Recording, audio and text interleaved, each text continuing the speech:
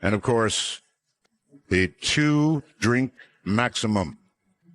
Now, I know that in past weeks, people have begun to get that confused with the minimum, but no, it's 2-drink max. I want to thank a group of people, Joe Talbot at Telos for the great sound. Thank you, buddy. Keith, my webmaster of forever. Heather Wade, my producer who can get it on. If you have a guest or you have somebody you want to get on the show, interview a producer at artbell.com. Stream Guys, lv.net. They get it from here to there. Sales, Pete Eberhardt, TuneIn Radio, Forever Our Pals. News with Amy Martin. And, of course, my wife, Erin and Asia, for putting up with my weird hours. It's not easy. Okay, so tonight I wanted to do a commercial for our time traveler service. I haven't done that in a long time. I've almost never done it, actually. So I thought I'd try a different approach. So put this in your mind. Earlier tonight, my 8-year-old daughter, Asia, came to me and said, Daddy, can I get a lunchbox with a picture of a little kitten on it? And I looked over at my wife, and she looked at me like, well, how about it? I said, no, girls, I'm sorry. Sorry, Asia. Not enough people joined the time travelers. No lunchbox with a kitten for you. And her eyes grew big.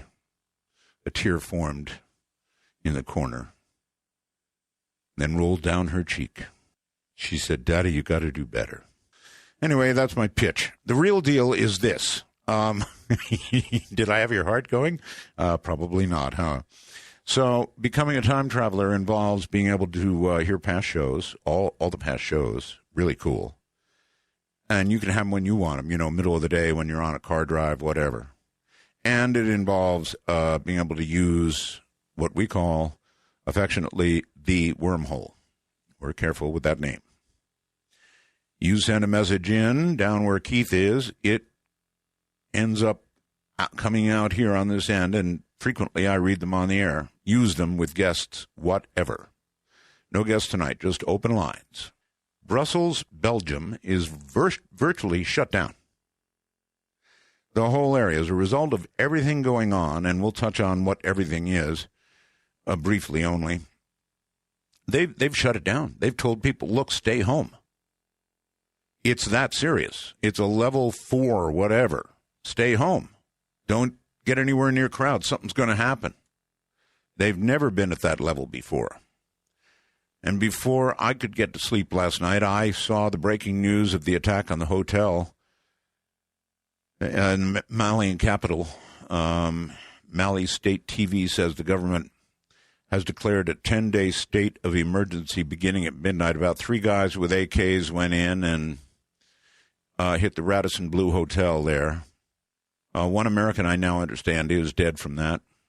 It's everywhere. This is like a virus, this whole terrorist thing. I think they're competing with each other to see who can kill more, Al-Qaeda or ISIS. We kill more, join us. Sheesh. Then there is a not good idea. Republican presidential rivals rushed on Friday to smear Donald Trump and any support he might have for his calling for the U.S. to have a database tracking Muslims in the United States. Probably unconstitutional anyway, so not a good idea. But it sounds like a Trump thing. Now, here's a really good idea that should have already been in place. People on the U.S. government's terrorist watch list often can't board commercial airliners, right? They're on a no-fly list. But they're on an okay gun list. In other words, even if you're on a no-fly list because they think you're a terrorist, or maybe, you can still walk into a gun store and legally buy pistols, powerful military-style rifles. And it just seems to me, and I would think would seem to you too, that, if you're not allowed to fly because the government perceives you're a terrorist, then probably you shouldn't be able to buy a gun either. But, we live in a politically correct world, right? Oh, you've got to go to my website, artbell.com. I obviously don't go there frequently enough myself because there was this really cool story. I'm sorry, but I love it. It's called Bizarre Cases of People Who Spontaneously Cease to Exist. Would I kid you about something like this? No. And it's really got a visual that is so cool. It shows a guy walking down, there's a movie called The Road, right?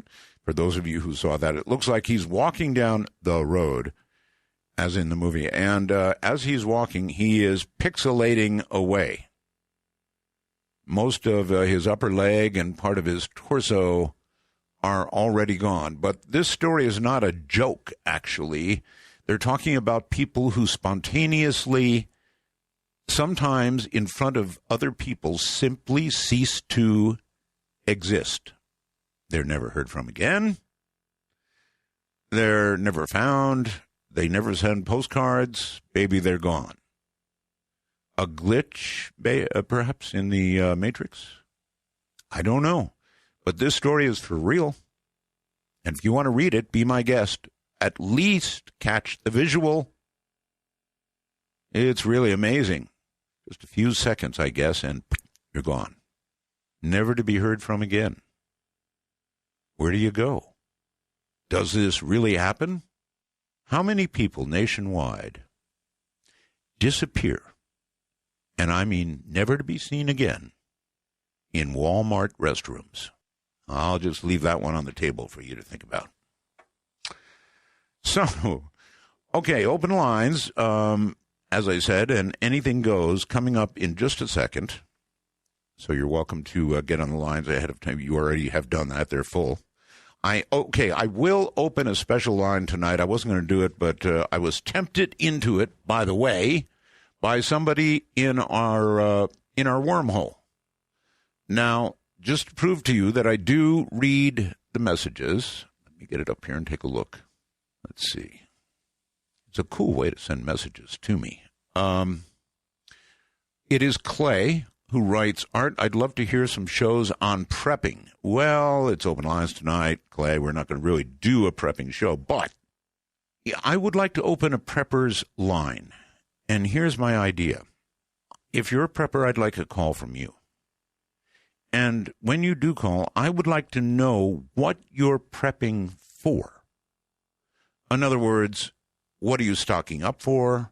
What are you preparing for? What do you think is going to happen that causes you to go buy extra stuff at Walmart before you go to the restroom to disappear? So if you are a prepper who would like to discuss prepperism, you can call us at area code 575-208-7787. I'm trying to do these slowly. You ready? Prepper line. Area code 575-208-7787. The first-time caller line. Yes, tonight we will operate it. Area code 775-285-5800. 775-285-5800. Hey, Obama has made a statement on UFOs. I didn't know that. This comes from anomalous.com. The president has made some remarks in interviews over the years that are a step beyond no comment. The president said that UFOs are not as top secret as you might think. Now, what do you think that means? Not as top secret as you might think. Now, that could mean that they are out there, they're in our skies, and we know it. Or it could mean there's no secrecy attached to these things because they're not real. What do you think? It's hard to tell with our president, huh? I don't know. I wasn't very hopeful, really, that this particular president was going to tell us the story. You know, take office, demand immediate information, right? And tell the world what it's really all about. But remember, open lines night, anything goes. You don't have to talk about prepping, although I hope some will, because I really want to know why you're doing it. And then, who do you wish would spontaneously disappear? I really shouldn't ask that, should I? You've got to read that story, artbell.com. Go up there and do it. Really good stuff. Spontaneously disappearing. Pixeling out, as it were. Actually, it looks more like little pieces of them breaking off, but you get the idea. Okay, I think we're about ready. Let me, I suppose, take a fast break and gather my senses before we open the gates of, we'll talk about what the gates let in, I guess, toward the end of the program tonight. One never knows. This is Midnight in the Desert. I'm Art Bell. Well, okay, here we go. Casting our lot into the night. Just one quick comment. Well, actually, two, I'm sorry. One is, so now there's a big fight going on here in the U.S. about whether or not to let these people in, right? And, the president's on one side saying, come on, it's women and children. And the governors and Congress on the other side saying, And I understand, give me your tired, your poor, your huddled masses, yearning to breathe free, the refuse, on and on. Well, yeah, but nothing in there about give me your AK-47 favoring, extremists. So, the world's in a mess right now, and I guess we've got to be careful, but we've got to be careful about who we are, too. We are America. And we have generally allowed people to come in who really, really need a place to go to. The problem is they really are infiltrating in that way. So I fully understand the caution. All right, here comes the talk. And then I promise we're really away.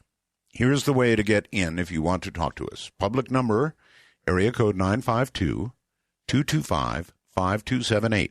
Or think of it as area code 952, call Art. Pretty cool number, huh? Took a little work to get that. Area code 952, call Art. And we've got a special line for you tonight. If you are a prepper, we would like to know how long you've been prepping, what you're prepping for, and in other words, what you think is coming, right? That number would be area code 575-208-7787. And then finally, first-time callers at area code 775-285-5800. And then finally, the Skype talk. We really love Skype because when it's right, when it sounds right, you sound really good. And I'm going to tell you how to sound really good. If you've got an iPhone or if you've got an Android or even a tablet, if you know where the little pinhole is for the mic, you can download Skype free of charge. Free of charge. Doesn't get any better than that, right? And it delivers really good audio. So when you get Skype, download it, then put us in. If you're in North America, or Canada, put in MITD 51, MITD 51. If you're outside the rest of the world, put in MITD 55. Little plus sign, add contact, MITD 55 outside the country. And then there are additional rules for that. Do not use a Bluetooth because they sound... And do not use a speakerphone because they, too, sound... If you talk right into the phone, you're going to have a very commanding voice. And what you have to say here on the show is going to grab people's attention, as Ross would with his voice, right? And that's what you want to do. You want to get your point across. Make a point. Dave, make a point. Hello. Dave. Hi, Dave. Hello, Art. Yes, hello, Dave. Yes, you caught me unexpected. Well, when you get through and you hear the audio on Skype, it means you're coming up. So Better get ready. Very good. You've had all sorts of people on your show, but maybe you haven't had one of me. Okay. I will consider that. Why should I have you? You mean as a guest, like a guest? Well, even just as someone that you're talking. I'm a Scientologist. Really? Yes. Isn't there a new antibiotic for that? Say again? Nothing. Go ahead. We have it all. The past lives, the body, out-of-body experiences, all that stuff, which is stuff you cover on your show. Not so much UFOs, but I have some comments on them if you want. I'm willing to talk a little bit of shop on all this stuff. So as they say, want to take a ride? Well, not a Scientologist ride, really, but I mean, I wouldn't bar you from talking about it. Sure. Specifically, there's an awful lot that you've talked about that is stuff that we cover as far as that goes, like the hypnotist that you talked about, that you had on a couple weeks ago that talked about past lives and so on. Yes. The little tricks that he used sounds like it's straight out of Dianetics and other related books as far as that goes. Yeah, but why would you want tricks used on you? No, I'm saying that the tricks and stuff that he used. Oh, he used, yeah. Yeah, yes. Well, similar, though, to Dianetics, you said. Yeah, they're very similar to that. Mm-hmm. I do have a couple small critiques, though. For example, you had asked him, how do you know if the guy is faking it or not? Yeah. Right? Right.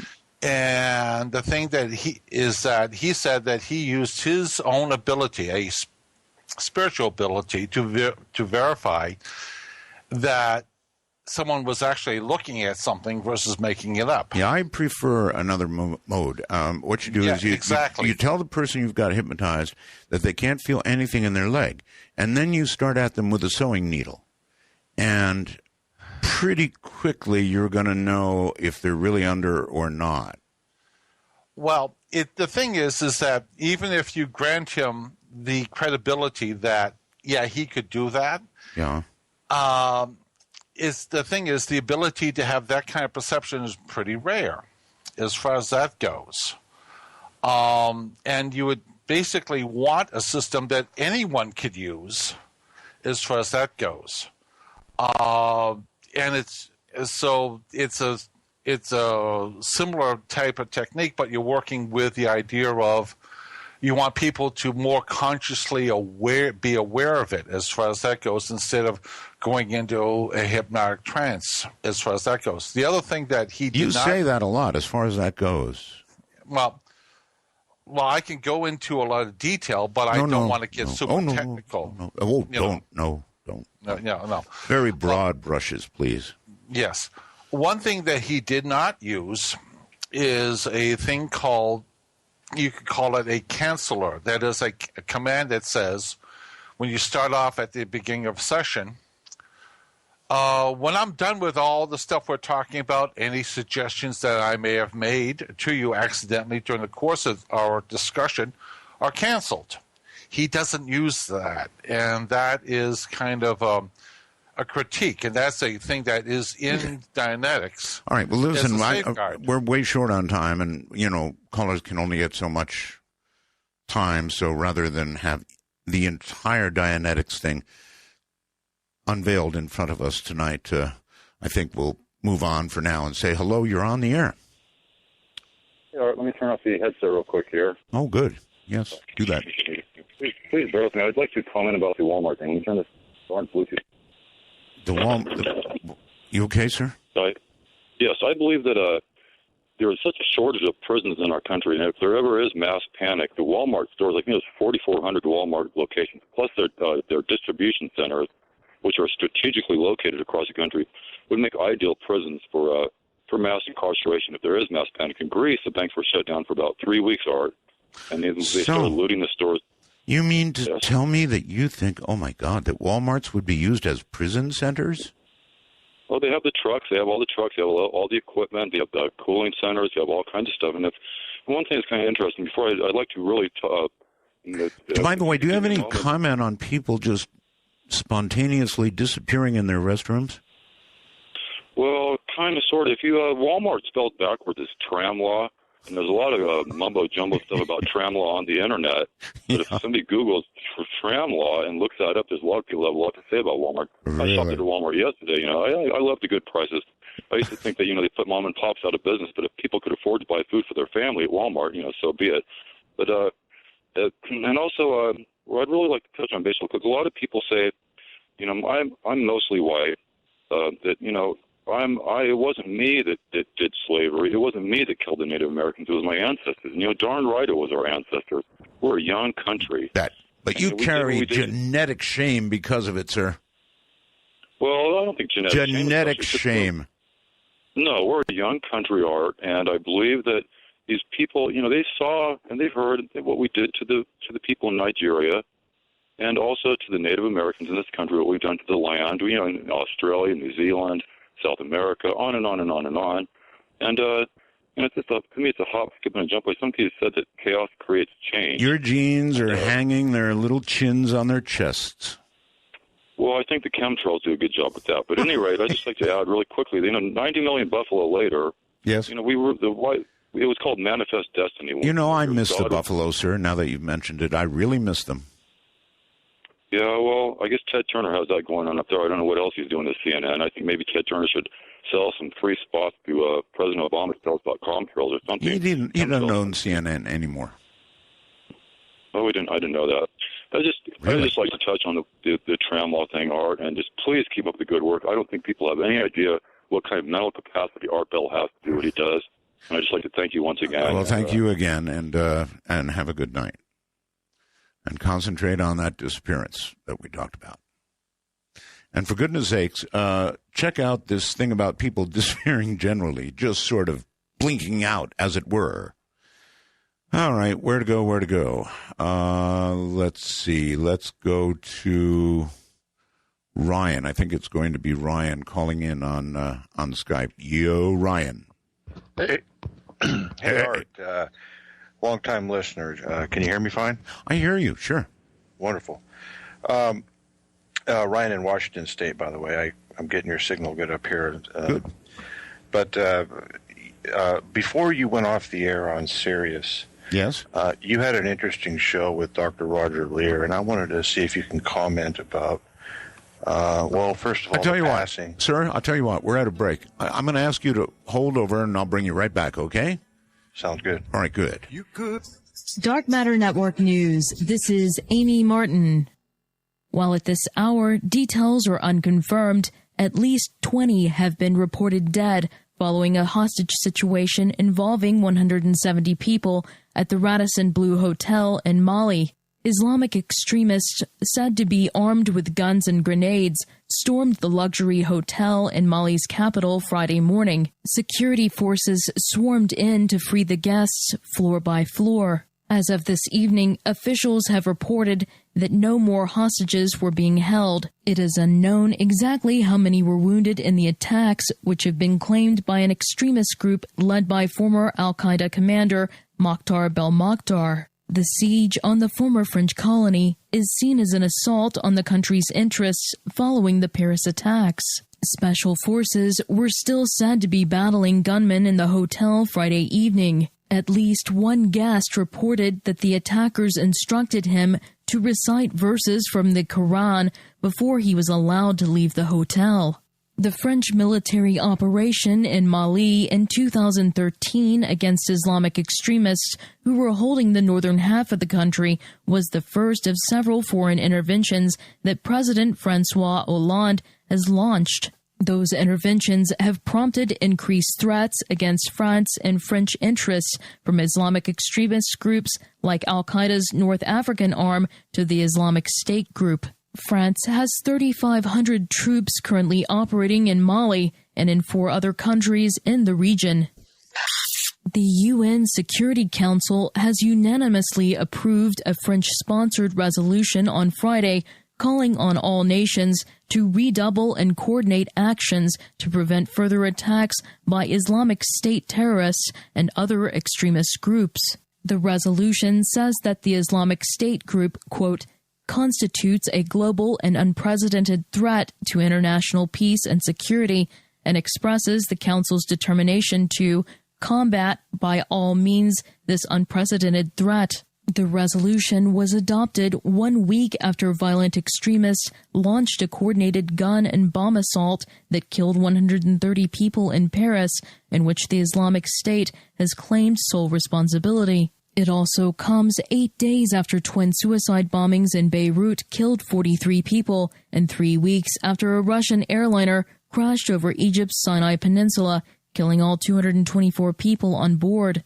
Both of these attacks were also claimed by IS.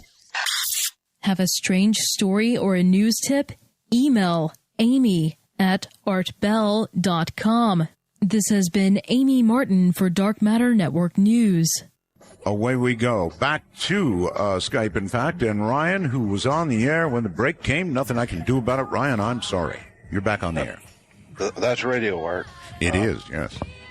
Anyways, back when Roger Lear was on your show back with Sirius, it was kind of hectic at that time. John Lear. You mean John Lear, right? Roger Lear. Roger Lear.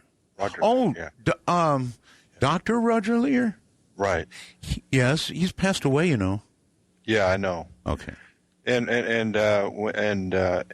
But at the time, there wasn't. It was pretty hectic when you were over there, and didn't have much time for follow up. And I was just wondering if you could talk a little bit about Roger Lear and some of the things that he discussed on that show. Some of the things that he discussed on that show included a really incredible UFO sighting that he had shortly before he passed. And well, rather than me trying to reconstruct that show, those were copied by the pirates. Every single one of them went up there, so you can find that and listen to it yourself. Right. But I talked to him shortly before he passed, and there was quite a few UFOs seen when he was over there. But I just wanted to see if you could. It's sort of sad to see somebody like that gone because it's very sad, and I don't know of anybody on the horizon to replace him. He removed things from people, and I don't know of any other doctor doing that right now. I'm not saying there isn't somebody, but if there's an implant and you want it out, I don't know who to send you to now. So he's right about that. Dr. Lear is a tremendous loss. Who else is out there removing implants and treating them the right way? In other words, if it's really an implant, let's think about this. The average doctor is going to throw it in the trash, bio-trash, and nobody's ever going to look at it. Let's go to our prepper line, dip our hand in, see what we get. Hello. Hi. I guess you could say I've been kind of inadvertently a prepper since I was a little kid, but I've gotten it more focused recently. But really quickly, if I can make a quick comment before I go into that. What is that? I don't wait a minute. I do want to go into that. I don't understand what an inadvertent prepper is. Is that like those people you see on TV that get buried by their possessions in their house? No, more kind of the opposite. I was raised kind of off the land almost, raised like out of a tent or out of a camper most of my life, and pretty much lived off the land for little segments of my childhood, sometimes hardly eating anything from the store, but mostly just plants where I live. Almost feral. What am I hearing in the background? Oh, I'm sorry. That's my doves. I can go in the background to quiet that. I mean, those are doves. Really? I just wanted to know they're doves. Yeah. Now I know what it sounds like when doves cry. They're just doing their usual singing. I don't know if this is any better. I have crickets in the back room. If they made that sound around me, it'd be more like what doves do when they die. Anyway, go ahead. I sidetracked you. But yeah, in living off the land, I learned to learn what plants in my area were edible and what plants were used for what purposes. Right. And just basic things like how to get water, make water traps and find shelter and stuff like that, and be able to take long hikes in the desert. Your mom and dad really had you making water traps? Not so much that, but they were making, they made some alternative water situations. Uh-huh. Well, water is the first thing anybody would need, no question about that. Okay, so anyway, you're a prepper. As I got older, I studied the things like the water traps and making, finding various food, shelter, all that sort of thing. Sure. More recently, I one thing that going through the desert on a long hike teaches you really quickly is don't pack your bag too heavy. Mm. And that is one thing I've brought through the prepping, any official prepping I've done. What I would like to know, if you don't mind, what is it that you think you're prepping for? Mainly social collapse type situations where you won't be able to be at home. You will have to live off the land. Okay, so you got a lot of guns, I'm sure, right? No, actually, that's what I'm not doing is stockpiling a bunch of stuff, because if you have to run for the hills, if you have to make a quick escape, you don't want a bag that's going to be heavier than you are, that's going to weigh you down so fast that if something's chasing you, you don't have a chance. But you've got you've got some guns, right? Actually, I have a kid, so I haven't kept guns in the house, but I do have a couple slingshots in there for hunting purposes. Well, I hate to flash back to the show the other night, but I watched The Walking Dead, and the people who are out just wandering around and don't have guns, well, except for the one lady with the sword, they die real quickly. Because... But the key is don't be a fighter, be a hider. Be able to hide enough that you aren't going to be found by the people that have the guns. The thing is, I figure if you can survive the first 2 weeks, you have it made, because most people have such little survival knowledge that you're going to be pretty much alone after that first 2 weeks. Gotcha. Yeah, all right. Well, thank you very much for the call, and that's probably sage advice. I'm probably one of those people, despite what I have, and I do have some, stuff, right, ready. I have stuff, but still in all, I'm not a survivor of Mad Max, if that's what's coming, nor do I know if I wish to be. What about you? I guess stand there like nuclear war and just be the first to go. Don't go by the slow, torturous radiation way. Let's go to Glenn, I think it is. Hello. Yes. Good morning, Art. Hi. Good morning, sir. Yeah, I'm trying to figure out how I want to fulfill the 2 curse word minimum. I'm not quite sure how I'll do that, but it'll pop. Something will pop to mind. Okay. What are you calling me on? I'm on Skype on a HP laptop. Okay. Does your laptop have a little hole in it where you would have to talk to sound close? Am I not close? Am I not loud enough? That's better. That's way better. Oh, I'm leaning in a bit. Okay. What's funny is this is my larger home laptop that I use at home, but apparently the smaller one that I take to work with me actually works better. Well, what they should do on laptops is they should put a little arrow to microphone. They don't show you where it is, and that's very thoughtless of them. And I mean all of them. There's nothing, not one of them has little arrow says, okay, Mike is here. And so people don't know where they are on a laptop. PC mics used to be horrible. I got, until they came out with some really good, the USB ones. Oh my goodness, the mics were terrible. Yes.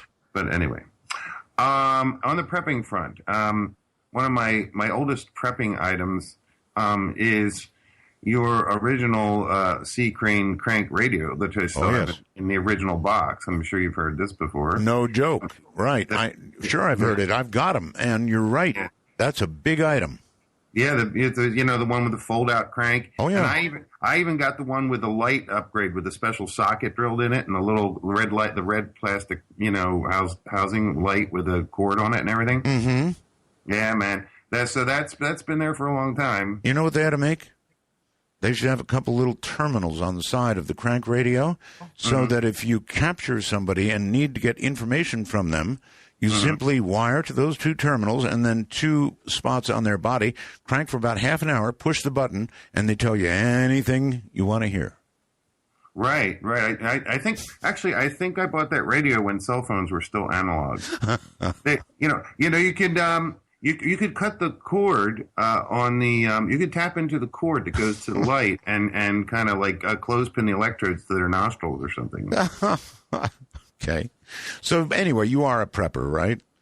To some degree, I would call myself I think I want to be able to stay home for 3 days, a week or two, if absolutely necessary. All right. What is the number one thing you think people need to prep for? Possibility of? Well, basically, I think societal disruption. Like, look at what's going on in Brussels, Belgium tonight. Oh yeah. Like some huge debilitating thing that scares the tar out of people, or that has the government saying, "Stay home, don't go out," and that kind of thing. Just I have no illusions of staying alive, forever. If there's a nuclear bomb going to be dropped, I want to go down on one knee and signal for a fair catch. Like that. Yeah, exactly. Signal for a fair catch. I got it. It's mine. You guys are all right. Okay. Well, I guess that makes sense. I also I am a believer in God, so I do believe at some point, the Messiah, Jesus, is going to come back. But there's a lot of bad stuff I think that has to happen before then. Don't figure I'll probably be living on this planet for another 15 years. You might be. I could be. I frequently surprise myself. Every day I wake up and I go, really, again?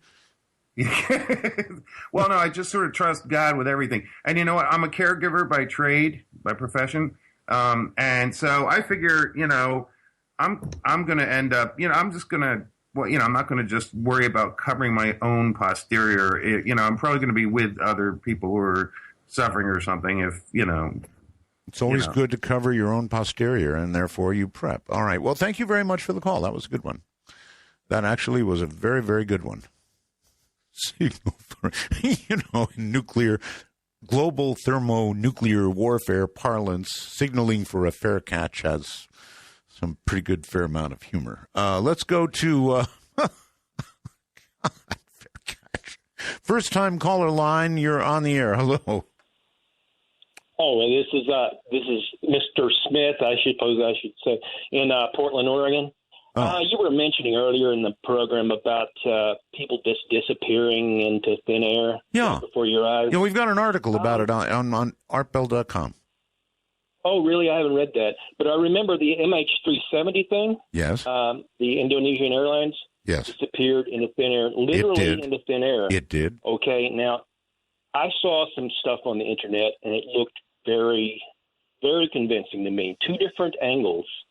One looked to be taken from a satellite, and one was taken from allegedly a Predator drone, military Predator drone.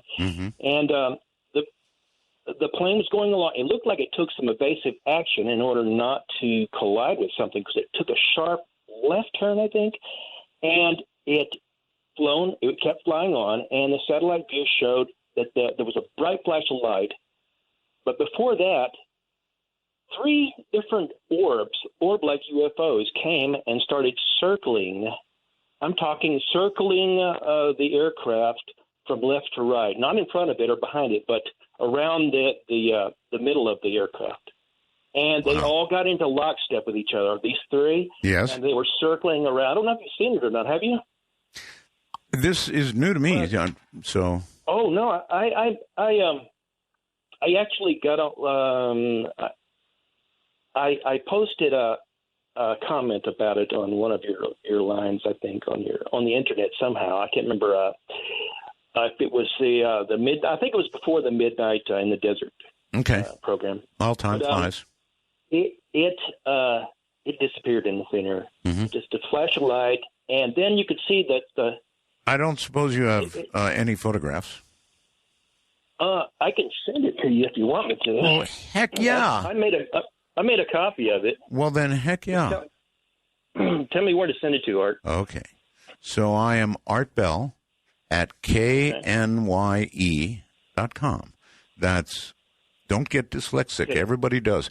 It's Kilowatt Nancy Yokohama Easy. Art Bell at knye.com. All right. Okay, and that was very strange. Very strange, as you'll see when I send it to you. I mean, it's bizarre. All right, well, if it's strange enough, I'll put it up for everybody. Well, you're the doctor of the strange, so.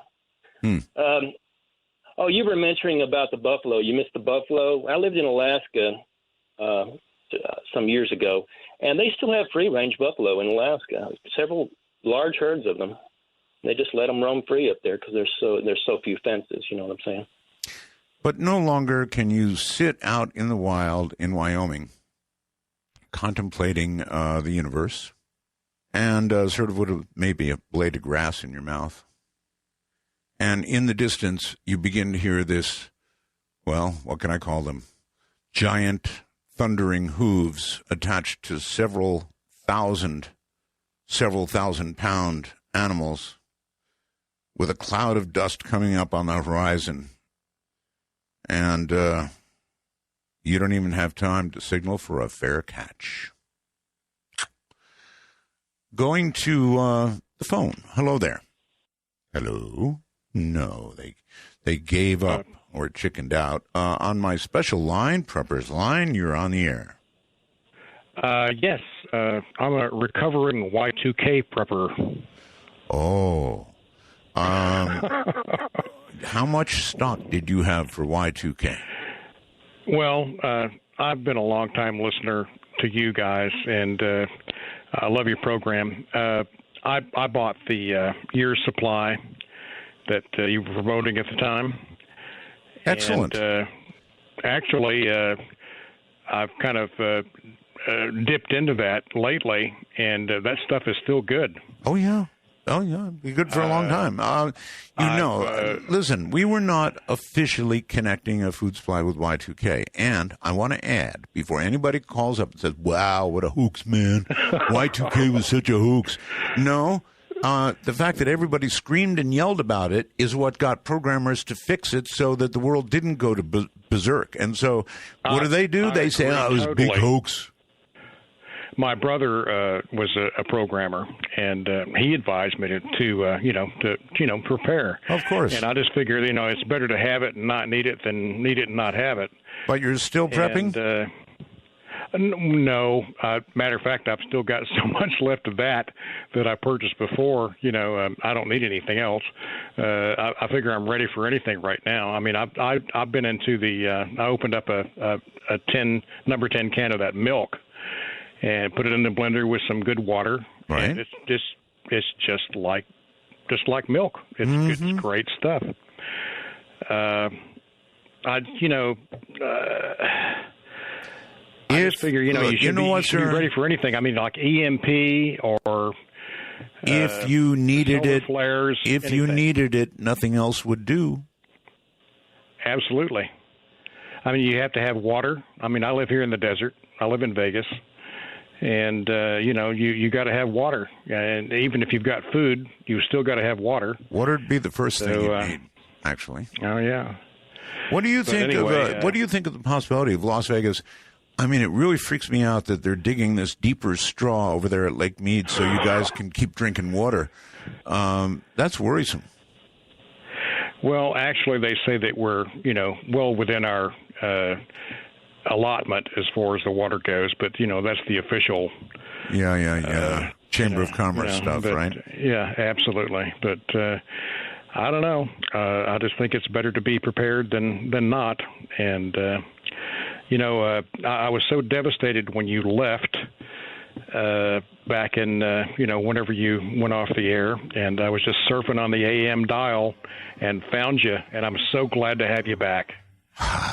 All right, my friend. I really, really appreciate that. Thank you. I'm glad you found us on AM there in Las Vegas. And we are. I hear.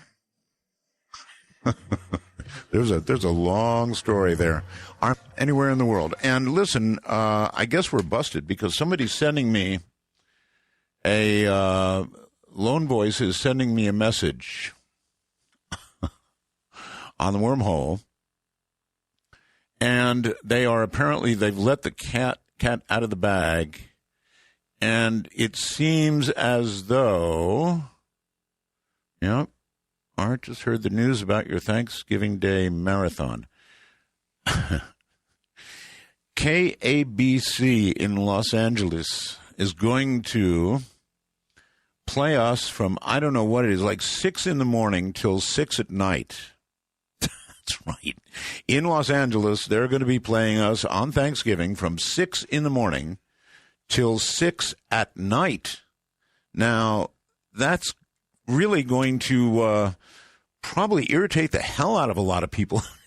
And also enjoy. I think you're going to enjoy it. We have picked, of course, some of the very best programs to air all day long in Los Angeles, but I totally cracked up when I heard about this plan.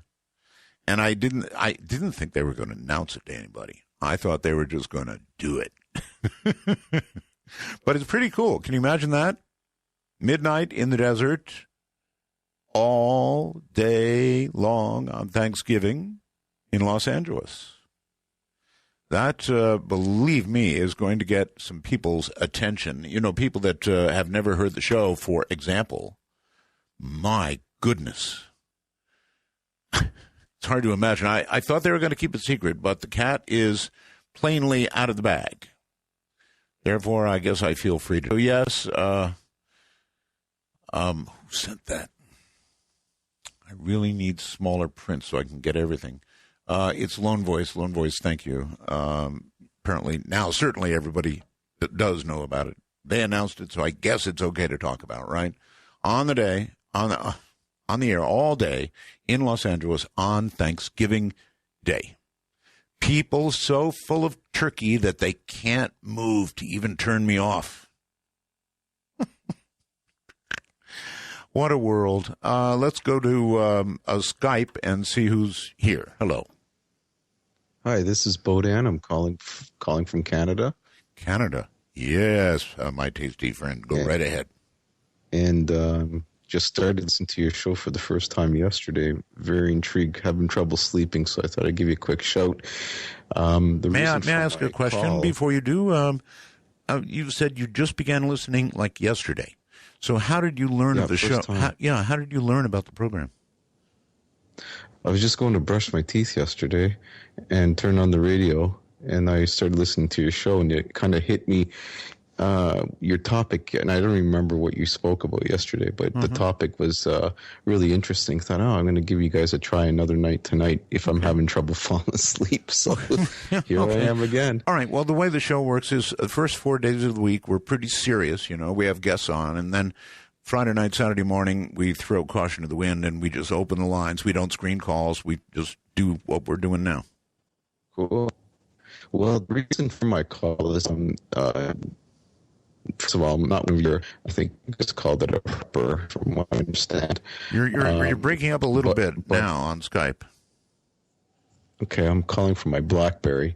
But the reason for my call is to talk to you guys about ayahuasca. Oh, yes. And implants. I don't know if I heard somebody was talking about implants earlier. Yes. And I went to Peru to have one of these ayahuasca experiences. And during this experience, I don't know how much you know about ayahuasca, but it's a shaman medicine from thousands of years ago. Oh, I know enough. I know enough, sir, about it. Trust me. Okay.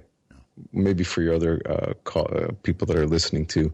But anyways, in this experience, one of the things that came out was a lot about aliens and how, I don't know if I was in another dimension or something, and how I was getting implants put into me. And during this ceremony, one of the things that happened was I was getting these implants pulled out of me.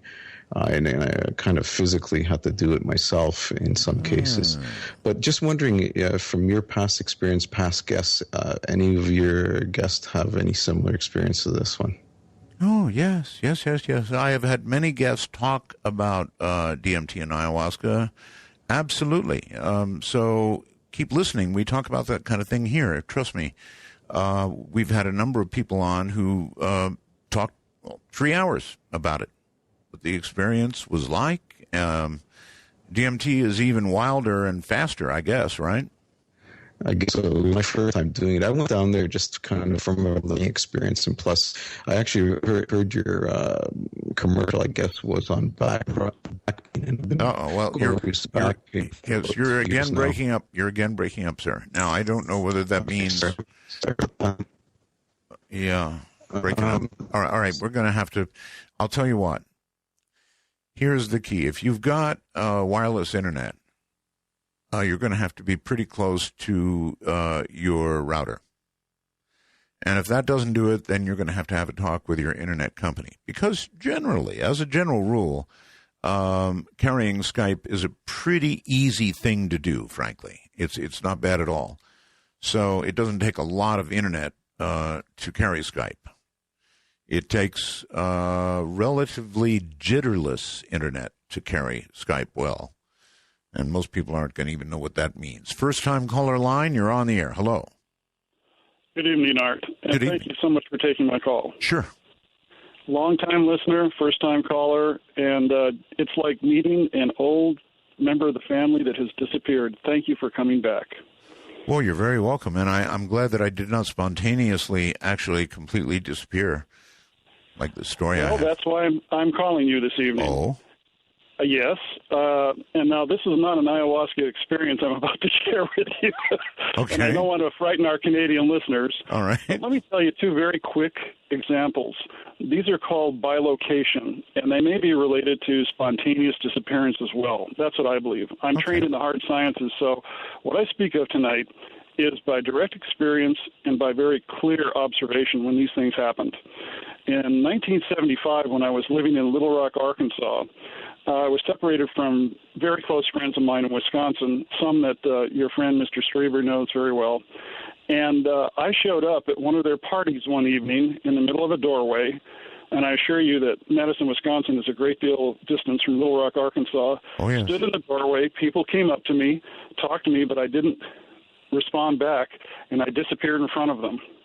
Now, I had no memory of doing this. I had no consciousness of doing this. It happened during the times of day when I would have been sleeping and so forth. But it was obviously a condition of bilocation where I physically showed up and many people saw me standing there at the same time. At the same time, I know it catches your breath for a moment, but I think part of this is quantum entanglement, and we could get into that. But the bottom line is the second thing, there is a very steep road in Little Rock, Arkansas called Markham. It goes up and down and up and down, and you can't see the drivers who are coming on the other side of the hill very well. Yeah. On one particular day, the roads were particularly slippery. I came up over a hill, came down to where a stop sign was, could not stop because of the ice. Another car was coming at me. One of those station wagons that used to have the fake wood on the side of them, if you'll remember them. Sure. And we passed through each other. Now, hold your breath for a moment. Let me explain this. I literally could experience his body, his car, the people in his car passing through me, and what he was thinking and experiencing simultaneously. Wow. We both hit our brakes and stopped immediately when we could and slowed down. And I believe it freaked out this gentleman. Okay, well, that really deserves a wow. And so let me ask you, when you were passing through, was there enough time for you to sort of understand what you were feeling from him? Yes. I've had the near-death experience, so I can only tell you it's similar to that where your life flows suddenly in front of you and you have a simultaneous, multiple experience on all levels, like an all-knowing experience. Right. And it was literally, I was almost like him momentarily with his family, his feelings, his history, his background. He must have felt mine too, which probably scared him considering the things that I've been through. So he probably had nightmares for months. So all I can tell you, even though we teach in physics that two objects cannot be in the same space at the same time. I'm telling you, these things can occur where you can actually physically be in the same place at the same time and, from the previous experience, absolutely disappear from that other position. All right. Were you doing this consciously or subconsciously? Neither experience was consciously done. Too bad. You should give it a shot. See if you can meditate and jump. Oh, Mr. Bell, I'm far beyond that at this point. Really? I can do things that a certain major of yours would probably have a Pampers Day if I told him what I could do from a distance. Really? Oh, yes. The whole thing with the remote viewer thing about, well, we can only observe, we can't affect what's at a distance. Yeah. Remote. That's baloney. That's baloney. Really? Oh, yes. What can you do? Lay it out. You can perform and affect the physical environment as well as a non-physical environment at any distance. At any distance. And people who are purveyors of these skills, who know about these for centuries, probably eons in our cultures, in temples and other places, knew about it. But it is not a plaything. It is nothing to play with or mess with. And I assure you, we have people, sort of the Chinese, the Russians, and others, who have used these kind of skills to affect the health of leaders for generations. So you're saying remote influencing is not only real, but you're really good at it. Oh, of course, yes. Oh, but you have to have. I believe there is a standard of ethic that you have to have. Oh, darn! And I come from a school that says you harm none. Period. Really? And that means you have to be careful when you drop that pebble in the stream or in the lake. Remember the ripples that you let loose.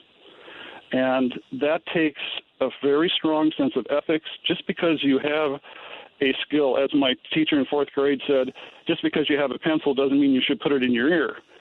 Yeah. Same thing with these skills.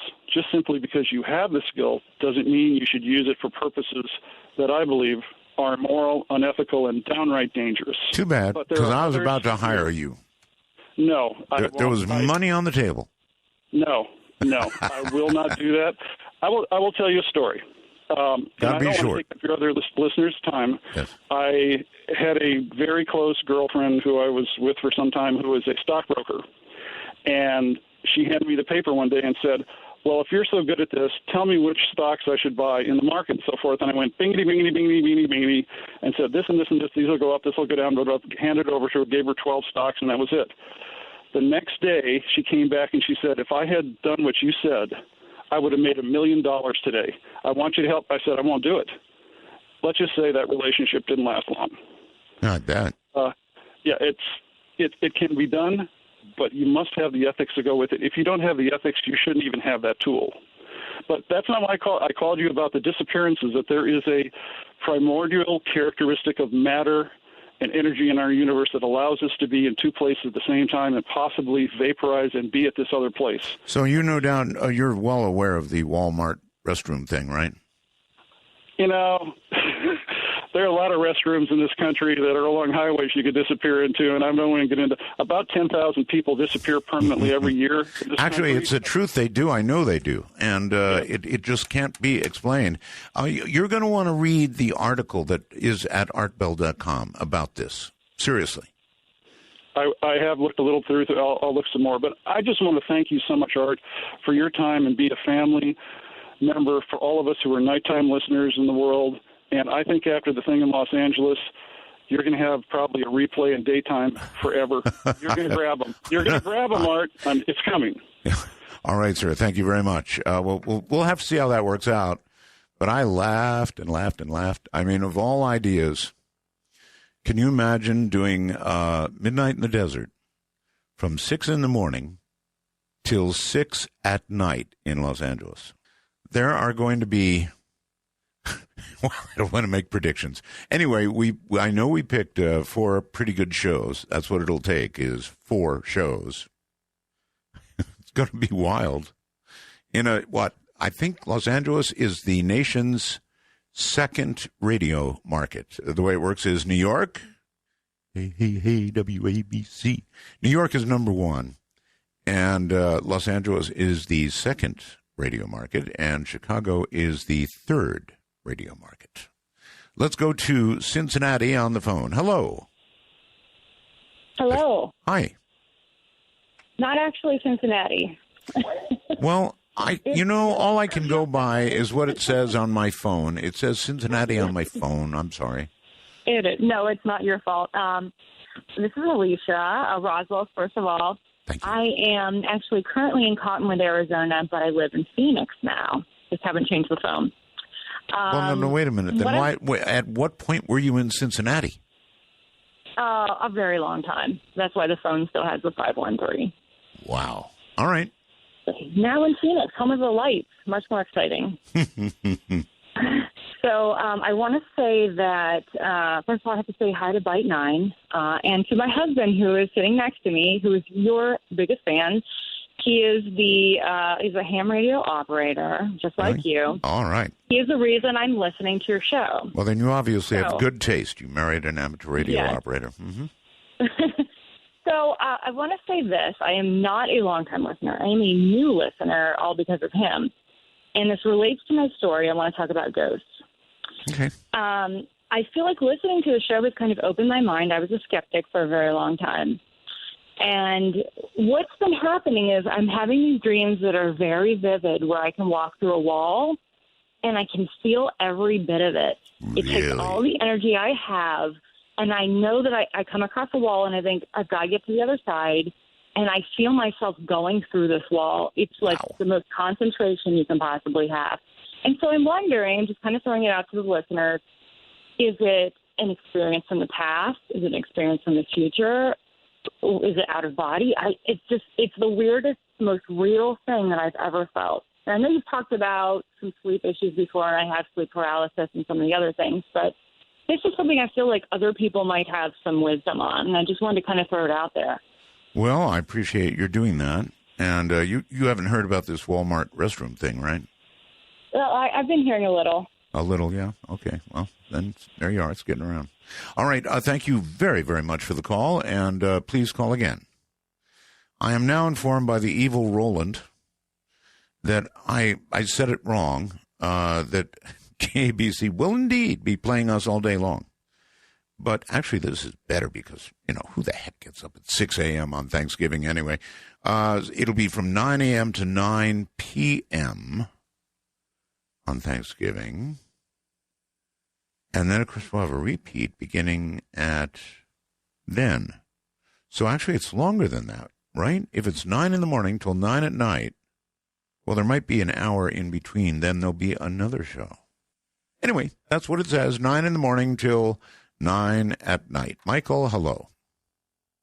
On Skype, hello. Art. Michael. Okay, I've got a bit of a delay. I'm on Skype on the iPhone. No, you sound all right to me. Perfect. So listen, I have a potential revenue stream for you that I haven't seen tapped in yet. Okay. Midnight in the desert dating. Huh? Yeah, I'm going to double tap you and kick you off my line. Have a nice night. Yeah, you too. Double tap for sure. I'm not even going there. Hi, on the first-time caller line, you are on the air. Hi, I was just calling to tell you about why some people prep. Oh, good. Excellent. You're a first-time caller. You've never called the show before, right? No. Oh, okay. All right, then. Lay it on me. Why do people prep?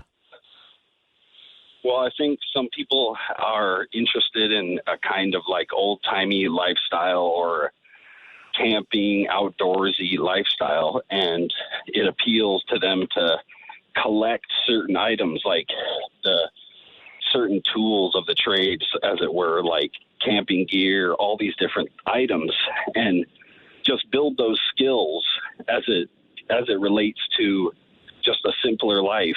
And I think it comes out of a fear that we won't be able to protect our children, have them in a warm place. If the electricity goes out, if society breaks down, you want to have a lot of stuff. Okay, well, let's go beyond that, even a step beyond it. Do you think that the people you're talking about sort of secretly hope something bad will happen? No, I think that's like a really rare. Maybe that's more of the fanatic people. They don't. I think they're more violent. There's a violent obsession or something there, and that's where it connects for them to like the guns and the knives. I'm telling you, sir, I think there's more of those people than you would imagine. Oh, there probably is, but I sure hope they don't rear their ugly heads and do that kind of stuff, because a lot of the people that are sitting in the background too that aren't like that, they are just as prepared. They're just as prepared to run out their front door and protect their neighbor. I would like to imagine that if something really awful happened, we would all take care of each other, share our rations and our water. But that just doesn't match up with reality and human nature. Yeah, it's true. And people are throwing up fences and building their houses, more and more taller and going within their own houses, and technology and entertainment within, and they're not coming outdoors and doing those things that I think make you realize that make young people realize that these weapons and guns and things that are military-grade assault rifles, it's true. You don't need that stuff to be prepared. You could go out with a hunting rifle, bolt-action rifle, and hunt and learn to survive out and be very, very much more prepared than some person who just sits in their house and obsesses about how much gear they have on their assault rifle. That's not a reasonable thing to prepare. That's not being prepared. I agree with you. What do you think? What do you think the most likely scenario is for needing the kind of stuff we're talking about here? Oh, something that maybe is not as expected as we thought. Like really smart people that I've heard, really smart astronomers, and say that asteroids could hit the planet, and weird stuff like that seems unfathomable to us could actually happen. And send up dust clouds, or even Mount St. Helens. I live over here in the Northwest, and Mount St. Helens blew up and send out huge dust clouds and just stuff like that, Not a realistic I don't see people living long-term apocalypse style living Mad Max stuff. That I think that's kind of unrealistic. I think if we degrade past the point of like the cowboy days in 1870s, we're pretty much done for at that point. Huh. So, but if we could go back to horse. That's why I really like that, like I said, this old-timey preparedness and that prepper where you learn leather work, you learn woodwork, you learn hand tools. Sure. And there's nothing wrong with that. In the sense, a large knife in that sense is not scary to me. Someone wearing a large knife, if they told me walking down the street they're a prepper, I wouldn't get worried, even if they're in camouflage and they're kind of scary looking. Well, if society reverted to a time before radio, then what would I be?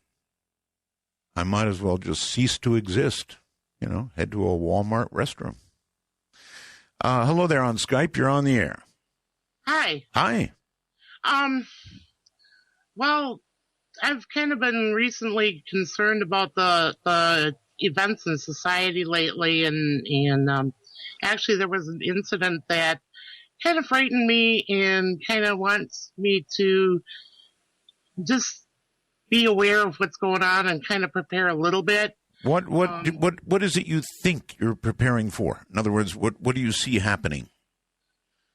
Well, the general way society is going already is, scary with people with guns and knives. And I had a friend a guy with a knife just walked right into her house. Really? One night. And that has me scared. So, yeah, I think that's maybe the scariest thing of all. We can all imagine carjackings or something, but somebody just breaking down your door or breaking a window and getting in your house, my God, that's scary. Yeah. And she only lives like an hour and a half from me. Whew. So, since then I've gotten a dog for alarm purposes, and well, more than all that, but he's a very good alarm.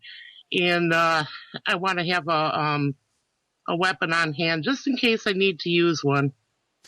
Well, a dog alarms about everything. They alarm about Well, like when the mail gets there, they alarm when the trash truck gets there.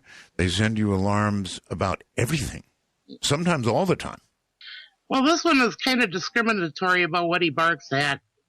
If he's not sure if he should be barking, he doesn't bark as loud. So there's a sort of like if it's really loud, uh-oh. And if there's somebody at the door, he goes absolutely freaking nuts. Okay. Sorry about the language. Well, it's all right. Yeah, he goes absolutely nuts if somebody's at the door. So, anyway, that's kind of where I'm at with this. What's in your kit to survive? I'm just trying to build one now. Waiting for other than food, water, and maybe a radio, what else would seem essential to you? Something that you use, well, let's say every day and wouldn't feel comfortable without. I always have candles nearby in case of a power failure. Candles are good. Sure. If I ever get to move to my new home, I also want to install solar electric. I'm one of those people that would not survive without electricity. What would be I'm with you. What would be the most frivolous item you would include? Most frivolous? That's right. Some guilty pleasure, no doubt. Well, I'm trying to give up tobacco, so I think that a lot of people would want to include tobacco in their kit. Well, it's a pretty strong addiction. Yeah, it's an incredibly strong addiction. And, even if you didn't smoke, you'd want to have several cartons of cigarettes because, man, you could bargain away. You wait until they're like in the second stage of withdrawal. Then you pull them out and demand a house and trade and get it. I suppose something frivolous would be a deck of cards. When the power goes out here, my daughter and I pull out a deck of cards. All right. Thank you very, very much for the call, and take care. People have a lot to say about this, don't they? You're listening to Midnight in the Desert. I'm Art Bell. Dark Matter Network News. This is Amy Martin. A new study has revealed that pigeons can detect breast cancer in images almost as well as human radiologists. The pigeons, which look at and categorize digitized slides and mammograms of benign and malignant human breast tissue, were trained through traditional operant conditioning, a technique of positive reinforcement in which a bird is rewarded only when a correct selection is made. The pigeons were able to generalize what they had learned so that when the researchers showed them a completely new set of normal and cancerous digitized slides, they correctly identified them. Their accuracy was said to be affected by presence or absence of color in the images, as well as by degrees of image compression. The pigeons also learned to correctly identify cancer-relevant microcalcifications on the mammograms. They still had a tougher time classifying suspicious masses on mammograms, a task considered difficult even for skilled human observers. These results go a long way toward establishing a profound link between humans and our animal kin, said Edward Wasserman, professor of psychological and brain sciences at the University of Iowa. While the data suggests that the birds were just memorizing and applying what they had seen during their training, one researcher notes, as this task reflects the difficulty even humans have, it indicates how pigeons may be faithful mimics of the strengths and weaknesses of humans in viewing medical images.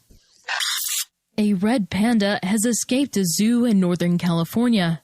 The 18-month Masala disappeared from Sequoia Park Zoo in Eureka around noon on Thursday. The zoo's manager, Gretchen Ziegler, told the Times Standard newspaper that if spotted, Masala should not be approached, but should be kept in sight while the zoo or police are alerted. A red panda is about the size of a house cat, and Masala's biggest threats outside of the zoo are traffic and larger predators. Still, it is a mystery as to how she left. Zookeepers are unsure how she might have left her enclosure, describing it as secure. A man in Perth believes he may have captured the image of a specter in his front yard. The camera, mounted in what appears to be a garage, depicts a cloudy form pass in front of the man's driveway.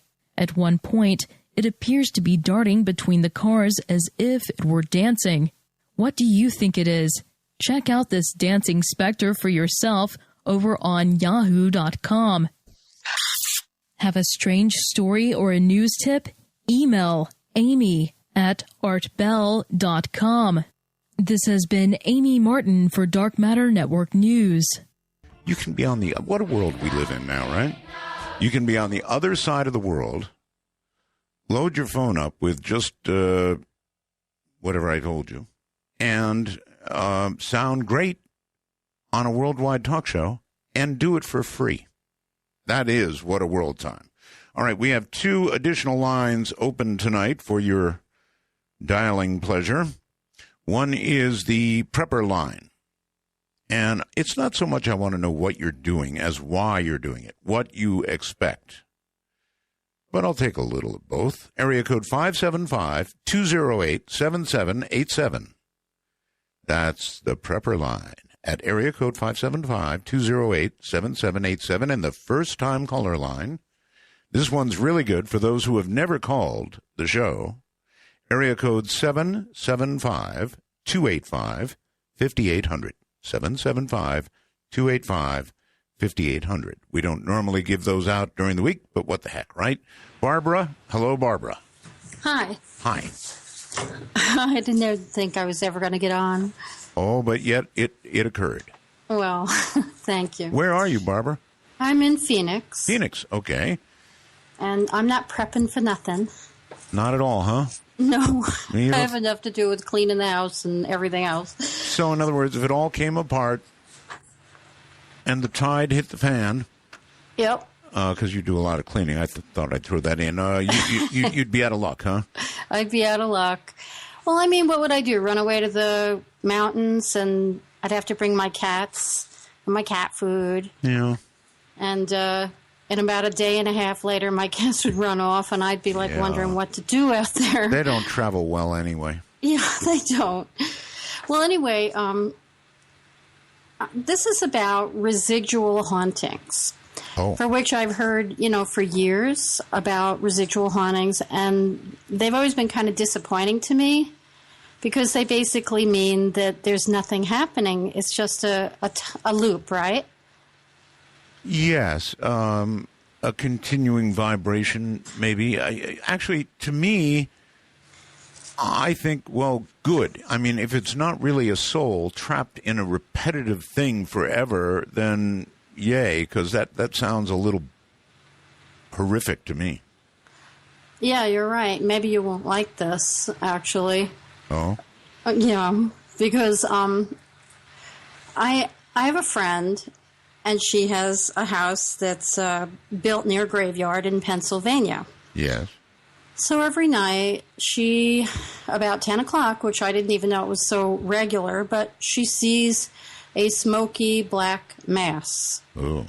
Yes, in the hall, across from her bedroom.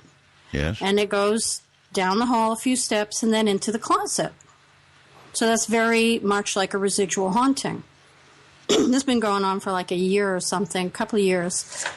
So the other night, for whatever reason, she thought, her husband had passed away a few years ago. Mm-hmm. So for some reason or other, I guess she got it into her head, maybe it's my husband. So she went out there. She's terrified of this thing. But she called out her husband's name, Dan. And the smoky mass, where the head would be, turned to her. Yes. And she described it as it suddenly... How did she describe it? It fractured and broke up. She said it was like a newspaper consumed by the wind in a fire, and that it just suddenly blew away, crinkled away, is what she said. Only at the calling of the name? Only at the calling of the name. Yikes. Which means that possibly residual hauntings are not just somebody repeating something over and over again, a visual loop, that there could be someone there. That's really creepy. Yeah, that's what I thought.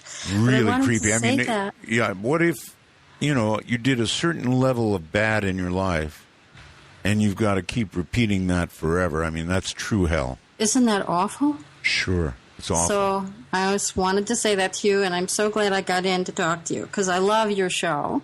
Well, I'm glad you got in too, but now that's going to be on my mind, I know. Forever.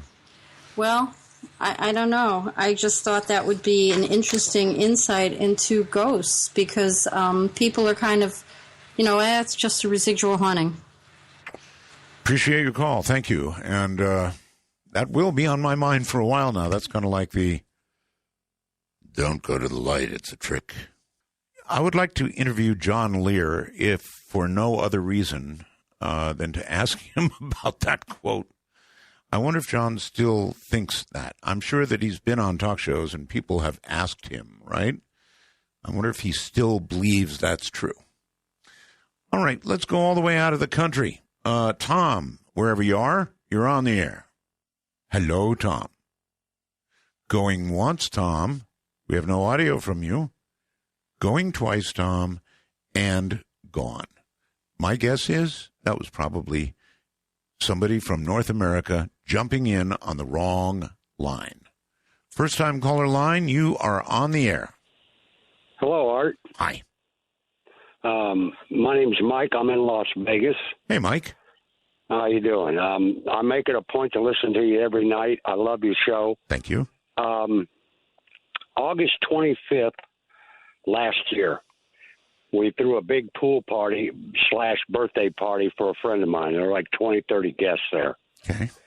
And at about 5 minutes after midnight, the party started breaking up, and there was about maybe a dozen people left around the pool. Mm. And I just happened to look up in the sky, and I started screaming, "Everybody look." And I was looking right over the light of the Luxor Hotel. And I stopped counting after 12. 12 what?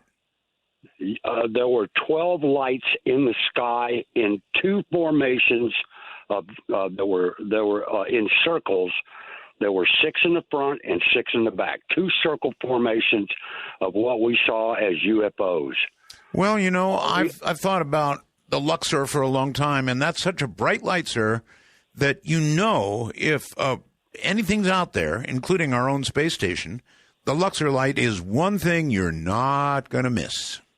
Yeah, exactly. And what I thought it was being used for was a buoy marker.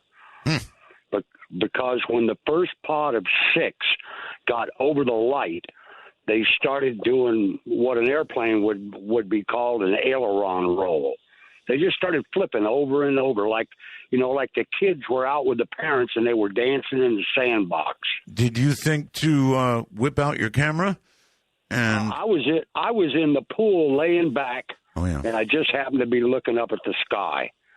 Now, we live up the house we got is up on the hill on Hollywood, just well, don't tell me exactly where you are, right? So we got a beautiful view of the city. Right. There's no moon out. It's a beautiful, clear sky. And these things came out of the southeast going over toward the northwest. Well, maybe your report, sir, will generate some other witnesses in Vegas. Well, we tried to call, Action 13 in the news, go outside, take a look up, and by the time we were, we actually got somebody to listen to us, they were gone. Well, of course. That's always the way it is. I mean, literally, always the way it is. Or something happened to the pictures, or they're fuzzy. But there's always the possibility that somebody else saw what you saw. So that's what makes me take those calls. And, I always hope that, actually a whole lot of people saw it and they were they just didn't report it to anybody. They didn't. You do see strange things in Vegas, after all. Let's go to, I don't know, the phone. Somebody. Hello. Hey, Art. How you doing? I'm doing well, sir. Okay, I'm a prepper. I keep at least 6 months of food on hand.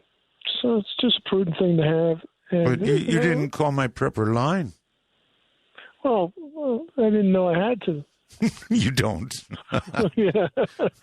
So, what I was going to say, yeah, it's nice to have a hunting rifle with 5 rounds in it. It's good for, getting food. But if you've got a horde of zombies after you, zombies? What would you rather? Zombies, people, killers, starving, hungry people. You know, after the show I did the other night, remember that? Mm-hmm. Yeah. A guy named Philip sent me the Zombie Survival Guide. So I have that now. Well, there you go. I mean, what would you rather have, an AR or a 30-06? It depends on the vintage, but I frankly would rather have an AK. There you go. Those things shoot when nothing else will. Yeah, they get heavy, though. They're almost twice the weight. Well, there is that. But, I mean, they can get muddy, they can get dusty, they can get dirty, and for the most part, they still shoot. That's true. You can get ARs that are piston-operated now, too, that basically operate the same. Sure. Do you expect something like a zombie apocalypse or something? Yeah, we are headed down to a convergence coming up in the next 2 years. I think, a lot of people, say, Planet X, what are you, crazy? It's not there. Everything else is smoke and mirrors to keep you occupied so you don't know about what's coming. So you think, you're a Planet X guy, you think Planet X is going to crash into us? It's not going to crash into us. It's going to pass by us and everything that's associated with it. Well, it might strip away our atmosphere, like Mars. Well, if it got close enough, that's what happened to Mars. As a matter of fact, it's when it ran into Phaeton. One of its passing, supposedly it or one of its moons smacked into Phaeton. Could have been a large rock too, just grazing the atmosphere, or it could have been the sun with a giant hit that stripped the atmosphere away from Mars. Could have been a lot of things. Yeah, a lot of people think it's a nuclear holocaust too, but it's coming. If you look, punch up the International Space Station, got some photographs of it, and that was just released. Wait. The International Space Station has photographs of Planet X? Uh-huh. Punch it up. Oh, come on. Do a Google search. Oh, come on. It was released. I'm telling you. I'll send it to you. Okay. All right. Send it to me. Absolutely send it to me. If you've got it, I swear I'll share it. Taken from the International Space Station. Planet X on its way. All right. Fire away, sir. Send it to Art Bell at knye.com. Art Bell at knye.com. Now, I'm going to try again here with Tom. Tom has been calling here again and again, trying, and then hanging up. Are you actually there now, Tom? Can you hear me? I do. Oh, great. I'm sorry before first time I called on Skype to you, and so, Anyway, all right, wait. I'm not calling from the States. Actually, I'm calling from way across the other side of the world, and this is the honest to God's truth. I'm calling from Beijing, China, baby. Are you really? I am. In fact, I became a time traveler before I left because I needed to have a lifeline back to the States. Yeah, okay, well, here's something that I've got to challenge you with, Beijing Tom. You ready? Yes, I'm ready. Hit me with it. Our show is not allowed in communist China. Well, I don't know. I mean, I have a VPN for most of my stuff, like for Facebook and all the other stuff, my Gmail. Good answer, actually. All right, maybe you are in Beijing. All right, what time? I'm not using a VPN now, so okay, sir. For some reason, sir. Yeah, go ahead. Sir. What time is it in Beijing? It's approximately 2:54. Well, it'd be 2:51. Okay, well, my clock is fasting. But yeah, that's close enough. Okay, I believe you. Well, thank you. Yeah, I'm teaching English at a nice school here. So I took a 1-year contract for the adventure and the excitement. Well, I know about a lot of people that go to Hong Kong and they teach English, but you're the first one way up in China. That's pretty cool. There's quite a few expatriates in Beijing, but Beijing is so huge. It's 20+ million people. Yeah, I hear it's ever so slightly air polluted as well. Oh my gosh, and it's going to be getting worse because in the winter, they fire up they increase the coal factory plants because they got to heat all these apartments. Wow. So it's been pretty bad the past few weeks. But everybody's telling me at the school it's within the next month or two it's going to get pretty hazy. So anyway, I sometimes I wear my little face mask and. Well, you are totally my first call from mainland China. So very cool. Yeah, it is. I mean, I'm a little long in the tooth. Most people taking these jobs are in their late 20s, 30s. I'm close to 52, so that's okay. I wanted to have a little adventure. My last 30 years of productivity or so. What's it? Okay, yes. What's it like living in China? Can you tell me? And everybody? It is constant, and let me tell you, it's constant people. There's so many people wherever you go. I mean, of course, it's just so crowded. The buses and the subways, if you hit it at a bad time, you've probably seen the YouTube videos. They're packed like sardines. Uh-huh. The food is very good. I mean, if you like Chinese, of course. So I get my chow mein and chow fan, whatever, when I can. But what it's like, it's I'm sort of an oddity because I'm a Westerner, and the section that I live in is far west of like Tiananmen Square downtown. Mm-hmm. So even though where I live, it still looks like a big giant megapolis, but it's actually considered like the suburb of Beijing.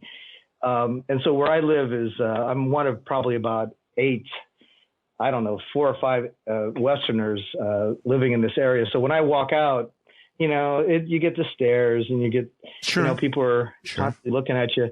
But I mean, for the most part, what it's like, it's been a bit of a culture shock. I got to tell you, I kind of miss the blue skies of Pennsylvania, where I'm from, and I miss the pretty gardens and the slow traffic. Sure. The traffic is horrible here. I know about traffic. Go ahead.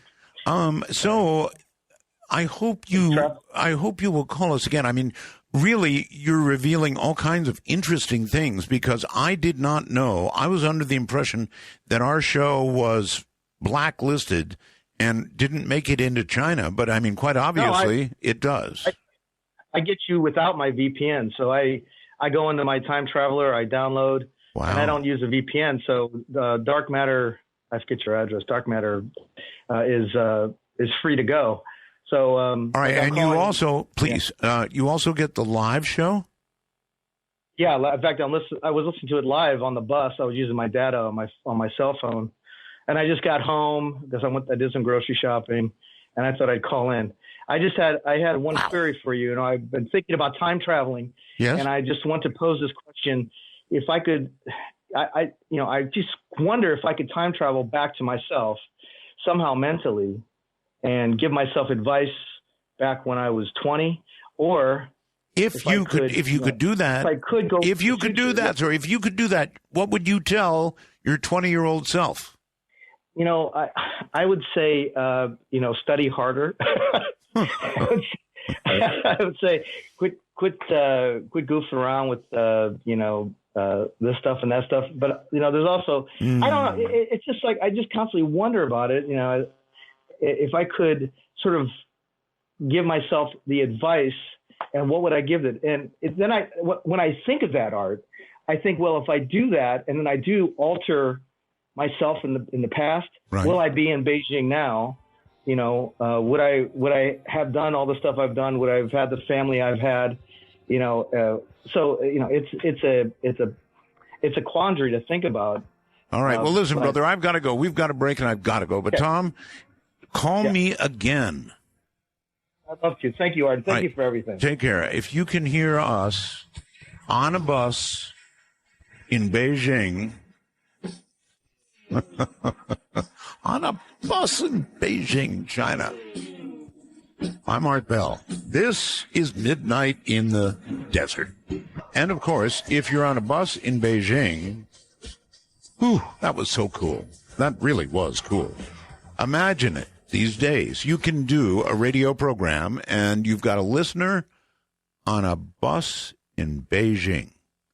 That really tops them all so far. I love getting calls from outside the area, but that one really took the cake. So if you're out in the world somewhere, the wide, wide world, reach us, please, for free using Skype and simply put us in as MITD55. Anywhere in the rest of the world, MITD55. That was cool, really cool. Okay, let's go. First time caller, Houston, you're on the air. Hi, yes, sir. My name's Jose, and I'm from Houston, Texas. Welcome, Jose. Yes, sir. I called for the first time caller line, but I'm also a prepper. Oh, that is a problem. Can't have you on both at once. That's all right. Why are you prepping? I am prepping because I have a lot of trust in the government and the current situation that things are going in the world. I'm sorry. Did you say you don't have a lot of trust in the government, or you do? No, I do not, sir. Good move. Okay. Yes, sir. I'm a veteran from the United States Marine Corps. Right. And after being in there for some time, I kind of came to realize that things just weren't where they needed to be. So I came home, did a lot of research, and I'm just really prepping for the day that the government turns its back on the citizens. And when they turn their back on us, that's an interesting way to put it. And by that, I guess you mean, I have a pretty bad connection, but I guess you mean when they no longer protect us. A lot of people feel as though the government turned its back on them. What about the Katrina victims?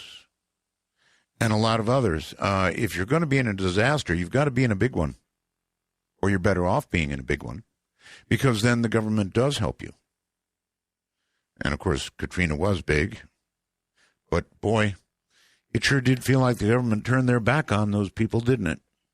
I guess this man, feels in a bigger way.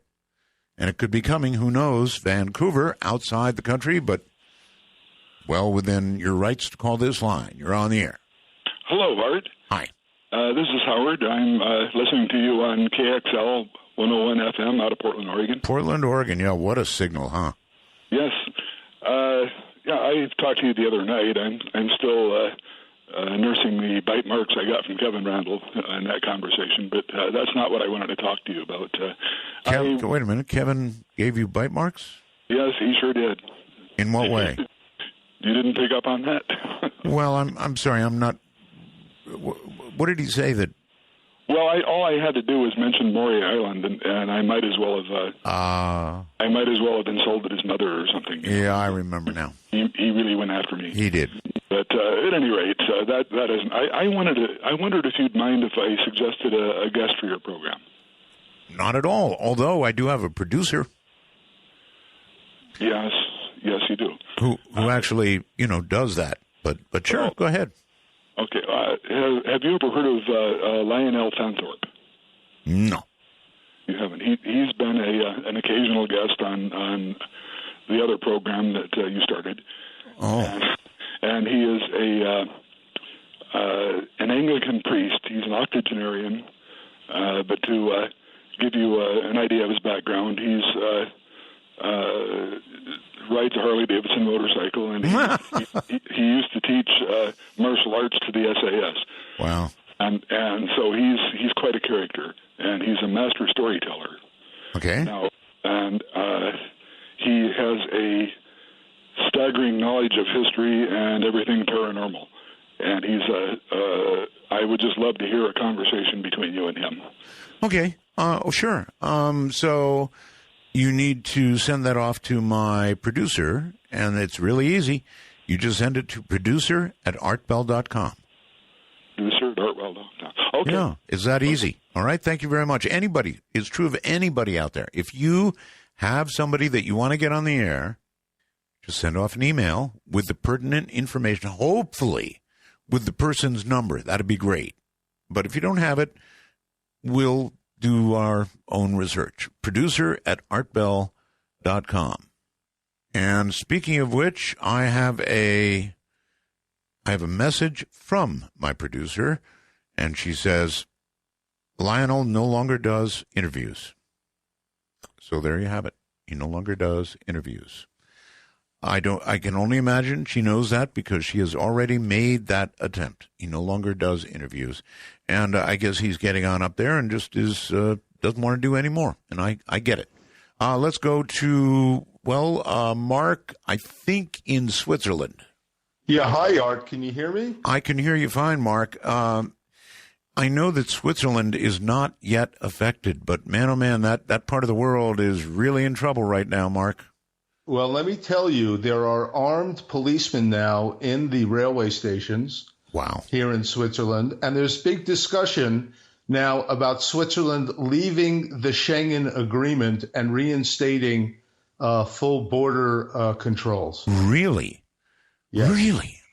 Gosh, there are unprecedented things happening in the world right now. A little bit of fear goes a long, long way, doesn't it? Yes, and many Swiss believe, Art, and I don't think this is conspiratorial, that this all the events happening now and the influx of the refugees is actually to bring each of the individual nation states of Europe to their knees for the creation of a United States of Europe. I guess anything could happen. It's I've never quite seen a time like this in the modern world. Brussels, I guess you know what kind of condition they're in right now, right? Yes, absolutely. But I tell you, speaking to the Swiss, I work with a lot of Swiss, and all of them think that this is a manufactured situation. Oh? You mean like false flag?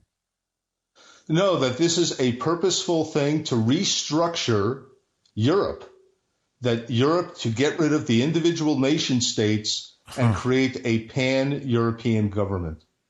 Do you think it will have that effect, or do you think, Mark, that countries are just going to begin closing their borders? I'm not sure which way it's going to go. I don't know, but I just tell you, Art, that this is going to put a tremendous economic strain. It already is on the individual nation states. Sure it will. And that's a good point. I guess that could force the result you're talking about. Yes, and the Swiss are taking it very seriously. We had elections here just about a month ago, and it went to the right. There was a shift to the right, and they're talking about leaving Schengen already by the end of the year. Wow.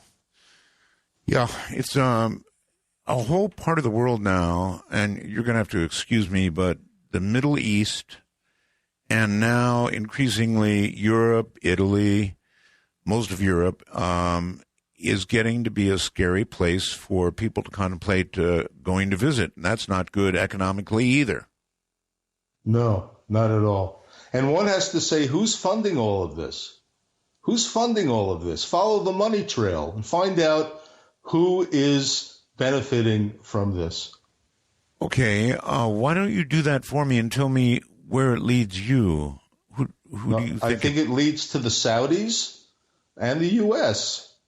I think the U.S. has been funding these groups all along. The U.S. always needs an enemy, Art. Well, we always have one. That's for sure. Yeah. We are manufactured. I think a lot of this is manufactured, Art. Yeah, I kind of disagree with you. I think what we're facing right now is real. ISIS is real. Al-Qaeda is real. Oh, it's real, but who put them in this position? We did. They didn't just create themselves. Look. When you're looking at the caliphate and you say who is responsible for that, the U.S. clearly. What we did in Iraq set the stage for everything going on right now. I agree. That's not to say that it might not have happened anyway, but Mark, I've got to agree. It's our karma. Yep. All right. Yeah, I'll brother. keep you posted, Art, on all the decisions being made here. All right. Because it's quite yes, interesting. Please do. Thanks Will a million. do. Take care. That's Mark in Switzerland. Yeah, the world is in a state that I haven't seen it in my lifetime. Have you? The rest of you? And thank you, by the way, for the call all the way from Switzerland. That and a guy in a bus in Beijing. Wow. And again, for the rest of the world, MITD55 will get you here, free of charge. Skype. Let's go to Anchorage, Alaska on the phone. Hi. Art. Yes. Yeah, I can't believe it, Art. It's been 2 hours and 45 minutes. I'm very sorry. It's busy. Very busy tonight. No, I was busy downstairs and forgot all about you. I still haven't shot here. Anyway, are you talking directly into a phone or something? You want me to take it off the speakerphone? Oh, please. All right, how's that? Oh, it is so much better. All right, so look, I made my list here. You ready? First, I wanted to thank you for coming back on the air. I'm the guy who called earlier and called you timeless, Art. I am excited to be able to talk to you after all these years, but thank you. Your popularity, I think, will probably overwhelm that opportunity pretty soon here. Are there rules to calling into your show, like once a week or a month or something? Or? Well, right now it's no more than one call a day. And then, of course, no bad language. And on days like Friday night, Saturday morning, there is a 2-drink maximum. And marijuana, I hope, being legalized here. So just bring that into conversation. So it depends upon the state you're calling from. It does. Let's see. Well, let me go through my list real quick, and I'll make a comment if that's okay. Sure. Okay, first of all, I was pronounced dead at birth, and I say that not for self-indulgence, but reference. I was going to guess that anyway. That's right, me too. That's the reason for some things. Anyway, just for reference, I've had a wide array of experiences. And one of them was that I had a picture painted by emotions. And I know that sounds nuts, but just for those people out there, in case they're wondering. I'll go through my list real quick here of what I'd like to see. I'd like to see us review the top 20 UFO videos. I'm seeing amazing, just an astounding array of videos now coming in from around the world. It's just unbelievable what I'm seeing. And, I've met Linda Moulton Howe and Travis and all of them so many years ago. Then let's see. For those of you smoking, I did quit smoking. I think I had an intervention. And right now you don't have a clue, so don't be too heavy on yourselves. You blame yourselves, but you really don't know why you do. I think we're going to have to deal with overpopulation very quickly. That's going to have to be something we have to start dealing with right away. And then I wanted to drop back to the NASA. You had Kevin Randall on the other night. And I proposed that NASA could do something about this whole thing. And I think you and him kind of backed that off. And I kind of wanted to push the case again. I don't see how NASA escapes being our eyes in the space. It's unacceptable, and I don't see how they can get outside of our influence.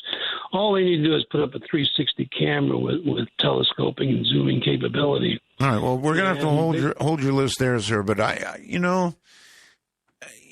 we can say what we want from NASA, but we better come up with a few bucks. I mean, really.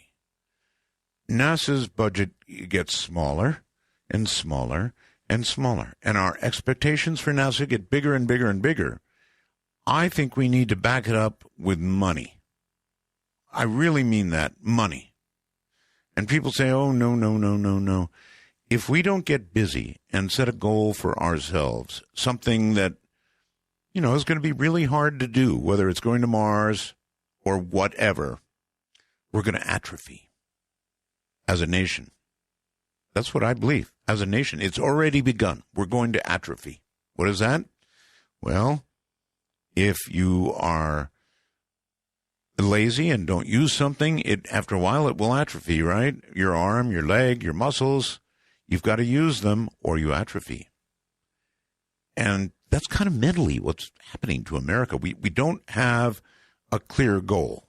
We have clear fears, but not a clear goal. Anyway, off soapbox. Skype, you're on the air. Hi. Hi, how you doing, Art? Quite well, thank you. It's an amazing show you have tonight. It is. A lot of crazy things going on, eh? Mm-hmm.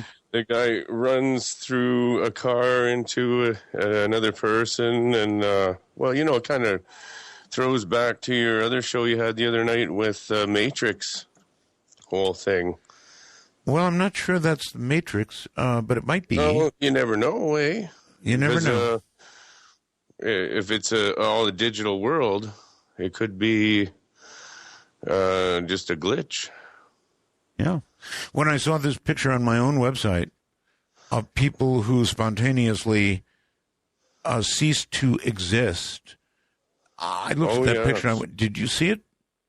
Yeah. Oh, by the way, Art, I would like to ask if you were all right and everyone was worried from DM Talk, if you're okay and what Yeah, happened to you. I'm sorry. I put a message on my Facebook. I just was not feeling. I was just not feeling well. It's as simple as that. So I took a day off. Enough said. Yeah, thank you. Okay, move on. Anyways, what they really wanted me to tell you about was a story I have.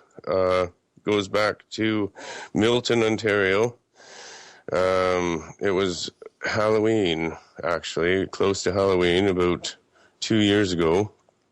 And I was coming back from a friend's house. It was about 4 a.m. in the morning. And, wow. Anyway, I'm going over this bridge. And it's like, it's a town where a lot of water runs through it. So there's a culvert with running water and cement edges. Yeah, gotta hurry this up a little bit. Okay, an animal jumped right up over top of that bridge, landed in front of me, and it looked like a rabbit. It looked like it was covered in some kind of oil, like it came out of a tar slick. But the damn thing must have jumped about 15 feet to get over top of that bridge. How does a rabbit covered with oil jump 15 feet? Well, anyway, it bolted and it ran like a rabbit, about 4 feet tall, and it had the ears and everything. 4 feet tall. Well, I saw it, and I sure as hell wasn't hallucinating. The rest of the street and everything didn't disappear, so I don't believe I was hallucinating. Everything else I saw around me was perfectly the same. What a world, eh? Okay, that's a Canadian thing. I think sometimes that's how it begins with them. They're born. The first thing they ever hear is, he's alive, eh? They are quite a breed up there. Let's go to, it looks like North Carolina. Hello on the phone. From the high mountains of Madison County, North Carolina, I bid you greeting, Mr. Art Bell. I've been listening to you since 1995. Oh, that's the way to do it. Yeah, my wife is a big Walking Dead fan, and your show, you're talking about the preppers earlier, got me thinking about some stuff or one thing that I've thought about watching the show, which I like, but I didn't want to press her. But, all the nuclear reactors left in the country, it couldn't happen. Hopefully not. So, anyway, are you a prepper? No, sir. Yeah. No, sir. I'm not a prepper. That's why I didn't call the prepper line. Good. But I did do some looking around the internet, and I got thinking about, if something happened and the reactors didn't go, online you can look and you can find simple ways of making like hand crank generators, with really cheap parts. And I really think, I'm still trying to learn it, but I really think that would be a good thing for people to maybe look up on and study. Well, it's not too much. Really, generators are just motors operating in reverse. Do you know that? Yeah. Yeah, that's what they are. You can take a regular old electric motor, operate it. If you can make it run in reverse, you can generate electricity. I have one other question I've wondered for 20 years. What's that? What do ham radio people talk about when they actually get into the hobby? Well, It's not something that I can generally speak of. The main talk occurs after the secret handshake. I'm not sure what that is, sir. It's secret. No, you mean, what do hams talk about when they're on the air?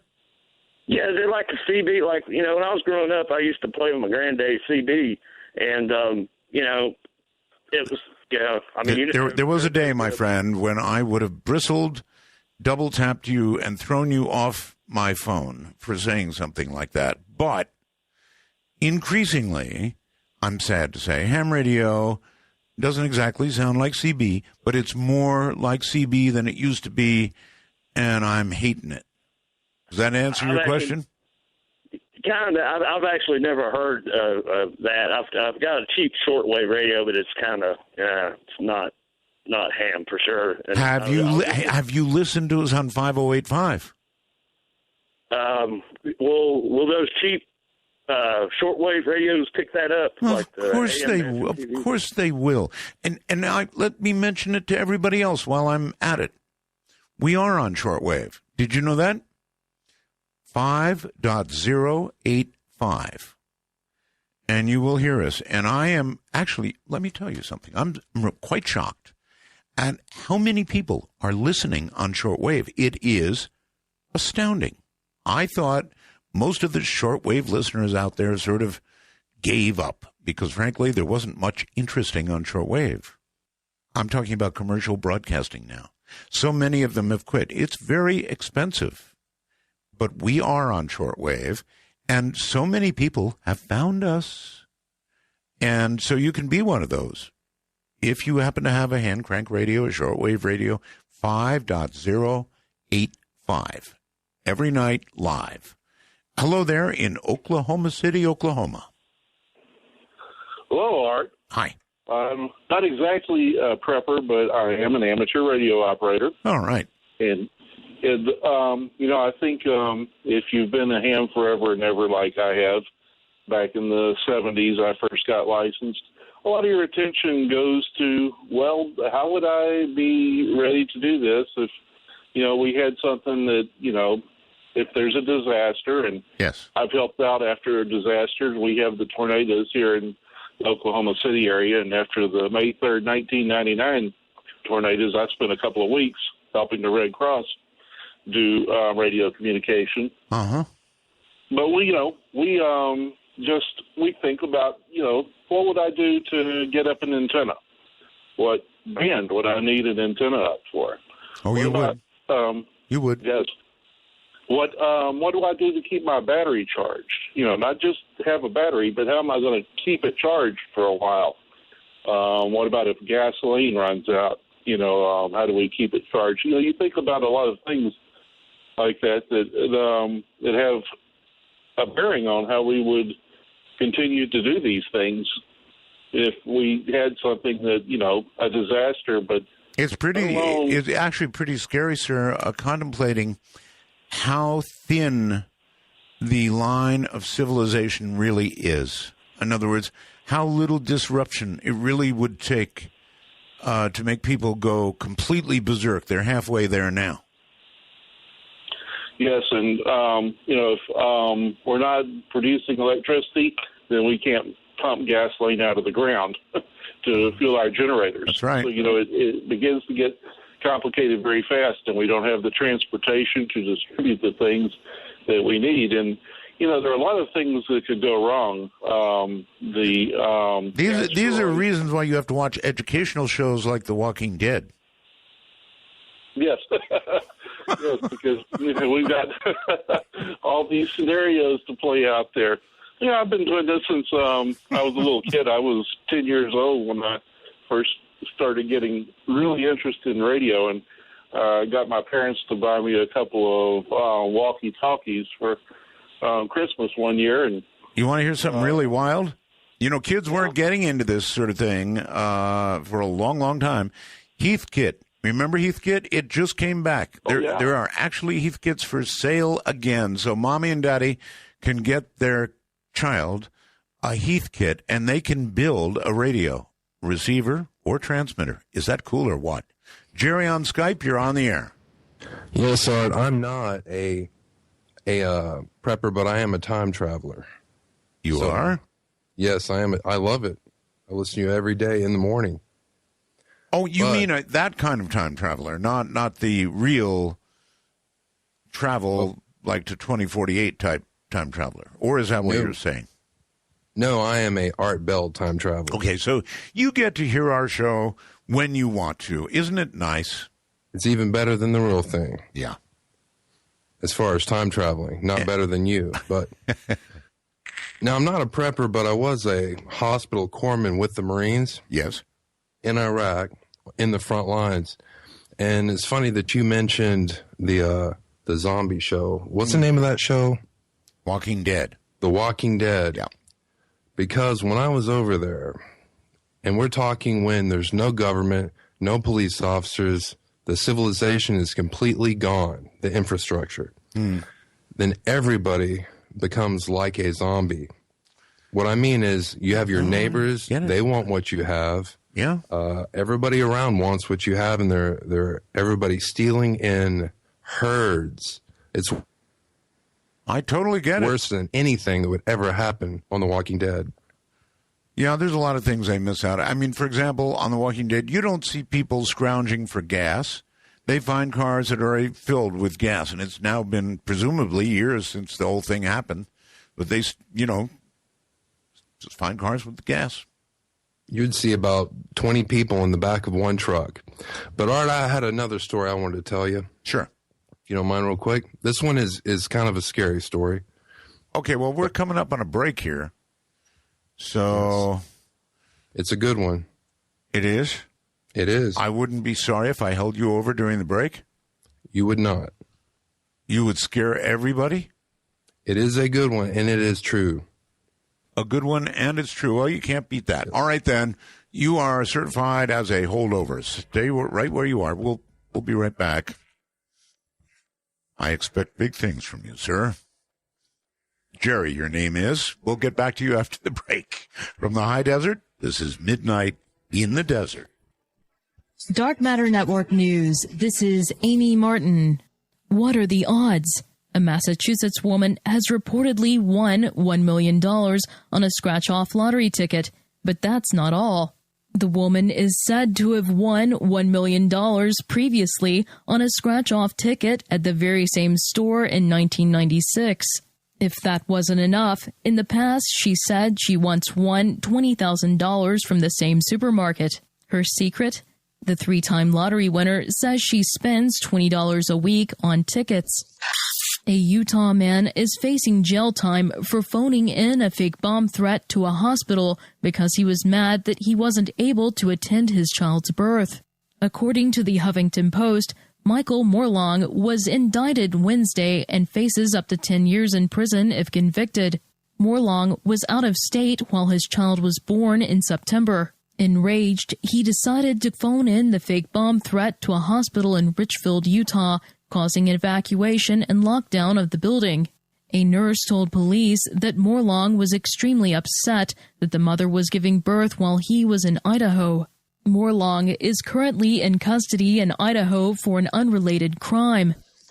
After a thorough cleaning, Seattle's Pikes Place Market chewing gum wall has reportedly returned.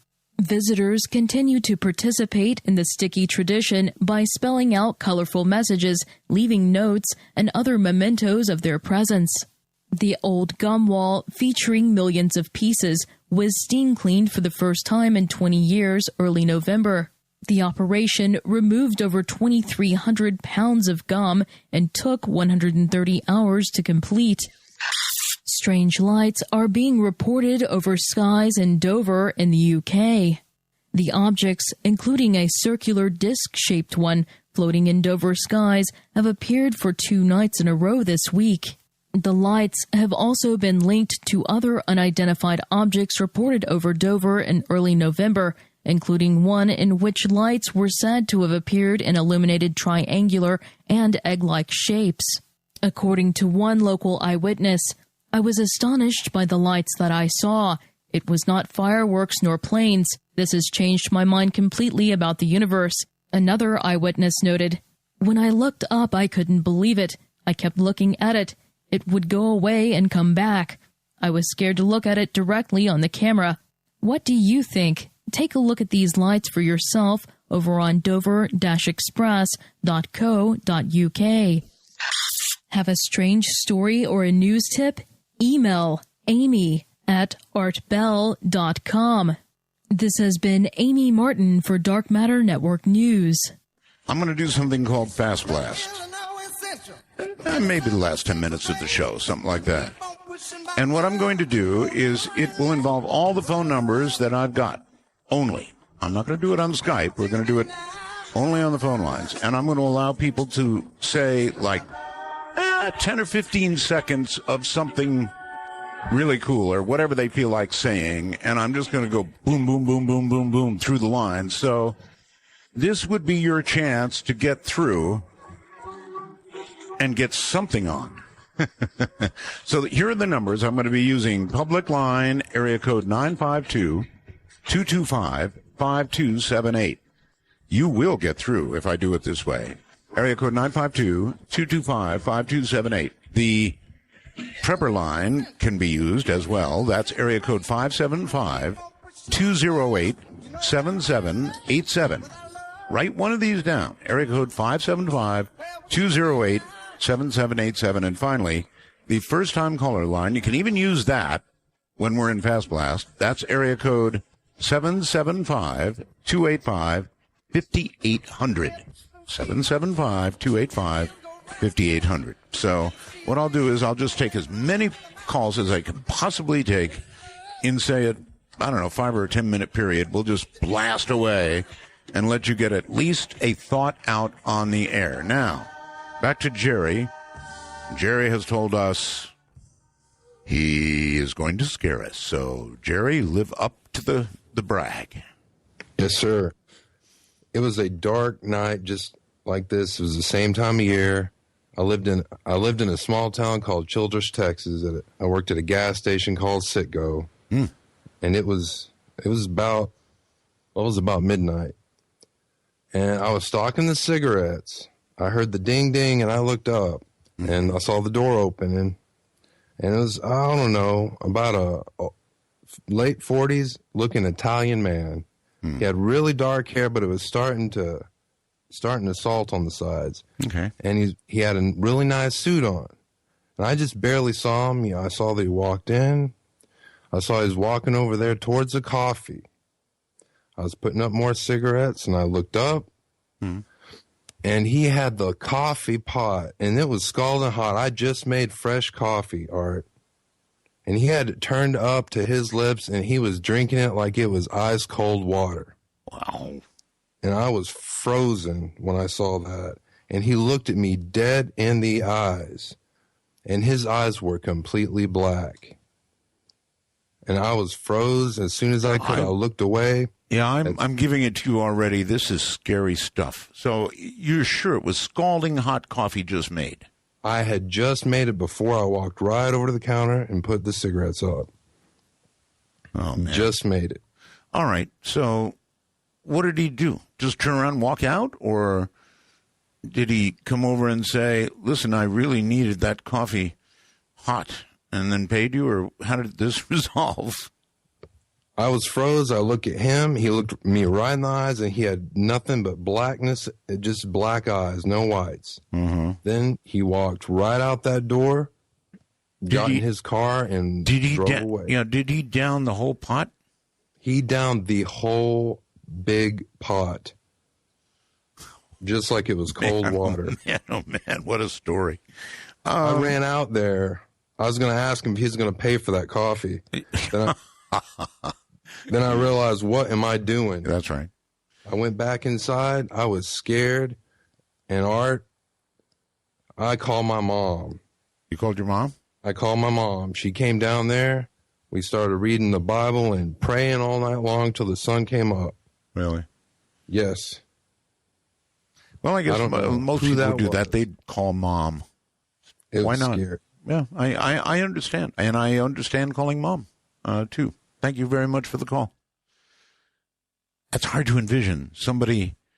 Can you imagine that? Somebody grabbing a scalding hot cup, or, what would you call it? I guess a 10 cups, 12 cups it would hold, and just downing it right in front of you? A pot that big? All right. Let's go to Summerfield, I think, on the phones. Hello? Summerfield? Hello? Illinois, I think. Going once. Going twice. Aw, waiting all that time, you're not going to talk, really? I can hear you breathing. Oh, well.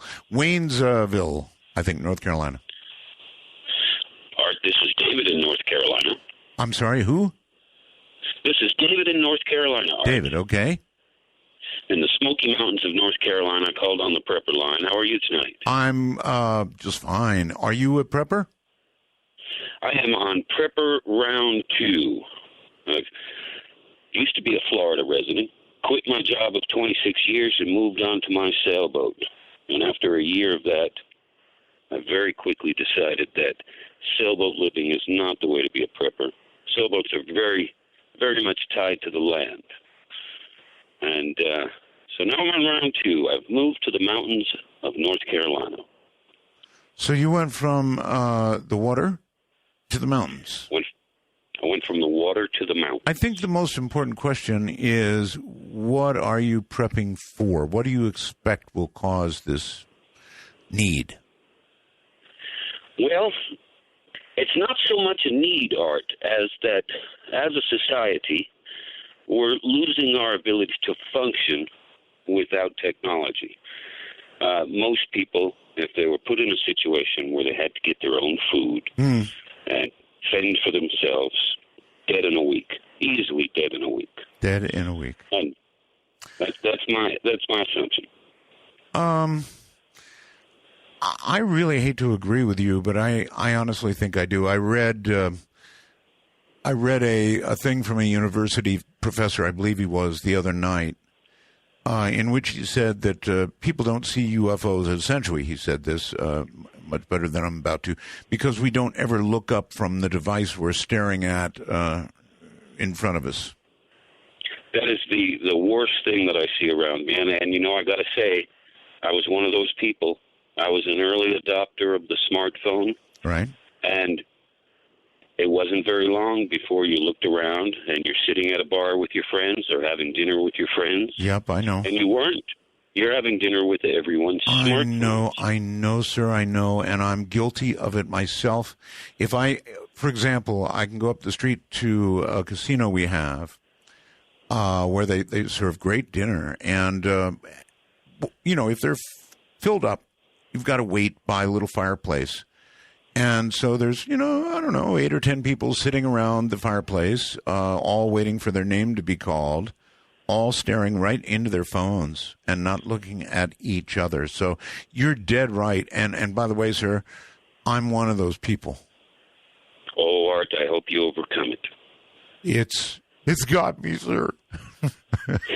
I'm serious about that. Actually, it does. I mean, I am hooked on my iPhone. I hate to admit it, but I'm as hooked on it as any drug that you'd get hooked on. It can be overcome, Art. Let me tell you, it can be overcome. It's hard. And life can go on. You just got to disconnect from it and find something else that catches your interest. And might I suggest, I heard you say that ham radio's become more and more like CB radio has. Well, that guy said it. I sort of agreed with him. Not in every case. It's still way above, but boy, I'll tell you. I also heard you say CW was dead. Give it another try, Art. Well, going on. I didn't say dead. It's not dead, and I still do CW to myself, sir. So It's not dead. I love CW, but it's not required any longer to become a ham operator, which is really a shame. It is a shame, and I'm a new ham, only since last March, and I spent my first 3 months on CW, and all the time since getting much better at it. All right. Thank you so very much for the call. I'm going to take one more quick Skype call here, then I'm going to do a fast blast. Hello? Hi there, Art. Hi. Yeah, just wanted to make a quick comment before you go on the blast there on the phones. I've been hearing for months and months now, at least once a week, somebody calls in and says something about we're having a population problem. There's too many people in the world, et cetera, et cetera. But just like you said, you don't believe that there's a gun problem in America. There's a mental health problem. I do. I don't think there's believe a that. population problem. I think there's a management problem because I'm calling from Canada. I'm one of the rare breeds up there. And we got a little island called Prince Edward Island. It's 6 billion square meters in size. Right. Which means 10 years ago, everybody in the world could have stood comfortably on that island. Now, sure, that's not taking in resources and stuff, but it kind of gives you a bit of an eye visual of just how big this world really is. And I think people that are saying that there's a population problem are probably the first ones to be up against the wall if there really was a population issue and the culling started.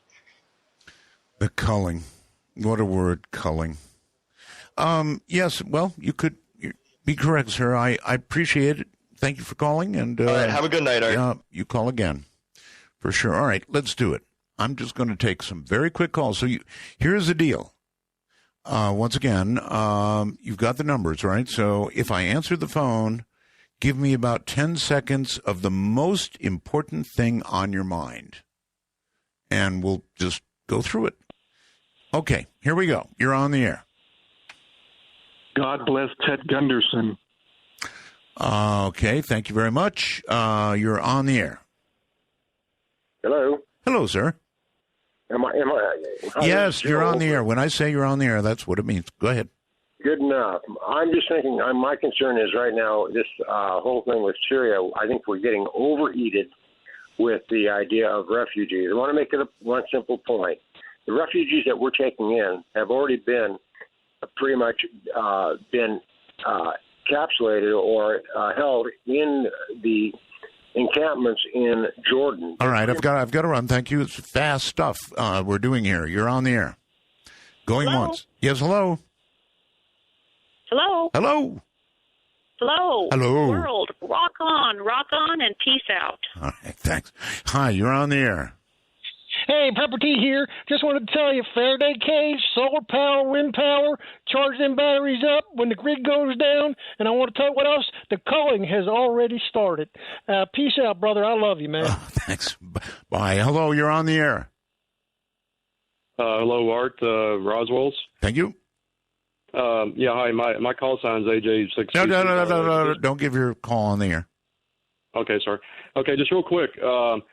Reloading is a great hobby. I'm looking at like 3 reloaders right now, a Dillon RL550B and a SL900. So people are getting the reloading. All right, thank you. You're on the air. Hello. Hey, this is Josh. God bless you, world, and Art. I love you. I'm so glad you're back on the air. Good to have you, sir. Thank you. Hello, you're on the air. Yes. Hello, Art. Hi. How are you tonight? Just fine. Real quick now, something. Yeah, I'm sounding a little sluggish because I had to take my medication due to my recent time travel missions. Oh, well, you're going to have to call me back on another show and tell me all about it. Hello, you're on the air in Ketchikan, Alaska. Forced immunization. Senate bill just passed a bill making veterans mandatory for forced immunizations. Have you heard of that one? Forced immunizations. No, I haven't. Not for vets. Vancouver, you're on the air. Hi.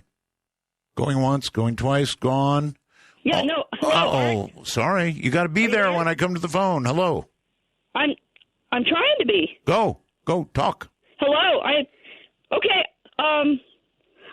Yeah. Hi.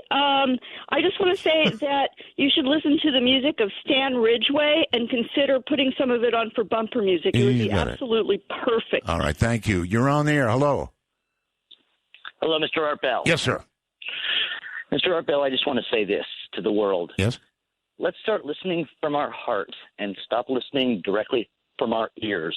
Our heart knows. Listen from your heart to everybody, Thank you, Art Bell. Thank you. Take care. You're on the air. Hello. Art Beal, as I sit here in Dallas, Texas, the nation state will rise again. I love that accent. Hi, you're on the air.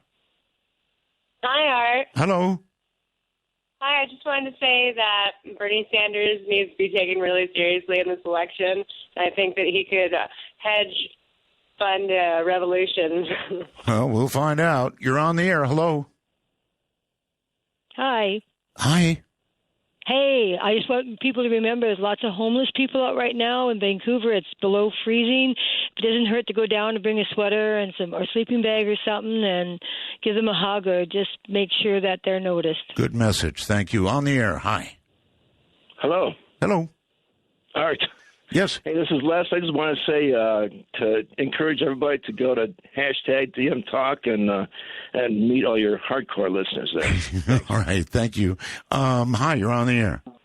Hi, it's the evil Keith. I just want to warn you what I put in your closet last night. Yeah. You evil Keith. Las Vegas, you're on the air. Yes, I love the fact that you're back on the air. I've been listening to you since the Ross Perot days on KDON Radio, and I'm actually a first-time caller. That's a long time ago, brother. Just wanted to say I talked to Art Bell on the radio. You did indeed. Thank you. Hi, you're on the air. Oh, hi. I think people are just overly stressed, and I think we should go to a 4-day work week. And I also want to just wish my American cousins, a happy Thanksgiving. Okay, I'm good with the 4-day work week thing. Hello there. You're on the air. Going once. Art. Yes. Hey, Art. Yes. Just wanted to call and say that I got to talk to Art Bell, and I'm so glad you came back on the air. Thank you, brother. Absolutely great. 15-year listener. Thank you for calling. And you're on the air. Hello. Let's make America great again. That's it. Boom. Yeah, I'm all for that. Thank you. You're on the air. Hello.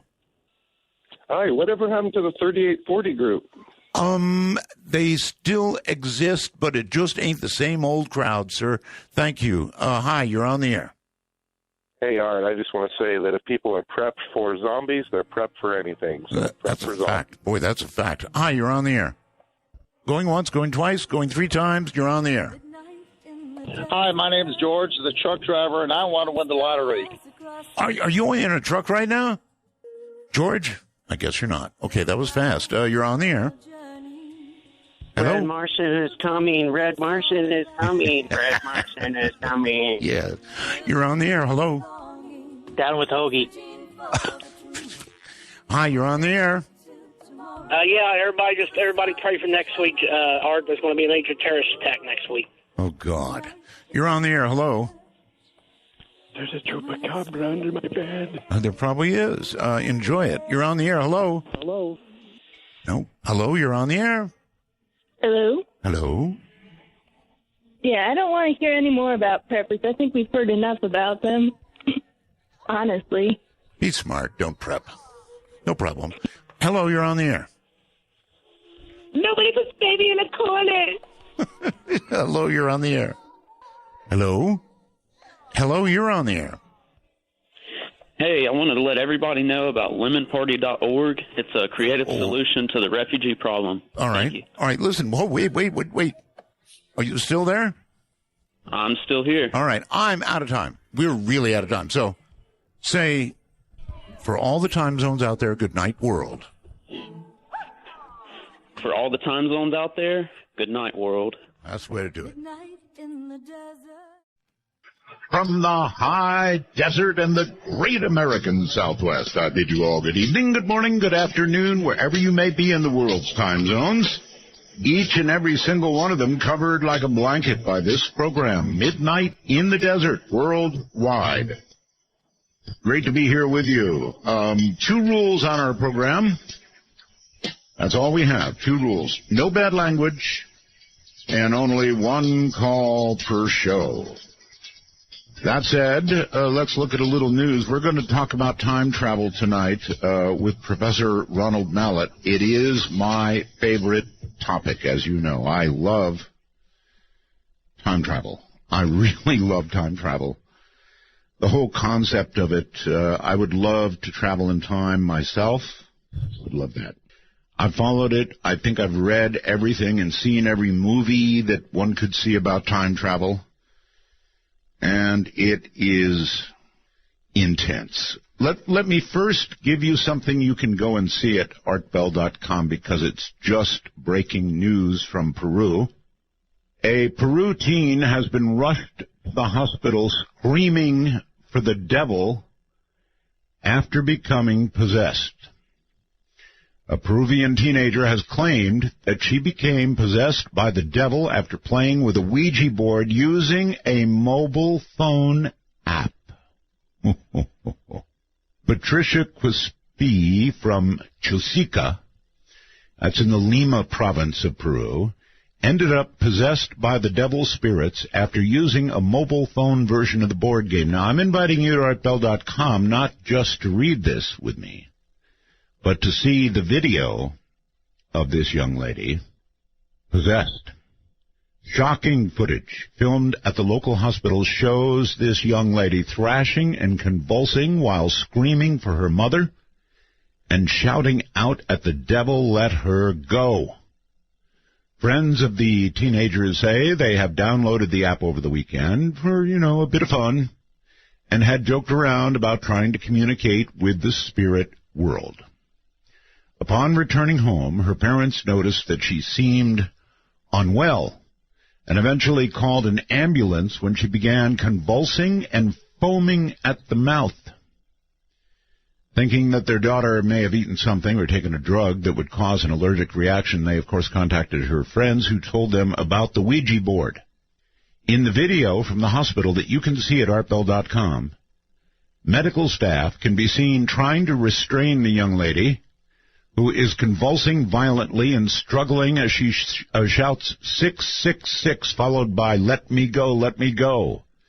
In another segment, she can be heard shouting, "Please give me my phone." And, "Mom, these doctors don't know what they're doing. Take me home." Ouija boards. Told you about Ouija boards, didn't I?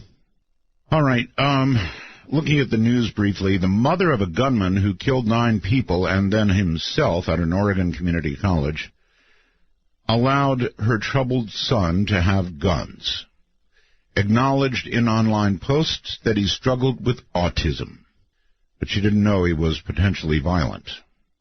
Well, you don't always know that somebody is potentially violent, right?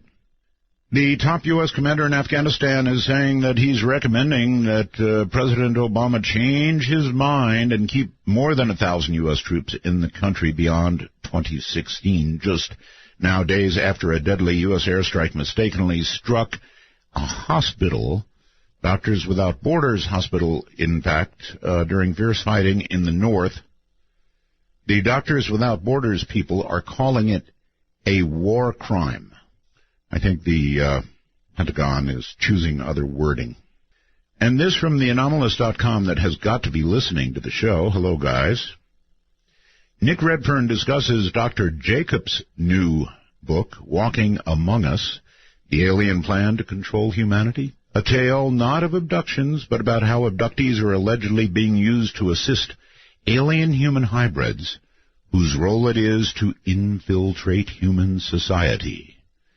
So, we read stories about abductees assisting the hybrids in the real world, driving them about, feeding them, teaching them how to dress and blend in, at baseball games, Kmart, and the Pete's Parlor.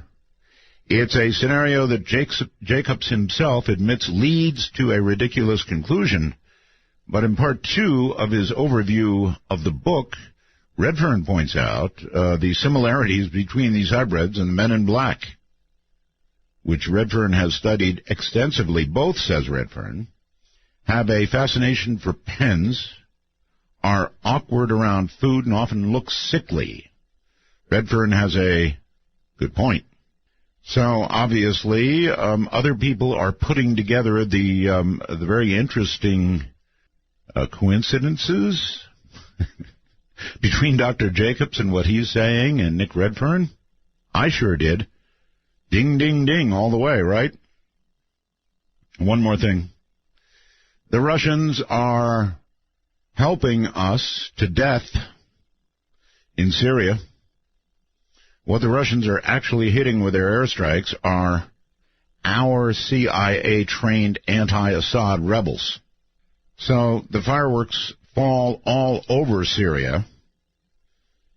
And as I mentioned, they're helping us to death. They were supposed to go in there and kill some ISIS characters for us. And they didn't do that. Well, as I mentioned, it is my favorite topic of all time. So coming up, Professor Ronald L. Mallett received his B.S., M.S., and Ph.D. in physics from Penn State University. He worked for United Technologies from 1973 to 5, and in 75 joined the physics faculty at the University of Connecticut in Storrs, where he is currently a research professor of physics. Professor Mallett has published numerous papers on black holes and cosmology in professional journals.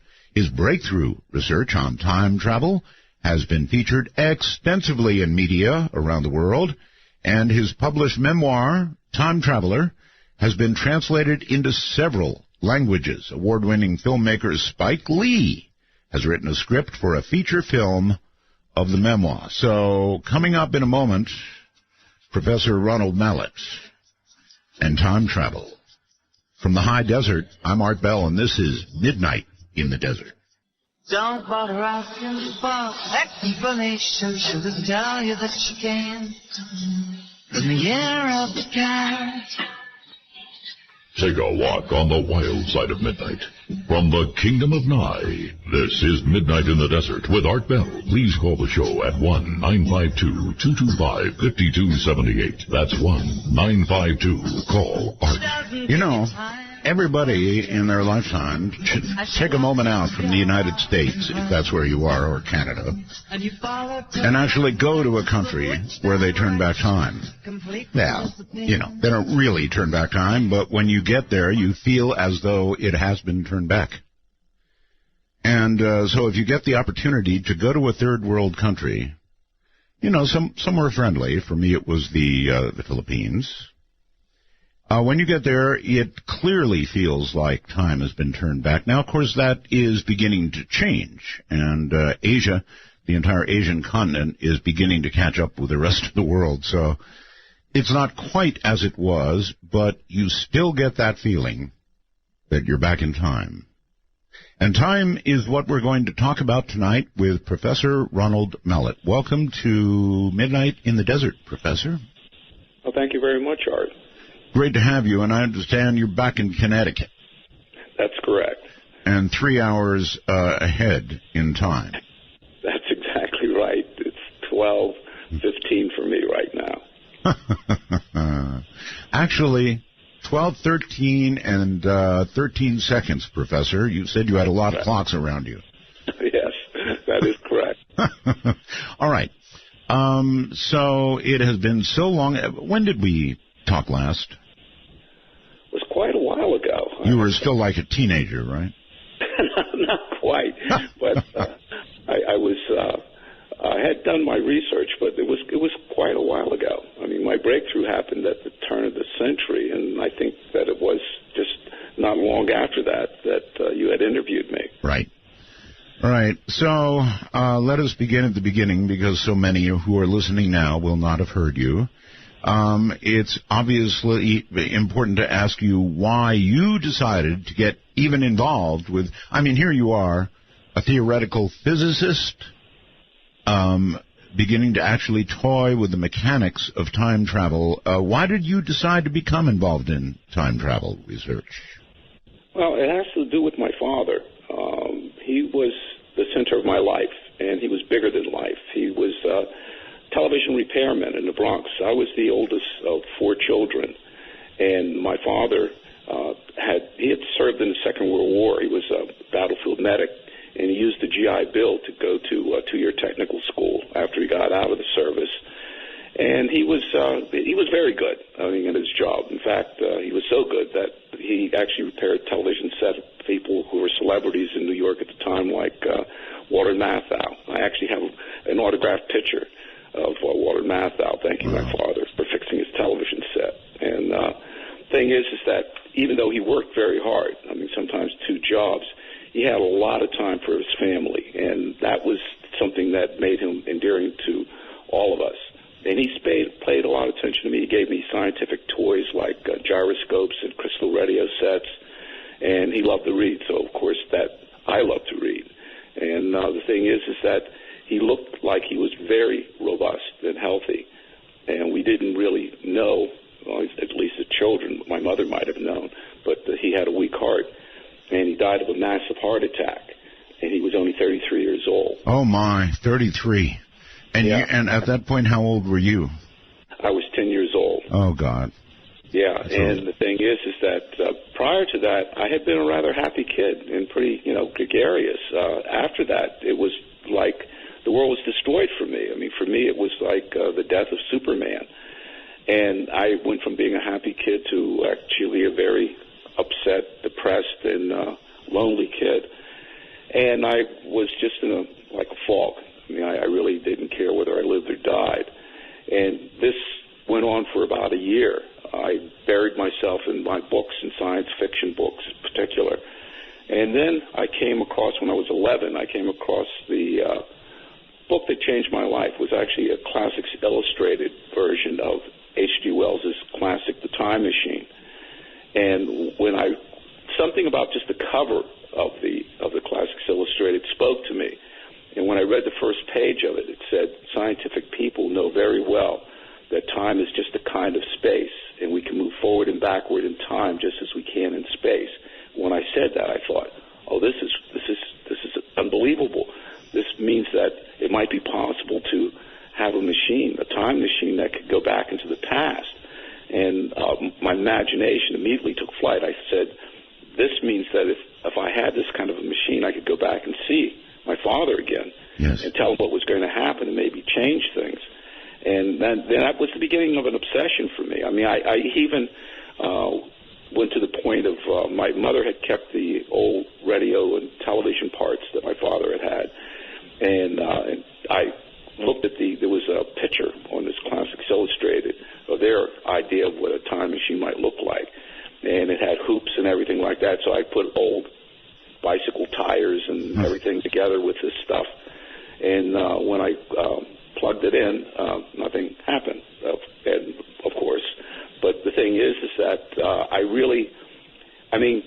was disappointed, but I wasn't discouraged because I remembered that it said that scientific people know very well. So I thought maybe that meant that I had to know something about science, although at that point I didn't know exactly what I would need to know. But that would come just a little bit later on because... All right. Let me ask you a quick question, particularly with your reference to your father. As I mentioned, I have read just about everything on time travel, as I guess you have, and I've seen all the movies. And the movie that had to have affected you would have been Frequency. I'm sure you saw Frequency, right? Yeah, as an adult, yes, I of course, and it's one of my favorite movies. Mine too. Because it actually speaks to the theme that's the core of my life, and so yeah, that is one of my favorite movies. You're right. Yeah, I knew it had to be, and even for me, the ham radio part of it was a big connection, but that brought my wife to tears. That was a very, very, very touching movie. Oh, it was. It really was. And the thing is that in that case, he didn't have really control of it. I mean, except for the fact that it was communication through, the ham radio set. But the phenomenon that was causing it was, sun distortion. I mean, that was... That was the premise, yeah. In fact, the opening scene, the northern lights were blazing. Right. And the thing is that for me, one of the things is that, and I think that this is what differentiates a lot of science fiction movies and also science fiction books that made H.G. Wells' work so different, was the fact that he posited a device, a machine. There actually is other early time travel books. One of them is, in fact, was a Connecticut person. It was called Connecticut, Yankee, and King Arthur's Court by Mark Twain. But there, once again, it was an accidental thing that caused it. And for me, it was the notion of control. And for me, I think that had two different levels involved with it, because death is something that seems like it's out of your control. And the fact that there might be some sort of a technical way of controlling nature, and in this particular case of controlling time, that spoke to me, and I knew that was going to have to be. I was going to try to find a way of actually finding a mechanism that might allow me to manipulate time. Boy, it sure speaks to me, too. And I wonder why so many people are so intrigued by the entire concept of time travel. If I were to answer that, I would say we are locked in this linear, nonstop progression of time, and there seems no relief from it, no escape from it. It marches forward, we march with it, and that's that. But people keep imagining being able to go forward or especially go back in time. So what's all the intrigue? Exactly that we're locked up? No, I think all the intrigue has to do with the fact that we long to be able to go back to, and I mean, who of us has not had something that has happened in our lives, either personally or, otherwise, that we would say as a regret. If I could have done this, how would this have turned out for me in my life? If I could have prevented this. Yes. Let me give you an example of something that when I had my breakthrough, I started getting letters and communiques from people literally all over the world. And one of them that was one of the most moving to me, which I'll share with you, it came from Germany. And this person, I learned German when I was in college, but I forgot most of it. So the thing is that when I got the package and the letter in it, there were graduate students in the department who were from Germany, and I asked one of them if they would translate it for me. But in the meantime, there were 4 pictures that accompanied the letter. And the thing is that the pictures told a story. In the first picture, it showed a middle-aged couple with a very attractive young woman in the picture. And then in the second picture, the young woman is in sort of a cute modeling type of poses. Right. And then in the third picture, there's a mangled car. And in the fourth picture, she's in the coffin. Oh. And I brought tears to my eyes immediately.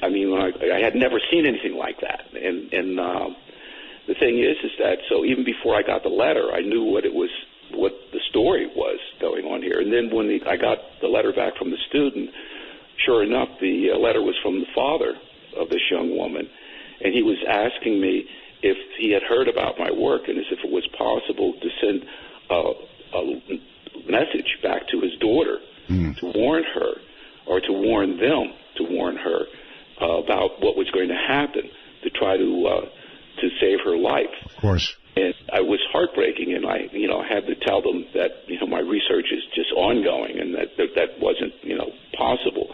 But nevertheless, it shows the core of one of the things, in this a very graphic way. I've gotten emails from people who have had a loved one murdered, and they would like to go back and prevent that. Sure. Or they themselves have been in prison, and they would like to go back and warn themselves about that. So I think it has to do with this very, very primal thing of wanting to try to adjust our life, and we do speculate that. What if I had met this person rather than that person? Just idle things like that. Or on a more global level, people would have liked to actually see Lincoln give the Gettysburg Address. Or that's one thing I would like to. Or I love classical music. I would love to hear and see Chopin actually performing. So I think that it's that. I think it's not. You might say that the longing is there first, and then we realize we're imprisoned, rather than the other way around. So I think that's the thing. And also, then even when it comes to the future. Who of us hasn't wondered, we think of all the marvels that we have now, wondering about the future when we might even have things like a cure for cancer, a cure for, AIDS, a cure, what's going to happen? And to see also the possibility of changing things if we could know the future and sending information back to us. Sometimes people have asked me, well, what would you have a time machine for? Obviously, one of the things is my father, but I said just in a more general sense, Suppose we had an early warning device. A time machine is an early warning device. Imagine if we could send information back to us to warn ourselves of catastrophes, sure. hurricanes and tsunamis and earthquakes, thousands of lives that we could save. So I think that's the intriguing thing about time travel. All right. Let's discuss a couple of other aspects of it, and those are all really positive. And by the way, if I had my druthers, I've always said this, I would go back and observe the life of Christ. I would observe the miracles that are said to have been done by Christ, so I could really know, because as you pointed out, death is not under our control. What comes after might well be determined about the truth of what happened then. Absolutely. No, seeing Christ is one of the things that I'd love to do. And you know, we'll come to that later about this notion of what the things that would be so exciting to see and whether it's going to be possible. But yes, seeing Christ in that time would be absolutely a wonderful thing to be able to do. Have you contemplated this, Professor? And that is, you mentioned going to the future. It would be wonderful. Yes, you might bring back a cure for cancer, and you might bring back information about what stocks are going to be hot. And in that regard, you would disrupt the entire economic everything. That's potential. I mean, the thing is that time travel is a much more complex thing than we think about. I mean, in other words, the thing that you're talking about actually has a parallel in what's called the so-called grandfather paradox, which is that we travel back in time and do something that could dramatically alter the future and alter our own lives. You've thought about this, right? I've thought about this a lot. You know. Right. What I gave you was sort of an opposite paradox, but it would still be disruptive incredibly to society and to economics. But maybe there'd be rules. Maybe there'd be time travel rules, Professor. Well, I don't know about rules, but the thing is that the reason why I said potentially is because travel to the past leads to possible paradoxes, and it may not be so simple as just simply bringing back information. There might be all sorts of things that happen to the time stream that, in fact, even though you bring it back, you're not bringing it back into this dimension. I mean, that's a whole different thing. I mean, I don't know whether you want to get into that. You know? Well, I mean, let's take an example.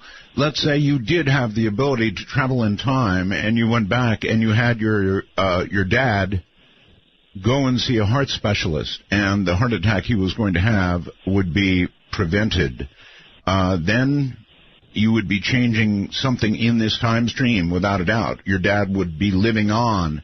It would be a very, very different situation indeed. Professor, we're at a break point, so relax. We'll come back. We've got so much territory to cover. Professor Ronald Mallett, a professor of theoretical physics. Professor of theoretical physics, how about that, is my guest. And God, I love this topic. I really do. We'll be back. You don't lie, 'cause you know me. I'm in you, you're in me. And if you get hurt by the little things I say, I can put that smile back on your face. Midnight in the Desert doesn't screen calls. We trust you, but remember, the NSA, well, you know. To call the show, please dial 1-952-225-5278. That's 1-952-CALL-ART. Professor Ronald Mallett is my guest. He is indeed a professor, and that's an interesting question in itself. I mean, here he is teaching physics to college students and talking about time travel. And I wonder, Professor, how that works out for you from a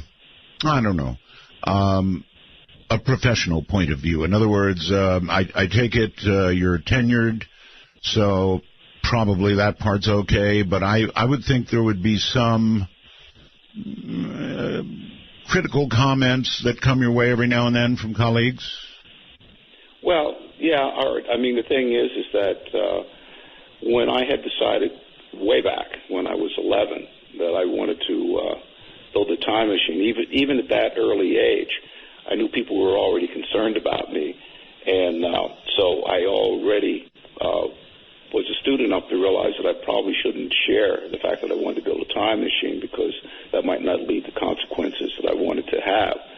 And so I kept it to myself. And I pretty much did that throughout my whole career because it was my secret project. The thing is that what I realized is that even in college, that I was going to have to do something that was going to relate to it, but not be obvious. And that's where Einstein's work in the theory of black holes came in. And if you look at all of my publications, after I started as a faculty member at the University of Connecticut, they're on cosmology and black holes and topics like that. None of them has to do with time travel.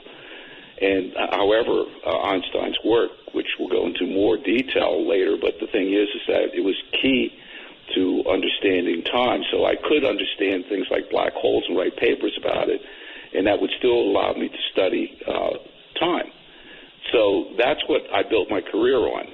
If I had come to during my interview at UConn, if I had said, well, I'm interested in building a time machine, we wouldn't be having this conversation here right now.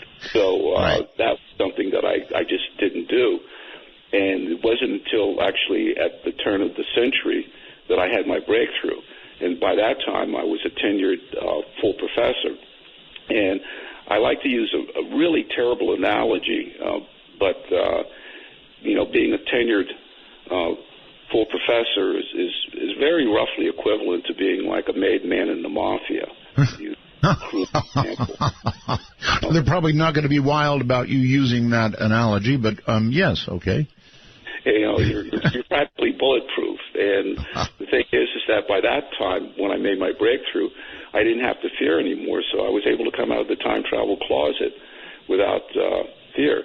But once again, since my work was rooted in Einstein's theories of relativity, that provided a sound foundation. So when I published my papers, and I should mention that the papers for physicists, when people don't realize sometimes how the publication process goes in the sciences, but when you submit a paper for publication, it doesn't just automatically get published. It goes to an anonymous referee.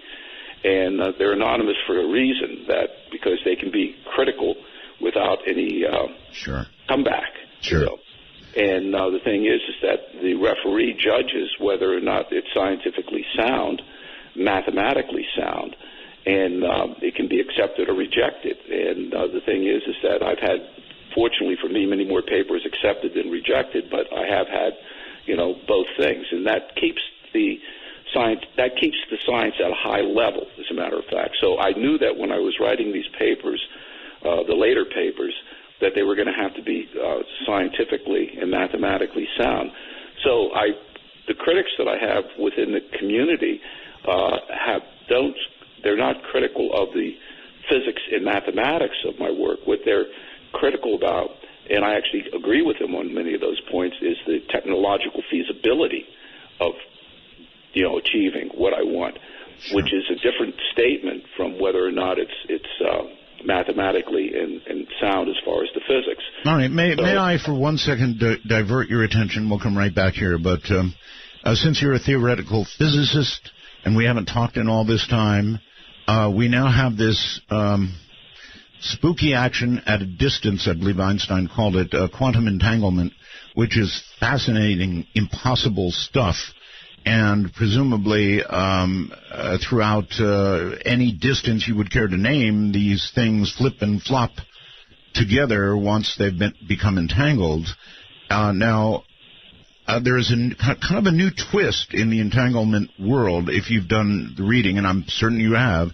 It's called a quantum twisting, in which they find that instead of a full flip or a flop, there can be a kind of a partial one with a twist, And the twist in this is that they think that it might be the key to communication at faster than light, in fact, instantaneous communication. So I wonder if you have any comment on all of that, or maybe you can help me understand quantum entanglement's abilities in the first place. I ask everybody, so if you can't, you can't.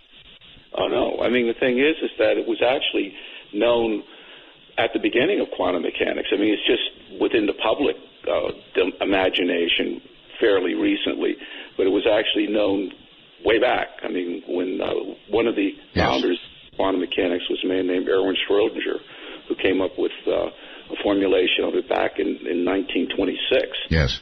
And he realized that was an aspect of it. And it's really not so strange as it sounds. I mean, the thing is that in quantum mechanics, systems, if they are created together, they're a unit. And as far as the mathematics of quantum mechanics is concerned, even when you separate them at a spatial distance, they're still entangled because they were a unit. Okay, that's the important point. It's just not arbitrary, but they had to have been a single unit to begin with. So that's actually, and that's used in some small ways in a lot of electronic devices. But the thing is that it's become much more well known because of the fact that it seems to imply, and one has to be careful. We haven't had communication with it yet. I know. Implication, but it is not the same thing. And when it comes to relativity never said that things can't be faster than the speed of light. What it said is that you can't send information, faster than the speed of light, which is a different thing. And because the universe itself actually can expand faster than the speed of light. That's something that people aren't aware. So, but once again, that hasn't been done in a controlled way. It'll be fascinating if it is, but that's, as I said, it's part of quantum mechanics. Well, entanglement up until now, and what we knew about it wouldn't allow communication, but with this new quantum twisting they're talking about, they have hopes that might allow communication, which would be really, really, really intriguing. I don't know if any of this has and or bears on your work in any way, and perhaps not. I just wanted to ask you about it, that's all, and get your comments. Sure. No, not directly. It doesn't affect my work. My work is actually based on manipulating space and time in a different way. And in fact, the thing that you're talking about actually is not a part of Einstein's general theory of relativity, which is part of what is the basis of my work. It seemed to just sort of annoy Einstein, and so that he called it spooky action distance. Anyway, back to what... Well, I should mention the reason why is because the very foundation of the special theory of relativity was to, in a sense, deal with signals that could seem to go going faster than the speed of light. I mean, you have to realize that the foundation of Einstein's general theory of relativity, it was to solve a problem that was in Newton's theory of gravity. In Newton's theory of gravity, it had predicted, and this was, over 300 years ago, that gravity could travel faster than the speed of light. And Einstein developed a general theory of relativity in order to take care of that particular problem. In other words, to make sure that gravity was consistent with the theory of relativity. So this notion of instantaneous action at a distance was actually in physics many, many, many years ago. It's just that quantum mechanics brings it up in a different form, but it actually has been part of the root of other aspects of physics for a very long time. Okay, let's go back to what you're doing, and you're working with light, and I think you're working with lasers, and I believe that you are building a time machine. Now, that's getting way ahead, but I want to let people know that you're not just toying around with ideas, you're building hardware, right? Well, I should say that we would like to build hardware. I mean, as you pointed out, I'm a theoretical physicist. I mean, and it's really important to distinguish between theoretical and experimental physics. Of all the various sciences, there is a precise division of labor in physics,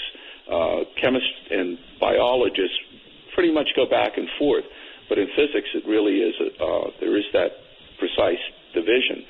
And Einstein, for example, was a theoretical physicist, and he came up with the notion of E equals mc squared. What people don't realize is that when Einstein developed that equation, neither he nor anyone else knew. It implied that if you have a small bit of matter, you could create an enormous amount of energy. The question was, technologically, is this possible? And even Einstein wasn't sure whether it would be, technologically possible to do that, even though the equation says that this is a possibility. Once he figured that out, Professor, do you think that he's sorry that he didn't bury it?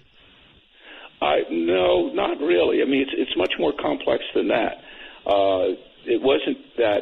You have to remember that when he wrote the famous letter to Roosevelt, he very much felt that the German scientists were on the verge of developing an atomic weapon. And for him, he would have had no problem whatsoever with it having been dropped on, the Nazis, in Germany at the time. He just wouldn't have. That's important to keep in mind. When he found out that their project wasn't working, and that when the bomb was dropped on Japan, that's when he felt a bitterness about it. Yes. But it wasn't about the use of the bomb per se. It was just the target of it. And that is something that caused him a considerable amount of angst. All right. Professor, just straight out question. Do you believe that time travel is truly possible? Not at this instant, perhaps, but ultimately? Well, not only do I believe it, but time travel to the future has already been done. I mean, you have to realize that Einstein developed two theories. One was the special theory of relativity, which he developed in 1905. And that theory says that time for a moving clock slows down. The faster you have a clock move, the more time slows down.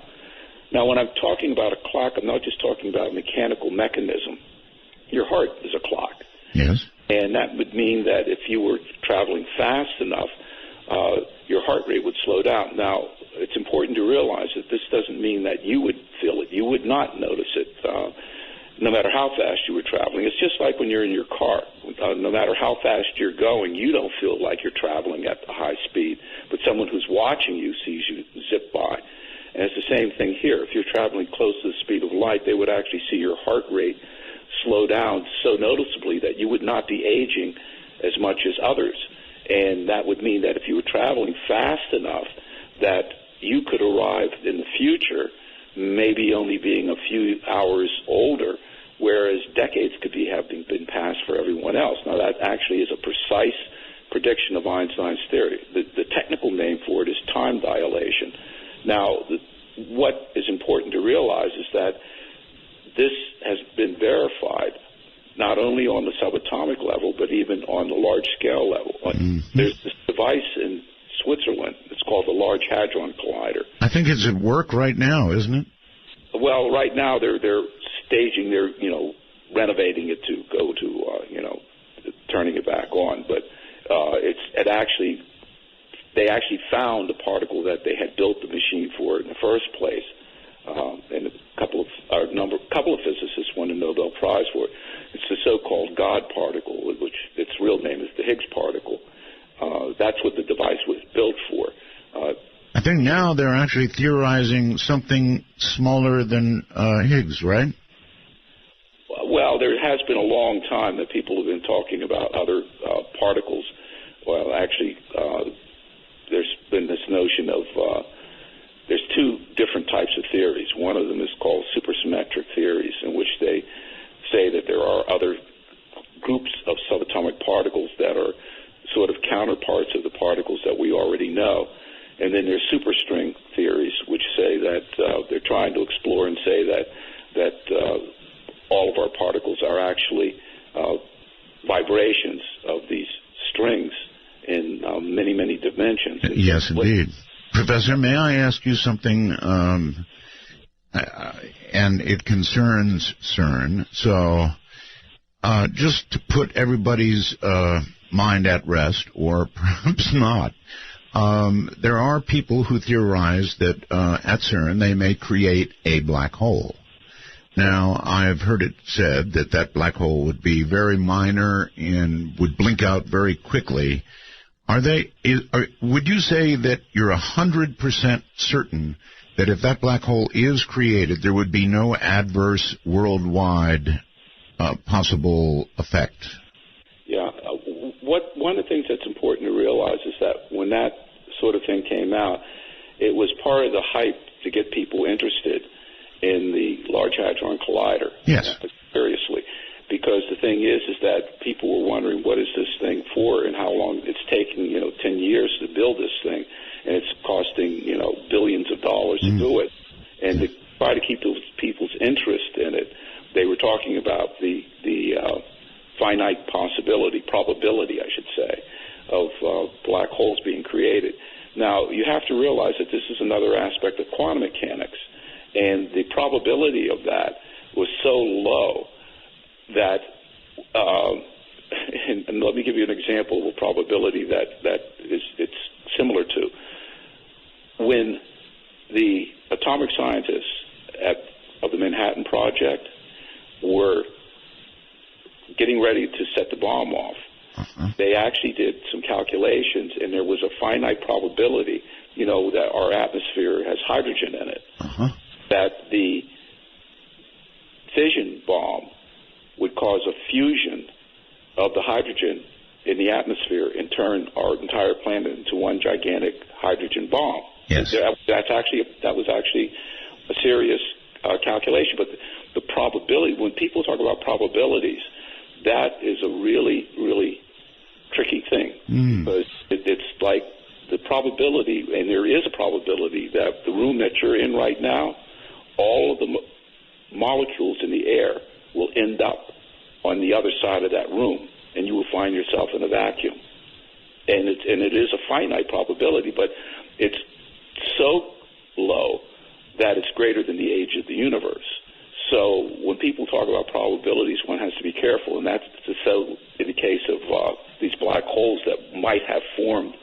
The probability of them is just, it's there. But all right, let me rephrase it. Is there a bigger chance that CERN will do something that could affect the whole world, then a bigger chance of that than there is of the air leaving half my room? Pretty much the same. Really? Well, okay. Yeah, really. The thing is that there's a probability. When you calculate, and it depends on what it is that you're talking about the probability of. Something strange could happen, but the probability of it is so low that they're not even thinking about it, really.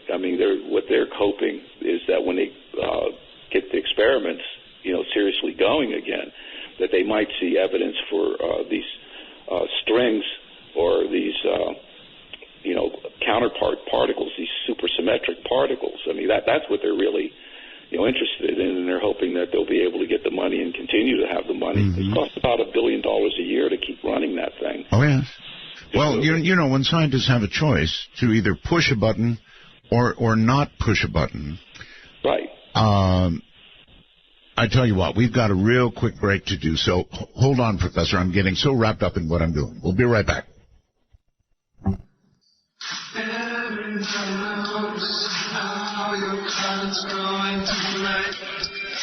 From the Kingdom of Nye in the high desert, this is Midnight in the Desert with Art Bell. Please ring Art's bell at 1-952-225-5278. That's 1-952. Call Art. Interrupting my own announcer. I'm not saying my music is loud, but I just recently noticed that the water in the bathroom adjacent to me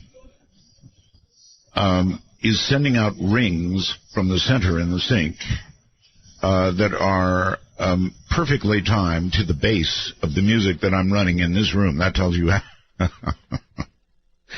how I handle my music here. Now, the other thing is I just about blew a break, and I get so wrapped up in this topic that, that's another effect of time. I mean, so totally wrapped up that everything else goes away. I'm listening to the professor and didn't even think about a break coming up. Fortunately, a little whisper in my ear corrected that. Yet another effect of time. What I was saying, Professor, was scientists create, they think about things, they suppose things, which is what a theoretical physicist does, and then other people build things. And then once built, even though there is a possibility of perhaps something going wrong, I don't know, the atmosphere igniting, whatever, they do end up pushing the button. And while that generally works out well, there may come a day when it may not work out as well. You would concede that? Well, yes, but that's what can happen when you get in your car. Oh, sure. I mean, the thing that you have to realize is that, anytime we're dealing with, the mechanics of nature, something can potentially go wrong. I mean, we've seen that with space flight at NASA. Oh, yes. So it's the question is that what is the likelihood? And, when you get in your car, you think that it's pretty much going to go, but it's actually it's much more likely that something's going to go wrong with your car than something's going to go wrong in the Large Hadron Collider. That's the real science of it, because the precautions that they take as far as safety precautions are concerned. But now you're talking about, phenomena unexpected phenomena that can occur. That's right. That's something else again, because we're being bombarded by cosmic rays. And these cosmic rays, some of them have energies that are absolutely incredible, and they could be raining down things that we don't even see in particle accelerators yet. So they could be causing strange phenomena that we don't even quite understand yet because of that. So it's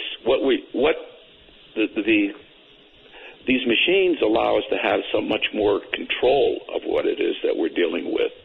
And but what's happening out in nature is something else again. And that's one of the things that makes science the exciting thing that it is. Listen, I'm on your side. I'm a button pusher. I'm just sort of thinking ahead here that one day, as we push limits, we could get an unintended consequence. That's all.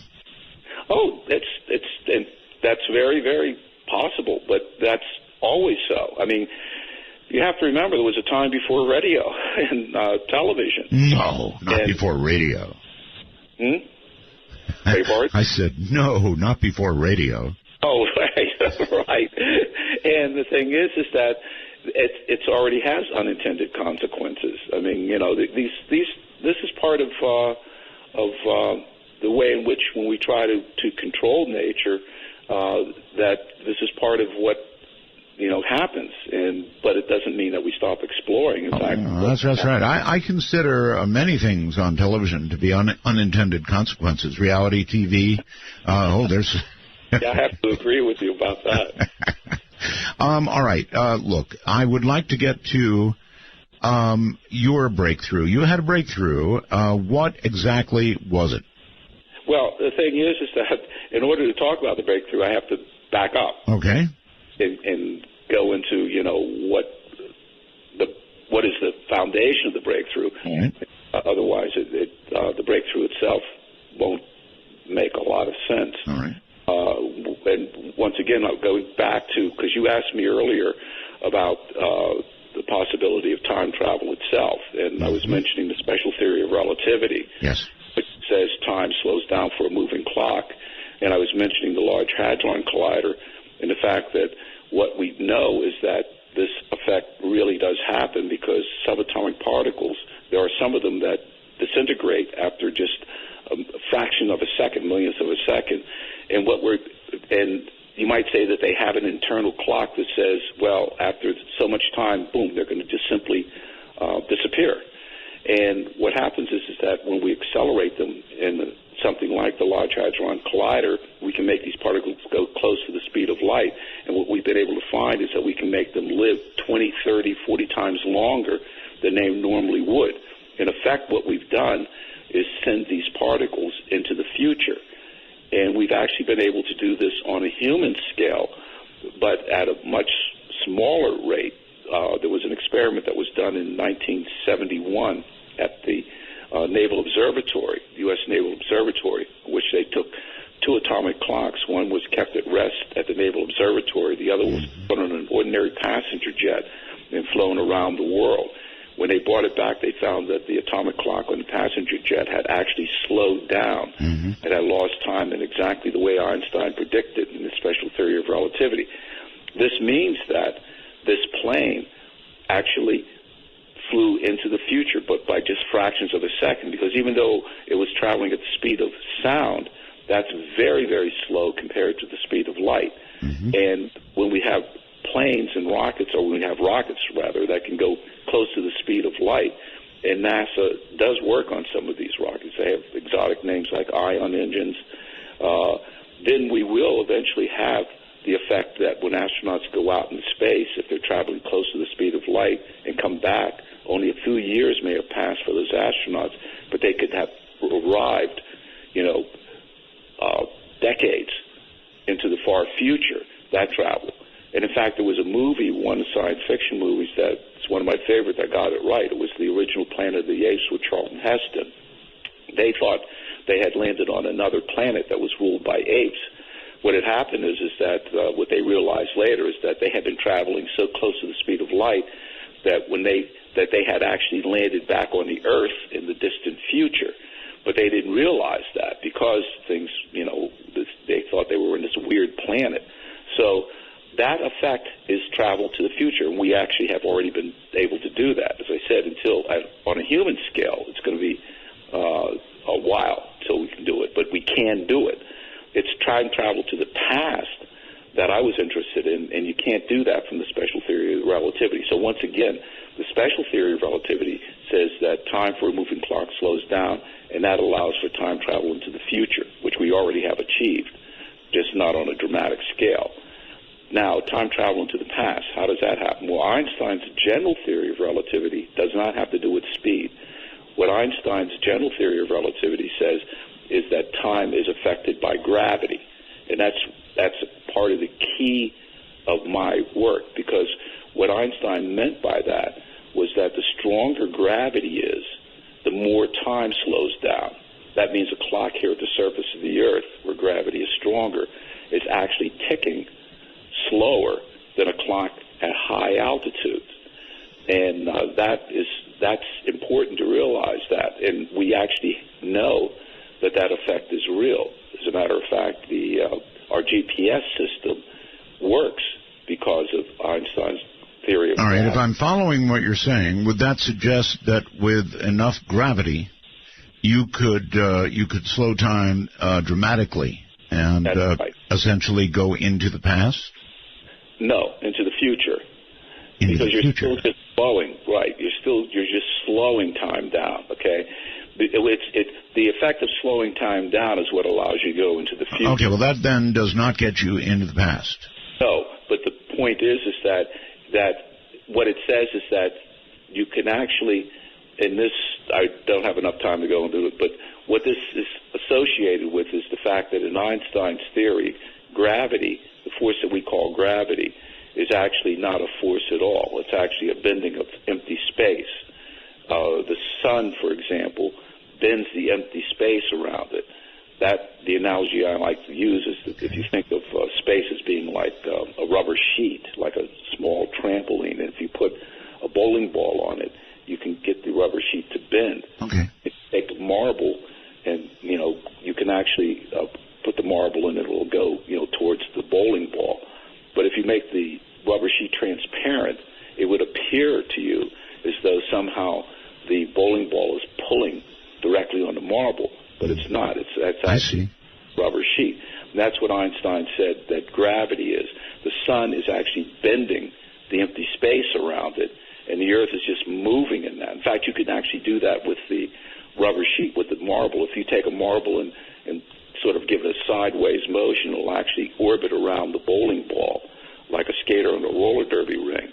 And what the Earth, fortunately for us, when the solar system was formed, the Earth had this sort of a sideways motion, and so it's moving around and around the warp space. Now, in Einstein's theory, space and time are connected to each other. Whatever you do to space happens to time. So this bending of space actually leads to a bending of time. And you might say, well, what does that mean? The bending of time shows up to us as clocks ticking slower. So gravity is a bending of space and time. But if you can bend space, then you can actually maybe finally twist it. In fact, if you have a rotating star will not just simply bend space, it will actually twist space. And it turns out that if you have an object like a rotating black hole, not only will it bend space and twist space, but it will also twist time.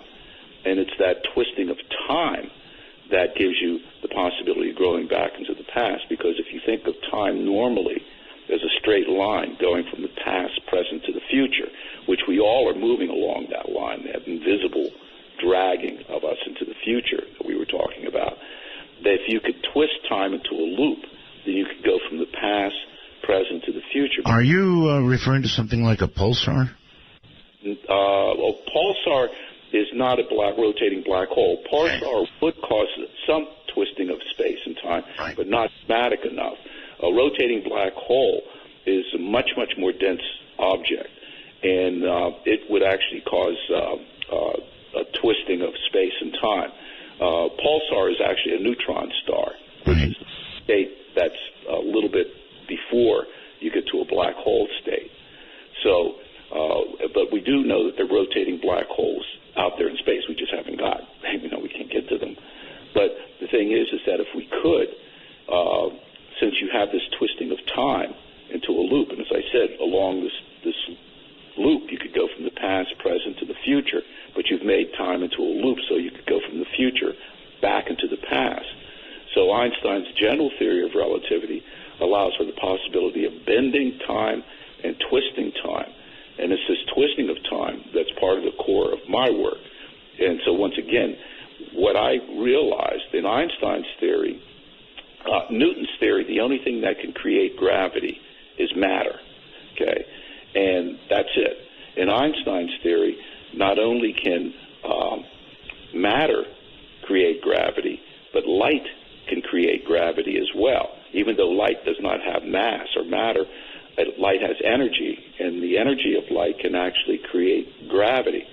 And that was the core of my breakthrough, because I realized that in Einstein's theory, since gravity can affect time and light can create gravity, then light can affect time. That was the core of my breakthrough.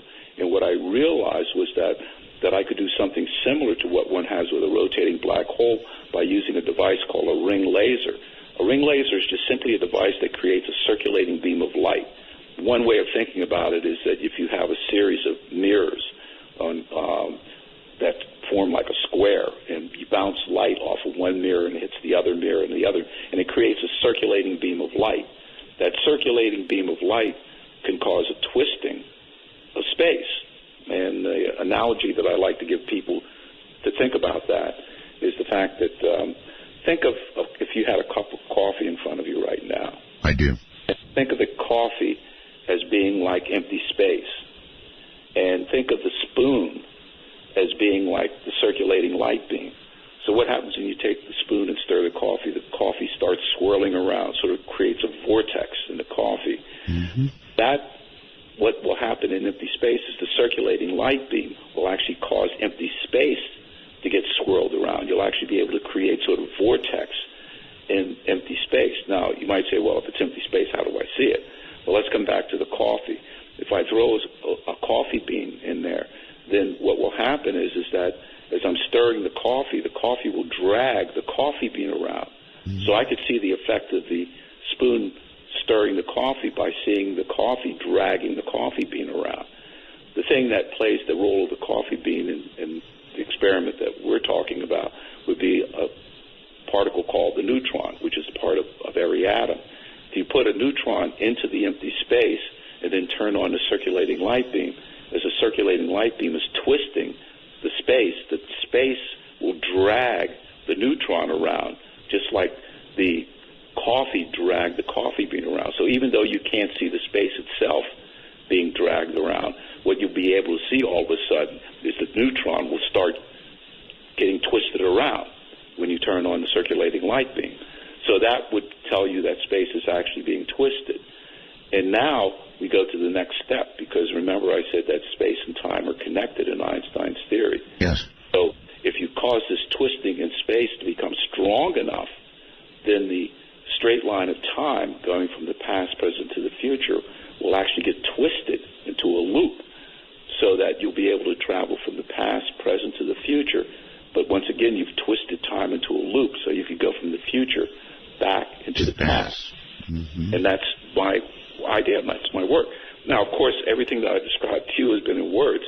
I should mention that for physicists, that is not even remotely enough. What you have to do whenever you have these things, when physicists say that they have a theoretical model, people sometimes think that that means, something that they're talking about verbally. It's not that at all. What I had to do was to solve Einstein's gravitational field equations and for a circulating beam of light. And then what I found was mathematical result that showed that space and time could be twisted. So that is what I actually had to submit as far as a paper, was a mathematical model. I have to emphasize that because, once again, I have people saying, oh, gee, that's something that, you could have thought of. Well, once it's out there, then, yeah, it seems clear. But you have to actually develop a mathematical model to actually show this in order for it to mean something to physicists. I understand. Have you worked on any practical application that would demonstrate the theory? Well, the practical application was showing that you could twist space. That's a possibility. Right. That could be a new type of space propulsion, for example. Imagine if you could use light to manipulate space, then you can manipulate objects in space, and that might lead to a whole new type of space travel. So that's one of the things that we've been thinking about. But the main thing is to actually do the experiments itself. And once again, this is where the public gets a lot of their ideas about these things from science fiction movies. One of my favorite movies is Back to the Future. In real science, and once again, we were talking about the Large Hadron Collider, the prediction of that, the Higgs particle, was over 40 years ago, and it took 10 years to build this Large Hadron Collider at a cost of $10 billion, and all of that was just to smash particles together to see if they would give you this Higgs particle. I mean, that sounds simple, that you smash particles together, and if they get enough energy, then it might create this Higgs particle. Actually, Professor, I'd heard that even though they claim to have found the Higgs particle, they haven't actually seen it. In other words, it had to be identified by its absence in a littered group of particles. I mean, that's not a good explanation, but that's what I read. Oh, no. The thing is that many experiments, you're not seeing the particle directly. What you're seeing is the decay products of where it was. Right. I mean, you're seeing things. What's done is the prediction is that this particle will actually disintegrate and give you other things. And so you don't have to see the particle directly. Right. What you have to see is those other things, and that's just the same thing as seeing it. So that's just part of the normal process of it. But in any case, this thing costs $10 billion, and just for the funding that we're looking at for just the feasibility study, and the feasibility study wouldn't be to show time travel. What it would be is the first show that you could use circulating light to twist space, which is a whole new effect in itself, which, as I said, could lead to a possibility of a new type of space propulsion. But just the feasibility study for that, and by that means computer modeling, looking at laser arrays. And I should mention that I have an experimental partner. He's a laser physicist. He's not a specialist in relativity, but he's a laser physicist. His name is Chandra Chowdhury. Yes. And he's a research professor at UConn. And he became interested in my work and in experimentally verifying my work. But just to do the feasibility study is going to cost $250,000, and that may sound like a lot, but it's actually, minor when it comes to scientific experiments. And what we're looking at is trying to get the funding just to do that. And what happens is that people are dismayed because they think that, well, this is going to lead immediately to a time machine. It's not. That's not the way real science happens. Well, that would not dismay me. I would be very excited about that. I would love to see that happen. And I should add that since we're talking dollars here, yes, $1 billion is a lot of money. But I just read an article indicating the United States plans to spend $1 trillion on updating our nuclear arms. So it's all relative, if you'll excuse. Yeah, well, that's right. I mean, so the thing is that, but that's the stage that we're in right now, is trying to get the funding for showing that, the feasibility study for showing that circulating light will cause a twisting of space. If we see that, then this will allow us to go and do the experiment itself, and that experiment will probably cost many millions of dollars more, but we won't know how much more until we do the feasibility study. Then, if the experiments show that we can twist space by using light, then the input from that we would use to see what would be necessary to cause the twisting of time, and that is going to be cost even more millions of dollars, and that's down the line. So we're talking about something that's going to happen over a long period of time, and this is the way in which science progresses, and that's okay. I mean, the thing is that even with planes, with flight, one of the things I've always been surprised about is that most of the documentaries that I've seen about the Wright brothers, you know, they do a good job of talking about their background and everything as bicycle mechanics, and then they talk about, flying the plane at Kitty Hawk. I've only seen one documentary that mentions in detail the fact that these two brothers actually did science and engineering things prior to that. What they did was build a small wind tunnel to look at wing configurations. That's very practical engineering. That's what they did in order to get the correct, flight characteristics sure. necessary.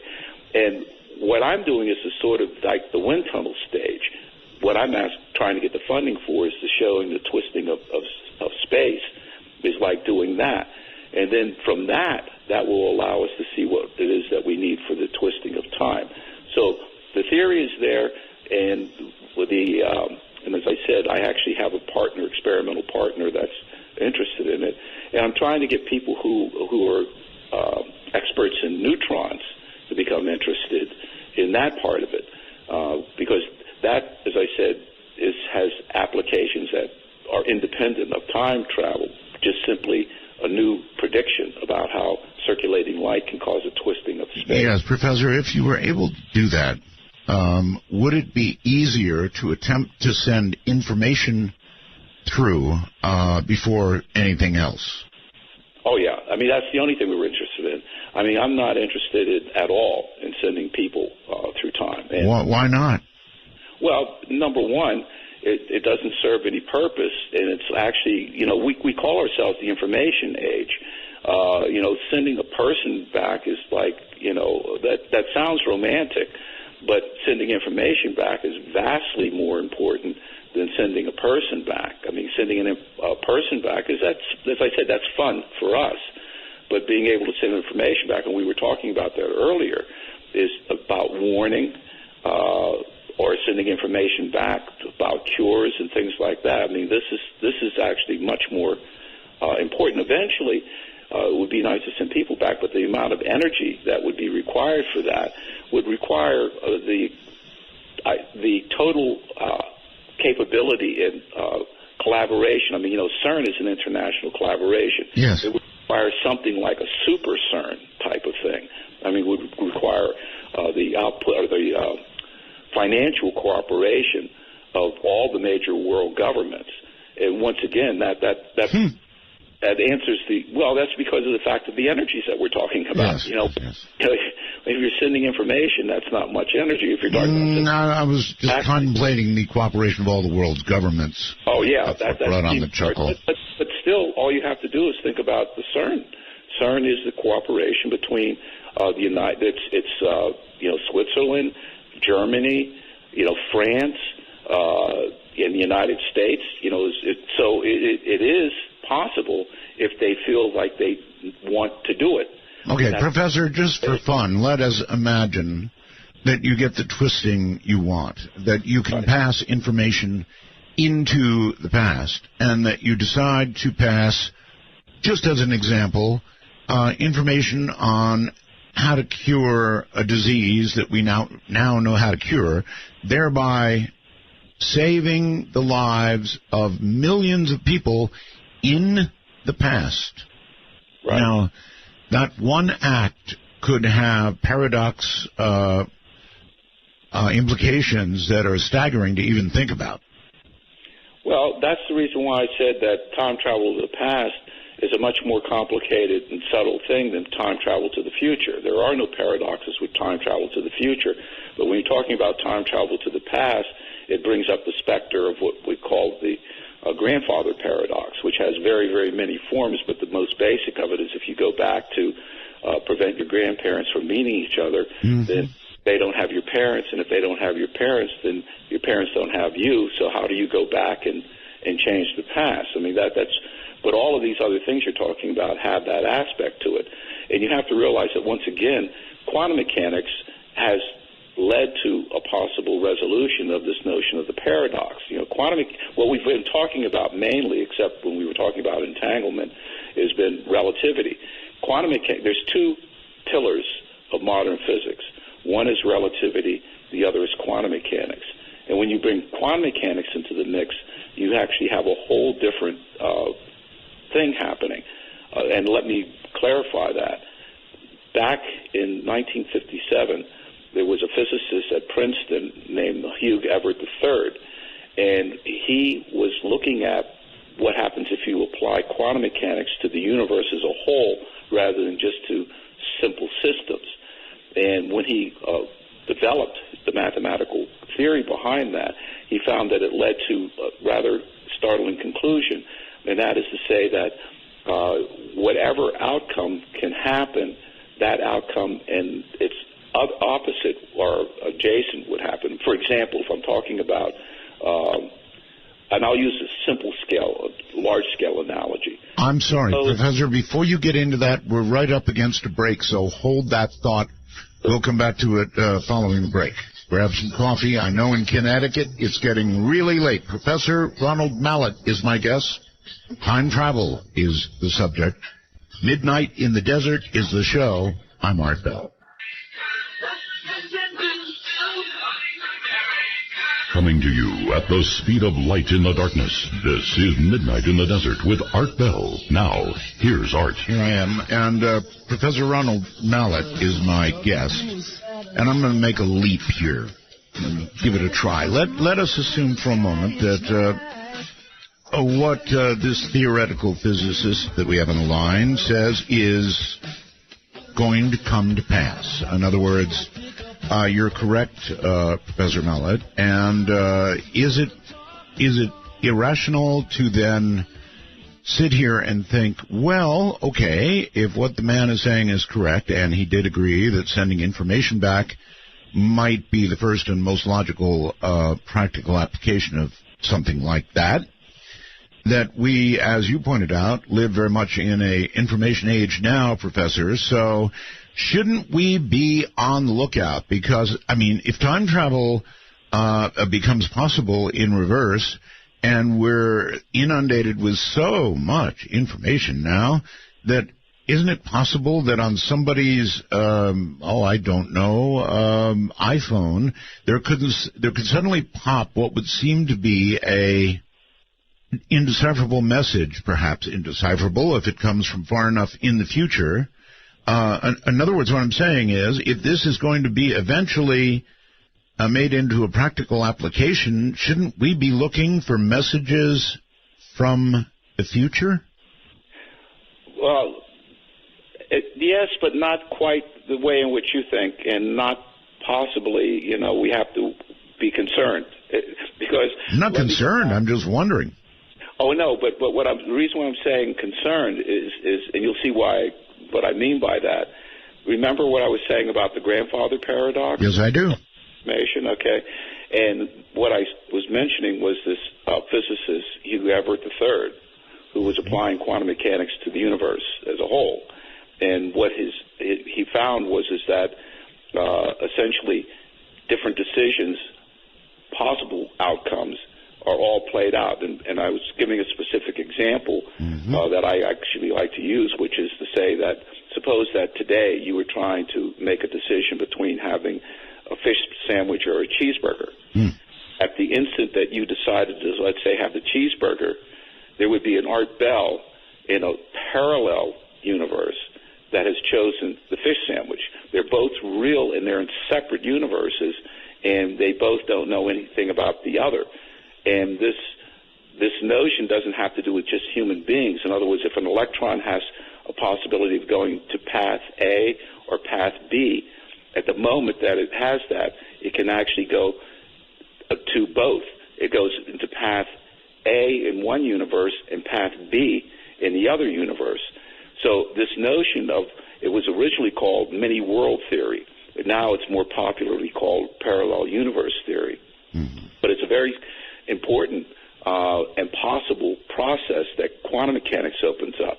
Now, when Everett was looking at this, he was just looking at this as a possibility that was consistent with quantum mechanics.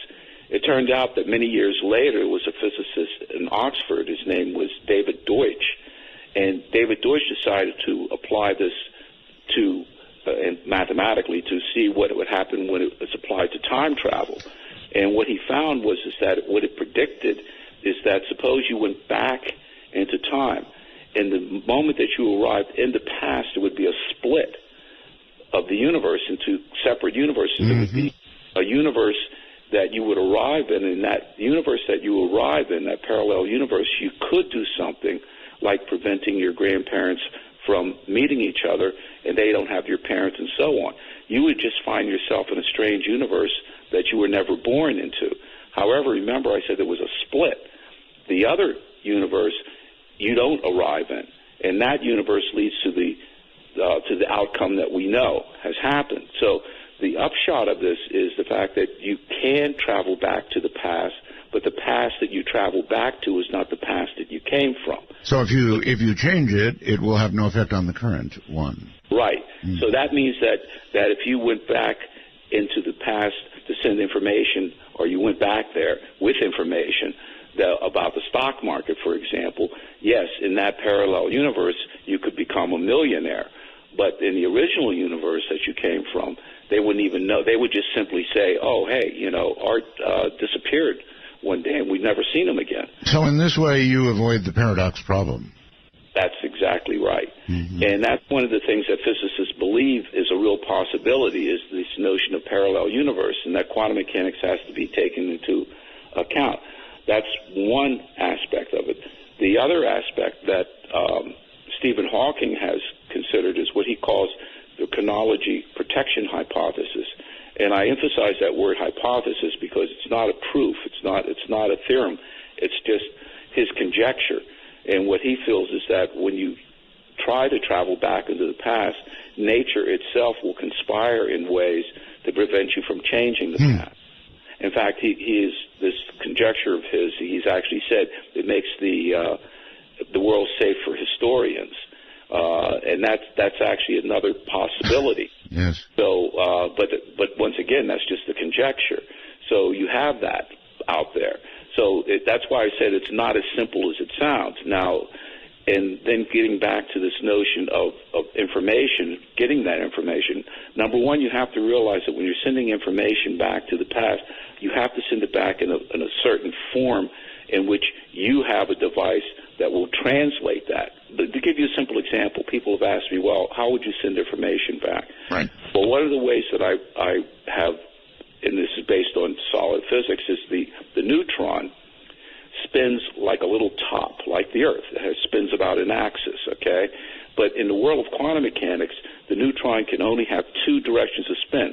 In our world, you can have any orientation of the spin axis, but in the neutron can only spin up or it can spin down. It only has those two possibilities. Now, the thing is that suppose that I assign a 1 to the neutron spin up and I assign a 0 to the neutron spin down. Suppose I send a stream of neutrons in which I have spin up, spin up, spin down, spin up. That's a binary code number.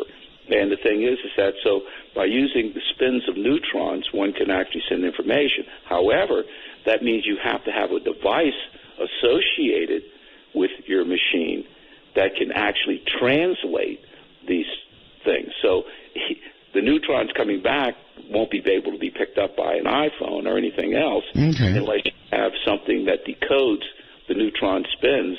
Okay. And then, Okay. All right. So then, if that's so, then if the scientists, Professor, at CERN, one day while looking for Higgs or something smaller, find some of these rapidly vanishing particles, actually spell out, hey, you better quit this now, they should pay close attention to that message?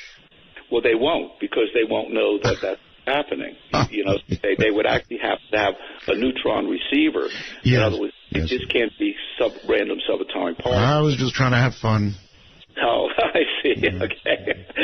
I can be very literal. So can I. So they would not likely receive a message in that manner. They wouldn't know what they were getting. Yeah. I mean, as I said, you actually have to have a controlled experiment. I mean, all you have to do is think about telephone. I mean, Alexander Graham Bell had to have a telephone receiver in order to send his telephone message. And we have to have a radio receiver in order to get a radio signal. You actually have you can't just get it with anything. In other words, you have to know. You have to have a device. Excuse me. No, that's quite all right. Let me try a question very quickly. Just throw it in.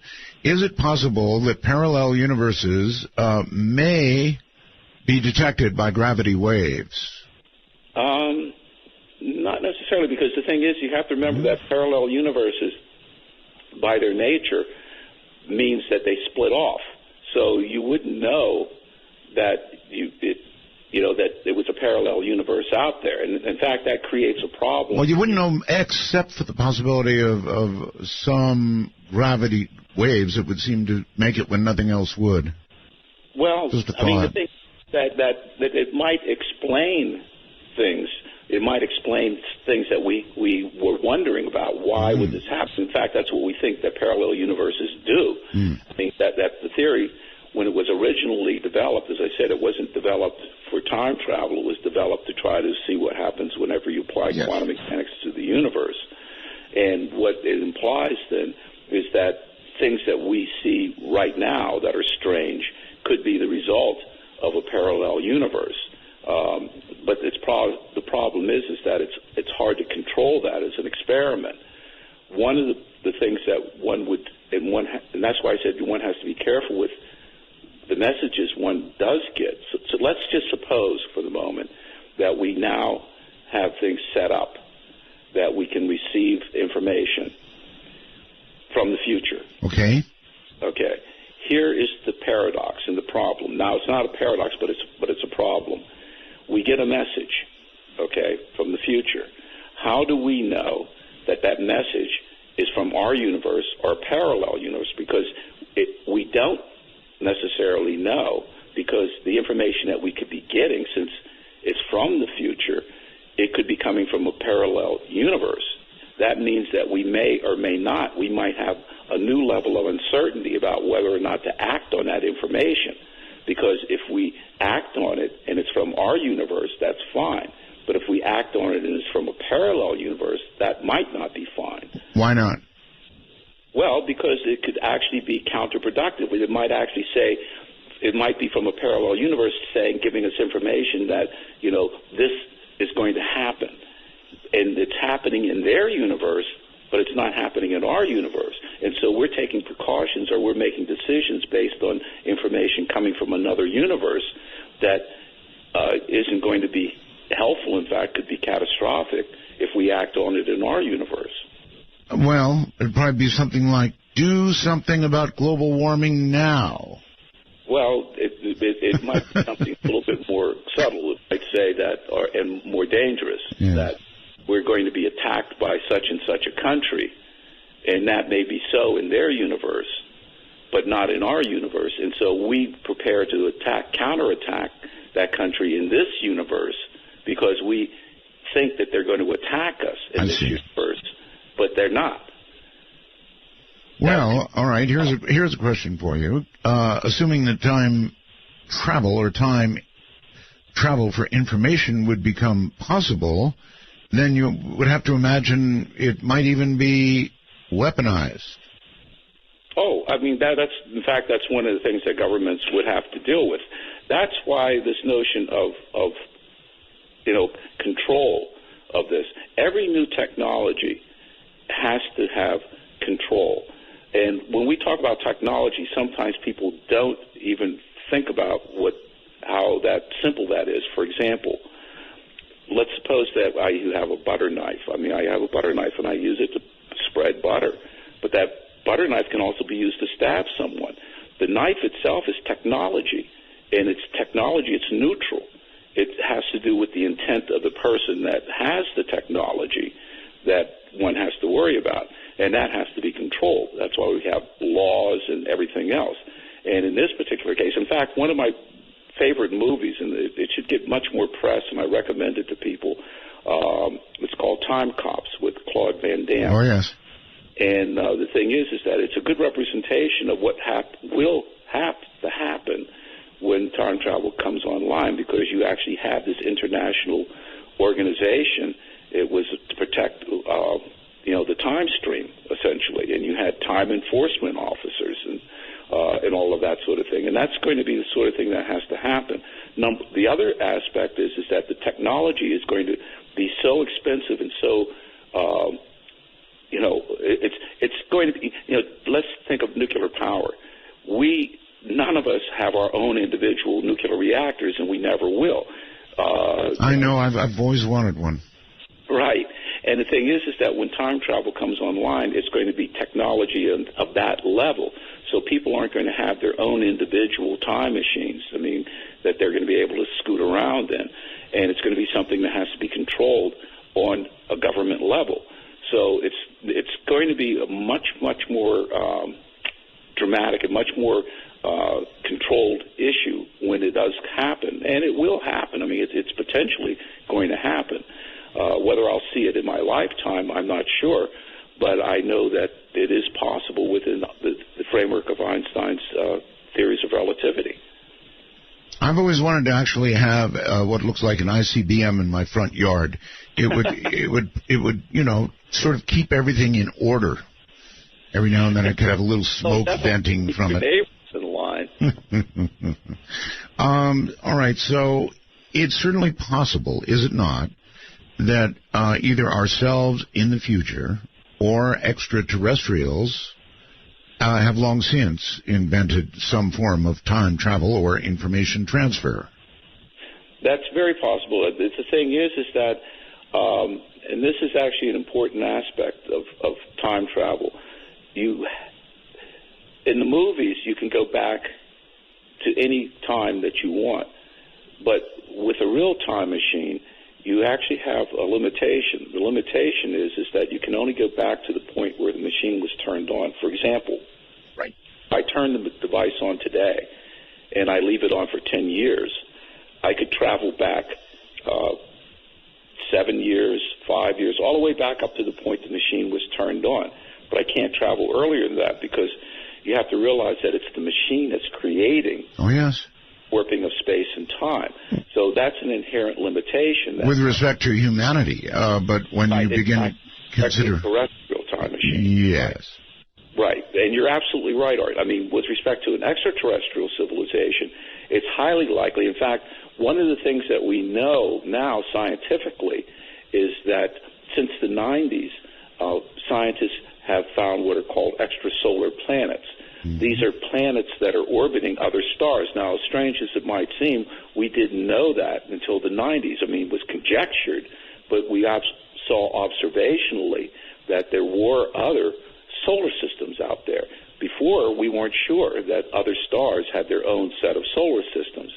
And what this means is that, in fact, scientists like to use, catchy phrases, and recently they've actually found a class. So what happened is that when they were looking at these extrasolar planets, most of them seemed like they were too close to their sun, so they were too hot. Some of them seemed like they were too far away, so they were too cold. What they have found now is a class of planets, extrasolar planets, that they call Goldilocks planets.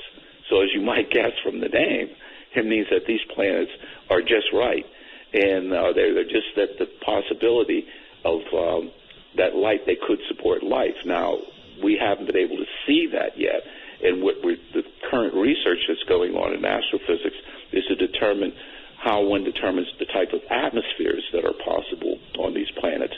But the general feeling now is among the scientific community is that they're and this is just in the neighborhood of our galaxy that we have found, hundreds of these various planets. And so, there are billions of galaxies. So the notion, it's highly likely that the universe is teeming with life. And now that's part of the serious scientific thinking. And so that means that if we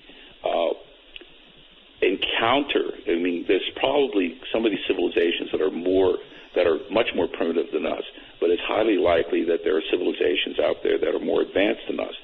And they could have developed time travel technology, let's say 10,000 years ago.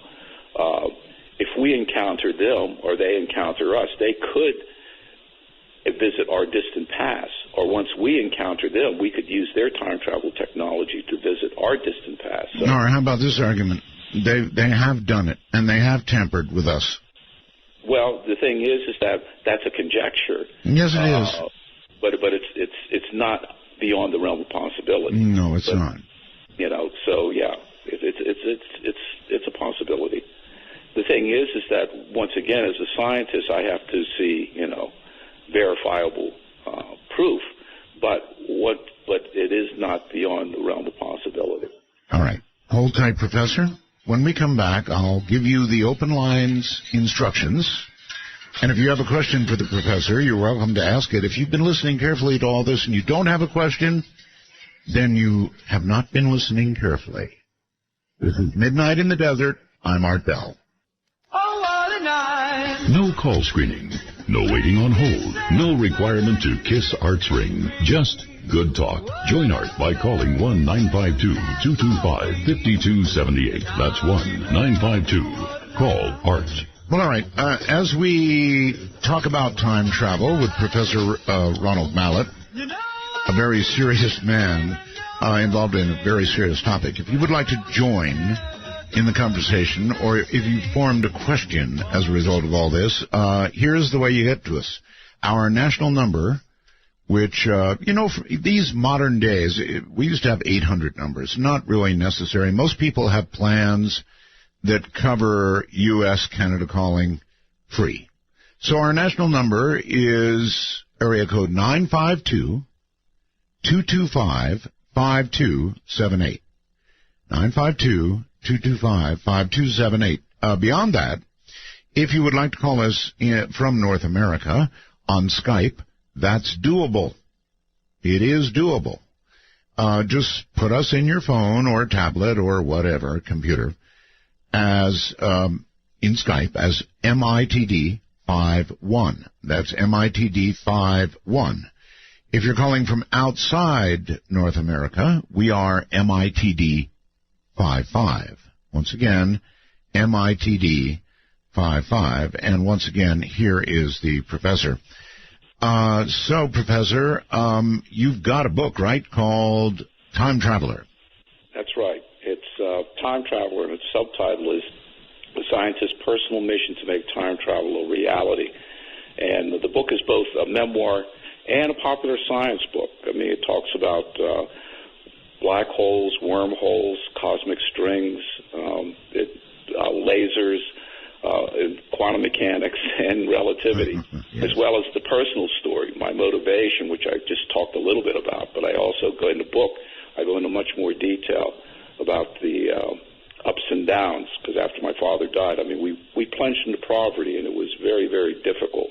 And I talk about that and how I finally, was able to to get the money that I needed to go to college, which was not immediate. I mean, when I got out of high school, we were just too poor for me to go to college, and I went to the Air Force, and I used the GI Bill eventually. This was during the Vietnam War period. And sometimes I like to give people an example in my book, not just so that they learn something about the physics, but also learn about the possibility of achieving their own dreams. Okay. I really try to do that when I'm giving speeches as a motivational thing, which is to say that, you can achieve your dream if you do three different things. Number one, you have to have a dream first, a goal. And it should be something that really excites you, something that turns your life. It shouldn't be something that other people think is exciting for you, but something that really you want to do, whatever it is. And then you have to develop a strategy for achieving that. In my case, as I said, it wasn't that I was going to go to college right away, but I developed a strategy of going into the service as an enlisted man and then getting the money from the GI Bill, and since following my father's footsteps, that allowed me to go to college. Mm-hmm. And then the third thing is what I call the self-sweat equity. That is to say, the investment of the effort in yourself to achieve that. In other words, the hard work that's necessary to do that. And if you do those three things, then there's really nothing that you can't achieve for yourself. All right, Professor, here's a question for you. If we received a message from the future, whether it would be our future directly or another dimension's future or an extraterrestrial message, in what way would you imagine that message would manifest? Well, once again, we would have to know what we're trying to receive. To give you a simple example in another domain, is SETI, for example. Yes. So they actually are monitoring, and they're using, radio telescopes and things. In other words, yes. they are assuming that this extraterrestrial intelligence has the same sort of type of way of communicating that we have. And that's a reasonable thing because electromagnetic radiation is the same here or on the other side of the galaxy. So you have to. So the way in which it would manifest itself would depend on what we think we would be receiving. All right. Well, I'm just asking for a guess. I mean, would it be a note that would flutter to somebody's desk? No, it would have to be in a way like SETI. I mean, you're not going to get extraterrestrial information in that form. It's going to have to be in a form that they can receive the communication. So we really have to set up a way in which we would think that it's going to be received. Here terrestrially, we will be controlling that. In other words, when this device goes online to try to receive information, we will have detectors that detect neutron spin orientations that would allow us to digitalize or to translate that into binary code. And we know how to read binary code. So we're anticipating that that's the way we're going to be sending the information because we have, in fact, will be doing that. In other words, once we have this process, that's how we're going to set it up.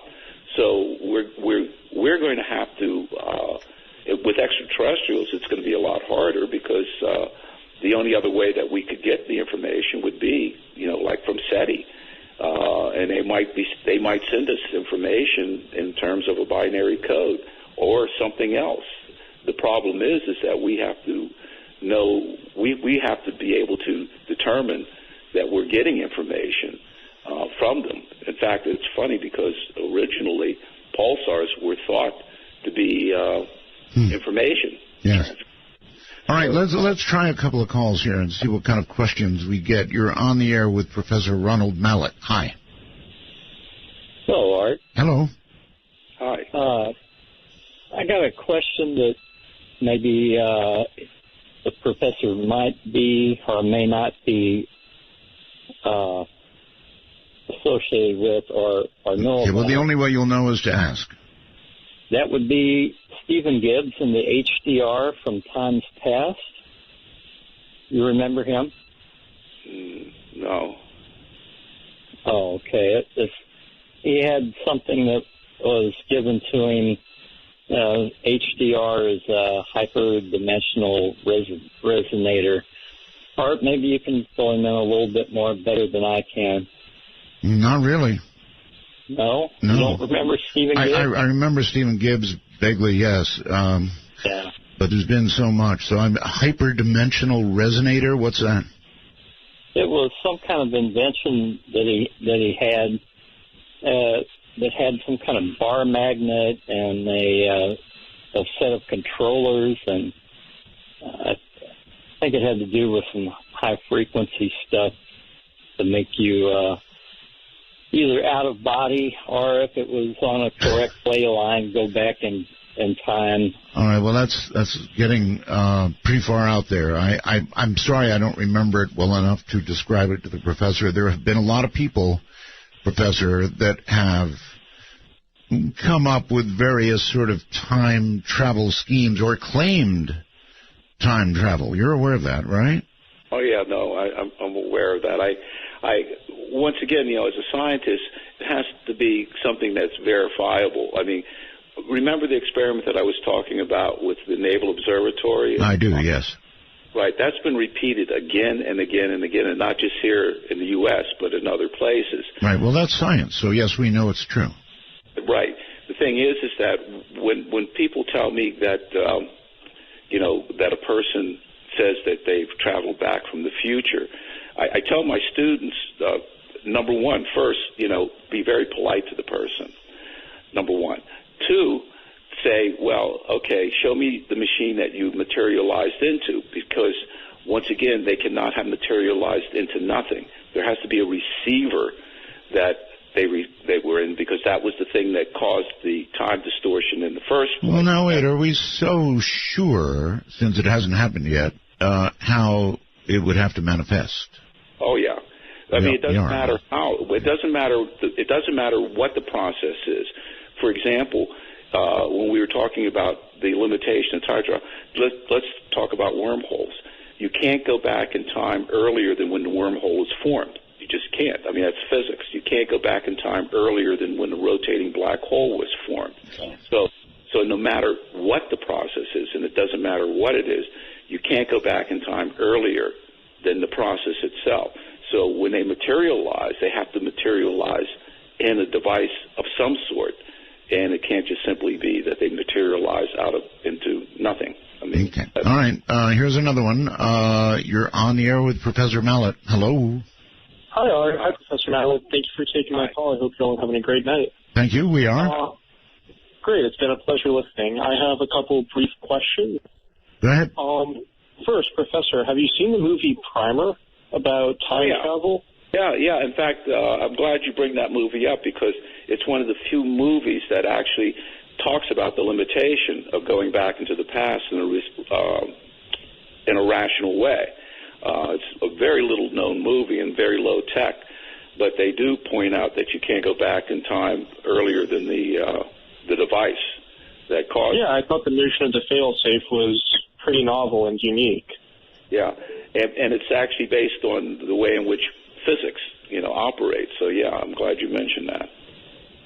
Great. And my other question would be, if you're familiar at all with simulation theory. I know you mentioned, this idea that either pulsars or quasars were originally seen as, possibly information. And I'm curious to know if you're familiar at all with, this theory that posits that, we might be living in a simulation, or that there's this alignment of quasars along the different filaments in the galaxy that could suggest, different ways of the ordering of physics. Yeah. No, actually, I have heard about this notion that we might be living in a simulation, and we might be actually living in a matrix. Incidentally, one of my other favorite science fiction movies is The Matrix. The Matrix, of course. Right. Yeah. The thing is that, once again, it has to be, how does one verify that? That's the limitation. In other words, yeah, maybe it's a possibility, but how do you actually verify it? So it's one of these things that it's an interesting conjecture, but it's hard to know how one actually can, in an operational way, verify it. Sure. And my last question is, maybe I just wasn't following earlier, but if you're able to talk about the realistic and I guess the large-scale implications of being able to send information back to the past. Maybe I wasn't following, but it sounds like you were saying that information sent back might go to a different timeline, so it just essentially just be charity to different universes? Or am I misunderstanding? Yeah, that's one possibility based on quantum mechanics, is the fact that the information that we send back could end up in a parallel universe rather than ending up in our universe. And on the converse side of that, that means that the information that we might be getting in our universe might or might not be coming from our universe. It might be coming from a parallel universe. Mm-hmm. So we have to have some sort of controls to know, what's happening. Would it still be valuable to us, or could it, could some of the information that we get back, say, from a different universe, could it carry, different implications? Say that basic rules of physics are different in a separate universe, and we receive back information that, has that as the foundation of its analysis. Is that a real possibility? But no, but not on the physics level, but on a technological level. In other words, we could be. Let's suppose that someone sends information back, and we were thinking that it was a cure here. Okay. It could actually be a disease in our universe. Yes. So it could be either immensely harmful or helpful. Who would know? That would be a real problem. But as far as the basic laws of physics, they have to be the same, or we won't be able to get the information from them at all. In other words, the basic laws of physics have to be the same in both units. All right. Thank you very much for the call. Al on Skype, you're on the air. Hi there. Hi. I have two questions. All right. Okay, one is, assuming that, if you go back in time, but it ends up being not your timeline, what I don't understand is, do we then, would that time traveler be creating their own universe? Would they actually be creating this universe? Or are they just slipping into something that was already there? Right. Right. That's right. The thing is that you have to remember that, once again, when you take into account the fact that they have to materialize into it, it has to be that they are coming into, it could be that they're creating a new universe, but that new universe has to have a device in it. That's like the device that they left, or they can't just get to that universe. So the question is that, is it a universe that was already there, is what you're saying, and that they come into that universe?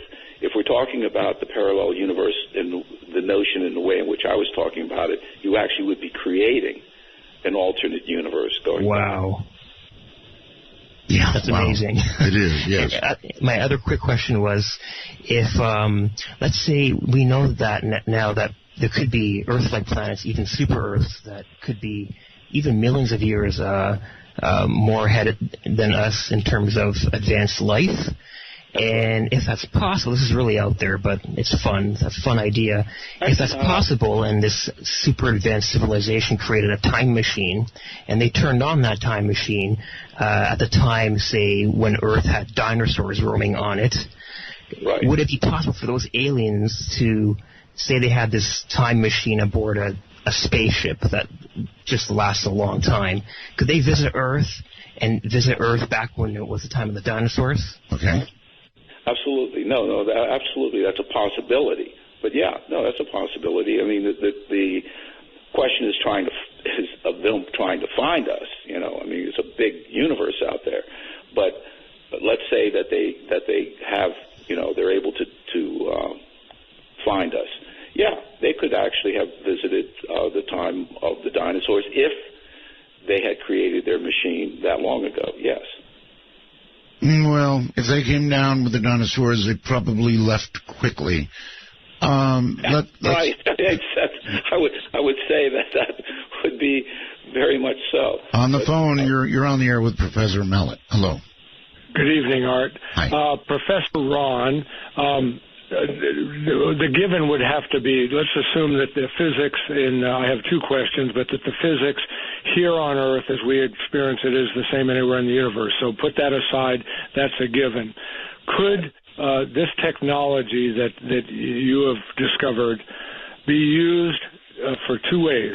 Could it be used to transport an object, and if so, how big back through time into the future? As big as a city, as small as a person? That's the first part of the question. Okay, hold on. Okay. Let's get an answer. Right.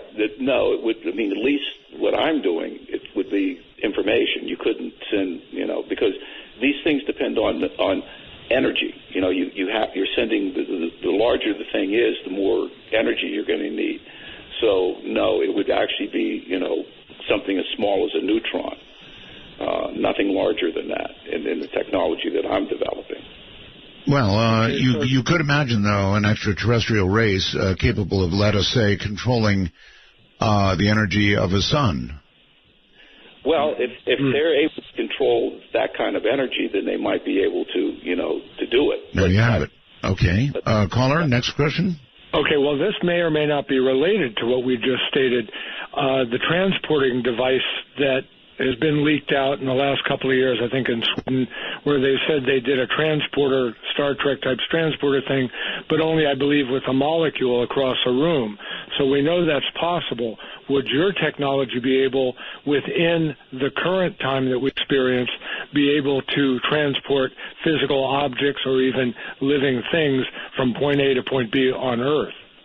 No, well, number one, what you're talking about is teleportation. Yes. From time travel. And my work is not teleportation. In a sense, you might say it's the opposite. In teleportation, you're sending things from one point to another in space, okay, over arbitrarily short periods of time. In my case, you're sending things through time over, a short period in space. In other words, you want the object to appear in the location now that you have sent it from. In other words, your laboratory is somewhere in the future, on the Earth in the future, but you want it to arrive in the past where your laboratory is in the past. All right, let's go outside the country to Michelle, and I bet she's in Japan, right? She is. Hi, Michelle. Hi. This actually deals with what you were just talking about. The earlier guest asked about if a civilization, say millions and millions of years ago, had this time machine, and then could we use it to go back to our millions and millions of years ago? The question that I had was, let's say this time machine was moved. You just said that you'd want it in a static place like a laboratory, but let's say someone built it on a ship, and then it started at point A, and then 2 million years later it was, way on the other side of the galaxy somewhere. If you walked into it, or sent information into it or whatever, in the future, where's it going to end up in the past? Is it going to end up in that spot in the past, or is it going to end up in the machine's original spot in the past? Right. So that's a very excellent question. The thing is that the way you have to think about it, and I'm going to talk about this in terms of the work that I'm doing, is that when I was talking about these loops in time, the loops really don't close back on each other, so that it's like you're going around and around. What's happening is that, think of two different things happen. Imagine that when these loops are being created in time, that it's like a slinky. So the base of the slinky is here where the Earth is now, okay? As these loops are being created, they're like the helix of the slinky. So as the Earth moves, imagine that you take the top part of the slinky. You're holding the base of the slinky, where the Earth is now, okay? Right.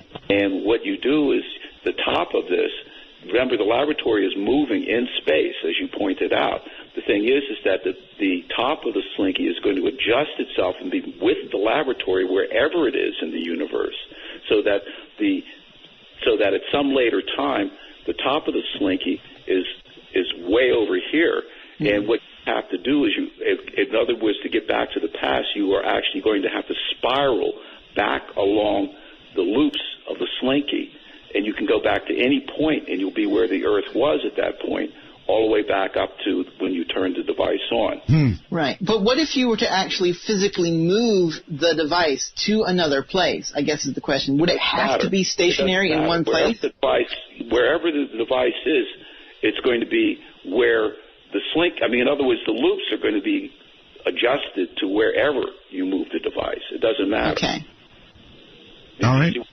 So if it started out in, let's say, planet X, and later on it ended up on Earth, if you got into it and went all the way back to its beginning, you would end up on planet X, in theory, correct? I wish you wouldn't say planet X. Wherever you move, you have to remember that what you're doing is you have to leave the device on continuously. That's important. So these loops will adjust to wherever you are, and you're going back in time to wherever that particular link on the slinky was to where you were. So if the machine was able to move while turning on, you would end up wherever the machine was at the point that you jump off, basically. You got it. Right. In the future, Michelle, if you wouldn't mind, planet Y. Anything but planet Y. anything but planet X is in just yeah. X, Y, Z. Yeah, I know. The latest date for extinction, by the way, is October 7th. Thank you, Michelle. Thank you. All right. Let's go to Jeff. Hello, Jeff. You're on with Professor Mallet. Hey there. It's good to hear from you. I just wanted to give you a quick shout-out. Okay, you're kind of breaking up a little there. Oh, dang it. I always seem to break out. I just want to tell you, my dad passed away, and he and I used to always talk about all the good things that you've always done. He passed away this week. Okay, I'm sorry, Jeff. It's just not going to make it. That was totally broken. Try for better internet and give us a shot. Let's go to the phone, I guess. And hello, you're on the air with Professor Mallet. Hello, Art and Professor Mallet. This is Josh in Utah. I have a few questions. My first question is, if time travel ever becomes possible, is it possible to completely miss the Earth when going back and forth because the universe is expanding and we are always moving? I don't know if you heard the previous call. The previous caller. That kind of ties into the previous call. Right. But that's the answer. These loops would adjust to wherever you are, as long as you leave the device on continuously. So you're not going to end up in space. You're going to end up where the device was. Right. Because the loops, as I said, this thing with the analogy of the slinky really is an accurate analogy. So without going over it again, the answer is no problem. Right. Okay, and the second question, a lot of these books that we read, like the future worlds and these dystopias, it really seems like the authors are, really experiencing this. Is it possible that some of these people writing these books are the people that are having those slips between alternate realities? Can't say absolutely no. Well, no, but the thing is that what you have to remember is that the human imagination is incredible. I mean, H.G. Wells, when he was writing this book, The Time Machine, he wrote it 10 years before relativity came on. And what he said in it almost sounds like, how did he get this information? He actually calls time the fourth dimension. That was the first time it was stated like that. And it was something that's always caused me to ponder, how did he come up with this information? So the thing is that I think that it just has to do with the human imagination rather than, the fact that they're getting some sort of outside information. One of my favorite quotes by Einstein is that imagination is more important than knowledge. Knowledge is limited, but imagination encircles the world. And what he meant by that was not that knowledge isn't important, but what he meant is that the driving force for us to acquire knowledge is our imagination. So I just think that these people are extremely imaginative, and they could lead to the real possibilities. After all, H.G. Wells was the inspiration for me to try to understand scientifically how time travel was possible. Okay. And the final question is, there's a popular British sci-fi show that you may have heard of. In that show, the main character talks about Doctor Who? Yes, Doctor Who. I'm a huge fan. The Doctor talks about these fixed points in time where where you can go through time, but there are certain things that you cannot change or influence. And I'm wondering, is that probably going to be true when we get time travel? See, that's one of those things that we don't know until we do it. Because, as I mentioned, this notion of parallel universes is actually just one possible conjecture. I mentioned that, Stephen Hawking had another, and there's also the possibility, which I didn't mention, of the fact that what we think of as being part of our life, if time travel had been invented earlier, is something that that we don't even realize is different. What you were talking about as far as fixed things, that would play into Hawking's chronology protection hypothesis, that there would be things that you could alter. But once again, we don't know. And then there's that scary other possibility, which is the fact that when we do go back in time, we really do alter our real universe and change it, and that the only person who realizes that is the person who altered it. Yes. Everyone else outside of the time stream doesn't realize that. All right, you two, I'm sorry, we've got to call a halt to it there. We'll take a break and then more questions for Professor Mallet. I'm Art Bell, and this is Midnight in the Desert, stumbling through the night. Flame burning within, now and then, firelight will catch us stumbling. I stopped an old man along the way, hoping to find some old forgotten words or ancient melodies. Coming to you at the speed of light in the darkness, this is Midnight in the Desert with Art Bell. Now, here's Art. Here I am, and for that poor fellow who called earlier and said, gee, I'm broken up every time I call, it's your internet. So what you need to do is upgrade your internet. And it's not so much a matter of speed, it's actually something called jitter in the internet. You could have a pretty good speed, but if you had enough jitter, the audio would always be broken up like that. So you're going to want to look into that and have a discussion with your provider. And with that in mind, Professor, once again, here we are, and lots of people want to talk to you, so let's go to Marion in all the way over in Romania in the European Union. Hi, Marion. I apologize for my voice again. That's all right. Go ahead. Well, one that goes back in time, for example, can send information from today 1 day ago to 1 day ago to get the lottery winnings, or I don't know what financial gains, for say. All right, so, yes. What's going to stop them from doing that, or why it have been done by now? Okay. Well, if you were listening, Professor, I think you feel that the information would not come from this specific timeline. Is that right? That's right. According to quantum mechanics, the person might make a winning in another universe, but they won't make it in this universe. That's one, possible scenario. And so it's the other thing is that it can't have happened yet because time travel hasn't been invented yet. Okay, not terrestrial time travel. Any minute, though. Well, with the right amount of money and a great enough technology, a lot of money, perhaps. But the thing is that, as I said, according to what we understand from quantum mechanics, you might be able to alter information in another parallel world, but maybe not this. That's just one possibility. As I said, there's the other option of Stephen Hawking's chronology protection hypothesis, which simply says that when you try to send the information back, you won't be able to do it. But once again, we don't know what's going to really happen when it happens. We don't. And once again, the technology, when it does go online, is not going to be accessible to individuals any more than nuclear reactors are accessible to individuals. All right. On to Dale. Hello, Dale, on Skype. You're on.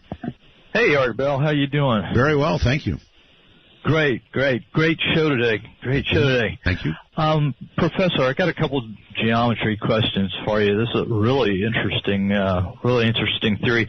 Are you, with the light that you're using to create the changes in the fabric, are you moving the light like in a cylinder, like you were just this, so that the light beam stays parallel and it moves around, or is it moving in a cone, like you use the analogy of stirring ice, or are you actually using like a coherent source and rotating it along the axis of the light beam? Okay. Well, answer all of your questions in one. Number one, it is a coherent light source. It's lasers. In other words, when I say light, it has to be specifically laser light. Okay. The other is that it's actually you can create a cylinder of light that actually is light going like along the surface of a cylinder. So that's what you're doing. Okay. So it's coherent laser light, and it's in a cylinder pattern. Okay. So you're spinning it. Okay, but you're not interesting. It's so many tie-ins with a lot of the other machines we've been hearing about lately. Mm-hmm. The other question was, with E equals mc squared, you get a whole lot of energy out of matter, and I'm wondering if this machine, if this idea, is deforming the fabric of space-time in the same way that matter does. It would take a lot of light to do that. So how much light do you need? Yeah, no, that's absolutely right. As far as twisting space is concerned, it's not that much. But when it comes to twisting time, it could be gigantic. That's why we have to try to understand first how much we need, and we do actually know how much we need to twist space. But what we're hoping to learn from that is novel ways of overcoming how much we would need to twist time. It's very much the analogy that I was mentioning earlier with equals mc squared. That sounds like a simple equation, but the question is how do you get that energy out of that mass? And it wasn't even clear at all until the 30s that was even possible, even though theoretically it was so. It wasn't until we discovered the notion of chain reaction that we actually was able to see how we could get the energy out of the nucleus, okay, to create that enormous amount of energy that we have, which results in the atomic bomb, but also in nuclear reactors. So what we're hoping is that with these feasibility studies and when we do the experiments with the twisting of space, that this will allow us to understand how we can overcome the energy barrier to cause the twisting of time. But once again, we haven't gotten to that stage yet. All right. Very quickly, I think to Vancouver, Washington on the phone. Hello. Hello, Art and Professor Mellett. Yes. I am by no means a scientist, but I have a personal theory about time dilation that I'd like to run by you and see what you might think about it. I picture a simple atom like a hydrogen atom with the electron orbiting around the nucleus, describing a perfect circle. Now, let's say you accelerate that in a linear direction. It's no longer describing that circle. It's describing a spiral now. It's trading off some of its orbital velocity for the linear velocity. And the faster you accelerate it, the more elongated that spiral becomes until finally it becomes more or less a straight line. And perhaps that could explain why time slows down for theoretically, for something that is traveling, at speeds close to light. I just wonder what you might think about that. Well, the thing is that you're partially right, but you have to remember that the system has time in it. It's not something that's creating time. It has time in it. So you're actually having a time dilation effect that's happening for the electron that's moving around the proton. And then when you're moving the system, it's the time dilation effect that's happening is happening to the system. It's not that the system is creating the time dilation. So that's as I said, you have to remember that the time is independent of the system. And what you're doing by accelerating it is you're actually causing the time of the system to become altered, not the time of the system that the system is creating the time dilation. Does that make sense? I think it does to me. Let's go to Skype. Hello, you're on the air with Professor Mellett. Is this me? That is you. Awesome. I had a quick question for the professor. Yes. Take my answer off the air.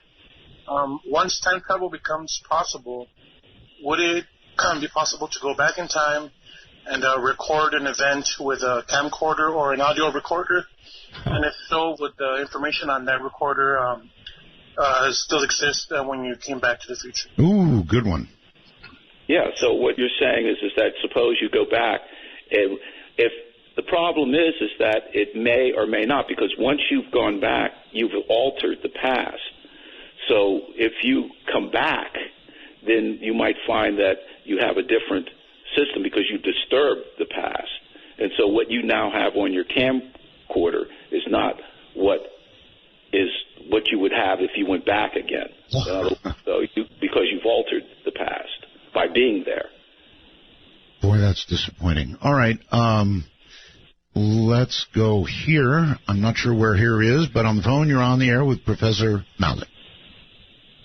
Excellent. I'm calling from San Diego, California. I did not catch the beginning of the program, but I've heard Dr. Mallet in the past, so I'm sort of familiar with his theories.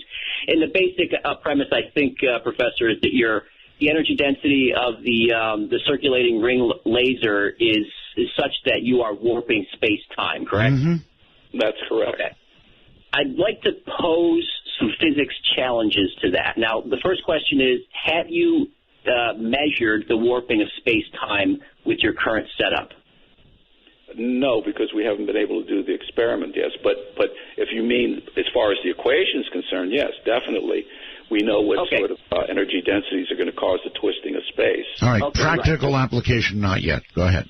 Theoretically, right. So I pose that you are going to struggle immensely with this simply because of the energy density requirement. So, as you know, we cannot do high-energy density particle physics with a laser yet. We can do nuclear physics with a laser, but not particle physics. The highest energy density that we have on the planet will be found in a particle accelerator, something like CERN, Hadron Collider. Even there, the energy densities are not sufficient enough to warp space-time. So if this is an experiment... that may be true, but what we're talking about is actually you can distort space with... The equation actually has, if you look at the equation, it has independent factors. It's not just simply the energy density, but it's actually, this is a ring laser type of thing. Well, right. It's inversely proportional to the size of the ring laser. So that's... Well, what it boils down to, sir, is just energy density. So, for instance, if you think of hold on, caller. Hold on. Sorry, go ahead. The equation actually has two separate factors. You're saying that it only has one, and that's not true. The equation has the energy density divided by the size of the ring laser. So you have two independent parameters. What you have to do is maximize the energy density and minimize the size of the ring laser. But that's just energy density. That's energy per volume. So that's just energy per volume. If you think of Eddington's measurement of Einstein's theory, where the starlight was passing near the sun, and Einstein believed with his theory that he would bend that light. All right, hold on. You're wrong. So the energy density... All right, let's go, caller. Go ahead, Professor. Yeah, it's the equation says two separate things. It's not just simply the energy density of the ring laser.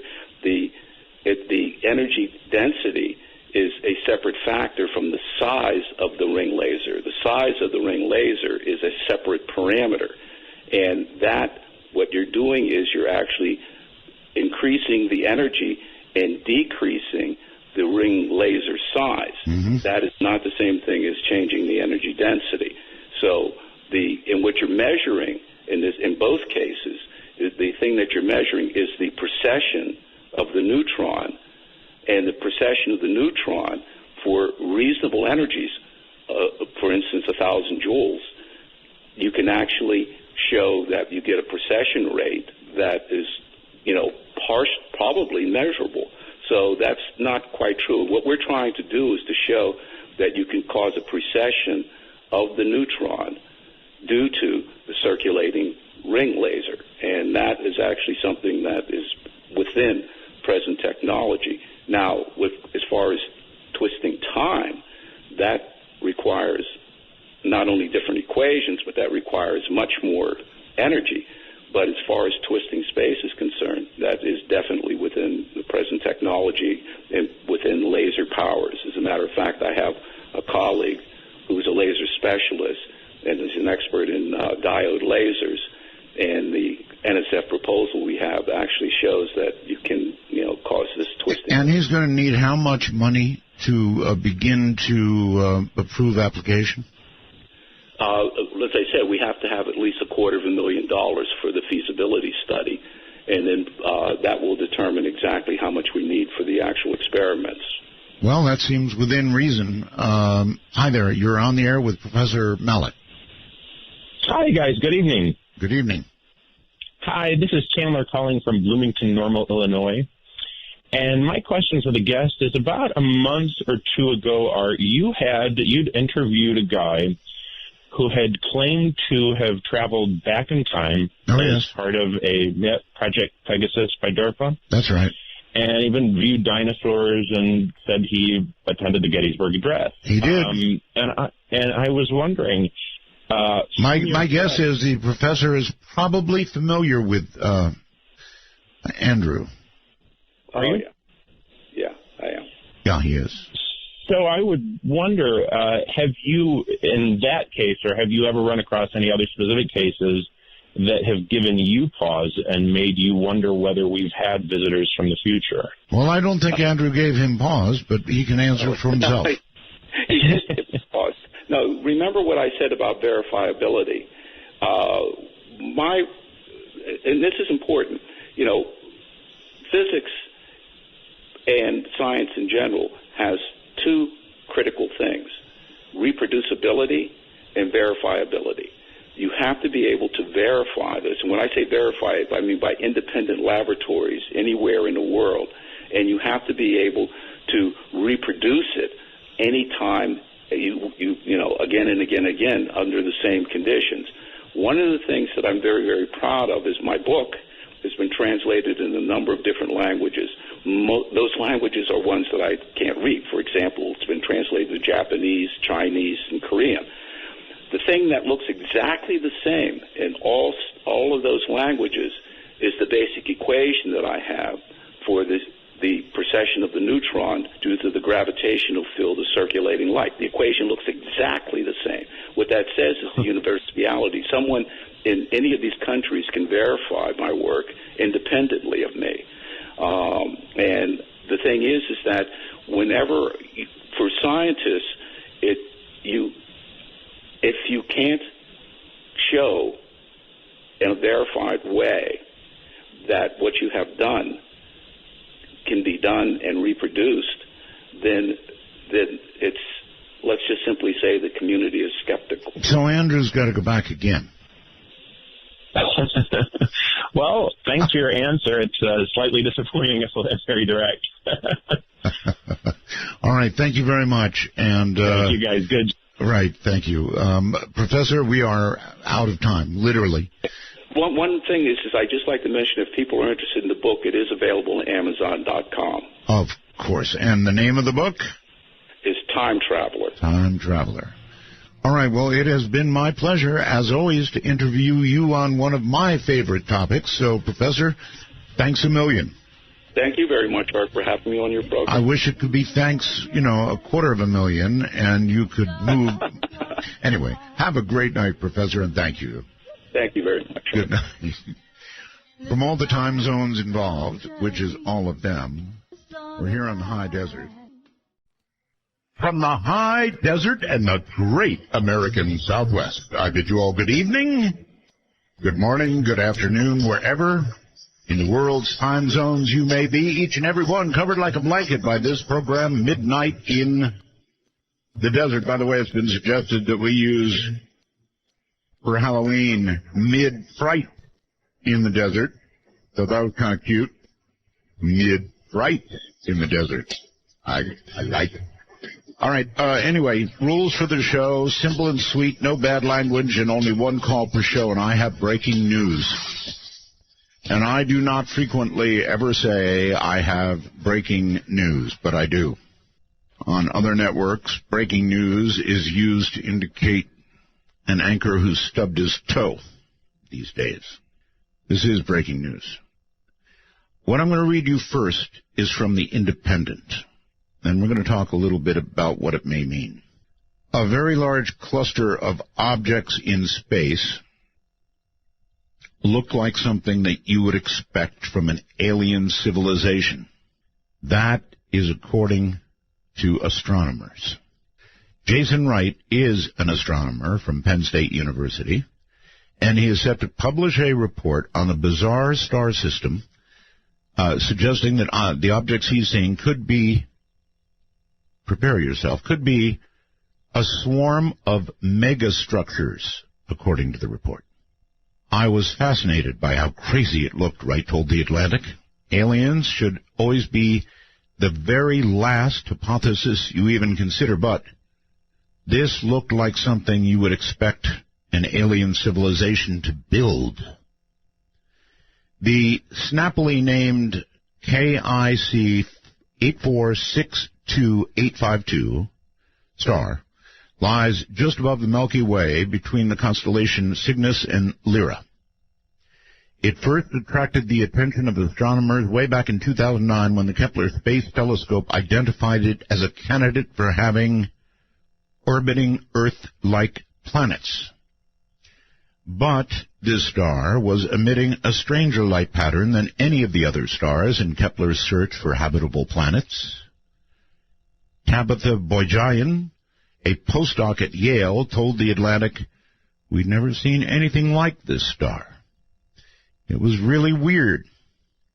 We thought it might be at first bad data or movement on the spacecraft, but everything checked out, and that includes dust."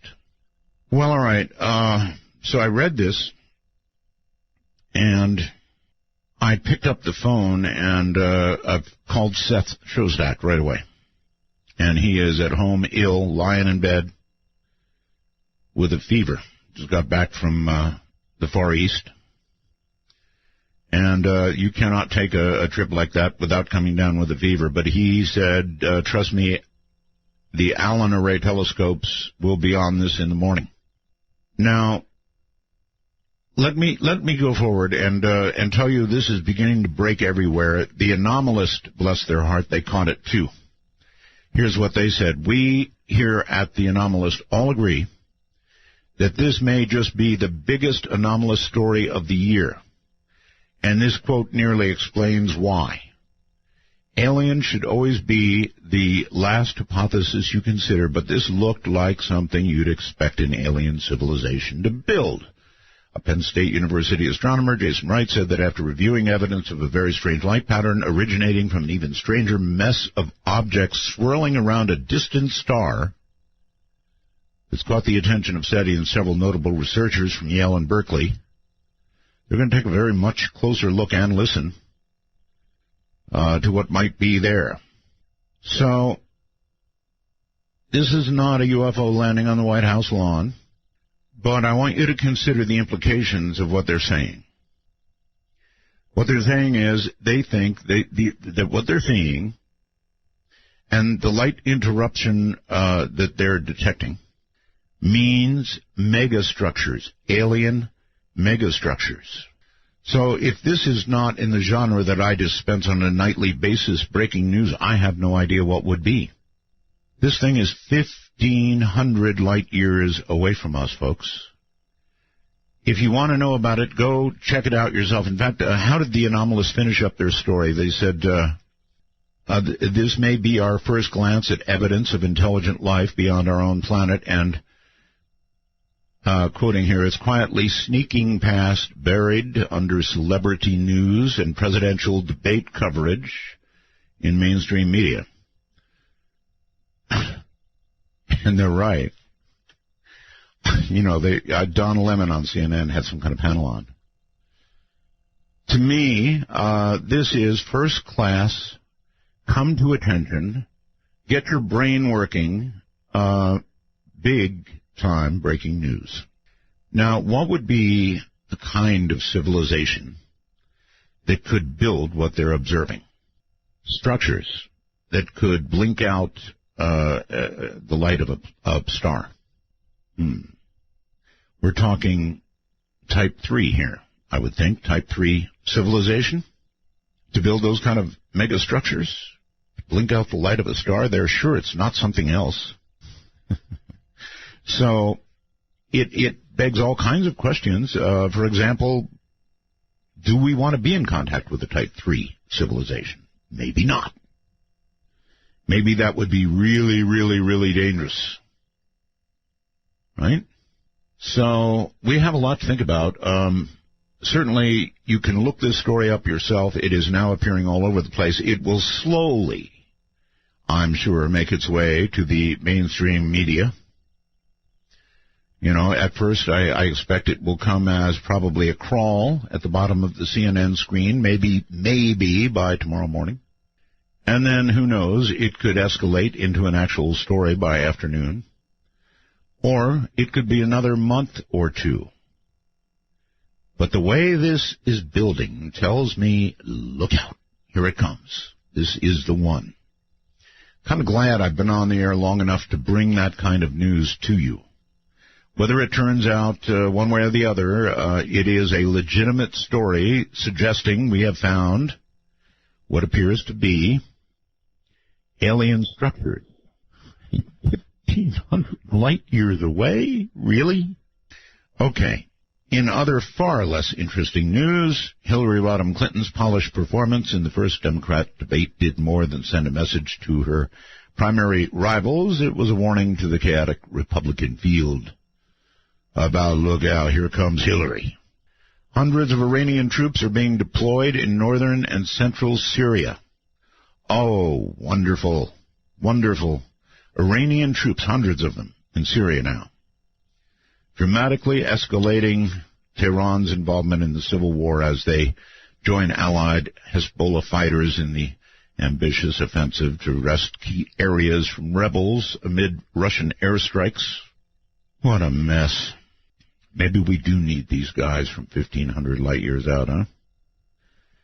Every other day, another Republican lawmaker seems to wake up and decide that he or she may run to be leader. And they still don't have a leader. They're still all hoping, kind of, that Ryan will take it, but he's hiding away, deciding, having his arm twisted again and again. So,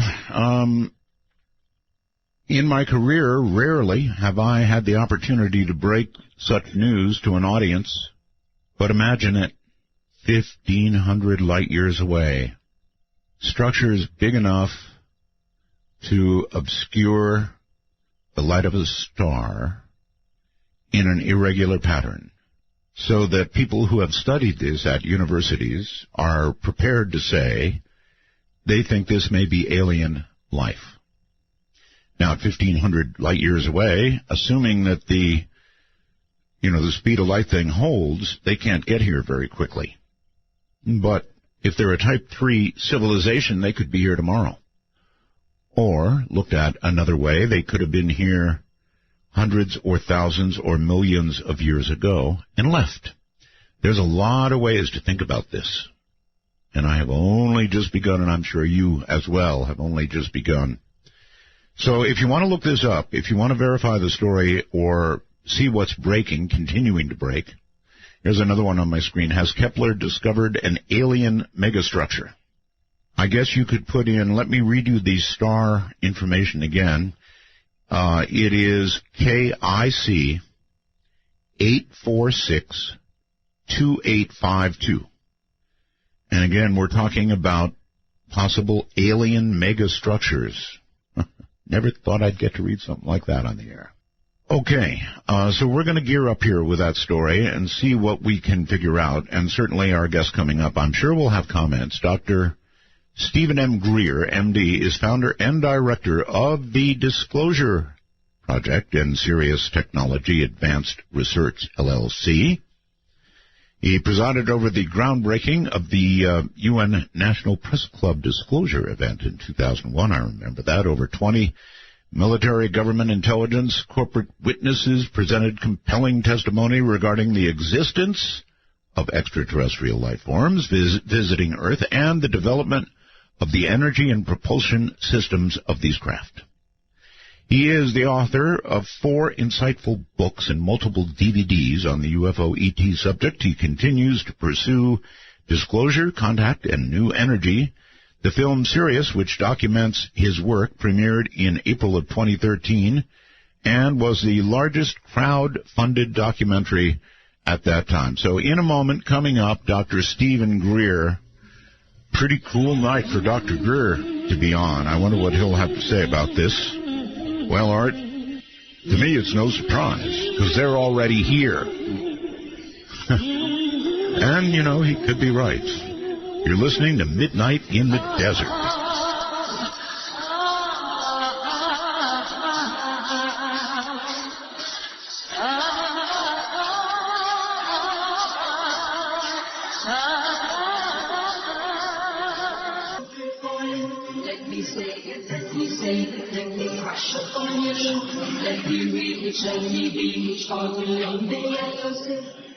Wanna take a ride?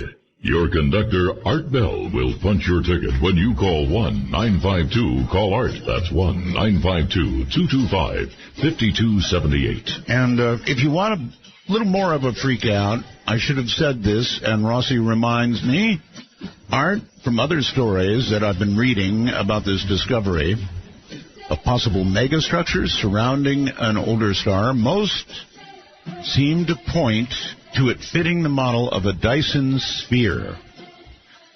A Dyson sphere. Now, a Dyson sphere is a hypothetical megastructure that, brace yourselves, folks, completely encompasses a star and hence captures most or all of its power output. Let me read that again for you. A Dyson sphere is a hypothetical megastructure that completely encompasses a star and hence captures most or all of its power output. What does that sound like to you? I'll tell you what it sounds like to me. When Michio Kaku, Professor Kaku was here and described a Type 3 civilization, he said they would be to us as gods. He said they would have the power to control or capture the power of a sun. Kind of like a Dyson sphere. This is a big story. And I wonder if somebody's going to call up CNN and say, hey, CNN, this is a big story. Anyway, here comes my guest. Welcome back, Dr. Stephen Greer. It's been a long time. Yeah, I'm glad to be with you. Okay, well, obviously, I'd like first to get your reaction to this news.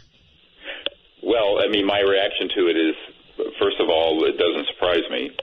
Secondly, you know, the Kepler Space Telescope is estimating now there are 11 billion Earth-like planets just in our own galaxy, and our galaxy is one of billions of galaxies.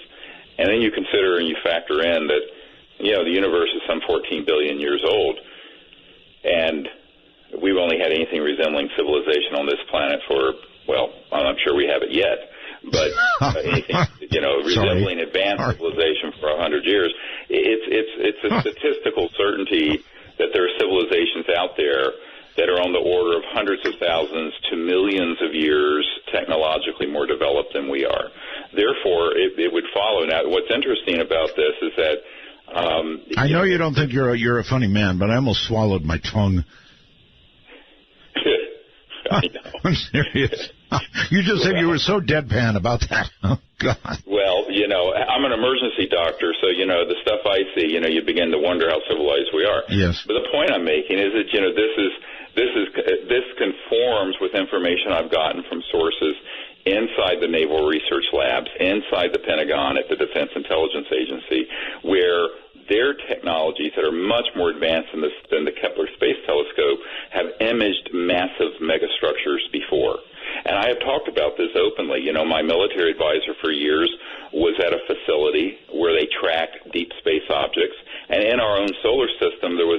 object moving under its own control that was over 26 miles in diameter.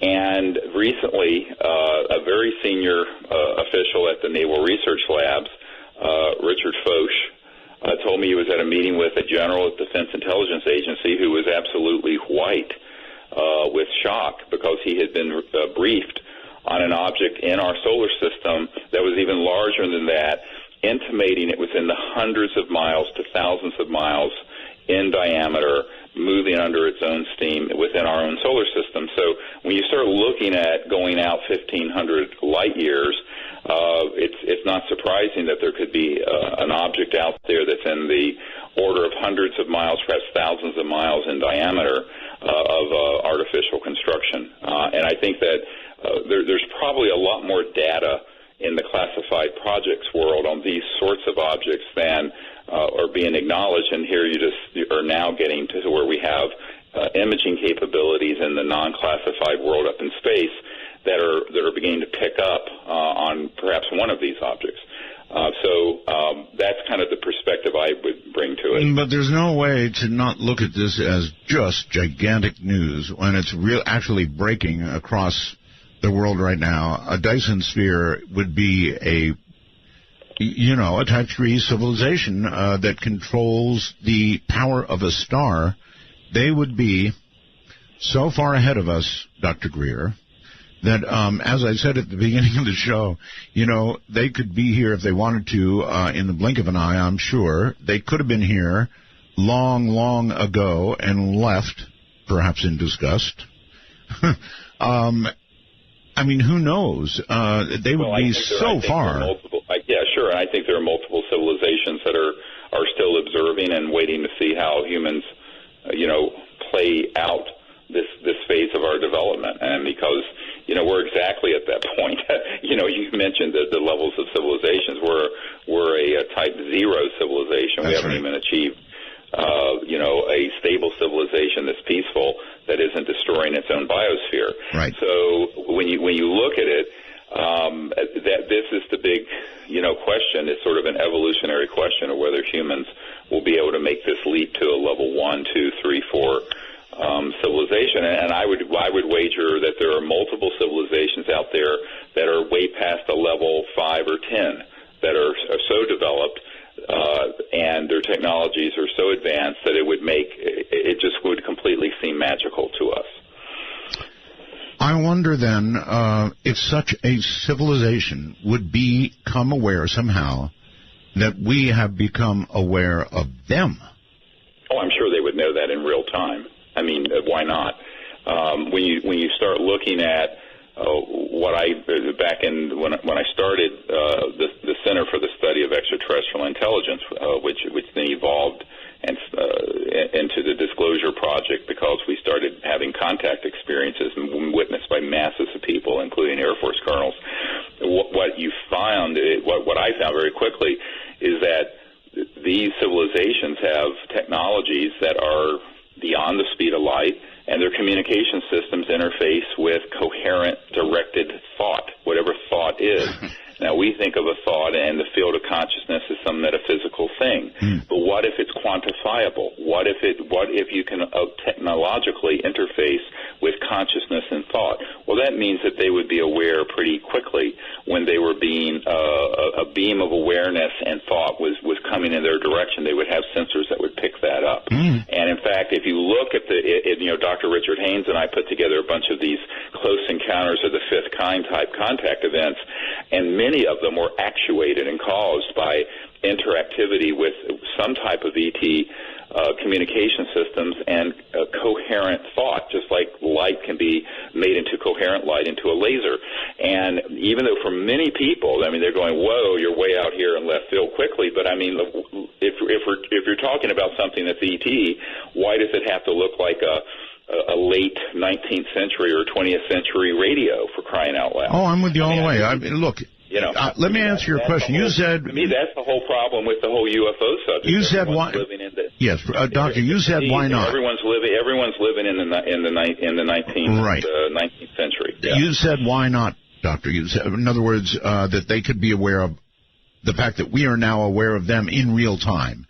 And the answer to that question might be because, number one, they're a type 3 or better civilization. Number two, they might not like the fact that we know they're there. And if they don't, well, I'll let that hang in the air. The other thing, if the civilization's that advanced, I know Stephen Hawking and other people have loved to have their sort of eschatological space war fantasies, but the reality of it is, if you've existed and made it through the challenges we're facing, and haven't destroyed yourself when you cross the nuclear threshold, and you've reached into what I call the transdimensional level of physics, things that go beyond the speed of light, pulling energy out of the so-called zero-point energy field where a cubic centimeter of space has more energy than the entire United States needs to run on for a month. I think when you begin to look at those kinds of developments, if you were still of the mindset of marauding space aliens a la Hollywood's movies, that would be made clear very, very quickly. And only that, but in all likelihood, you would have destroyed yourself with someone of a similar mind bent.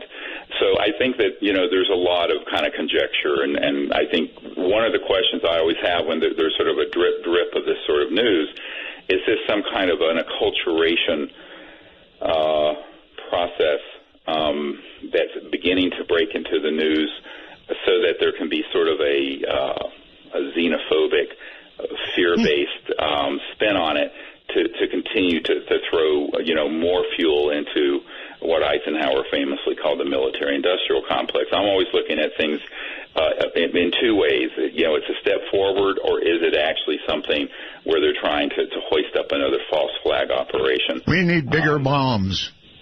Yeah, of course. I mean, because, oh, my God, now we have to face, to fight the aliens. Well, first of all, if you're at that level of a civilization, a hydrogen bomb, a thermonuclear bomb would look like a tinker toy. I mean, let's face it, because you're dealing with much more powerful technological systems. And therefore, the idea that there would be any kind of violent engagement lasting more than a nanosecond is foolish.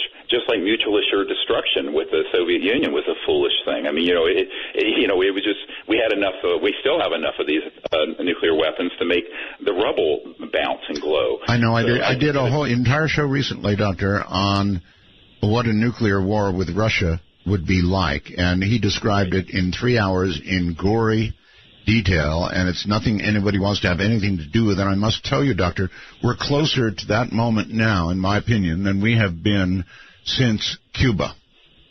Right, the Bay of Pigs, right. Yeah. Because of the Bay of Pigs, I'm talking about the missiles.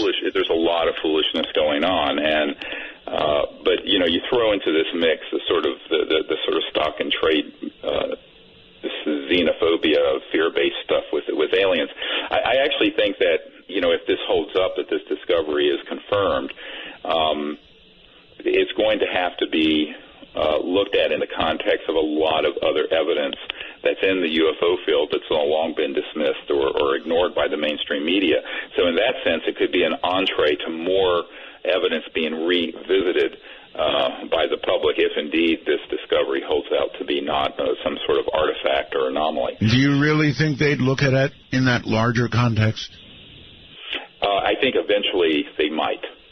It's like I was asked recently, because when I put this briefing together that was provided to John Podesta for Obama, people said, well, now Podesta is the chairman of Hillary Clinton's committee. I said, yeah, but that doesn't mean that anyone at that level is going to take any action or that they even have access. All right, Doctor, hold it right there. We've got to break. We're at the bottom of the hour. We have to break here, so hold tight.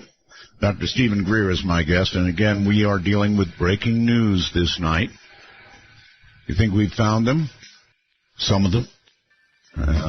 We would have to locate a Type 3, right? I'm Art Bell, and this is Midnight in the Desert. Midnight in the Desert doesn't screen calls. We trust you. But remember, the NSA, well, To call the show, please dial 1-952-225-5278. That's 1-952-CALL-ART. My favorite Ross by any measure. Hi, everybody. My guest is Dr. Stephen Greer. I got a wormhole message from Wesley, who says Dyson spheres art were dreamt up in a fictional bit of sci-fi writing. That way he gets fictional in twice. They're not the real thing and actually can't be built. Well, Wesley, not by us.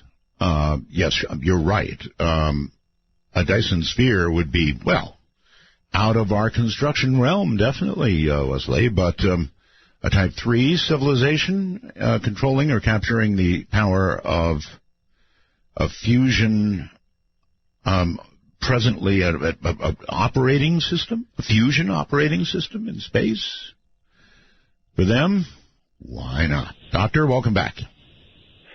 Good to be back. Glad you're back, too, by the way. I'm really glad to see you back on the air. Oh, well, thank you. Yes, I had to sit out 2 years of, like in jail, like in Monopoly, where you go to jail. Anyway, it's good to be here, and especially on a night like this. I mean, it's so cool to think about what it might mean. Maybe not in our lifetimes, Doctor, or maybe you're right, and they're already here. Oh, that brings up another topic. Since I spoke to Seth Shostak earlier tonight, and I want to play something for you. You may have been warned that this was coming, but I want to play something. What I'm about to play for you came from YouTube, and I think it has... it's the reason I'm going to ask you a question. So here it is. It's your voice. Now, I'm going to say something here because this is enough years after it happened. A few years ago, there was a show called Coast to Coast with Art Bell. And it was on the cover of Time magazine, and I was one of his favorite guests. And when I'd be on that show, it really lit things up at certain agencies. And one time I was on his show a few years back, towards the end of his career there, and this issue came up, and I said, well, I have a source high up in SETI that confirms to me that they, in fact, have received interplanetary signals, but in a kind of phased, not normal array. It was kind of a pulsed array, and that it was kept secret and covered up. And the SETI people were furious. Subsequently, Seth Shostak got on the show and just said, well, Dr. Greer knew what he's talking about, and he probably talked to some volunteer computer operator, because we have all this network of volunteers. What Art Bell didn't know, and what Seth Shostak didn't know, which I'm going to say now because it's a new the bridge, is that the guy who told me that was the founder contact. Moreover, a man who had been one of Carl Sagan's best friends, the best man at his wedding, confirmed it. And he had been present when the WOW signal came in at Harvard. Okay. Oh, all right. So I played that for Seth when he was on. That was on, I don't know, month and a half ago. And he said, no way. Yeah, no way. And there's no way that he can be, he would be allowed to even confirm it. Dr. Drake, when he and I had the phone call, said, if it was even known I was having this conversation with you, it would be the end of my career and maybe my life. Subsequently, the man I was referring to, who, along with Carl Sagan and others, had co-founded the Extrasolar Planetary Society, which is the early attempt to find other Earth-like star systems out there. And another man who was one of the founders of the Allegheny Observatory up in near Pittsburgh, George Fennell. And the other man I'm referring to, who is good friends with Carl Sagan, Jim Mullaney, who used to be one of the editors of Sky and Telescope magazine, Astronomy magazine. Both of them had front row seats. These were not volunteers. These were the top people, and they confirmed independently. They didn't know each other. They confirmed that, in fact, signals had come in, and they had been kept quiet. Now, Seth and I had a debate on Voice of America the day of or after the National Press Club event in Washington for the launch of the Global Disclosure Movement. And I had a number of top-secret military people with me on that broadcast on Voice of America. He kept making these assertions that there was no evidence, even though we were presenting massive amounts of evidence. I mean, hundreds of thousands of pages of documents, testimony, transcripts, eyewitnesses, people who had top-secret clearances. And it was clear that, he did not win, by the way, the debate on Voice of America. But what was interesting is that it was clear that no matter what you present in the way of evidence, he would say it's not true when we're still looking for a signal. Right. So my only question is, you're either incredibly poorly informed or you're carrying water to maintain the secrecy on this for somebody. Would you care to speculate on which of those you rather imagine it to be? It's the latter. Well, he's really an intelligent person. Yes, and, he is. These names I just gave you, George Fennell, Jim Mulaney, Dr. Drake himself, or the Drake equation, these are all people that I've spoken with. And in the case of Mulaney and Fennell, I've spent enormous amounts of time with them. And these were key figures in the early days of this search. And they, in fact, what was interesting about Jim Mulaney is that he was at the congressional briefings that we did in 1997. You may remember this. Before we did the public National Press Club event. I do recall. And he presented at that. And it was closed door. There were members of Congress. There were chairmen of committees there. There were people from the vice president and president's office. At that time, it was Bill Clinton and Al Gore.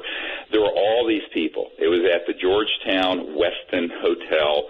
We had a dozen or so top-secret folks there presenting. One of them was Jim Mulaney. He got so much heat after that, he wrote me a note and said, he says, you are absolutely on the right track. All of this is true. But if I continue to do anything to help disclose this information, even in these closed briefings, I have been informed that it will be the end of my career. So this is serious stuff. Oh, yeah, it's serious stuff. I have worked with people of the highest integrity who have been threatened, who have had their careers put at jeopardy, and who have had to back off from stepping forward publicly because of the henchmen by this fascistic cabal of secrecy. Dr. Greer? Dr. Greer, why? And so I'm going to call them out. This is the first time I've shared those names on a radio show, and I'm doing it tonight. All right. My next question is... What I just told you, a much bigger story than these objects 1,500 light years. Well, they're both big stories, but you're right. It's a big story. I got news for you. This is a bigger story because this is what's going on planet Earth with the chicanery of these goose-stepping fools. Goose-stepping fools? Yeah. Ooh. Yeah. I mean, it's ridiculous, the kind of lies. I mean, I think people need to say it's enough of this. Wow. I mean, whose water are they carrying? Okay. Well, my other question, we'll come back to it, Doctor. My question is why? Why are people's lives on the line? Why are people lying? Why is it that big a deal that people would get killed or lose careers over it? Why? Oh, it's a huge deal. Look, I mean, first of all, it's a complete change in the paradigm of how we view ourselves in the cosmos. Okay. Everything from organized religion to philosophy to history and to the origins of the human race. Right. Secondly, the technological implications. If you acknowledge, not that it's something floating out there 1,500 light years away, but you acknowledge that there are objects and civilizations that have gone beyond the speed of light and have gotten here, and that we have studied these technologies, and moreover, we have them in classified projects, and then you put that up against the trillions of dollars being spent to try to put Band-Aids on global warming or fossil fuels or pollution. This would be the public would demand that this issue be dealt with properly because we're running our planet into the ground. I agree. Environmentally, socially, politically. Yeah, but Doctor, that's part of the why. You just said it. We're running our planet into the ground. If we're running our planet into the ground, Doctor, then for God's sakes, these technologies should be brought forward to save ourselves. Well, I know. I've spent 25 years working trying to make that happen. And so, but you have the biggest special interest in the world not wanting that to happen. It's not just oil and gas and coal. It's the petrodollar system. It's the macro. This is something that Minister of Defense Paul Hillier and I talked a lot about before we did our first press conference together up there in Canada when he was sort of coming out on this subject. And the Honorable Paul Hillier said, look, it's a macroeconomic problem. You're absolutely right. Because if you have a source of energy that will run your home and your car, and every village and house is independent from the need to be in this centralized system, this is the biggest revolution economically in the history of the human race, bar none. And that's really, we're really talking about macroeconomic power, geopolitical power. Yeah, but it is the one thing that would save us that they are keeping secret from us. While the planet goes to hell in a handbasket, we've got oceans ready to come up by not inches but feet. We've got cities that are going to be disappearing under the water, Doctor. Right. So if ever there was a time, it's now. Yeah, but it was interesting. I was hitting my head against the wall back in the 90s, and I remember the guy who set up my briefing meeting with the Clinton CIA director said to me, look, this guy had been on Ronald Reagan's National Security Council staff. He said long-term planning at the National Security Council was 6 months. I mean, a lot of these folks that's how banal and stupid some of this is. Now, there's another level. And that is, people have inherited the secrecy, and they don't know how to get themselves out of the box. Yeah. And so in a sense, it becomes the inertia, or if you want to look at the momentum of that secrecy, becomes very difficult for a subsequent generation to change because they have inherited a big sticky wicket. And back some years ago, when I was getting so fed up with all the problems that we were facing with the threats and what have you with what we were doing with disclosure, there's a guy at the CIA who is very high up in this management entity that keeps all this secret. And he basically said to me, he says, we've got to have some people trying to bring this information out because the system is so dysfunctional and the threats are so real to people who try to defect. I mean, don't forget, no less a figure than Bill Colby, the former CIA director, was in the process of meeting with a member of my board of directors to hand over one of these operational so-called free energy devices and some seed funding to get it out to the public when he was killed and they found him floating down the Potomac River. People say that's a conspiracy theory. It is not. I met his best friend, who was a colonel, who said to me point blank that he gave his life trying to bring this out. So, everyone sitting in their armchairs thinks that this is just some kind of a game. But, when you're dealing with people who've lost their lives, like I have on this, it's a very serious issue.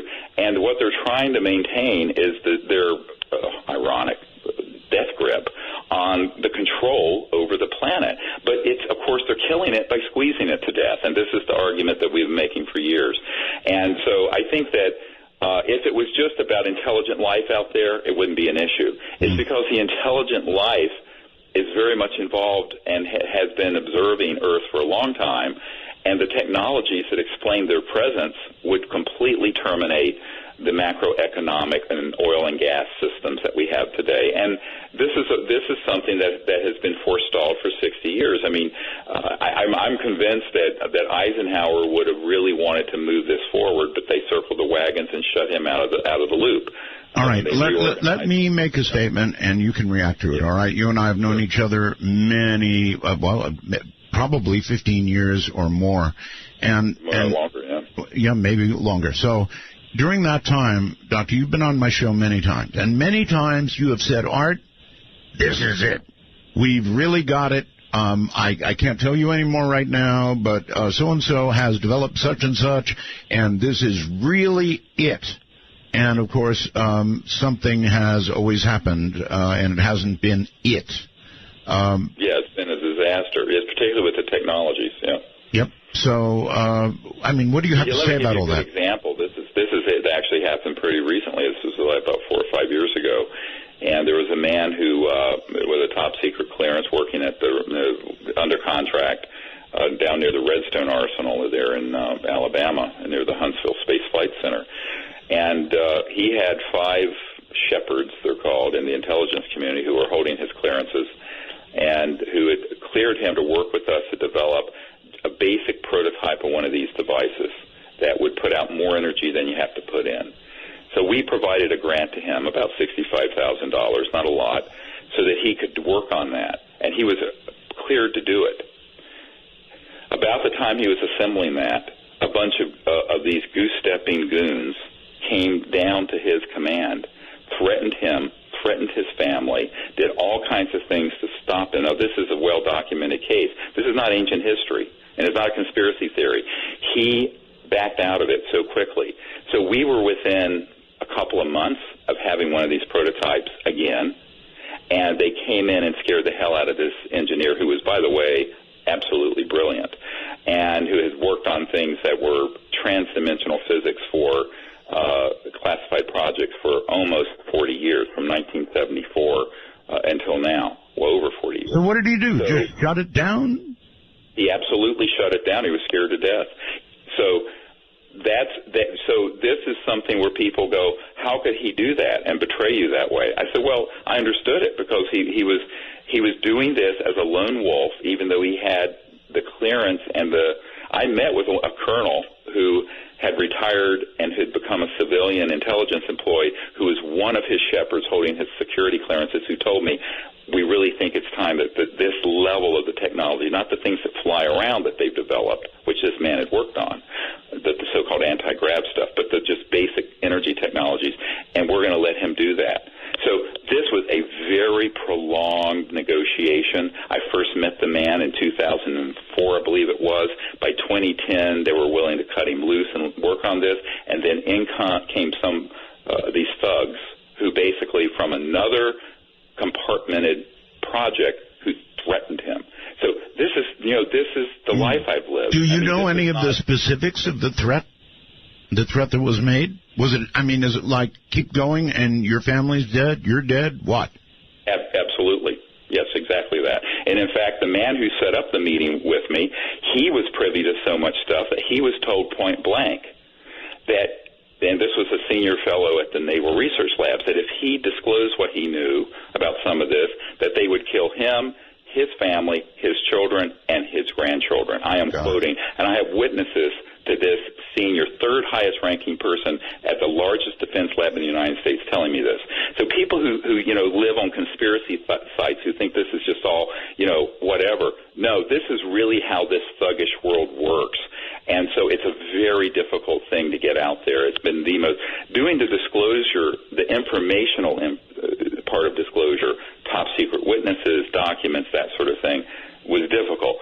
Trying to bring out the technologies that could fix our planet and bring us to a level 1 civilization, that is the heaviest lift I've ever had to do in my life. And much more traumatic than, taking care of a child that dies in my arms in the emergency department. It has been absolutely traumatic. Well, you have a family, Doctor. Aren't you afraid for them? No. Well, perhaps you should be. I won't even say, I'll just tell you, when that was brought up once, some folks who work in this intelligence community wouldn't even let me answer and says, we don't have. Will you partake of that last offered cup or disappear into the potter's ground when the man comes around? Want to take a ride? Exclusively on the Dark Matter Digital Network.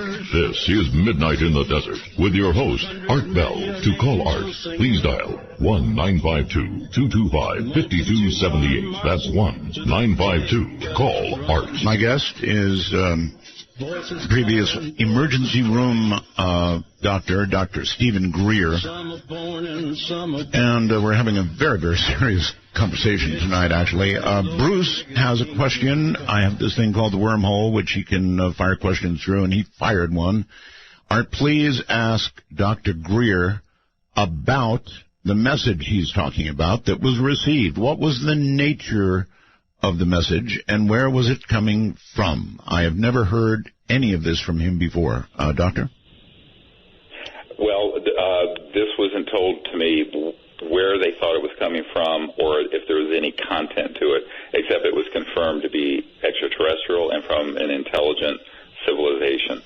And there have been more than one. There was a very old one, and then a more recent one that apparently came in by some technologies that were not just normal speed of light sort of technologies. And, you know, the senior scientists in Naval Research Labs confirmed to me that in their lab they had done a type of modulated transdimensional electromagnetic signal that was proven to be multiples of the speed of light. So the idea that the light barrier is inviolate is a myth.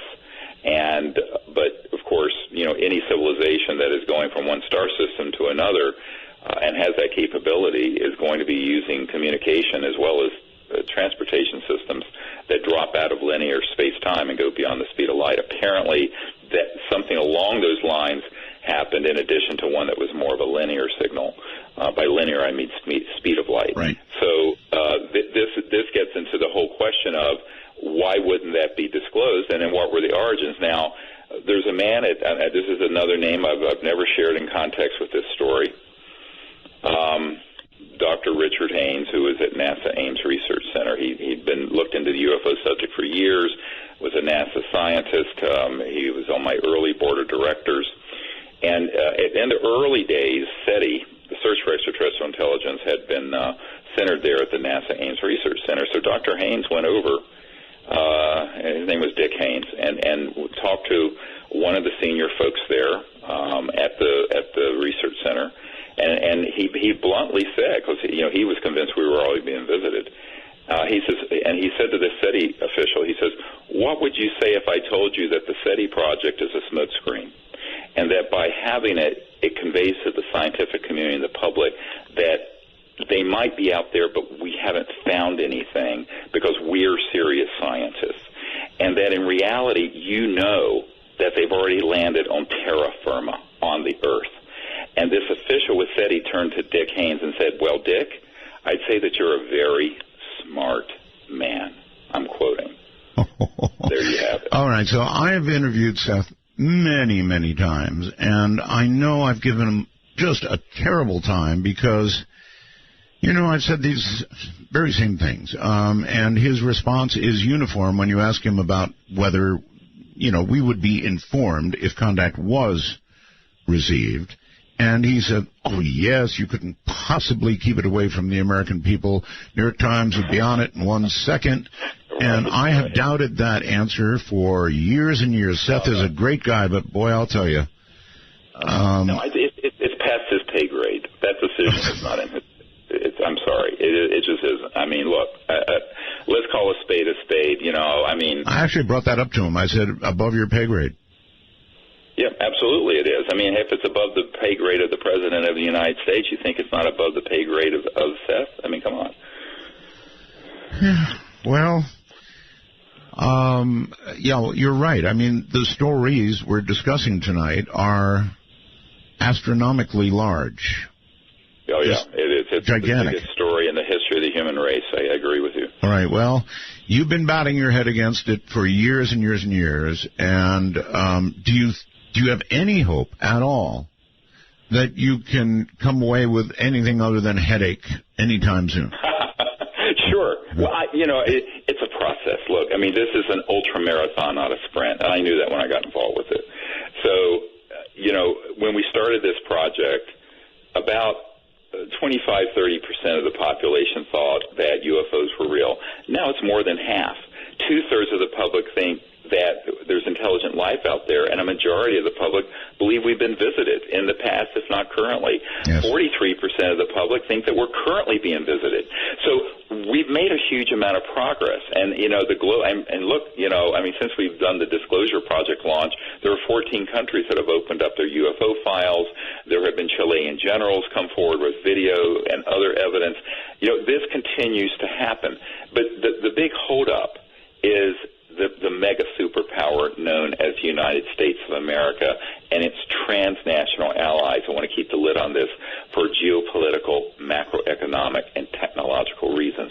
And also, I have to say, reasons that are related to sort of a worldview. I mean, this gets into this whole question. Buzz Aldrin said, hey, we need to go back to the moons around Mars to look into the obelisks and other structures that were there. I mean, Buzz Aldrin has said that. Mm-hmm. And what's interesting is that some years ago, a man who was involved with who worked at Jet Propulsion Labs came up to me. I was given a praise, and he says, look, I work at JPL, and you're absolutely right. There are structures both on the moon and on Mars, but that are ancient. And on Mars, we're talking really ancient, probably millions of years, not thousands. And I said, well, why at least can't that be released? Because that's sort of in the past, it's archaeological, et cetera. He says, no, you don't understand. He said, if that was released, it would collapse the foundations of every orthodox religious belief system on Earth. I said, well, good, if it's based on information that's not correct. He says, no, you don't seem to understand how powerful those interests are. So, this was essentially Brookings, right? This was a scientist saying this to me. Essentially, this was a scientist, not a theologian. I've got this you. is a scientist. I've got you. Essentially Brookings, right? Right. It's essentially Brookings, what they said. Right. Brookings did a study, you may recall, Doctor. Yep. I do know it. Yeah, I have it. Yeah. Okay. Well, they said, look, everything would collapse. You know, religious institutions and on, the economy, everything would go.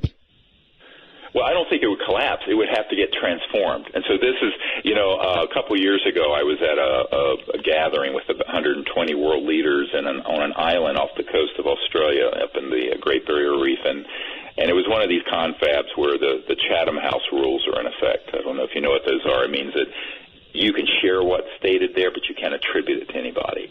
So I was sort of a guest speaker. The organizers of it are people who are very good friends with the Clintons. So, in other words, it's kind of like Las Vegas. Yes, exactly. You can't say who said what.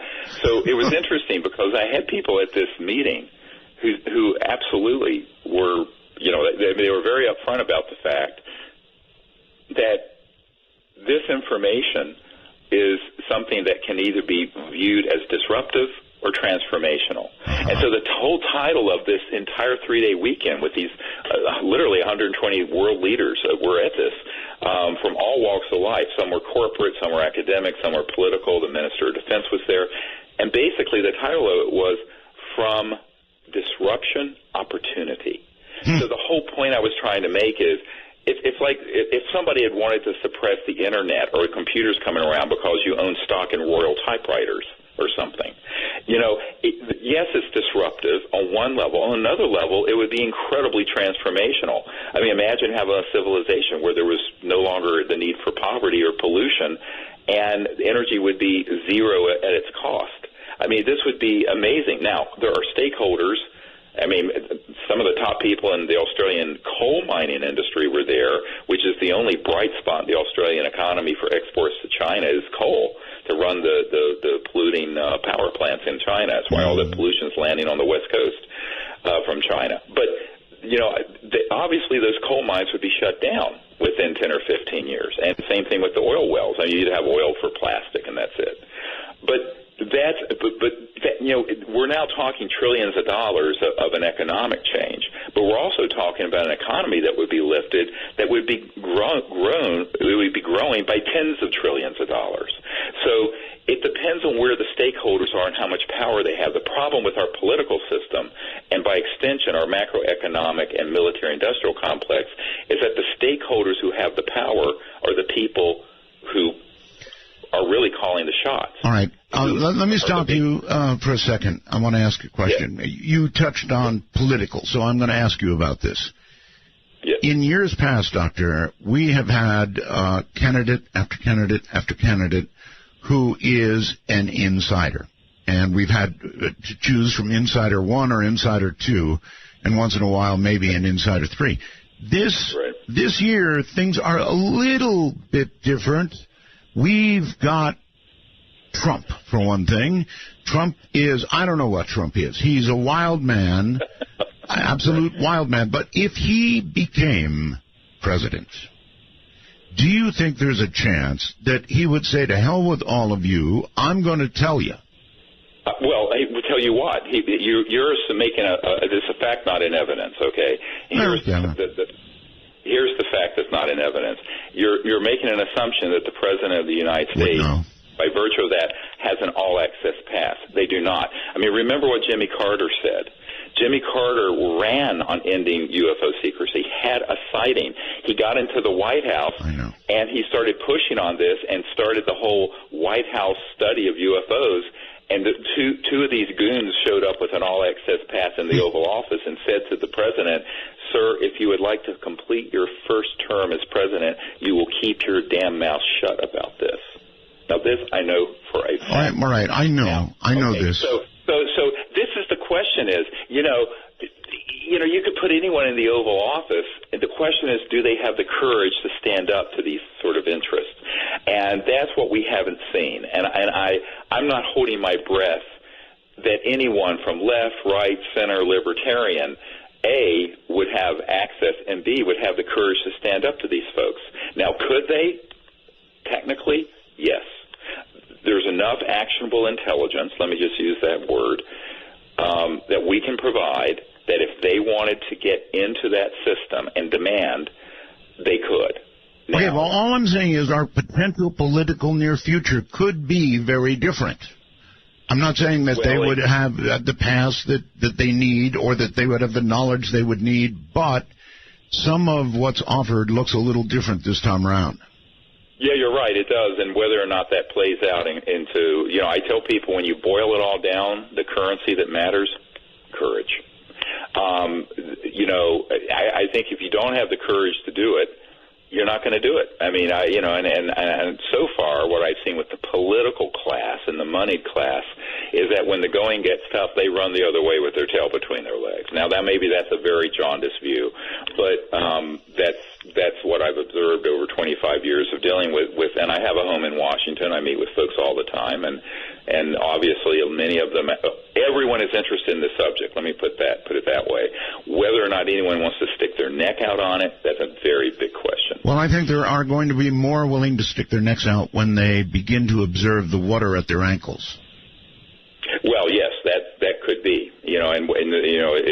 How much pain does there have to be before these folks begin to realize we just can't continue driving the ship of state over a cliff here. But, everybody in the world wants what we have, and they're beginning to get it. Plus, and I don't know how long the world can last at this rate and be sustainable and livable. And at some point, one thing is going to get bigger than the other, and that's when you'll observe radical change. I hope. Right. Well, it's a shame that it would have to get that bad, though, because we're talking about things that could be really severe. And the problem with it's a little bit like ignoring your house roof is leaking, and you just keep ignoring it, and then the structure and the foundation starts rotting, and the whole damn thing falls in. That's right. So there's a lot of deferred maintenance, and everyone knows. I've met with folks who are generals and admirals who say, "Oh yeah, it's a mistake that this was ever kept secret." But that's the way it is, and it's just too complicated to try to change it now. So some of the attitude is let the system collapse. I mean, it's sort of an eschatological view of things. It seems a hard way to go. Well, it is. It's very unwise, but that's, a lot of people just kind of have that view. That there was an admiral who was the head of CONUS, or Continental United States Security, and he was meeting with it, and he said, "Look, you're absolutely right. It's ridiculous. This is secret." But he says, "My main job is maintaining the sort of the status quo of the world energy supply." He says, "And this is such a complicated problem, and the change is so huge. I just want to retire from this command and go fishing at my ranch out in Montana." I mean, that's literally what he said. So, everyone puts their pants on one leg at a time. There's no one leaping tall buildings here. So when you talk to a lot of these folks, they basically just don't want to take it on. It's too big of an issue. And in fact, Paul Hellyer was meeting with a senator up in who was on the Armed Services for Canada, and the Minister of Defense, Paul Hellyer, told me that this guy used to be kind of an understudy for him, and now was the chairman of the Armed Services Equivalent Committee in the Senate of Canadian Parliament. And when Hellyer brought this up, he says, "Look, I have a 5-pound line, and you're wanting me to reel in a 2,000-pound fish." Yes. And that's literally how he put it. And so I think that, a lot of the public has to understand that a lot of times this inertia and fear and the lack of courageous leadership is really a big problem. I mean, it sounds very mushy, but when you get right down to it, it is about courageous leadership that we need. All right, well, here's a statement for you and a question, and it is, look, I know, yes, I have a young wife in her 30s. I have an 8-year-old daughter. If somebody came to me, doctor, and said, look, buddy, you stay on the air, and your wife and your daughter and you ultimately are going to be very dead, I would be off the air. Now, shift to Dr. Greer. Dr. Greer is talking about things and goose steppers and no doubt upsetting a lot of people with what you're saying. Now, what gets you the pass that allows you not to get a threat of that nature, Doctor? Well, I've had threats of that nature, although not involving my family, and it's something that I've always known as a possibility, and it doesn't stop me from doing what I'm doing. Part of it is that there are some folks in the so-called MAJIC group, MAJIC group, who very much want to see this problem resolved. I call them the white hats or the friendlies in this group. One of the problems that people have, and this is the problem with these sweeping conspiracy theories, is that they think it's homogenous and everyone's the same. No, it's very fractured, actually. And when I first was, way back when I was doing this briefing for the CIA director, I was told that only a third of the policy group controlling the subject was at all in favor of it coming out. Not long ago, I was told 70% of them would like to see this issue resolved now. So it's gone from 30-some% to 70. Now, people say, if it's 70%, why isn't it resolved? I say because the other 30% are murderous sociopaths. So, but it means that there are some folks who very much are protective of what we're trying to do. They know we're on the side of the angels and trying to bring out the information and create a peaceful and better world with this information, and also a more peaceful approach to the problem with these visitors from outer space. Instead of militarizing it, let's do something that's more peaceful and diplomatic. That was the core of why I launched the Center for the Study of Extraterrestrial Intelligence 25 years ago this month, in fact. Well, I'd gamble with my life, but not that of my family. I've got to tell you, if they said they were going to kill my daughter and wife, that'd be it for me. And I think most people, including the man who was developing the energy system that you didn't get, right? Right. I mean, right. My life is one thing, your life is one thing. Maybe, Doctor, they consider you and me useful idiots. Well, or expendable. It was like, useful idiots or expendable. But there are people who want to see a lot of this information continue to go forward. And I think that you really can't overthink it, but I've never had a direct threat to family, and I have had direct threats to myself. The worst, though, come from the public. All kinds of wacko people. But true. Well, no, seriously. No, you don't have to convince me. Oh, believe me. So, but I think that the bigger problem is with, I think that if the public got together and resolved to change this themselves, I'm not saying that these covert interests are impotent, but they don't have nearly the power the public thinks they do if the public were to actually move together. And I think that there's two sides of this equation. There are people trying to keep it secret, and then there's the apathy of the public. It's sort of like what happened in World War II when in Germany people said, oh, well, this can't happen, or someone else will take care of it. Next thing you know, they're goose-stepping, millions of people into ovens. I think that's one of the problems with humans is that they really always expect someone else will fix it. And I think we have got to stop that. We have to come together. It's very much a we the people kind of concept. We the people have to get together, bring out these technologies. We the people have to come together and go and find people who have been working in these classified projects and say, why don't you come forward with more and more information and evidence? We have got to come together and do that. We launched about a year and a half ago an app so that anyone in the world who wants to connect to another Close Encounters of the Fifth Kind group and go out under the stars together can do so. Okay, we'll get into that, but I want to point out to you, Doctor, and I don't want to. That's actually happening. I don't want to discourage you, but while people dressed in black have been lopping off heads, right and left. The American people have cheerfully watched their constitutional rights to privacy disappear in front of their very eyes without so much as lifting a finger. I agree. I think the Patriot Act was ultimately a test to see if anyone would give a damn. And no one really did, very few people. And it was, I think, a way of testing the waters to see how far down the road of totalitarian, super state, fascistic policies the public would go along with passively. Well, fear is a strong motivator. Oh, yeah, I'm sure. And in the aftermath of 9/11, there was a lot of fear, obviously. Well, just watching what's going on in the Middle East right now is lots of fear. So, our rights have just gone away and gone away and gone away. I'm 70 now. I'm old enough to remember what it was, a time when we actually had those rights. And so I've seen them disappear. A lot of people, I think, haven't been paying attention. They're too much into their video game. Right, exactly. Well, I think also there's sort of an erosion that happens. It's like the frog being boiled in the water, doesn't even notice it. It's just little by little by little being chipped away at. Right. And that's where, between that and the sort of the media kind of making everyone kind of passive and not engaged.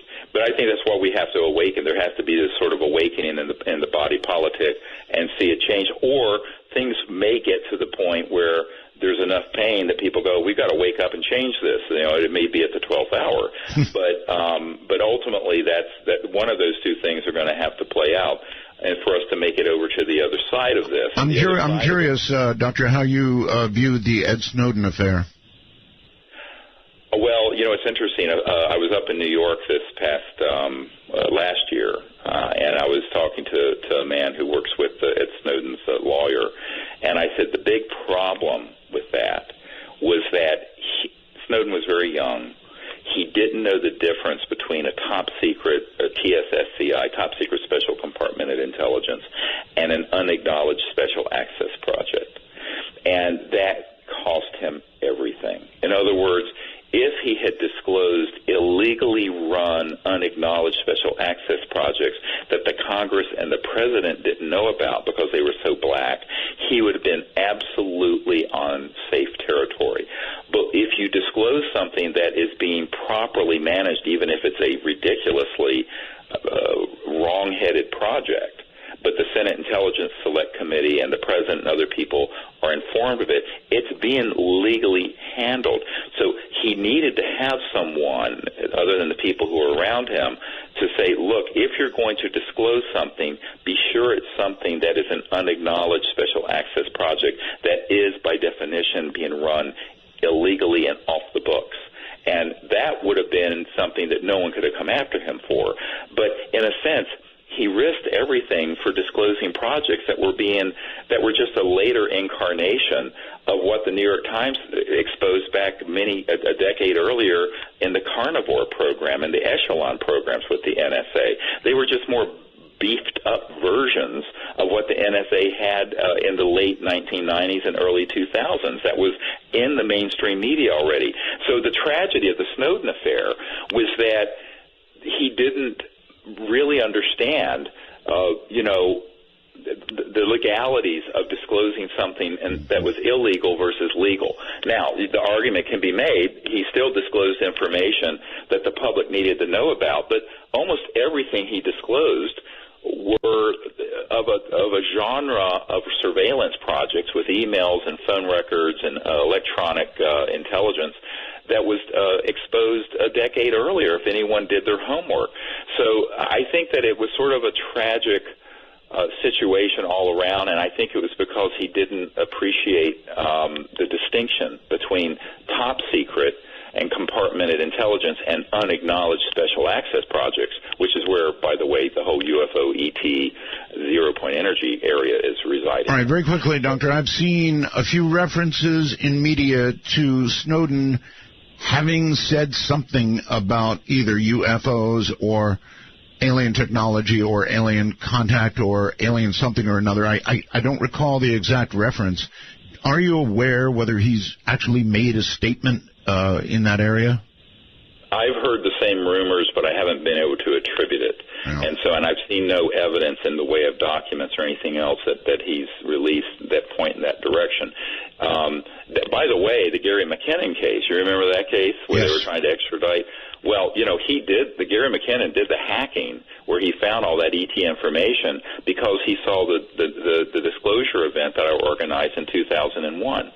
So I felt a little bit guilty about that, and I reached out to his legal team and said, look, you're making the wrong argument. The argument you need to make has nothing to do with the legality of the hack. It has to do with the illegality of the information he was accessing, that the information he was accessing has been managed in an illegal fashion. And if that's the argument you make, a constitutional argument, not a technical one, I will give you the names of people that you can subpoena on his behalf. I mean admirals, generals, etc., who have been locked out of these projects and where it can be absolutely proven in a court of law that these projects are being managed illegally. Now, I actually shared that with them, and what they did with it, I don't know. Ultimately, he was able to beat it and not get extradited. But, I think that, again, anyone listening who's in the intelligence community or a contractor, just contact me if you're listening. And, I've dealt with some of the best constitutional attorneys and some of the best people in the world who know this system. I didn't know it. I had to be taught about this. I was a doctor, for God's sakes. Mm-hmm. And you can avoid these really catastrophic mistakes if you stick to exposing and disclosing the projects that are illegally being managed. And we can prove this, by the way. We can prove that these projects have been illegally managed. And since we can prove it, if they then were trying to be prosecuted, hey, we'd have them dead to rights. That would be a great court case. All right, Doctor. Hold tight, please. We're at a break. This is Midnight in the Desert. Dr. Stephen Greer is my guest. And yes, by the way, he is a doctor. Good question, huh? How come you gave that up? How come you're doing this? Can't be making a lot doing this, right? We'll be back. A new region that'll bring out to your knees. Black velvet.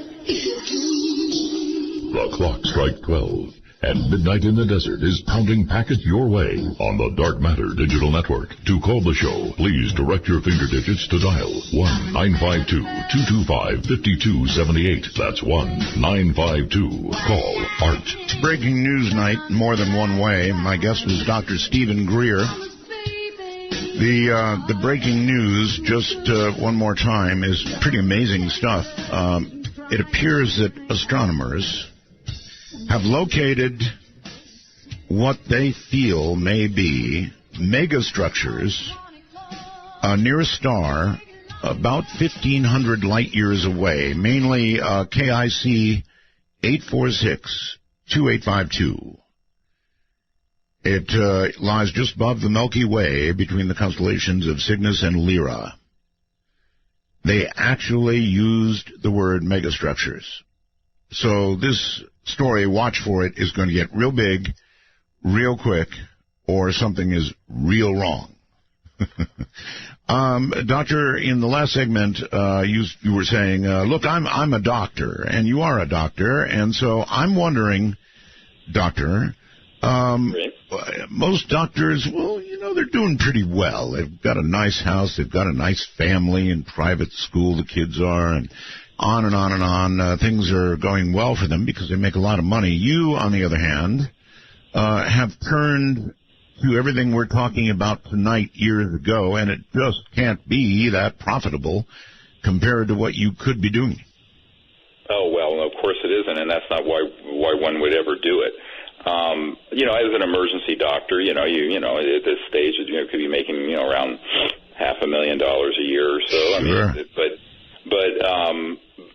my view of it is that, well, a couple of things. one is you have to put all this in perspective. I didn't go into medicine for the money either. I would have gone into investment banking or something. And secondly, if what are we leaving to the next? I now have, I have 4 children, and we just had our 8th grandchild was born about 3 weeks ago. So, in my view, what are you doing? What are you leaving that generation? And what kind of a world are we leaving if we don't try to do something? So those are the bigger question. So it's not a monetary thing at all. But, yes, you're absolutely right. I remember, a couple of years ago, my wife and I were looking at, our W-2, and we had a grand total of I think it was $35,000 in income instead of, $450,000. But, the question is luckily, I had done well enough as a doctor and done some things in investments, and so I was able to own a home and get the kids through college. So, our needs are at this point fairly simple. But I think that's, ultimately it's a choice that people make. Are you going to, take this seriously or not? And I decided to take it very seriously. You can't do everything. And then for a long time I did everything. I was working full-time as an emergency doctor, raising 4 kids, trying to do all this stuff in the Disclosure Project. It was killing me. Because you only have so many hours in a day.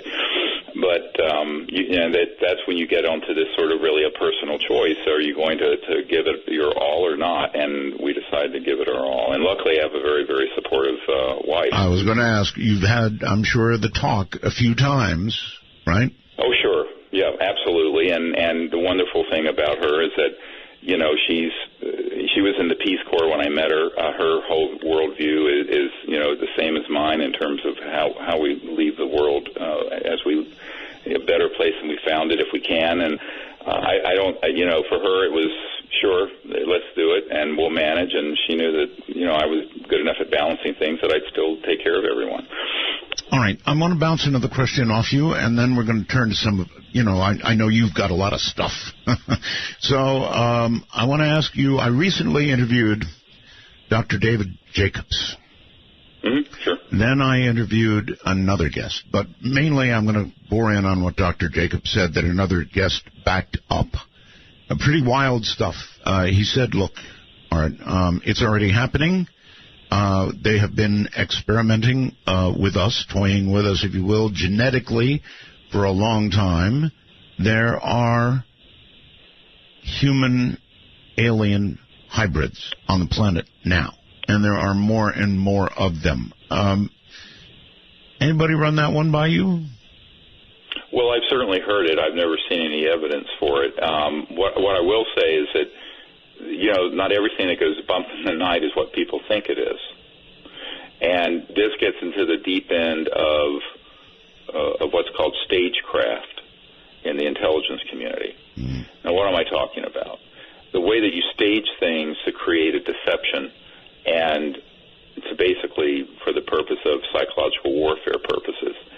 And we put up on our website not long ago, the man, I had recorded his interview, maybe 14, 15 years ago, videotape, and he didn't want it released until he had passed away because of the risk of doing so. And his name's Pawlak. It's spelled P-A-W-E-L-A-C. And his testimony is at our website, SiriusDisclosure.com, S-I-R-I-U-S Disclosure.com, all one word. So when I got the permission to release it, I put it up there, up on our YouTube channel, and it's one of dozens and dozens of these kind of whistleblowers and deep insiders. And he was talking about how in the 1970s and 80s he had developed, working with people who developed an RF chip, a radio frequency chip, and that the CIA got very involved with it, and then Siemens made 2 billion of them, and they were being used to put in people. And this sounds like something science fiction and very spooky. But he didn't want to have that attributed to him until after he passed away. So after he did, I got the death certificate from his wife, and it's up on our website. Now, what's interesting is how few people have actually studied this issue of how many things that are going on. What part of it is ET? What part of it is human masquerading as ET? And this is something no one's ever asked. No one's asking this question. It's like the Benowitz affair, which I'm sure you're familiar with. Yes. Yeah, all right, and Richard Doty with Air Force Office of Special Investigation. But the thing that precipitated that was a woman who, near Kirkland Air Force Base in Sandia, driving late at night, saw one of our man-made flying saucers. It looks like an ET craft. It's made by Lockheed Martin and Northrop Grumman, and a consortium of companies, SAIC, and a whole bunch of them. And they sent a squad over to, quote, simulate an abduction. And they abducted her. But it wasn't aliens abducting her. Right. It was humans masquerading as aliens. And then it made its way over to Benowitz, and the rest is history. But this goes on a great deal, because if they're trying to hide something, there's two things. One, it creates a great cover story to blame it on the aliens. Secondly, it also creates the specter of a fearsome thing going on out there that we need to be fighting. So there's the psychological warfare value of it, the so-called, what Werner von Braun said, look, they're going to try to hoax a threat from outer space after they're done with the Cold War and terrorism. And by the way, we released that information before 9/11, right? So there's that part of it that's sort of more of a strategic psychological effort, and then there's the tactical, and that is, we have an event happen here. It's actually one of our prototypes. It's an anti-grav. Let's concoct a cover story that it was alien when it's not alien at all. So there has to be. It's not as simple as people think. When you can't just take a sort of a strictly phenomenological approach to it. In other words, here's a phenomenon. It's got to be alien. That's way too simplistic. You have to say, okay, here's something that's happened. Is it us? Is it them? Is it neither? Is it something else? And that's the whole question of how you have to approach it. So when you look at some of these stories, I go, well, maybe. But then I know guys who have been on human abduction squads masquerading as aliens on purpose. I mean, I personally have met guys on those special operations teams. And, the Stan Romanek story, when he had this weird robotic thing that looked like an ET that came into his house, and he was on the TV circuit with, this alien called Boo that popped up in his window. You know this story? I don't. Well, he was on Good Morning America and Larry King and everything else. Anyway, I was overseas for a lot of years. So I went up to his house. This is a great story. This is a fascinating story. So a member of my team in Denver and I went over to Stan Romanek's house. And there was footage that Disney had bought up that was of one of these abduction things that happened in his house there outside Denver. Mm-hmm. And he videotaped it. And I saw the videotape, even though I couldn't get it to release because Disney bought the rights to it and they black shelved it. They hid it. But I looked at it, and he had a tape recording of someone calling in from the intelligence community after this happened and said, Stan, it's one of the fake ones. Well, Stan Romanek didn't know what that meant, and there was a investigator there also from MUFON who didn't know what it meant. I said, well, yeah, this is one of the fake ones. And they said, what the hell are you talking about? I said, these are robotic sort of android things that are biologicals made by humans to look like aliens that are doing some of these abductions for their psychological warfare value. And none of these people had heard of this. I said, oh, come on, how can you not know about this? So we're looking at the videotape, and I swear this what looks like a gray alien comes robotically across his kitchen, and then he falls over. Well, the intelligence official who contacted him, because his father had been in the Air Force, said, look, they threw a chemical canister that was a knockout gas. You fell over with the camera. And then they proceeded to do this whole classic abduction sequence. Well, I'm sitting there in his kitchen looking at this videotape, and it's so obvious to me that this is nothing ET, that it's something that's man-made being done for its psychological warfare value. And why this isn't common knowledge in the UFO research community, I don't know. Right. Because the information about there it's been out there for 20, 30 years. Well, while we're on the subject of abductions, Doctor, your take on them, are they real? Are some of them real? I think people have had real contact, and I think so much of what's called the abduction syndrome, not all of them, a lot of them appear to be these sort of simulated events. It's interesting. I have a document. We're going to release it next month. I'm doing an expose on a lot of this in Washington, D.C. on November 21st. People who want to come, the information's on our website, SeriousDisclosure.com. And in this document from the building up a global UFO abduction cult and using stagecraft to use advanced aircraft, meaning these electromagnetic man-made UFOs, and stagecraft to engage in abductions to make people think that they're aliens for their psychological warfare value. Now, this document is from the 1990s, I think 96, 95. I'd have to pull it out. And this isn't the only bit of, sort of data point you can connect these dots to. So all I say to people is not everything that goes bump in the night is what you think it is.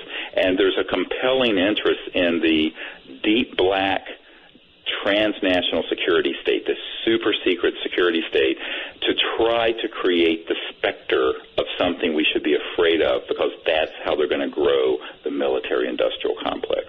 How do you grow it? I mean, Panetta, the CIA director for Obama for a while, said, look, we're spending $110 billion a year chasing 70 al-Qaeda members in Afghanistan. 70, literally. And that's a quote.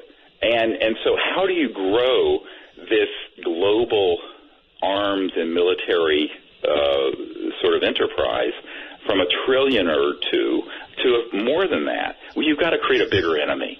All right, and the biggest enemy, the trump card that Werner von Braun said that would be played, is this false flag threat from outer space. All right. So every bit of information I get, whether it's on an abduction or this, I'm going, is it real or is it Memorex, like the old commercials? Is it real or is it stagecrafted? Because I've met with too many people who've been involved in the stagecraft and have seen too much evidence for it. So I'm always going, people say, oh, Dr. Greer says no one's had contact with the real aliens and blah, blah. I'm not saying that. I'm just saying that you have to bring into this some kind of discernment and a bigger database of information, because otherwise you're going to get deceived. Well, you think there's been plenty of contact. We're going to get to that in a minute. Ray in East Tennessee asked me by computer, Art, please ask Dr. Greer why he doesn't fear for his family's life. He never finished the story. You did mention yourself, but Doctor, you do have a family, and would you really hold on through that kind of threat? No, it won't. It wouldn't happen. In other words, I'm trying to be very delicate about this. The people who have our backs, who want to see some of this resolved, are incredibly powerful people who have said, "Look, you never have to worry about that." And well, why? Because there are some folks who really don't want to see us continue on the path we're on, which is going to be a disaster. And there are some very good people. I mean, I know this is hard for people to hear, but believe it or not, there are some really, really good and supportive people in the military and intelligence community who support disclosure, who support peaceful contact, who support. And this brings us to this whole French initiative, where the whole Ministry of Defense got behind doing a CE5 peaceful contact. I want to talk about that. In France, which is one of the most important things. In fact, it is probably the most important government document in the history of the UFO subject. And so I think that this is, people want to paint everyone with the same brush. And I think we have to be a little more nuanced than that. There are some really good people. Those people really do support what we're trying to do and have extended protection. Okay, exactly what did you get from the French?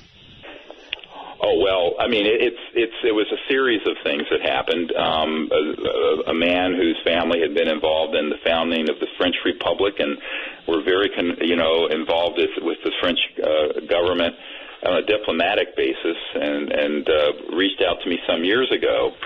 And it was a series of conversations and meetings that happened both in the United States and Washington, and out here at my farm in Virginia, and in France. And the document is from Pierre Morin, M-O-R-I-N, with the Ministry of Defense in France, and it's basically sent to me. And it's dated in January of 2007, basically making the commitment to go on a long-term effort to make peaceful contact with these interstellar civilizations. And the attachment is a document of all the techniques and approaches that would be used in a close encounters of the fifth kind diplomatic meeting. And so this went on back and forth for a number of years until we finally went over to France, I believe it was in 2010, and did a demonstration, close encounters of the fifth kind, with the admiral and the officials there from the Ministry of Defense. This went on. They were wanting to learn how they might do this. Now, in the course of this, I know that the ambassador to the United States from France got a call from someone in our government telling them not to pursue it and to stop it. And they said, we're going to do this on French soil and you cannot stop it. So there's a huge story. I did an entire presentation in London last month about this that we hope to have up on the public as soon as we can get a copy of it from the people who hosted the event. But well, that's the French for you. Well, and what's beautiful is that the French actually committed and have made this commitment to go forward making peaceful contact with these civilizations. And this is it's on the official letterhead and signatures and stamp of the Ministry of Defense. So this is such an important document just because of what it's committing to do, including making contact and identifying the source, the biological. All of this is an entire set of protocols that came with this letter from the Ministry of Defense, and it was followed up with this meeting on a 2,200-acre estate in Brittany back in 2010. So these sort of initiatives, I mean, it's a baby step, let's call it, by a major G7 country. Well, maybe the French are scared. I mean, they don't have a great record of standing up to things, and maybe that document will end up in the French Museum of Surrender. Anyway, my guest is Dr. Stephen Greer, and we are talking of many things, very, very important things. We'll inquire about taking some calls. Stay right where you are. Seasons don't feel very good, nor do the wind, the sun, or the rain. We can be like they are. Come on, baby, don't feel.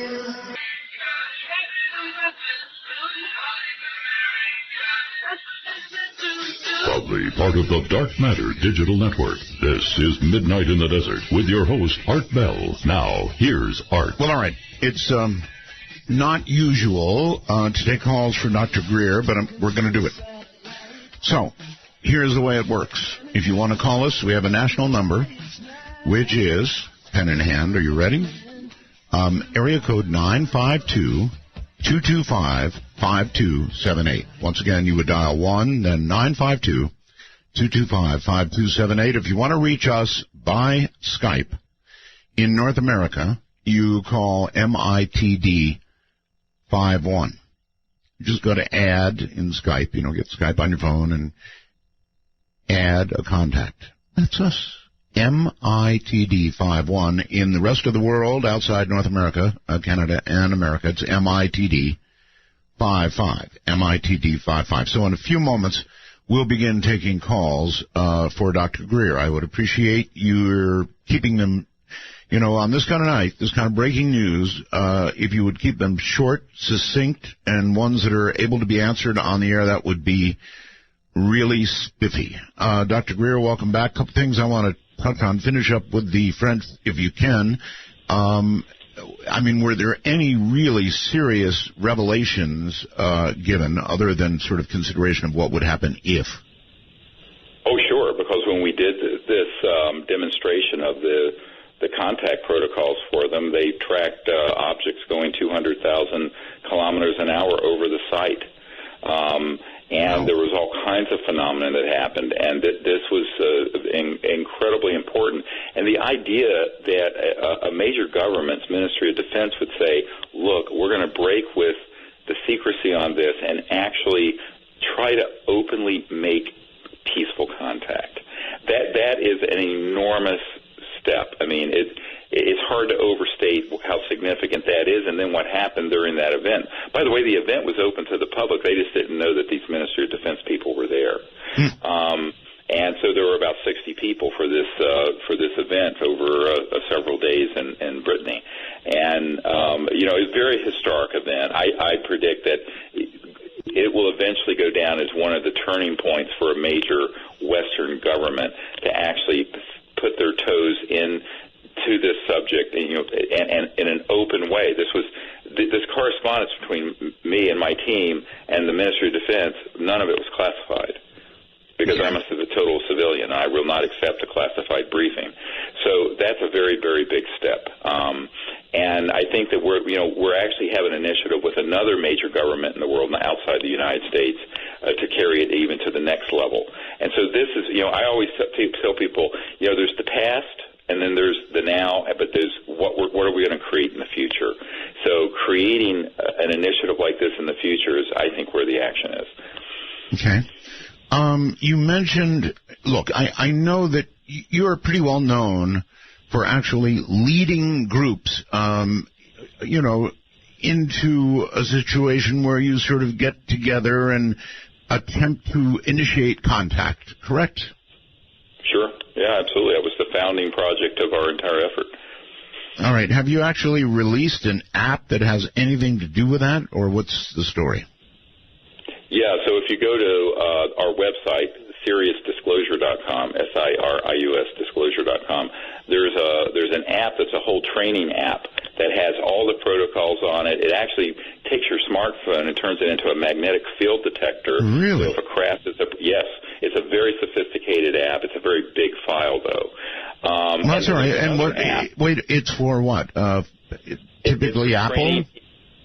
No, it's for, you can do it for, there's one version for Android and one for iPhones. Okay. And then there's, it actually takes you through a whole training program and of what the protocols are, the remote viewing techniques, the technologies you need on site.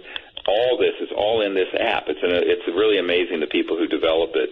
And then about a year and a half. What is the name? I'm sorry. What is the name of the app you search for?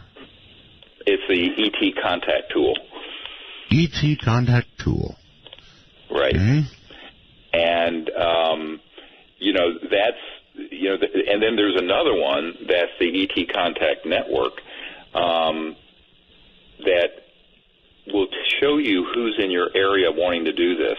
So we're just launching a series of events where we'll have these sort of contact global mass consciousness events on the same night every month all around the world, because now there are thousands of people doing this.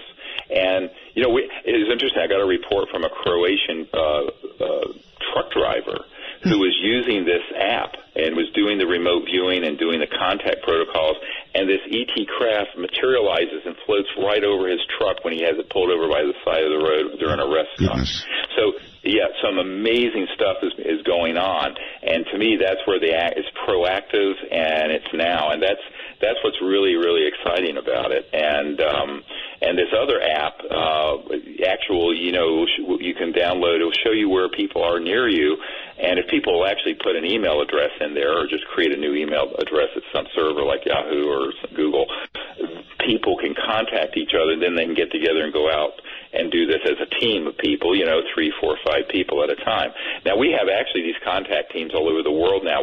Once we launch that app, I could actually monitor, and within hours, almost every country in the world had CE5 contact teams that were formed. All right. It's really amazing. Give me the bigger picture about this, Doctor. In other words, it seems almost... But, all right, let me ask about the goal. When you have people either shining flashlights into the sky, getting together as a club or a group, and trying to initiate contact, it seems... I don't know. I want to hear about your goal, because it seems a trivial way to approach contact, or maybe it is the way. I mean, why is it the way? Tell me. Because it's the people doing it and not some big government. It's fine to have the government, like this government in France, work on this, but I really think what these civilizations are looking for is that they're measuring the human response to their presence, and are they doing anything proactive and intelligent, or are they running around like a bunch of monkeys in the jungle? I think that if you get together in a group that is coherent, and then you have thousands of groups doing this in coherence, it sends a different message to them than sending up a weapon system to shoot at them. There is that. So all right. So I think that the purpose of it is to create interplanetary contact that's peaceful. That is the ultimate goal.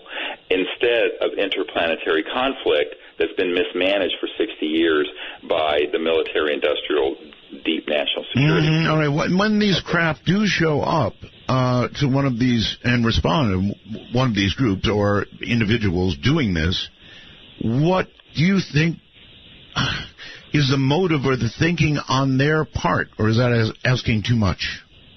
No, it's not asking too much.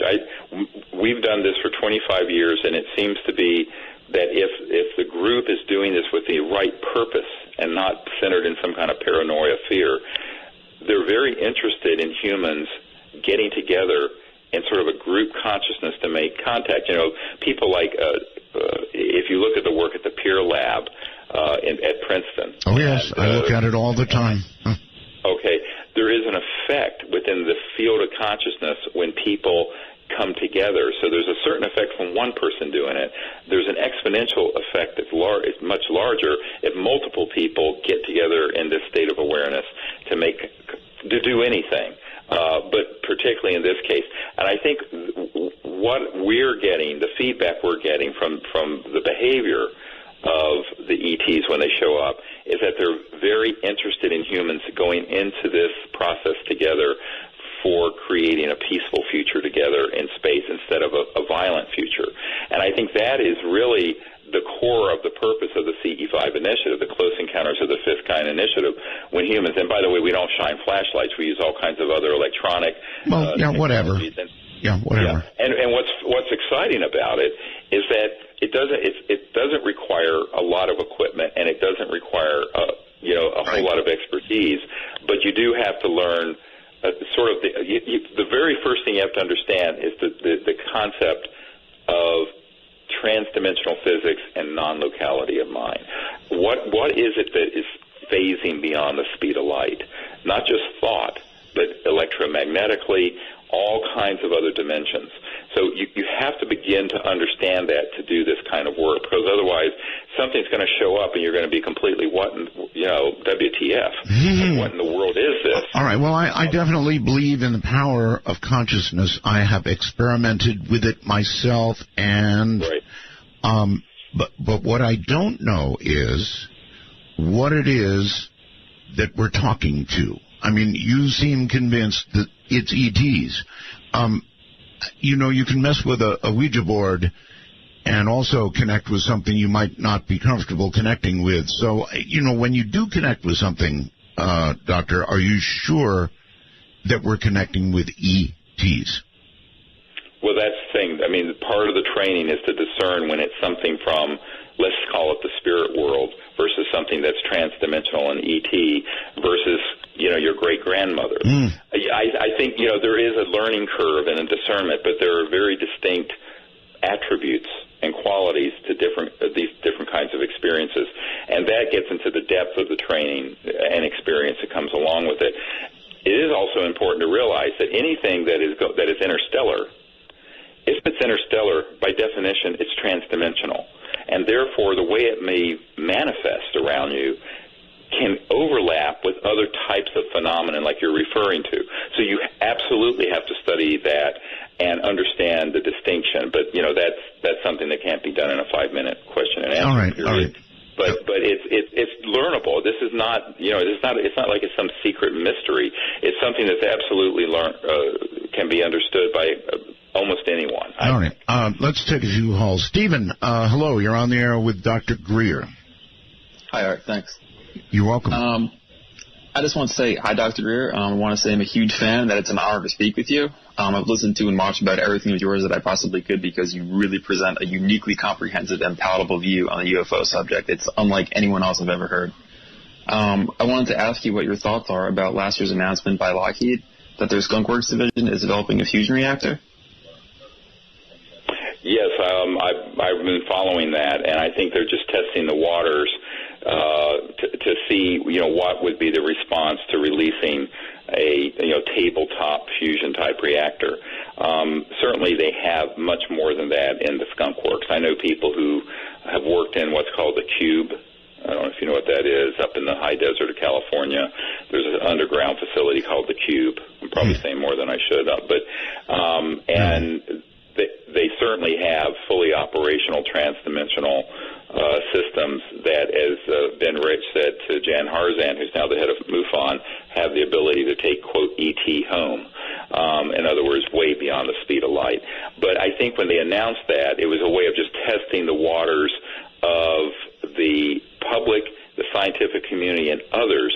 Because remember what I said earlier, not everyone involved in these covert programs are lockstep together wanting to keep this secret forever.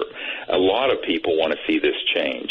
And I think that's where there's sort of a behind-the-scenes progress being made that some people aren't really appreciating. But there's actually a lot of change happening in those projects.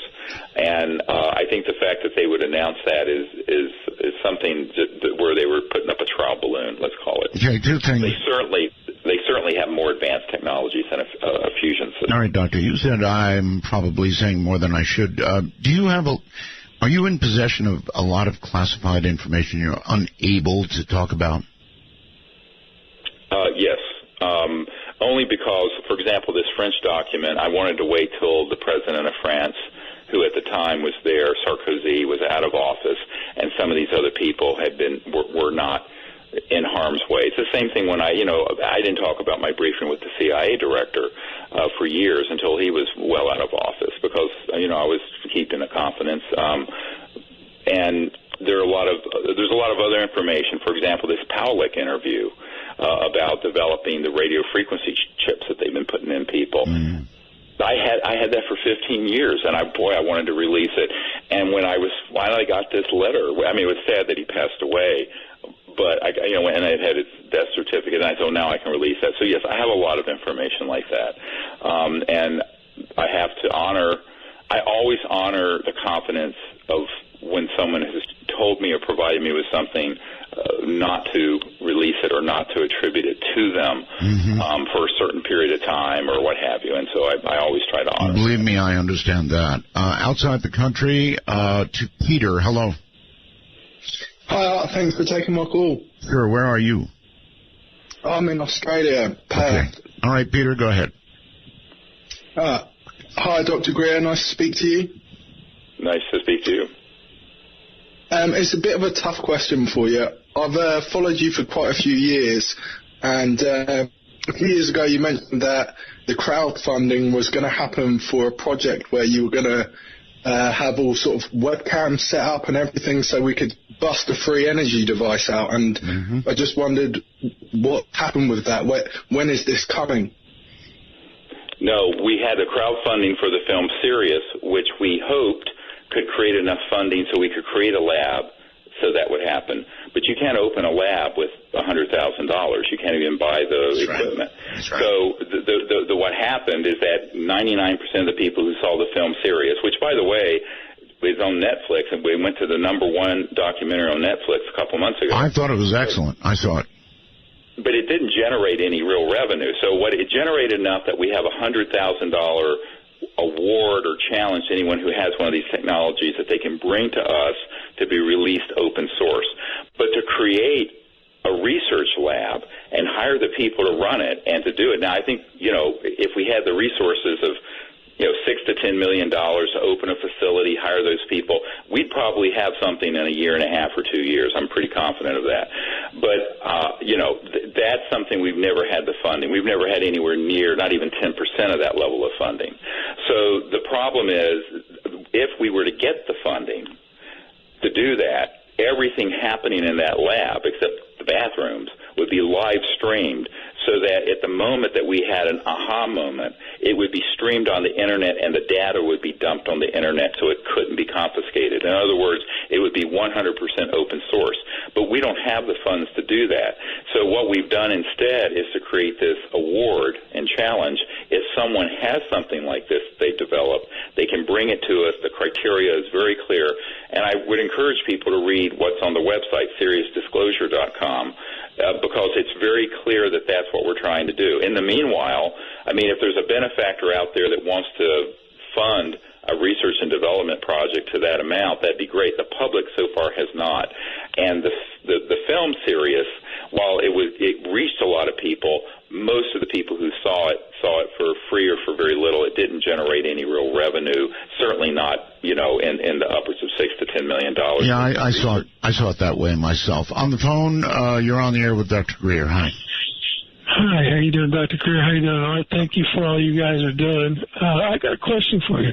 Have you heard anything about an armada of motherships that pulled up behind the moon about 3 years ago and have been sitting there dormant for the last 3 years? Doctor? Yes, I have heard about that. Wow. I've seen in fact, I've had a couple reports about it, but I have not seen any evidence for it. So I saw the same reports probably you did. Now, what I have that's more interesting, I don't know if you remember the Cassini probe that went out to Saturn. Sure. Well, the Lockheed Martin executive, Lockheed Martin is headquartered outside D.C. there. Everything's there. And this guy called me up. He said, look, he says, he saw the data that was scrubbed before the NASA people saw it, of them imaging out by the rings of Saturn, a massive mothership, if you want to call it that, ET, out by the rings of Saturn. And this executive with Lockheed Martin was way up there. And he said to me, but the public is never going to see it, and nor is the rank and file of NASA going to see it. He said, but he absolutely knows that has been imaged, and somewhere in the vault run by these corporate and intelligence programs are some pretty spectacular images of a massive. Now, my impression is that this was the same object that this Naval Research Lab scientist, Richard Foch, was informed about by a general at the Defense Intelligence Agency that was on the order of hundreds of miles, or massive. I mean, we're not talking about a few thousand feet across, but massive object out by Saturn. It's interesting, Doctor. All these things you're saying tonight seem so much more digestible, if you will, in view of the breaking news we've got tonight. I mean, normally when a lot of people hear these things, they go, oh, come on. That big, really? Well, here we are looking at real news of something that big or bigger, and so it makes hearing what you're saying not so hard to hear. Yeah, I mean, imagine an object that's, bigger than the entire L.A. basin moving around out in space. So I think the other thing is that people have to understand what you're talking about in terms of technologies and so-called manufacturing. These things aren't made by digging up iron ore and smelting it and riveting it together, all right? We're talking about a type of technological manufacturing where you create up a standing wave, what I call it infra-ultrasound, that's transdimensional, and you actually accumulate the atomic and molecular structures from a template, an energetic template, and it materializes into 3D. So you're not... and I understand this very well. I know guys who worked in labs in very classified projects in the U.S. that have done this in human projects that are experimental. So when you're dealing with interstellar technologies that are transdimensional, you really have to completely, it's not like building a full... And go to whoever's next. Hello, you're on the air with Dr. Greer. Hi, Dr. Greer. I have a question. I'll take the answer off the air. If there's so much of this, the government trying to cover this up for the purpose of, keeping control over the world's economy and whatnot, what are the odds that this scientist from Penn State University who thinks that he found this megastructure is just going to be shut down and silenced anyway? Thank you. It's a very good question, and I think Art Bell's referred to this before, is that we'll see if this story gets traction in the mainstream media, because I've seen so many stories that, well, wait a minute, let's just back this up. We did the National Press Club event. It was the biggest event in the history of the National Press Club. We had dozens of top-secret military people with their documents. And it got into the national media because they couldn't ignore it. There were 22 network cameras there, and then it was quickly taken down. And you have to ask the question, is the media really that free? Do we really have a free press? And I would say no. I think, Art Bell's show seems to be quite free. I haven't talked about anything yet tonight that they've shut the satellite down. But if you look at CNN, the New York Times, the Washington Post, I'm very skeptical that they're free agents. And I've had direct experiences with senior producers at these networks who wanted to cover some of these stories and were absolutely ordered not to do it. So the idea that we have a completely free press is just a myth. Agreed. All right, I cannot pronounce the name of the person who's calling. Meepo, maybe? Yes. Can you hear me? Yes, I hear you. Where are you, please? I'm in California. California. Okay, well, you're on my international line, so you lose. I'm sorry. That is for international callers only. William on Skype, you're on the air. Hi. Hello, William. Hi, Art. Hello? Can you hear me? Yes, well, get close to your mic and turn off your device so we don't hear that coming back at us. Oh, it's turned off. Okay. Yeah, thank you, Art, for taking my call. And Dr. Greer, you're a hero to a lot of people. I just wanted to ask you, I contribute to the lab each month, and I just want to put out there that I think that if people really want something, they should also contribute to the lab, Right. I don't know what your thought is on that. Well, it's absolutely true, because if you look at just our mailing list and network, there's a couple 100,000 people that in my personal network. If each of those people did $10 a month in 3 to 4 to 5 months, we'd have enough to open this lab and put some of these geniuses that we've recruited out of the intelligence community to work. And I think, but it gets back to this question of everyone's, and I thank you very much for your support. Everyone kind of wants someone else to do this, and it's sort of an area of interest and entertainment.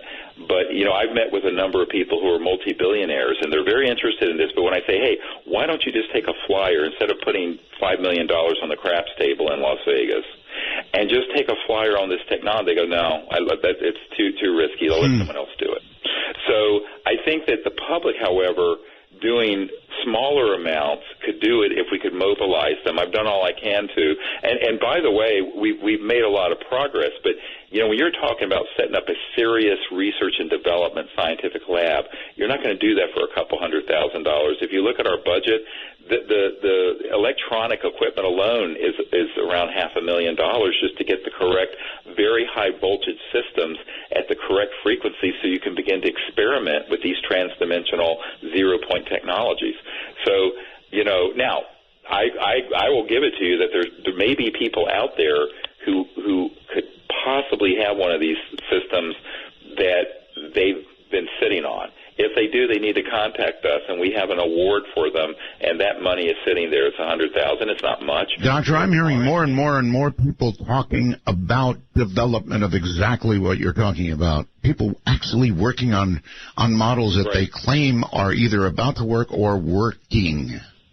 Well, we just had this report out of India, Tulare, who actually took over sort of Bruce De Palma's in-machine concept and now has it under contract. The problem is, if you look at that, if you go to our website, you'll see there's a whole news article that was in the Economic Times of India, mainstream article, and it's claiming that this thing is almost 300% efficient, meaning 3 or 4 times more energy out than is going in because it's pulling energy from the vacuum of space-time. Well, the problem is they're pursuing a patenting route and an intellectual property route, which has always caused seizures to happen, the technology to be seized.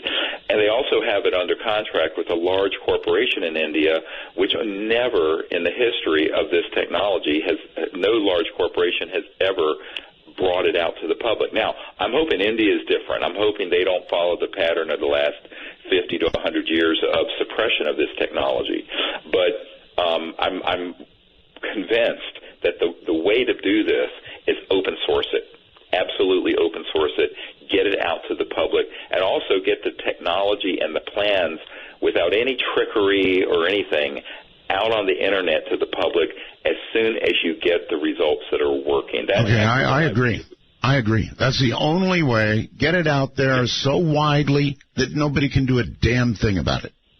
Right. You squeeze the toothpaste out of the tube so fast and hard you can't put it back in. There you have it. All right. Very quickly, Twin Cities, I think. Hello. Hi. I was wondering, as a former emergency room. No, I don't think you need any treatment. Well, he did drop a lot of names, but I guess when you're talking about this sort of thing and you're talking about something at this level, the names involved are going to be pretty big and are going to go clunk when they get dropped. Hey, if I don't name who the people are we dealing with, people are pissed off. That's right. Name dropping. So no, you're right. Say, well, screw you. You're right. I mean, that's my. You can't win with a jackass like that who just called in. I know. Anyway, is there another question? I know. No. He's more than done. And you're absolutely right. And that was absolutely unfair. So to heck with them. We're going to take a break. And you've got to imagine some people are just that way. But that's all right. Because everybody listening knows some people are just that way. I'm Art Bell. This is Midnight in the Desert. Got to keep that chain together.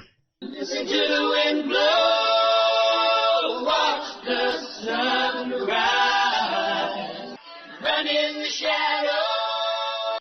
From the Kingdom of Nye in the high desert, this is Midnight in the Desert with Art Bell. Please ring Art's Bell at 1-952-225-5278. That's 1-952-CALL-ART. And I forgot, we've got a first-time caller line. Keep forgetting to give that out. Area code 775-285-5800. You get that? Area code 775-285-5800. Dr. Stephen Greer is here on a pretty interesting night, I would say, all the way around. Do you get a lot of people like that, Dr. Greer? Obviously, just like coming after you. Oh yeah, you're used to it if you're in the public eye at all. So I sort of joke about it. You just figure it's going to happen. It's fine.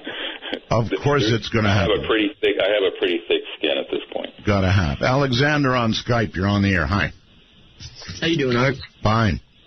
Oh, hold on. Hold on? Yeah, no, sorry. Speakerphone. I have a question for Dr. Greer. Good. Go ahead. So, basically that application you were talking about on the iPhone? Yes. Yeah, the app. I'm understanding that it, basically you talk to ETs with it, or? No, it's a training program. Well, just go on the website. It has a whole description of it. There's a huge description. It's SeriousDisclosure.com. If you have a computer, just log onto the site, and you'll see, search the front page, you'll see where the apps are, and go to it, and there's a big description. But it's a training program, actually. Yeah, my goodness, if you're used to getting apps, then you already know you can read about them down below, so that's not... Yep. Okay. Well, let's try the first-time caller line. You are on the air with Dr. Greer. Hi. Hi. This question is for the doctor. Yes. I was wondering, I'm curious more... All right, turn off the program you've got running in the background, please. Oh, I'm sorry about that. It's all right.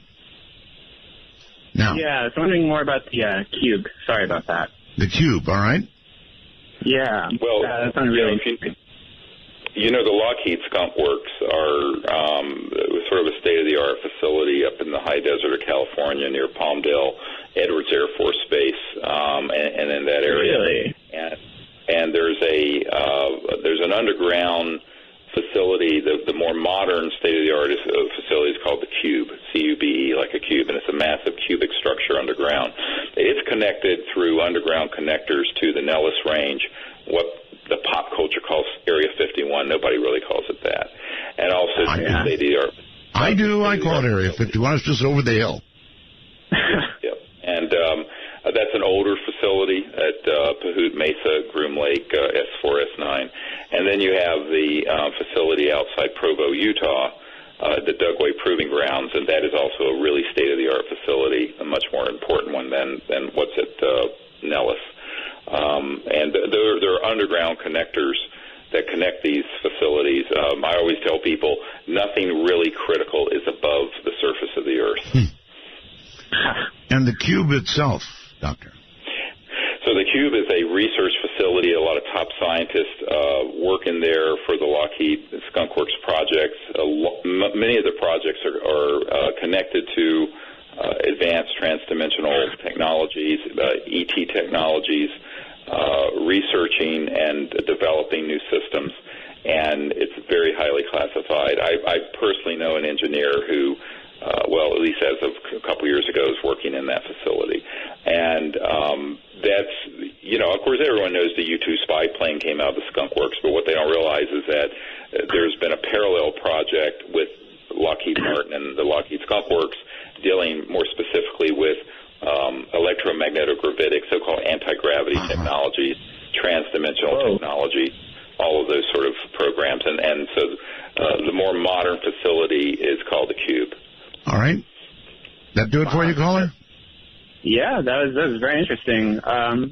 Yeah, my grandfather actually claimed that he once spoke to a scientist. He worked out in New Mexico.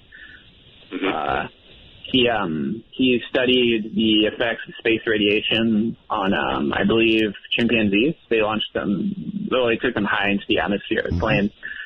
So this is just some old stories, but he picked up a scientist out of that, and he claimed that he did an autopsy on an alien. Okay. All right. Well, thank you very much for the call. Many people make that claim. Well, the New Mexico, that's another whole concept is, a lot of people don't realize the Los Alamos facility is connected underground to the, the big underground facility that's at the Four Corners area. And when, back in the 80s, early 90s, everyone heard the Taos hum. They heard this humming sound. That's right. That was Bechtel Corporation using these nuclear-powered tunneling devices to build the connector between the underground facility at Los Alamos to the Dulce Four Corners facility. We were affected by that here, Doctor. Yep. It was hitting bedrock, and it was just vibrating all through that whole area. Of course, a lot of people thought it was some mystery Earth noise, and of course, the people I know in the contracting world were laughing up their sleeve, going, "Yeah, that's our nuclear-powered tunnel," and it makes this massive, huge tunnel, and it moves at a fairly decent speed and turns the bedrock into glass, so like a glassified, liquefied rock. And that's how these connectors are built between these underground facilities. All right, I punched the button on West Virginia a little while ago. He's been nice and quiet. Hello there. Hello. Yes, you're on the air. Hi. I'd like to say that I really appreciate everything Dr. Reed's done. I think his commitment and perseverance. I don't think it's courage to go ahead and do everything he's done. But my biggest fear, if I was in his shoes, would be, what if he is part of the disinformation? Oh yeah, really, interesting actually question. All right, caller, let's take it from there. Doctor, sure. others have accused you of that in the past, and you never know, right? I mean, people listen to this kind of thing and they go, "What if this is disinformation?" Well, of course, and you can't prove a negative, can you? So all I can say is it's axiomatic. All I can say is that I try to get the best information I have from the best sources and provide that perspective to whoever I'm talking to. Not the best disinformation. And it certainly now there certainly have been some attempts at disinformation moving into my orbit, and usually we're able to uncover that. But we're pretty astute about this, and luckily the folks that have helped me with this have been some people who have been in these unacknowledged special access projects for many years and are pretty good at sniffing out a fraud or a disinformation packet versus something legitimate. But look, no one bats 1,000, and I have no doubt that, but to the best of our ability, we try to only provide information that has very solid attribution and sources. Fair enough. And that's we do the best we can with a very limited resources, and really all volunteer staff. Everyone who works with me, from IT people on down, for our sites, it's all volunteer. All right, gotcha. James, you're on the air with Dr. Greer. Hi. Roswell, Art, and Thank you. Dr. Greer. Hey, Dr. Greer, I do respect your work. I just have to take issue with a small thing that you said earlier. I worked for SAIC after I left federal service. Right. To ascribe a lot of competency to them when they couldn't even get Trailblazer under their grasp after spending $500 to $800 million on it is sort of nonsensical, because what you're talking about with them and other agencies kidnapping this lady and making her assume that she's been abducted sort of strains credulity. And I'll tell you why I believe this is because, first off, they have to use contractors to do that. SAIC doesn't have that talent, and that's why during the outbreak of the global war on terror... No. Caller, hold on. You're mixing up a million different things because you weren't listening carefully. I didn't say SAIC was involved in that particular event. I'm saying that SAIC has had projects connected to the technology end of the UFO subject, and this I know to be a fact. I mean, Senator Barry Goldwater, who was friends with Admiral Bobby Ray Inman, who had been head of the National Security Agency, personally called Bobby Ray Inman when he was on the board of SAIC because of his involvement with this. So I don't know what your clearance was and what you worked on, but I will also say that when you look at hundreds of millions of dollars that go into projects that don't result in anything, a lot of times those projects are a storefront. If you look at the Disclosure Project witnesses, one of them worked for SAIC. She manned an office that had all kinds of money going into it. The money passed from her office to a black project, and they just ginned up fake reports and kept saying we had delays working on this and that and the other that they reported back to Congress. So there's all kinds of creative ways that corporations like SAIC, Lockheed Martin, Northrop, E-Systems, Raytheon do it. And you know, having met with folks who worked in those systems and in those kind of corporations, this is not speculation on my part. No, I'm not. I didn't say it was speculation, and I understand the storefront thing. What I'm saying is, and I was listening carefully, it sounded to me that you were saying that they would have had to bring in contractors to have that kind of talent. That's what I'm saying. I guess they did. Sure, but that's what they do. There's contractors to contractors to contractors. I mean, that's the whole game in Washington, which is why it's so damn wasteful. I mean, you know, when Rumsfeld said there's $2.3 trillion missing out of the Department of Defense budget, I recently saw a report in the Financial Times that it's now estimated $8.5 trillion. So where is that money going? It's going into this kind of multiple layers of bureaucracy to really find someone who is doing something. And there's so much waste, graft, and corruption. By the way, and this is one of the things no one ever talks about, you know, they'll cut this program and this program and that program. They're not talking about the hundreds of billions of dollars being wasted and ripped off out of the contracting sector. All right, to the next call. You're on the air.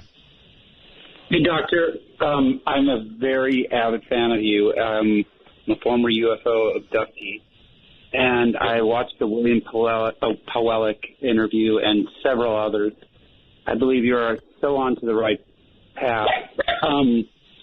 I was going to see if you found a correlation between what they call Morgellons disease, which is actually nanofibers or nanoparticles, which are using the same technology that Pawelek used from the 2 billion transistors from Siemens.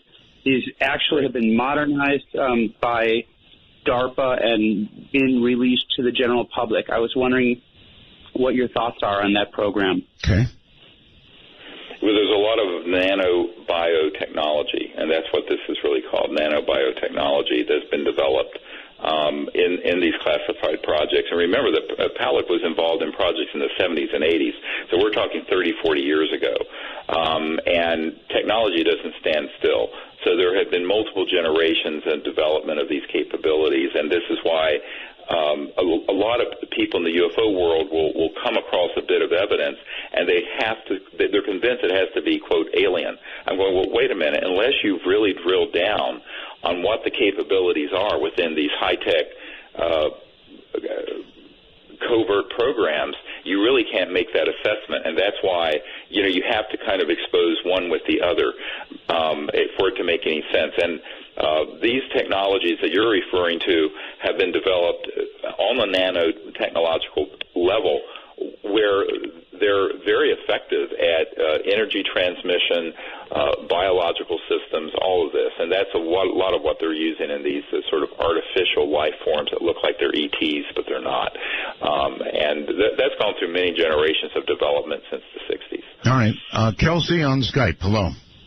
Hey, how's it going? It's going fine. What's up? Honored to speak with both of you.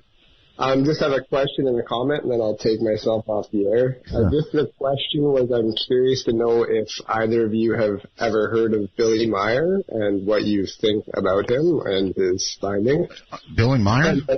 And my comment was that I think that maybe the reason that you as a host have a problem with things like shadow people and the Ouija board or whatever is because it takes a person who is extremely spiritual and morally sound to be able to, and of courage, to have a lot of courage to be able to deal with having a positive experience with these entities, because if not, you're vulnerable to those negative entities.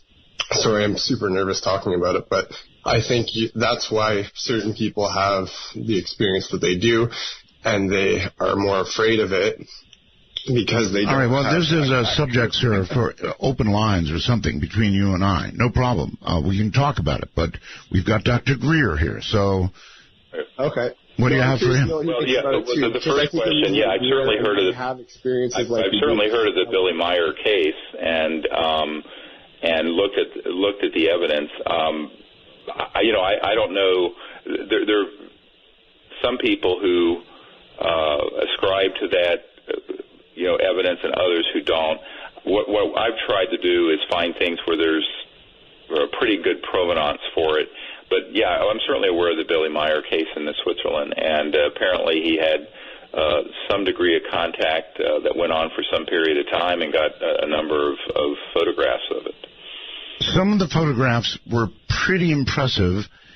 Some of the photographs looked like you had a craft attached to a tree, frankly. So Yes, and that's actually, there's a researcher I know that found that what happened was that there were some real events happened, and then when they stopped, things started then getting staged a little, and that it kind of hurt the credibility of it. Yeah, exactly. So now, whether that's true or not, I don't know, but I try to be careful with things where there's some question about that, as opposed to say, something released from a government or something that has had a really lot of solid information around it. And even then, you never know in this day and age with photographs. All right, Doctor, listen, it's been a wonderful show. The show is ending. I cannot control the clock. I wish I could, but I can't. So is there anything you would like to leave the audience with very quickly? Sure. I'd like to invite people to come to our event in Washington on November 21st. It's going to be a live event and also a webinar, and if they want to find out about it, then go to SeriousDisclosure.com. I think it's going to be a big expose of how the secret government really works. You're an amazing guy. Dr. Greer, thank you for being here. We'll do it again, buddy. Thank you very much. I'm glad you're back. Take care. Dr. Stephen Greer. All right, folks. What a night, huh? Got a lot of news to sift through and try to make sense of. But this was a night that I had always hoped would come. And I hope the story keeps building. By the way, I got a quick message that this supposed something is on the front page of Yahoo. Something about this recent discovery way out there that controls the sun was on the front page of Yahoo. So maybe this story is breaking wide.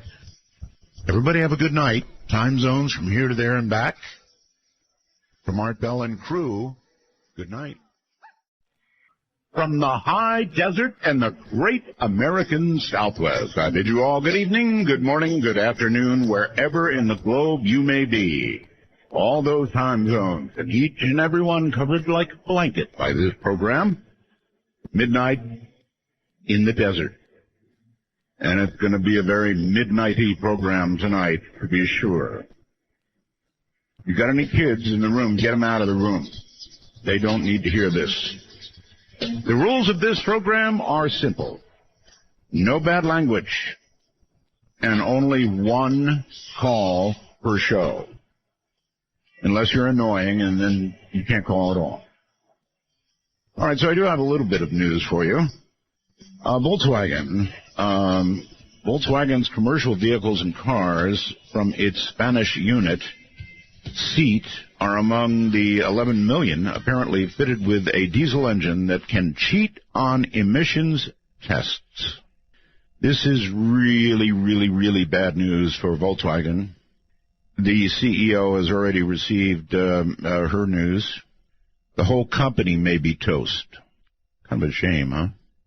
Missed the little bug.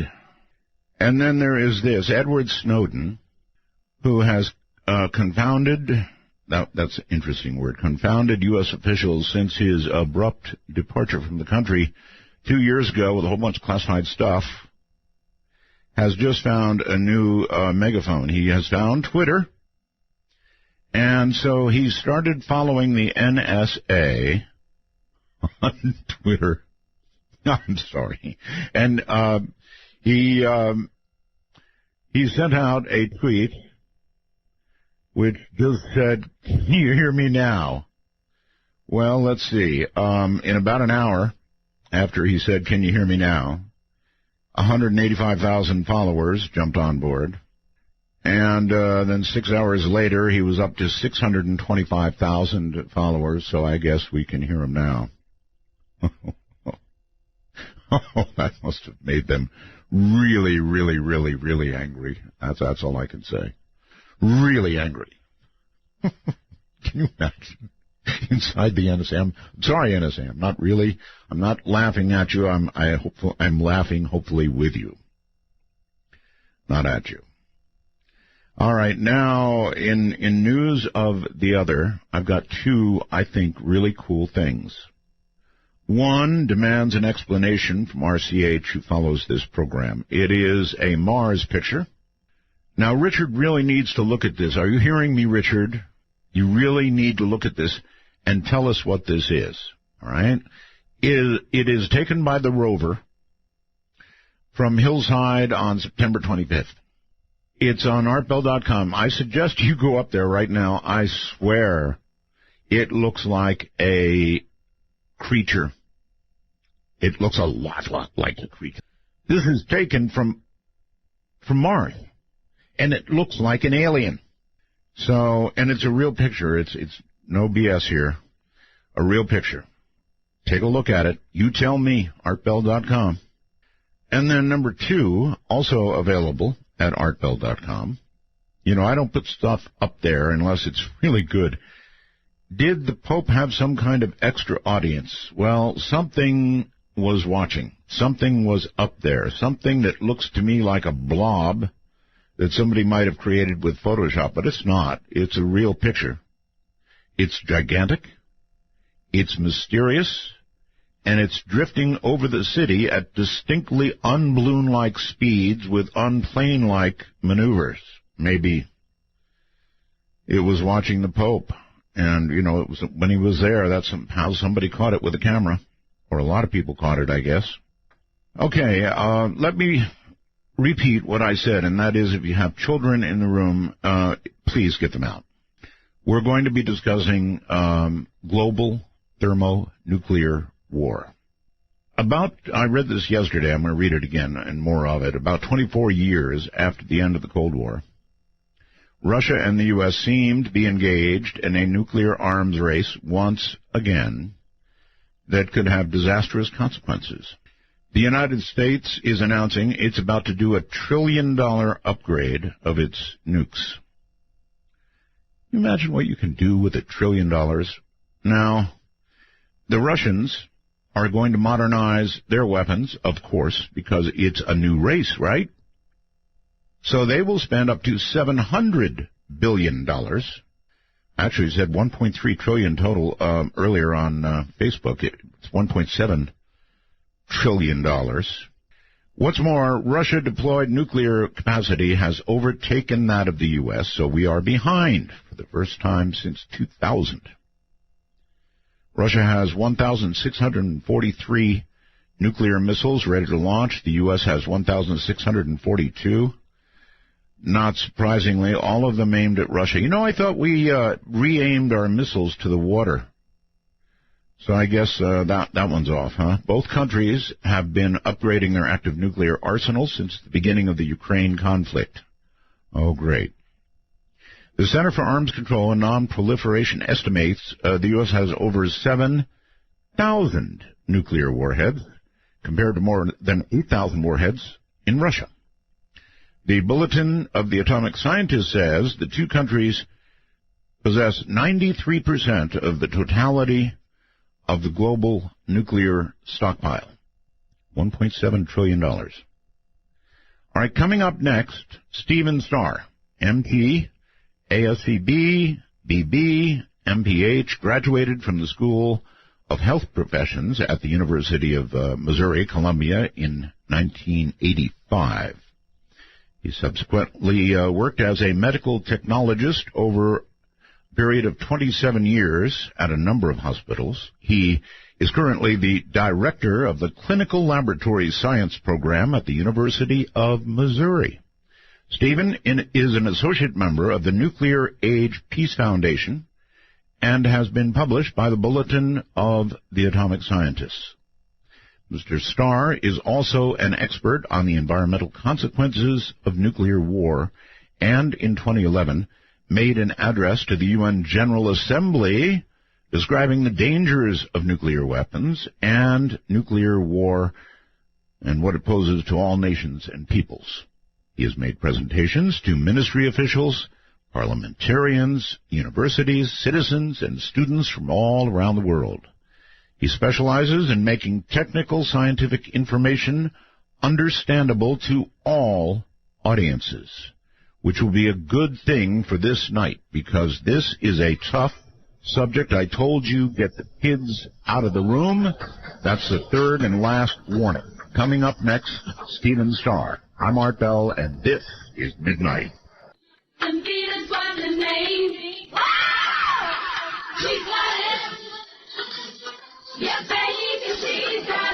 Proudly part of the Dark Matter Digital Network, this is Midnight in the Desert with your host, Art Bell. Now, here's Art. Here I am. Well, all right. Here comes Stephen Starr. Stephen, I would like to welcome you to Midnight in the Desert. It's going to be a rough one. Thank you, Art. Yep. It's a pleasure to be on your show. Good to have you. We have never spoken, right? Right. Okay. Stephen, I have been reading, and I just sort of read a little bit of what's been going on. There's so much going on right now that is scary. I lived through the Cold War. I'm 70 years old. I was in the Air Force, Stephen, on the day that we decided if we were going to mix it up with Russia over Cuba, or the Soviet Union at that time over Cuba. And I was working in a hospital at Amarillo Air Force Base in Texas. And I'm the guy who got to go, you know, we were a B-52 base. And I was the guy who got to go over and answer the line that raised the DEFCON level. Really? Into the world of scare. Really scary. Yes. Yep, I was. Well, I was doing duck and cover drills at the elementary school in St. Louis County where I lived. Really? Yeah. Okay. And I think that actually left a big impression on me. It had an effect that kind of partially led me to where I am today. I remember seeing that phone ring, and, of course, I was aware of the ongoing crisis, you know, with Cuba. It was, you couldn't avoid it. It was everywhere. But when that phone went, and, boy, you really know it when it goes, my blood just ran cold. I thought, this is it. Well, it almost was, and frankly, it was a miracle that it wasn't. And again, it's a miracle that there hasn't been a nuclear detonation somewhere, or a nuclear war for that matter, since 1960s. We've had plenty of opportunities for that. We have, and I guess we've probably been closer than we know, or that the public knows. We remain closer than the public knows. There's still almost 2,000 launch-ready nuclear-armed ballistic missiles that the U.S. and Russia have that in the course of this conversation could be launched in only less than 2 minutes for them to be launched and to be on their way. And they would be here how quickly? If they're launched from a submarine off the coast of the U.S. or off of Russia, then it would take 9 to 10 minutes. Otherwise, from the Montana or the Ural Mountains, it takes about 30 minutes for them to make their flight. Mm-hmm. The Russians are saying they now have technology that would make it impossible for us to intercept their ICBM should a war begin. Do you believe them? Well, I don't want to test it. No.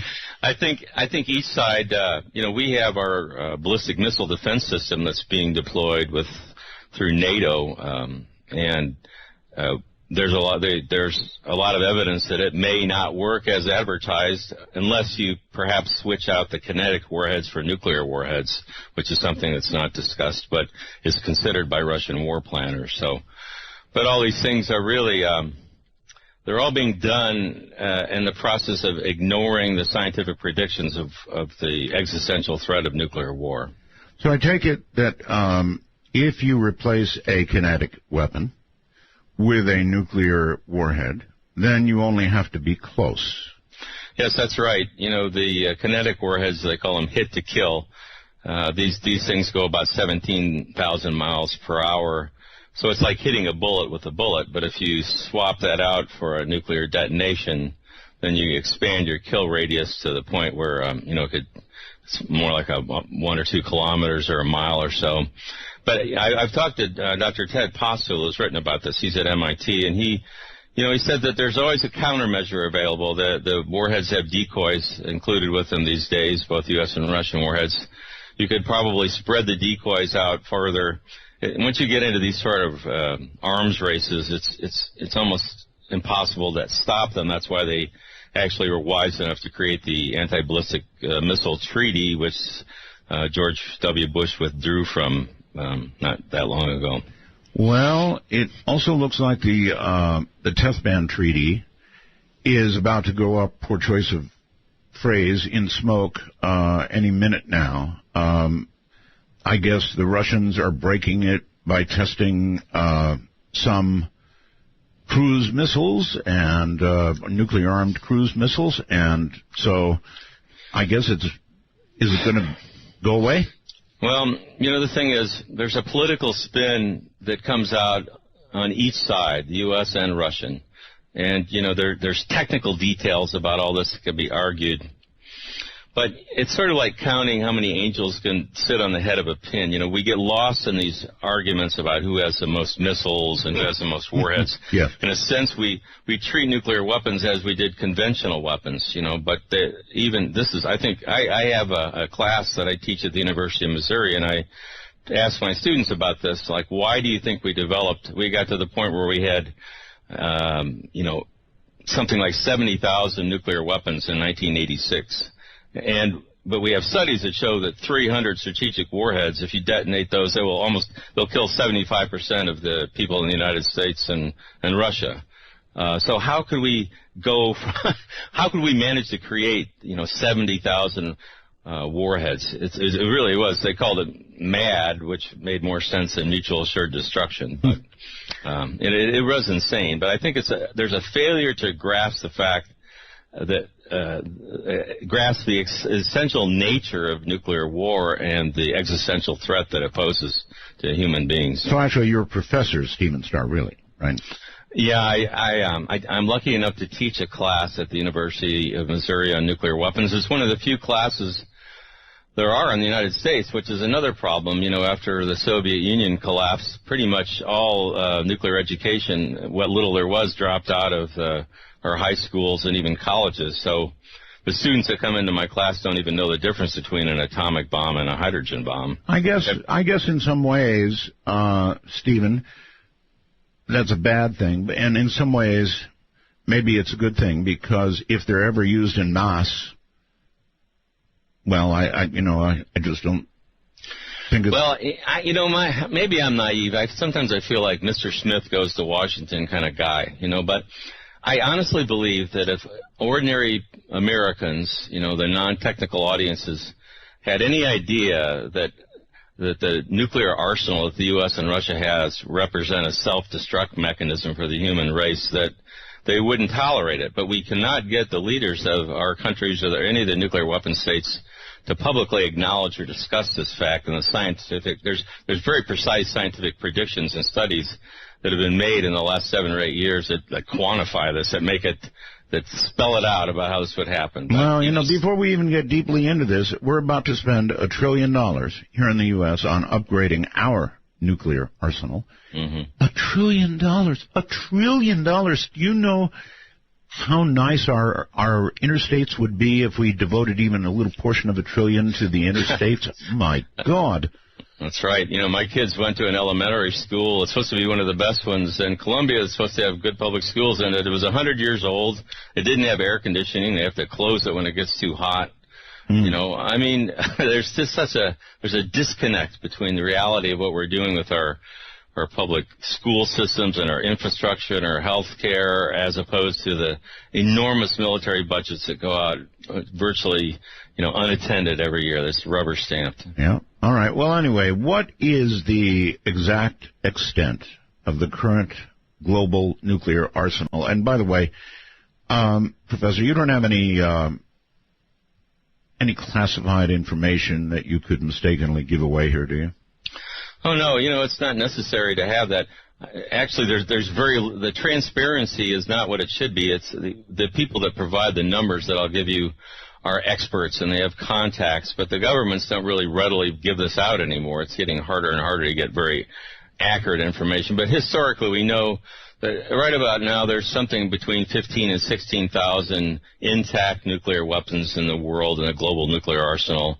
And the U.S. and Russia probably have 15 out of the 16,000, let's say. And you mentioned that 93% in your opening. That's about right. So that's why it's so important to focus on the U.S. and Russia, because first of all, the country that comes in next is France with 300. And so there's orders of, it's so many more times greater numbers that the U.S. and Russia have compared to anybody else. That's where you have to start. Now, if you look at what the weapons are, we each have, U.S. and Russia each have approximately 2,000 nuclear weapons that are deployed for immediate use. So a lot of them are kept in reserve. But 2,000 weapons each would be more than enough to wipe out the human race. Really? Yeah, and of these, the U.S. and Russia each have about 1,000 strategic nuclear weapons. They call them launch-ready. They're ballistic missiles that are armed with nuclear warheads. They can be launched in 2 to 15 minutes. And once they're launched, they can't be recalled. And as you mentioned earlier, it takes 30 minutes to as little as 9 to 10 minutes for them to reach their targets. I had heard years ago that by mutual agreement, I was always in real doubt about this, but by mutual agreement, we had both retargeted all of our ICBMs into the water, into the ocean. Yes, that was a kind of a PR ploy that Clinton and Yeltsin had. Clinton repeated it quite a bit during one of his election campaigns. But the reality of nuclear targeting is that it takes about 10 seconds to retarget a warhead. All these missiles are hooked up to computers. It was a meaningless agreement. The only way to really change this is to stand down these weapons, make it first so that they can't be launched within a few minutes. And then, but better, let's dismantle them, take the warheads off the missiles. We have to start thinking of this as a problem for our species. Oh, I do. I think of it as a problem for our species. Well, the people in charge don't, I think. I think they they're so caught up in the moment. The scientists have tried to discuss these studies they're called peer-reviewed studies. They're the best studies that can be done in science. They publish them, and they're criticized by all the best scientists in the world. And if they can't find anything wrong with it, then they go into a journal. And these have been out there for 7 or 8 years, and they predict that even what you would call a successful first strike. Let's say that the U.S. launched and destroyed every Russian strategic nuclear weapon, every nuclear weapon that could be launched against the United States. Right. Well, the environmental consequences of that successful first strike would cause everybody in the United States to starve to death, along with everybody else in the world. So it's a self-destruct mechanism for the human race. The scientists wrote an article called Self-Assured Destruction, which you would compare that to mutual assured. It's actually, all along, it's been self-assured right. destruction. A little bit. Slow down a little bit. You said even if we had a successful first launch against Russia, that we would starve to death. How does that happen? Well, the mechanism is that nuclear weapons are really like a piece of the sun when they detonate. And this goes for the bomb that destroyed Hiroshima, which it was 15,000 tons of TNT explosive equivalent, to average, say, Russian strategic warhead that has 800,000 tons of TNT. That's what's normal today. But both of those when the fireball they create, the surface of that fireball is hotter than the surface of the sun. So what happens then, if that's detonated over or above a city, it will ignite everything within a radius. The 15 kiloton weapon sets 3 to 5 square miles on fire instantly. The 800 kiloton warhead will set 90 to 152 square miles on fire instantly. And all these, what happens is there's fire set over this whole area. It's a mass fire. And within 10 to 15 minutes, it coalesces. They all join together to form a single gigantic fire. In the center of the fire, there's like a chimney effect that rises up, and it creates hurricane-force winds that blow towards the center of the fire. So it'll actually be strong enough to uproot trees and pull into the fire. You can't, and anyone in the fire zone, in a matter of minutes, the air temperature is good above the boiling temperature of water. We first saw a mass fire like this in Dresden and Hamburg and Stuttgart during World War II when the British firebombed the German cities. Oh, yes. They weren't even able to go into those cities for quite a few days in tracked vehicles. It was too hot. And even anybody that was in a deep shelter suffocated or baked, basically. It's horrible, but it's true. And so we firebombed Tokyo, for example, with conventional, fire bombs like napalm. 100,000 Japanese died in that raid. And then we went on to Hiroshima and Nagasaki. Mm-hmm. So we basically crossed the moral threshold for blowing up, burning cities up. But so if you think about what a nuclear war is, if you think of like one 800 kiloton warhead with 150 square miles on fire, then you multiply that times hundreds or thousands, all within an hour space of time. All those fires create enormous amounts of smoke and soot. The scientists have predicted that a U.S.-Russian strategic nuclear war would produce somewhere between 50 and 180 million tons of smoke. And this smoke will quickly rise above cloud level, which means it can't be rained out. And once it gets into the stratosphere, there are high winds. In a matter of 10 to 14 days, that smoke will completely encircle the Earth and engulf the Earth in a global stratospheric smoke layer. And this layer will do two things. It absorbs and blocks the sunlight. By absorbing it, it heats up the stratosphere, which destroys the protective ozone layer. And by blocking that sun, it prevents warming sunlight from reaching the surface of the Earth. And that, in a matter of a week, will produce temperatures colder than they were at the height of the last ice age 18,000 years ago. And the end result is that for 1 to 3 years, the temperatures in central North America and Eurasia will be below freezing every day. All summer. Yeah, all year, every single day of the year, and it'll stay cold for so long that will eliminate growing seasons for at least 10 years, maybe 20. All right. Let's back up just a little bit. You said if both arsenals were used. Let's say we just surprised Russia and decapitated them only, and they didn't have an opportunity really to strike back at us. What have you got then? Do we still have, because you were describing nuclear winter, right? Yes. And we would still have nuclear winter. There might be, let's just say there's 50 million tons of smoke instead of 180 million. Right. It doesn't matter. It's still going to be below freezing every day for at least a year, and there won't be any growing seasons for at least 10 years. All right. Hold it right there, Stephen. We're going to take a break. I told you to get the kids out of the room, didn't I? From the high desert, this is Midnight in the Desert. All our times are gone. Cut or disappear into the potter's ground when the man comes around. Taking you from today into tomorrow, this is Midnight in the Desert with Art Bell. To call the show, dial 1-952. Call Art, that's 1-952-225-5278. Don't call yet. Phones are not open yet. My guest is Professor Stephen Starr, and we are discussing nuclear war, global thermonuclear war. And so let's get back to it.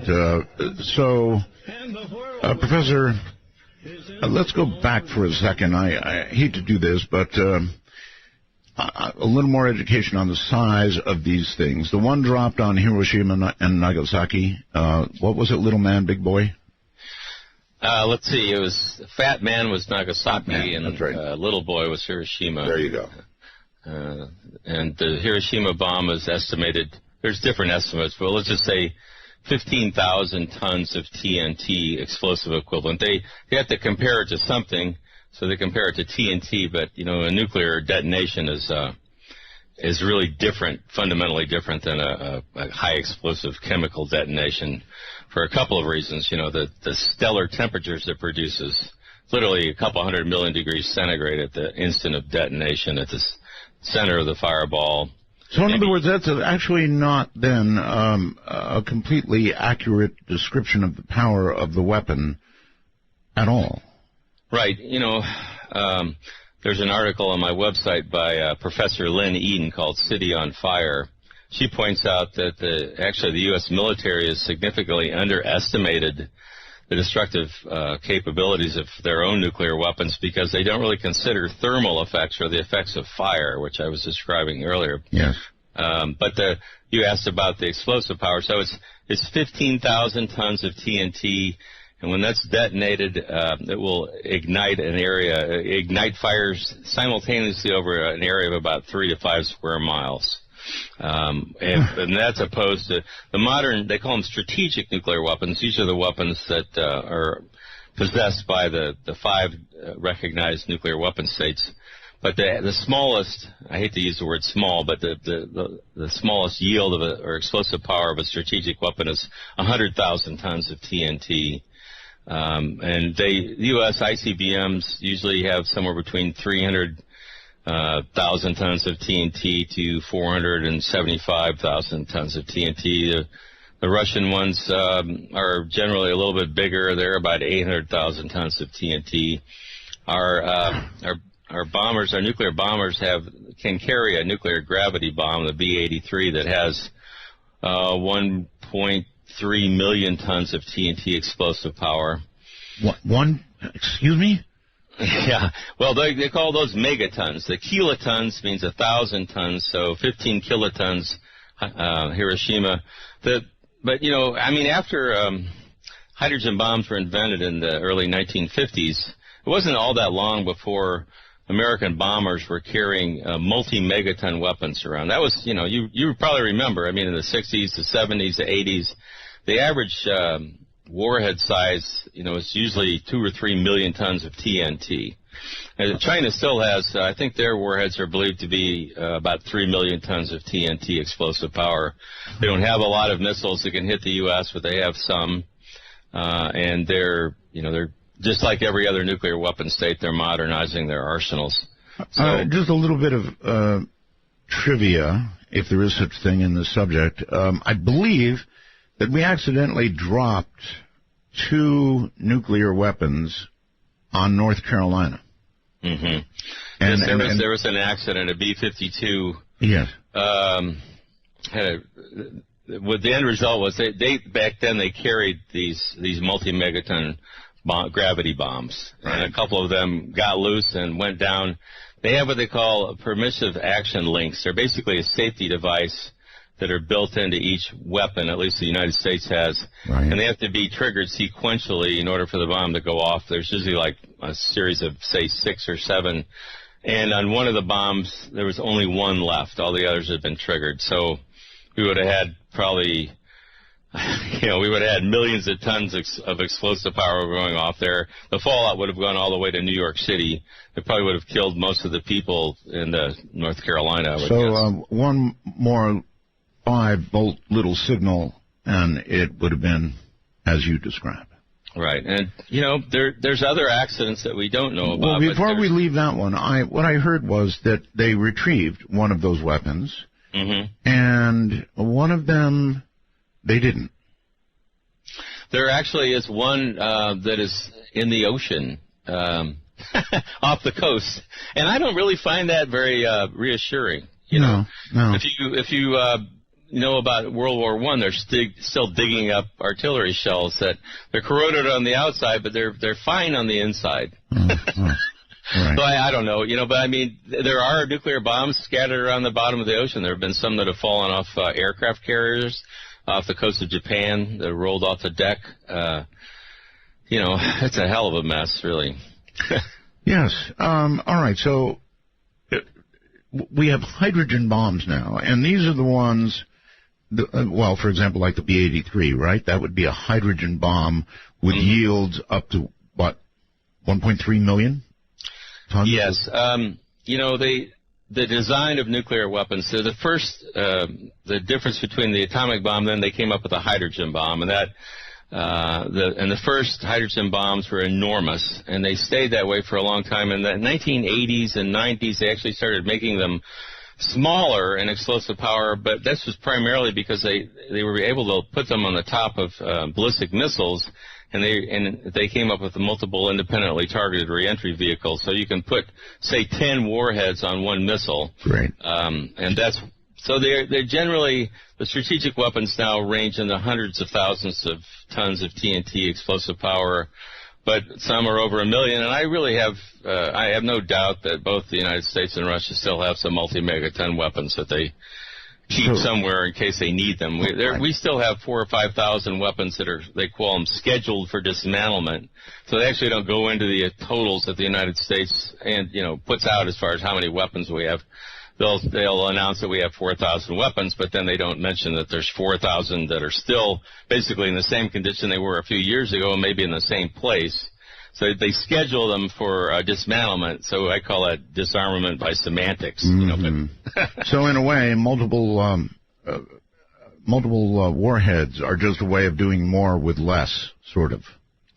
If you want to get into the calculations, if you set off a number of smaller warheads over an area, you actually create more blast damage and just as big a thermal effects as one big warhead. Military planners tend to focus on blast, which is because they want to, and so that's why a city like New York or, Washington, D.C. would be a good example. They might target it with, say, 40 warheads, where actually one of these 800 kiloton warheads would be more than enough to set the whole city and way beyond into the suburbs on fire. 100 and some odd miles, right? It's they calculate these firestorms based on average weather conditions, but even under the very worst weather conditions, for an 800 kiloton warhead, you're going to have about 90 square miles where you're going to have a certain fire zone. But on average weather conditions, it's more like about 150 square miles, and it can be more than that on an exceptionally clear day.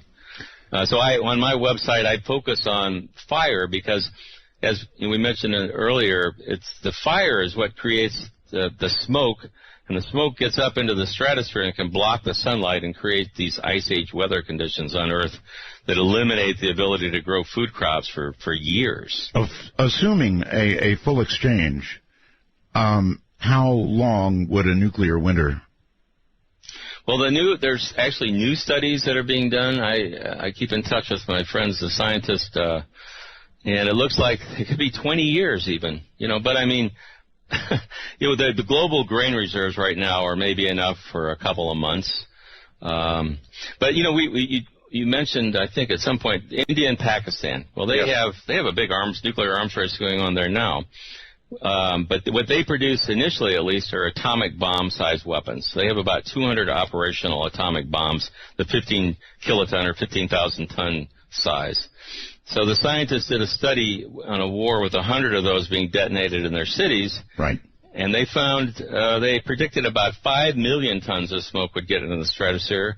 That would be enough to block about 10% of the sunlight from reaching the surface of the Earth for at least 3 or 4 years, maybe 7, and the smoke would stay up there for longer than 10.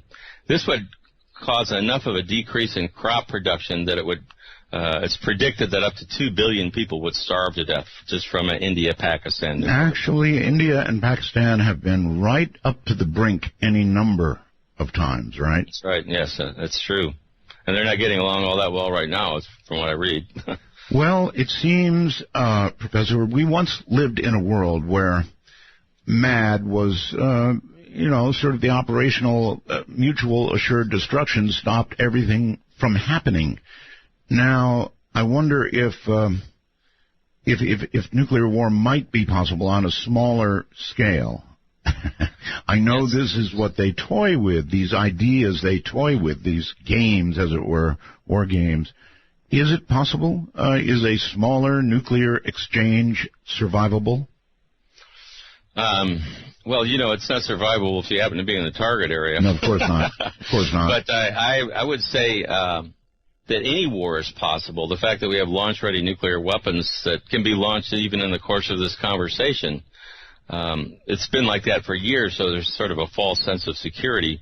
What worries me these days, a couple things. Here in the United States, I'm worried because there seems to be a general lack of knowledge and understanding about the consequences of nuclear war. And there's also appears to me to be an idea that we can just threaten the Russians and they'll back down. So what happens if they don't, or our militaries come into direct contact?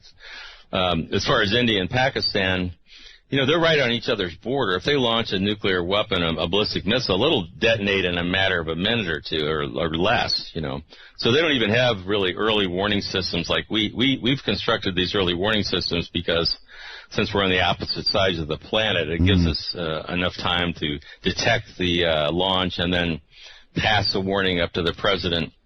And then he can decide whether he wants to launch a retaliatory strike based just on early warning system data. And if that's wrong, then he's actually launching a preemptive nuclear strike. But all of these things, and I've written about this. I just did an article in the Bulletin of Atomic Scientists today about launching before or after the detonation of a nuclear weapon, based on early warning systems. But the problem is that we're talking, when we get into those sorts of discussions, we're avoiding the real issue that's never discussed, and that's the environmental consequences of nuclear war.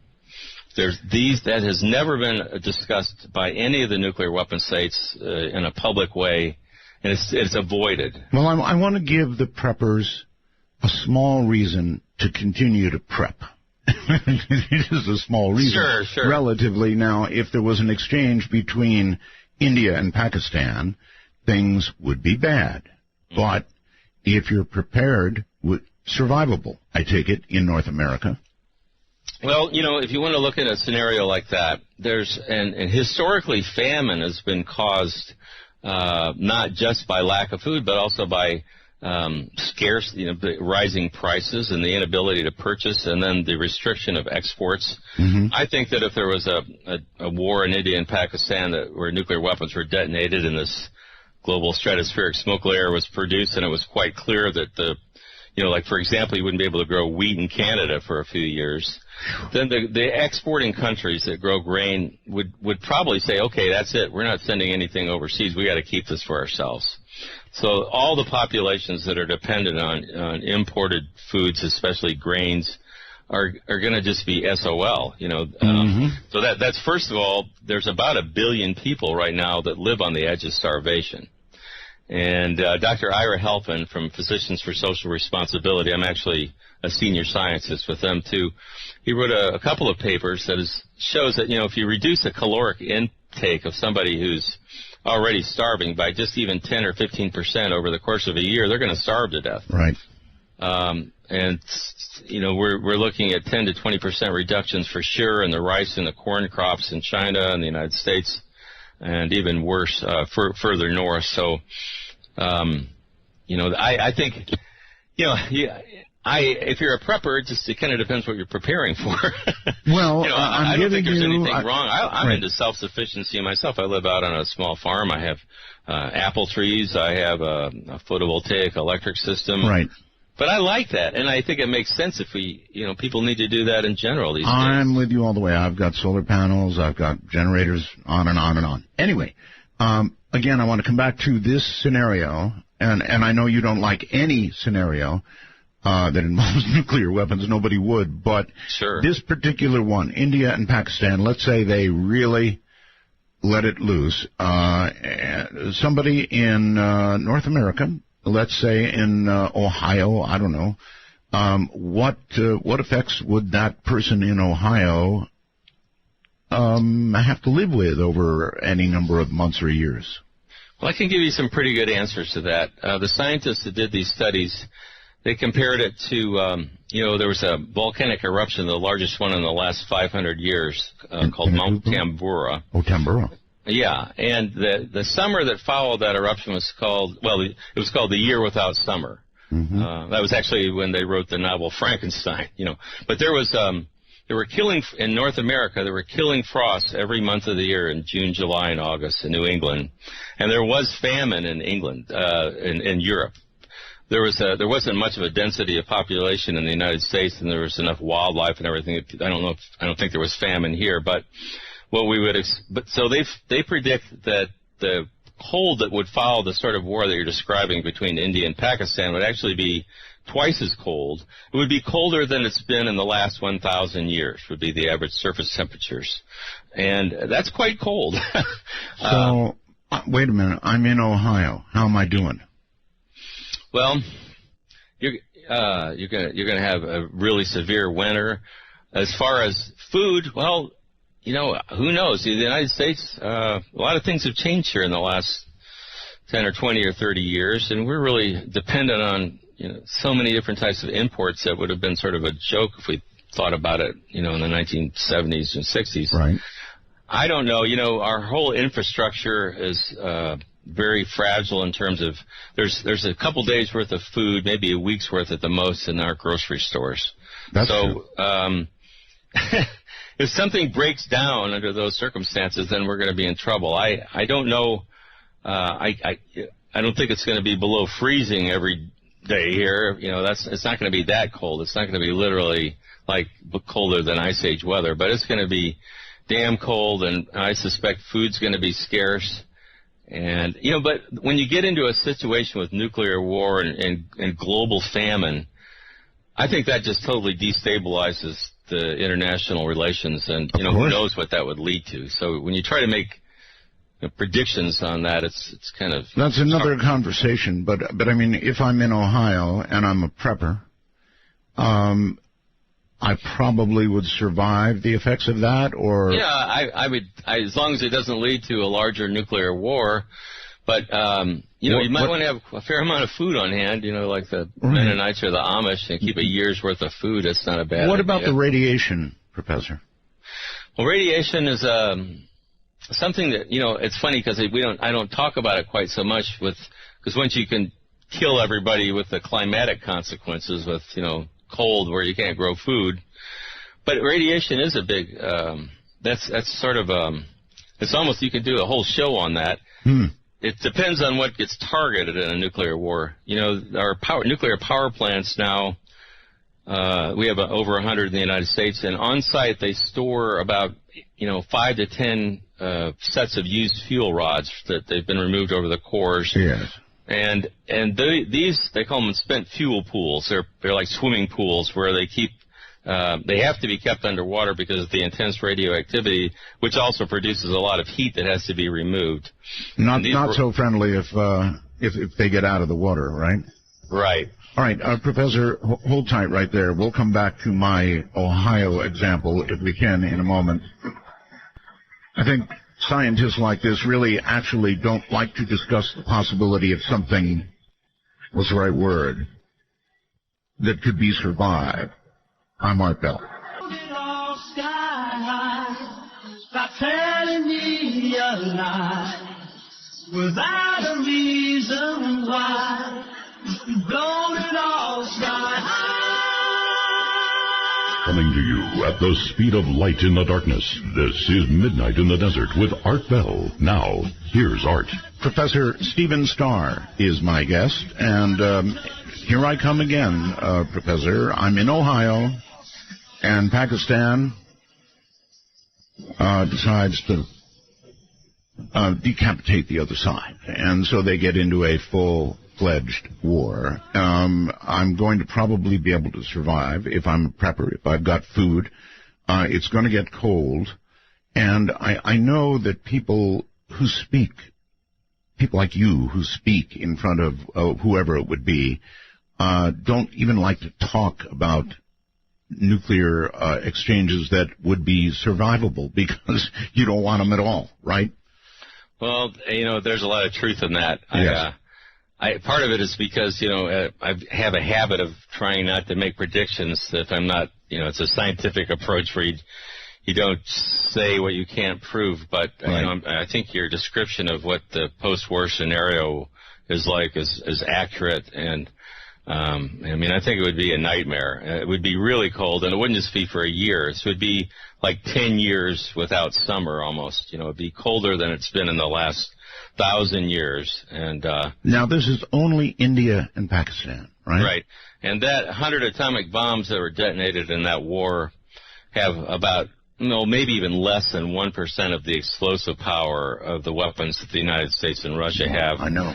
Ready to launch, and it only takes 2 to 15 minutes. Well, we once, Professor, lived in an era where MAD was operational. It was just suicide to even consider it.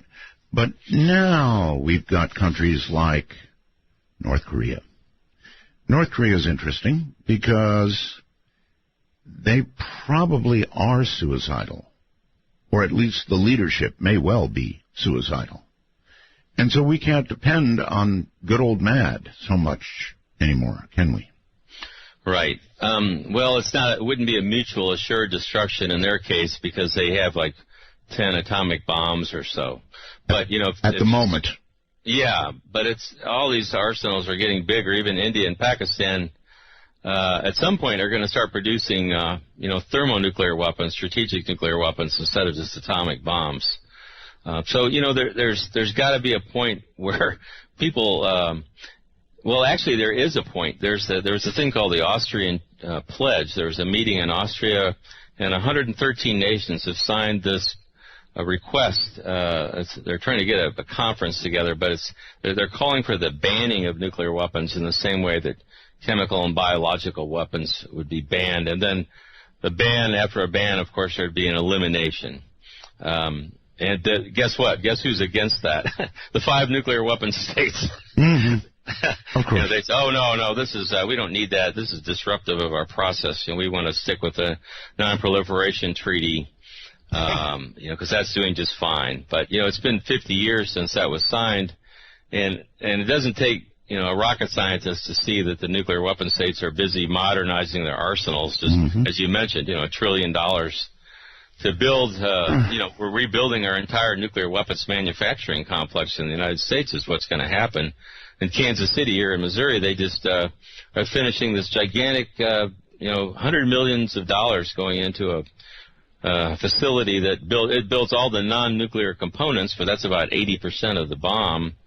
And it was the biggest construction project in Missouri. And I thought, there's really something wrong with our society when that's when our biggest project is to build a new nuclear weapons plant. Back to Pakistan for a moment. Right. India and Pakistan. Assuming they had a full exchange, little me in Ohio. Radiation. We didn't really get there. I started talking about nuclear power plants in the U.S. and maybe I really wasn't answering your question there. As far as the radiation from that exchange, I think there would be a lot of it. if you detonate a weapon on the surface as opposed to into the air, you get like a really nasty fallout. But what happens there is those sorts of the fallout from that, it gets rained out and spread more regionally than globally. Okay. You have to have about 100 kiloton weapon for the fireball to go above the troposphere, or where the weather takes place, up into the stratosphere, where it's above cloud level and it can't get rained out. That's where the term fallout came from. When we had all these big, in the South Pacific, we detonated all those hydrogen bombs, and they were enormous. The largest one was 15 million tons of TNT. Wow. And so those fireballs went into the stratosphere, and it only takes about 2 weeks for the wind to blow it all the way around the planet. When you have a nuclear detonation, you create literally hundreds of different types of radioactive isotopes or elements. But most of them have very short, they self-destruct in a very short matter of time. They call it a half-life. But there's some that don't, and those particularly, it's strontium-90, and that gets into your bones and your teeth. And cesium-137 that gets into your organ systems and tissues. Those have 30-year half-lives. And then, of course, there's uranium and plutonium. When you detonate, most of the bombs had plutonium pits, and even the very most efficient bomb doesn't have all the plutonium fission. It's a lot of it's blasted into microparticles. Is there any such thing as a clean bomb? No. Not, they all produce, and there's no such thing as a clean nuclear fission. Anytime you split an atom, you produce a lot of radioactive byproducts. And most of these, like the cesium-137 and strontium-90, haven't really existed during the entire time complex life has evolved and developed. And so it's new to us. And that's one of the things I think is really, that's been ignored or almost suppressed. And they focus a lot on external doses of radiation, but what a very equally or even more important is if this stuff gets into the biosphere, these long-lived radioisotopes like cesium-137, and it gets into your foodstuffs, and then you eat it, and you ingest it or inhale it. Right.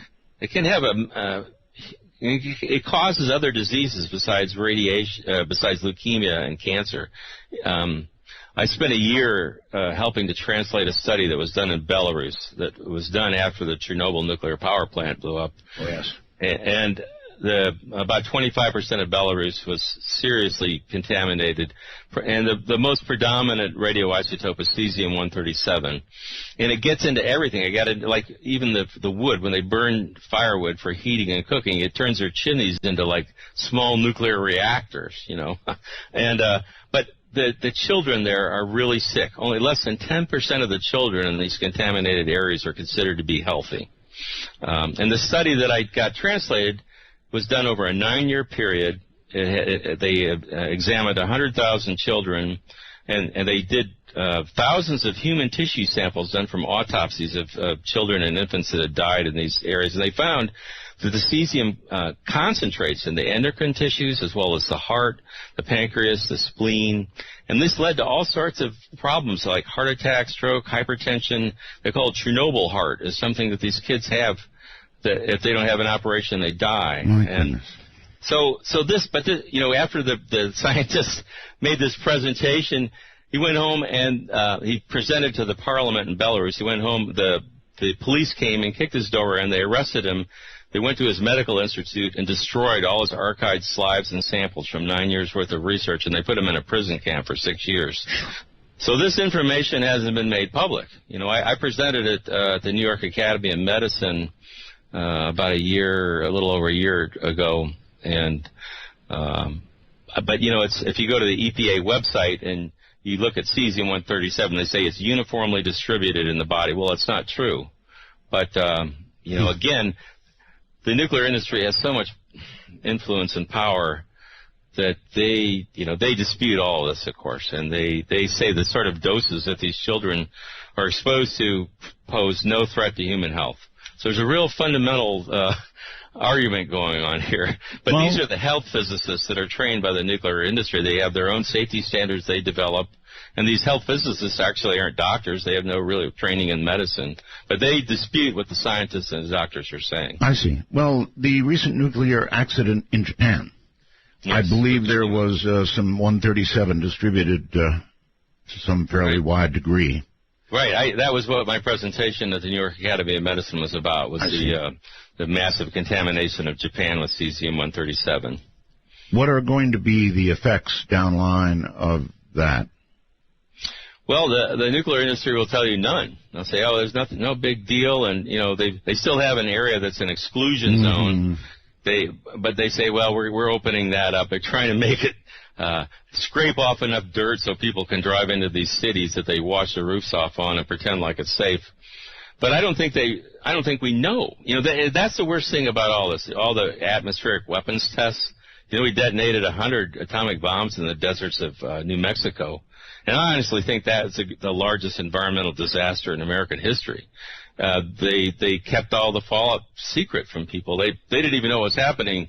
But so all of the combination of that has raised the amounts of ionizing radiation to much higher than, there really wasn't background levels until we started detonating nuclear weapons. And we don't know what the long-term genetic consequences of this stuff is. Okay. And I think that it could lead to all sorts of genetic diseases that, maybe are just starting to appear now. Sure. I get computer messages as we do the program. Mark asks, could you please ask about the effects and even explain, if you can, a neutron bomb, a neutron weapon?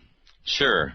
Well, it's designed, neutrons are atomic particles that are found in the nucleus of the atom. And when atoms break apart or fission in a nuclear chain reaction, neutrons are, sprayed out. So they have a weapon that's designed to sort of minimize the blast and maximize the radiation effects of neutrons. So it kills the people, but it doesn't destroy as much of the property as it would otherwise. But it's it's certainly it's a weapon of mass destruction and a genocide, really. So. Well, I guess in a war that would be a big potential goal, wouldn't it? I mean, you want to destroy your enemy, but you want the physical assets if possible. Yeah, traditionally that's what war is all about. You want to conquer the other country and take advantage of their wealth and their people. But that's a problem with nuclear war. Besides the fact that we'll all starve to death afterwards, the contamination and destruction from these weapons goes, beyond time and space. We're talking, it transcends. It'll last for centuries or millennia, and they really are. They're not precise weapons. If you look at the weapons that NATO has, for example, you were mentioning those in your introduction. I think yes. The B-61 bomb that the U.S. is it's actually a new nuclear weapon that we're creating. It has they call it dial yield, a variable yield, where it goes from 300 tons or 0.3 kilotons of TNT up to 50,000 tons. There's different mods or models. There's some that actually go up to 170,000 tons. Wow. So, but these weapons, they're guided weapons, and so they can be used very precisely, but it makes them more what they would call usable. And so, therefore, it makes it more likely that they will be used. There's this whole psyche of, well, we have to have a credible threat. And in order to make our threat believable, we have to have weapons that it looks like we would use them. But, we're backing ourselves into a corner where someday, what happens if we do have to use them? Then you actually start a nuclear war.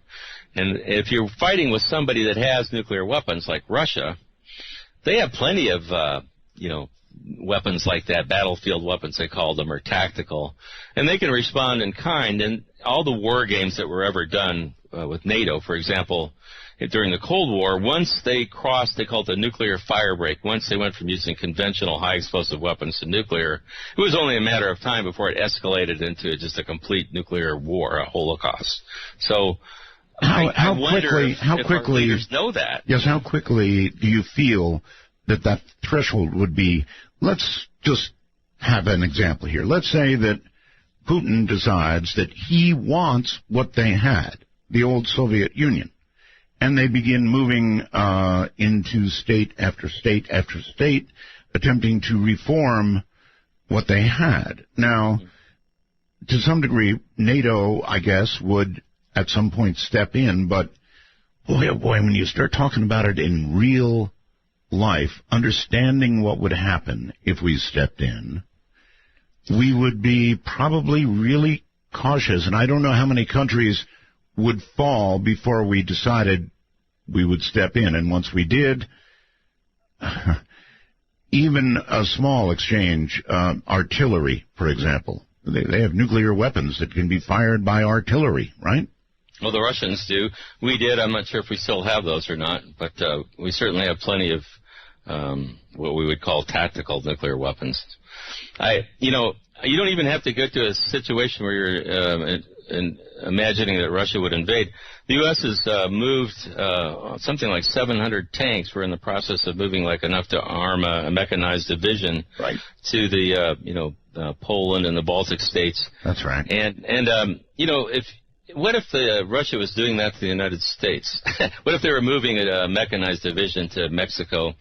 How would we react? Putin's under a lot of pressure to react to these sorts of things. Mm-hmm. If you remember their Victory Day parade that they had, the 70th anniversary of them defeating the Nazis in World War II, and the Western leaders and Obama decided not to go to Moscow, right? But at the same time, what was going on was in Estonia, NATO was having a war game with something like 15,000 troops and planes and tanks from 9 member states, which is 150 miles away from Russia's second largest city, St. Petersburg, right, which was called Leningrad in World War II, where they had 800,000 people die when the Nazis surrounded it. The Russians had 27 million people that died in World War II. We had 414,000 or something like that. So it's a big deal. When you start doing stuff on their border, I worry that when we pile up these forces, even in the Cold War, American forces were, the closest they were to Russia were in West Germany. They were never on the Russian border. So we're actually in a more dangerous situation now than we were then, in my opinion, in terms what of I military. thought, too. I think the same. In a way, it's much more dangerous than it was then. Right. And then you throw in all of these other unknowns, like, the Koreas. I'm not so sure about what's going to happen in the Middle East, but probably nothing good. So it could begin in all kinds of places. Let's go to Korea, because they seem, right now anyway, the craziest. That leader over there, that little guy, is likely to decide that, okay, suicide it is. And so we launch. And I'm sure the first to go would be Seoul. Seoul is so close to the border.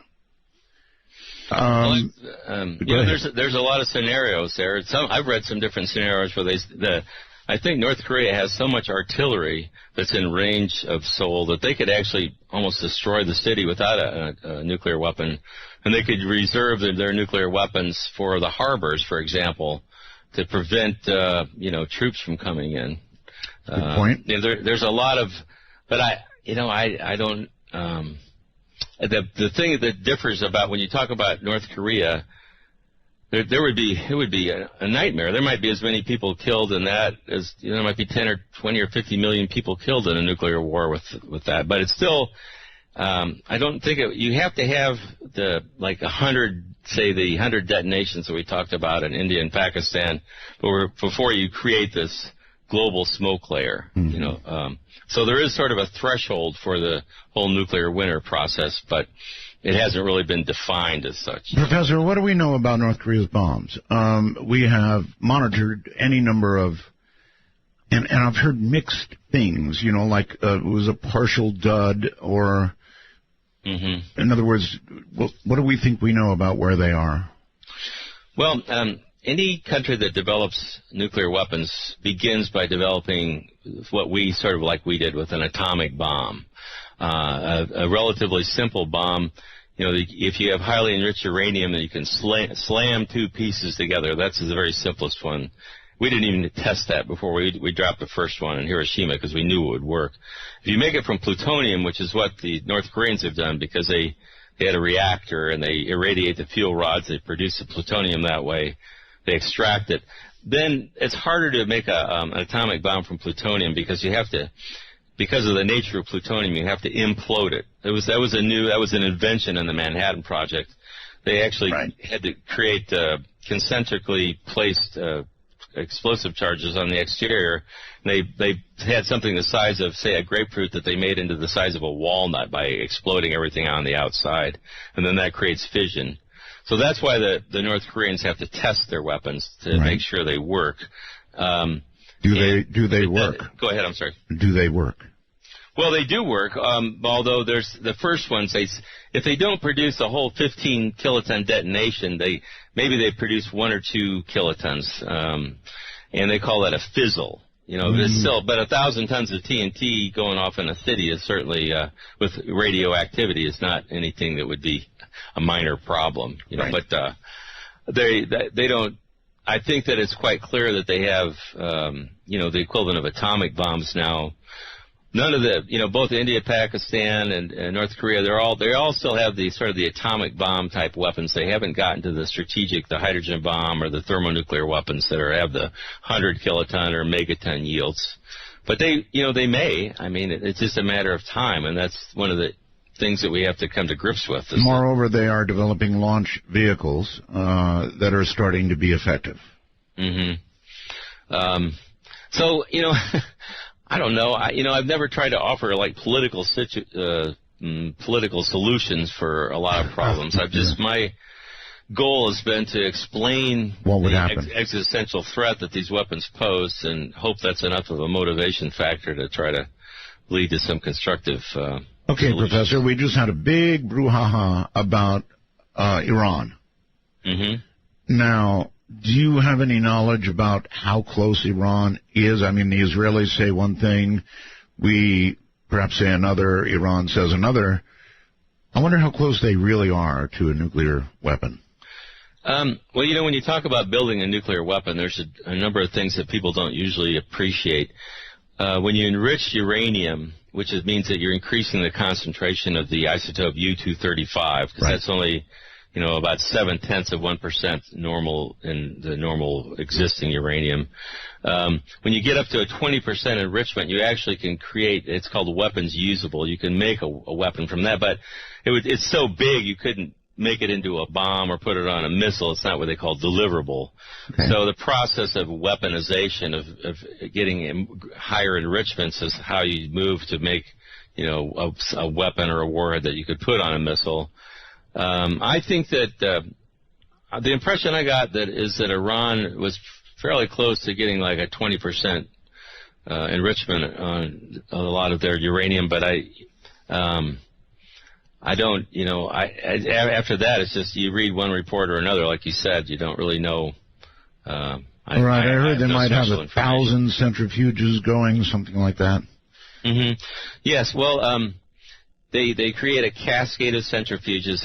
In order to separate uranium-235 from 238, it's the same element, so you can't use a chemical process. So they make it into a gas, uranium hexafluoride, and then they spin the gas in a centrifuge. And so over time, the heavier isotope will sink further towards the bottom, and the lighter will rise to the top. And then they actually send this through a series of thousands of centrifuges.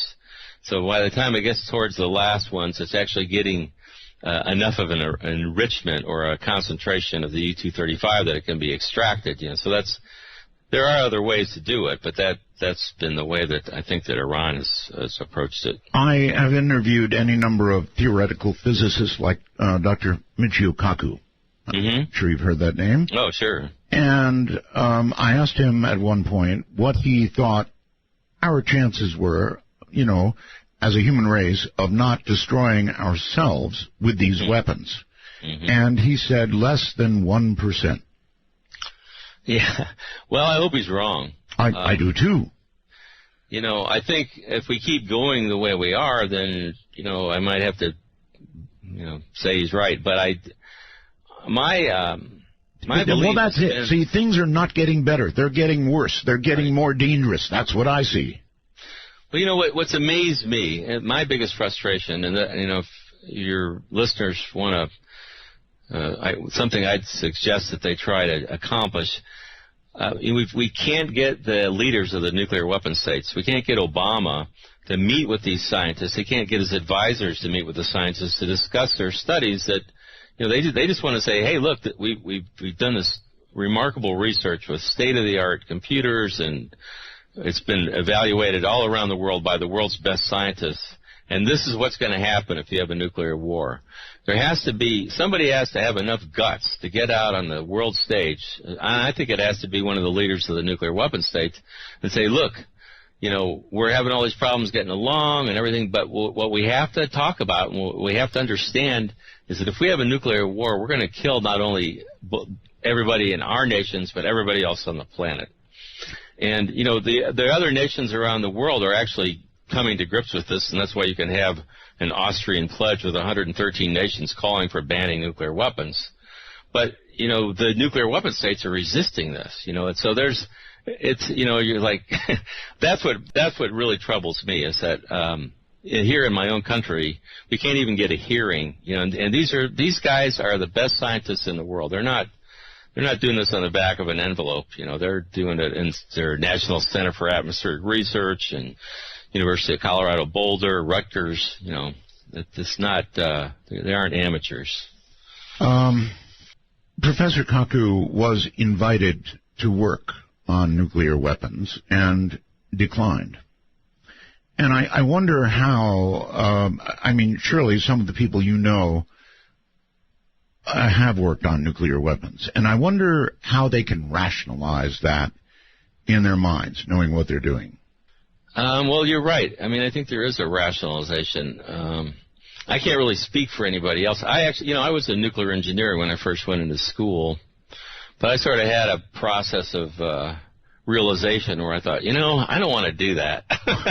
It was a long time ago, admittedly, back in the 70s, when they were pretty much stopping building reactors, and it looked like, but regardless, I looked at the problems of nuclear waste and the nuclear weapons, and it just didn't feel right. So I went into biological sciences, but, I have some friends, like you said, I've got a good friend, Greg Mello, out in New Mexico, and they have a Los Alamos study group. Yes. And he, he talks to a lot of the people that work there, and, weapons designers, and,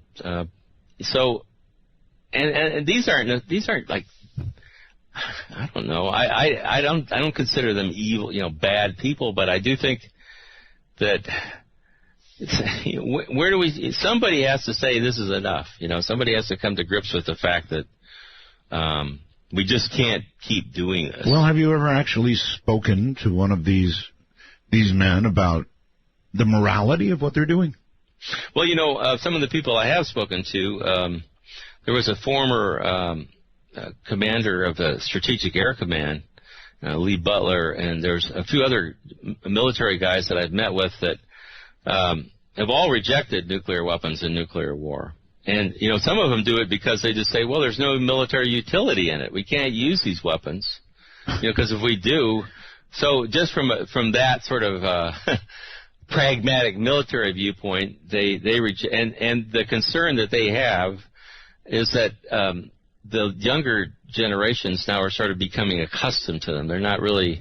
And when you think about it, too, Professor, we're at a break point. I'm sorry. Okay. And when we come back, I want to talk about our atmosphere and our magnetic field. Should we have a full exchange of nuclear weapons? I'm Art Bell. I can see her lying back in her satin dress, in a room where you do what you don't confess. Sundown calling in the air tonight. Oh Lord, and I've been waiting for this moment for all my life. Oh Lord. Want to take a ride? From the high desert and the great American Southwest, this is Midnight in the Desert, exclusively on the Dark Matter Digital Network. To call the show, dial 1-952-CALL ART. That's 1-952-225-5278. Not yet. My guest is Professor Stephen Starr, and a lot of people are asking, why would I do this show? And my answer is because nobody else will.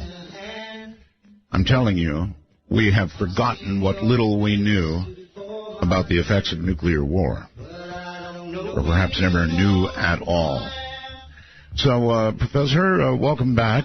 I was going to sort of jump ahead to if we do have a full exchange with Russia, something I consider really possible, unfortunately, either getting started by accident or on purpose. And we haven't even discussed the accident part of it. I want to get to that. But if we did have the full exchange, not that I guess we would be around to observe the effects, but what do the models say would happen to, to our atmosphere and the magnetic field that protects us anyway? Well, there's the models that I've been referring to primarily focus on what would happen as a result of the nuclear firestorms, that producing tens of billions of tons of smoke that rise above cloud level into the stratosphere, blocks sunlight, and it blocks 70% of the sunlight in the northern hemisphere for 10 years. So if you were standing in a field in Ohio, you were talking about Ohio earlier, and it was midday, it would be, if it was a little bit of a cloudy day, it would be about like standing outside at midnight on a full moon. That's how dark it would be. Wow. So that's why it would be below freezing every day for 1 to 3 years. I thought you were going to ask about electromagnetic pulse. I'll get to it. Yeah. I'm not quite sure. I don't know what the predictions are for the electromagnetic layer. The studies that I've looked at don't really consider that. But, the presentation I made at the New York Academy of Medicine this year, I did talk about what would happen if the grid went down for a long time and we had enough EMP from weapons that would cause all the nuclear power plants to melt down in the United States. So that could be something we might want to talk about. Yes, well, let's back into that. I'm well familiar with EMP at a small level. I'm a ham operator. I've got 13 towers up on my property. Oh, man. I know that when a storm comes over, I definitely feel the effects of EMP when I get close strikes. However, this is a whole different matter. Now, in order to disable North America, let's say, how many nuclear weapons detonated way up there would it take? Well, it really wouldn't take very many. I think that's part of the reason why they worry about nations getting any nuclear weapons. If you have a relatively high-yield weapon, it can knock out tens of thousands of square miles worth of anything with a transistor in it would melt down basically the control panels at nuclear power plants. How high, Professor? Pardon me? How high? I think that they would detonate those several hundred miles high. They have, I'm sure they figured all this out. The Russians actually we did a few tests ourselves before they had the atmospheric test ban treaty. They detonated one over the Pacific and it knocked out the power in Honolulu. There was a study that was done about electromagnetic pulse, congressional study, and I got a copy of it, but I don't know if they had a classified version or not. But I was really very disappointed to see that they didn't address what would happen to nuclear power plants. And so what I did talk, Arnie Gunderson, I bet he's like really he's a nuclear engineer that really knows his stuff. Yes, sir. I've talked to him about it. He said that one high-altitude nuclear detonation over the east coast of the United States could knock out like 60 nuclear power plants.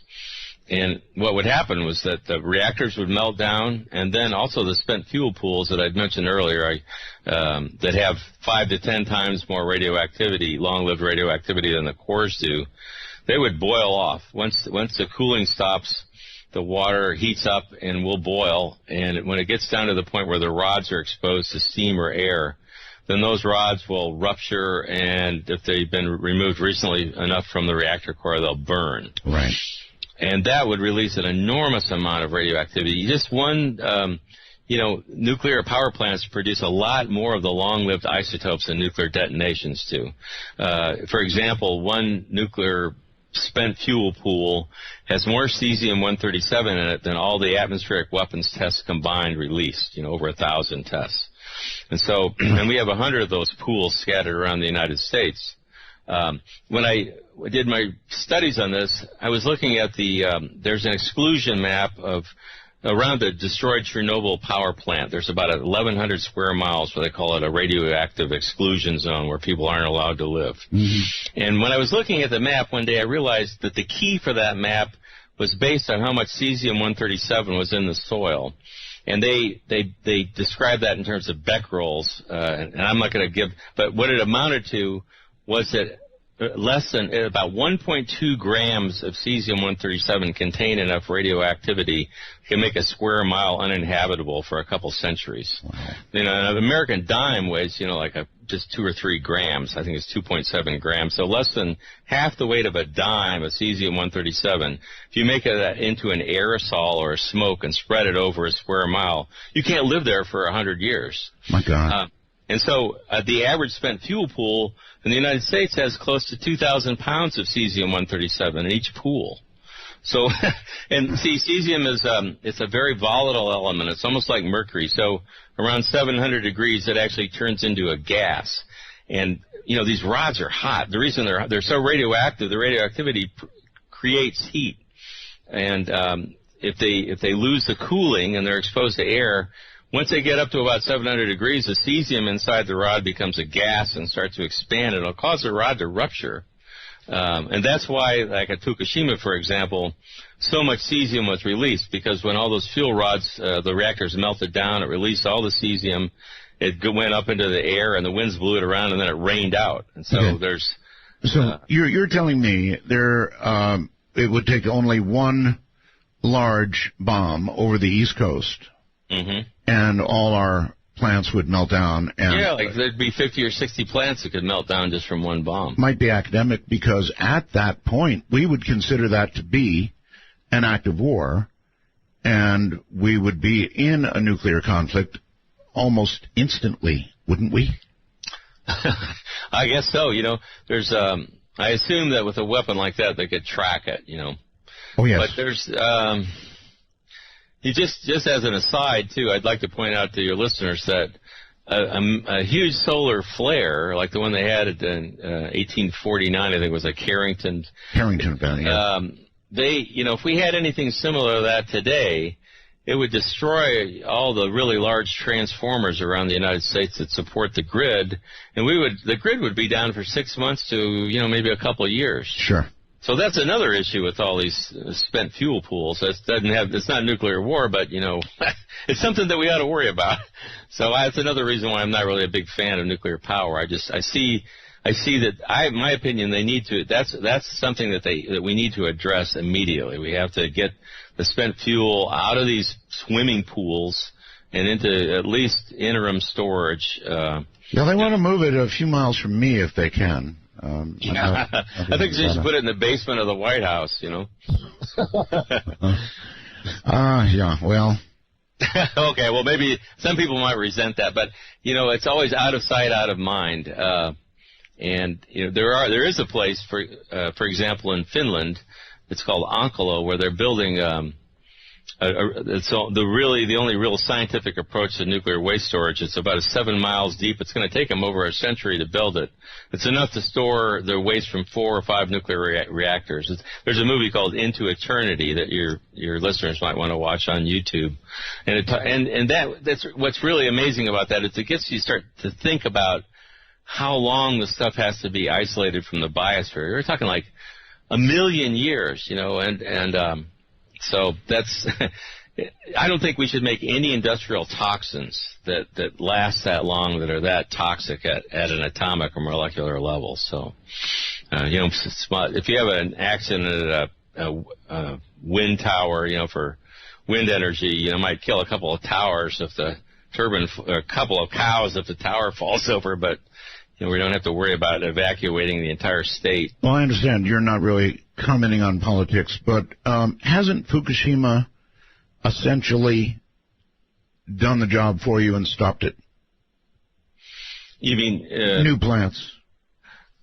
Well, I think what's happened is that nuclear power is just it's not economical. It's even gas-fired plants that they're building are more efficient and they make more money, basically. So these older plants, they're starting to shut them down. I think the industry is dying. They keep trying to come up with new designs to convince everybody that it's safe. Are you there, Professor? I think we just lost him. I'm sorry. That was my fault. Can you hear me now? You are there. Okay. Let me use the opportunity to throw a question at you that has come in on the computer as well. Charles says, how many nuclear weapons are there in outer space? Well, if there are any, nobody admits to it. Uh-huh. But, that's a problem. We're moving towards an arms race in space. And, but I think, as far as I know, nobody's got stations out there with, weapons mounted on them. Well, there sure would be a good reason to have them up there. They used to talk about, we actually planned to put them on the moon at one point. That was a long time ago, but. Well, the moon, that would be too much warning. But, my goodness, if they're sitting up there on satellites, now you're talking about, I don't know that there'd be any warning at all, would there? Well, that's a good question. What I could tell you about they call it depressed trajectories. If they fire from a submarine-launched ballistic missile off the coast, you can use a trajectory that's like not typical, like it goes up and way up and comes down. Then you can shorten the flight time and make it really hard to detect. Mm-hmm. And that's the problem. We have the system. They call it, the article I wrote that was published in the Bulletin of Atomic Scientists today was about the dangers of launch on warning. Mm-hmm. And once the U.S. and Russia constructed these early warning systems on each side, and they basically kind of hooked them up to their national command authority, the president, and then the ICBMs that we have in our silos, the buried underground. They got crews sitting there 24/7 waiting for a launch order. We have to launch on warning, don't we? Well, I don't think so. But in reality. Well, what if it's a false warning? What if it's a false warning of attack? Oh, well, that would be an accident. Yeah, that would be. Then our retaliatory strike would actually be a preemptive nuclear strike. My point is that with the effect of these weapons, you have to launch on warning. Once you have made up your mind, the other side has launched, it's use them or lose them, right? Yeah, but that all gets back to the military mindset of essentially thinking about these almost like we did with conventional weapons and ignoring the scientific consequences of their use, to the environment. Because if somebody launches a large nuclear strike, we're cooked. It does, and so if we retaliate, we'll make it worse. But that's the reason why we're advocating that first of all we stand these weapons down so that you can't launch them before, or at the very least you would not launch a strike before a nuclear detonation confirms that the strike has occurred. Professor, it would be too late. Let me for a moment make you the president, which I know you don't want to be. But you now have your military coming to you, President Starr, and saying they've launched. The other side has launched. Your orders, Mr. President. Well, I would say that if I had not been president long enough to arrange for the weapons to be stood down, I would say we will not launch unless there's confirmation of the attack, because there's been more than one occasion where there have been false warnings of attack. They rolled the lids back off the silos.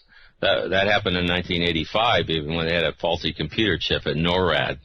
And it signaled that a massive Soviet strike was underway when, in fact, it was just a 50-cent computer chip that had gone bad. Mm-hmm. But see, they stopped, I wrote about this some years ago, but they stopped publicizing this information. But we do know that in 1995, for example, the Russians sent a letter to say, it was Norway. And then they sent a letter to Russia and said, we're going to have a launch of a missile. It's a weather satellite. Well, they didn't get it. And so when this missile was launched, it appeared to the Russians that it was from a U.S. submarine-launched ballistic missile. Right. And they went to full alert. You know, they had their nuclear briefcases open, and they were ready to launch a retaliatory strike because there's some scenarios that involve a single weapon using EMP, say, over Moscow that would disable their communication systems. So it was plausible to them that even though it was one missile, it could be a prelude to a nuclear attack. But again, we're not told about all the false alerts and things that they have. We're just reassured that, don't worry, we're in control and everything's fine. All right, Professor, I am curious.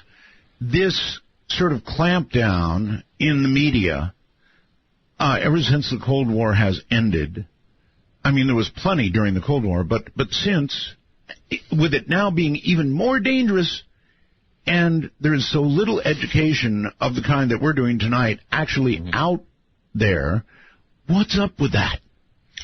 Well, I do appreciate the fact that you're willing to have this on have me on your show and discuss this subject because it's really important. And the reason I teach a course at the university is because I thought, well, where do you start? You know, if we have an uninformed public, then eventually the leaders that we elect are uninformed too, and that's what I see.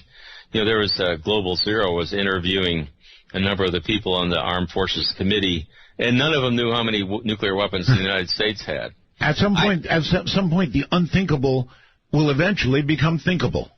Yeah, you know, when was the last time people even observed a nuclear weapon detonating? I'm not saying we should have one so they could watch, but I'm not convinced that, you know, people fully understand. You know, you can look at the numbers and all this, but do they really know? And there, you know, there's another issue that's never discussed that I think we should mention is that how does the ability of the president to launch a nuclear attack, how does that mix with our whole idea of limitation of powers and, you know, the War Resolution Act of 1973 where the president's not supposed to be able to declare war? I've got a quote from Vice President Dick Cheney in 2008, and he said, "The President of the U.S. is now, for 50 years, is followed at all times, 24 hours a day, by a military aide carrying a football that contains the nuclear codes that he would use and be authorized to use in the event of a nuclear attack on the U.S. He could launch a kind of devastating attack the world's never seen. He doesn't have to check with anybody. He doesn't have to call Congress. He doesn't have to check with the courts." And that's the truth, you know, and it's that's the way it is. So that, to me, what that means is we have a small, very, you know, one person or at least a very small group of political and military leaders that have the ability to launch a nuclear war that we have nothing to say about. So even for an object that would end the world, we use a sports analogy. Yeah, right. That's right. And the Russians have the same thing. They call it Shaget. But both, no matter where Obama goes or Putin goes, there's somebody in the background with a nuclear suitcase that allows them to give the permission order to launch a nuclear strike. And it only takes 15 to 30 seconds to give that order. And they call Minutemen missiles that for a reason, because it only takes 2 or 3 minutes for them to launch. All right. All right, Professor. Hang tight. And we will begin to open the lines, and I'll give you some of that stuff as we get back. You're listening to Midnight in the Desert. Say again, y'all. What?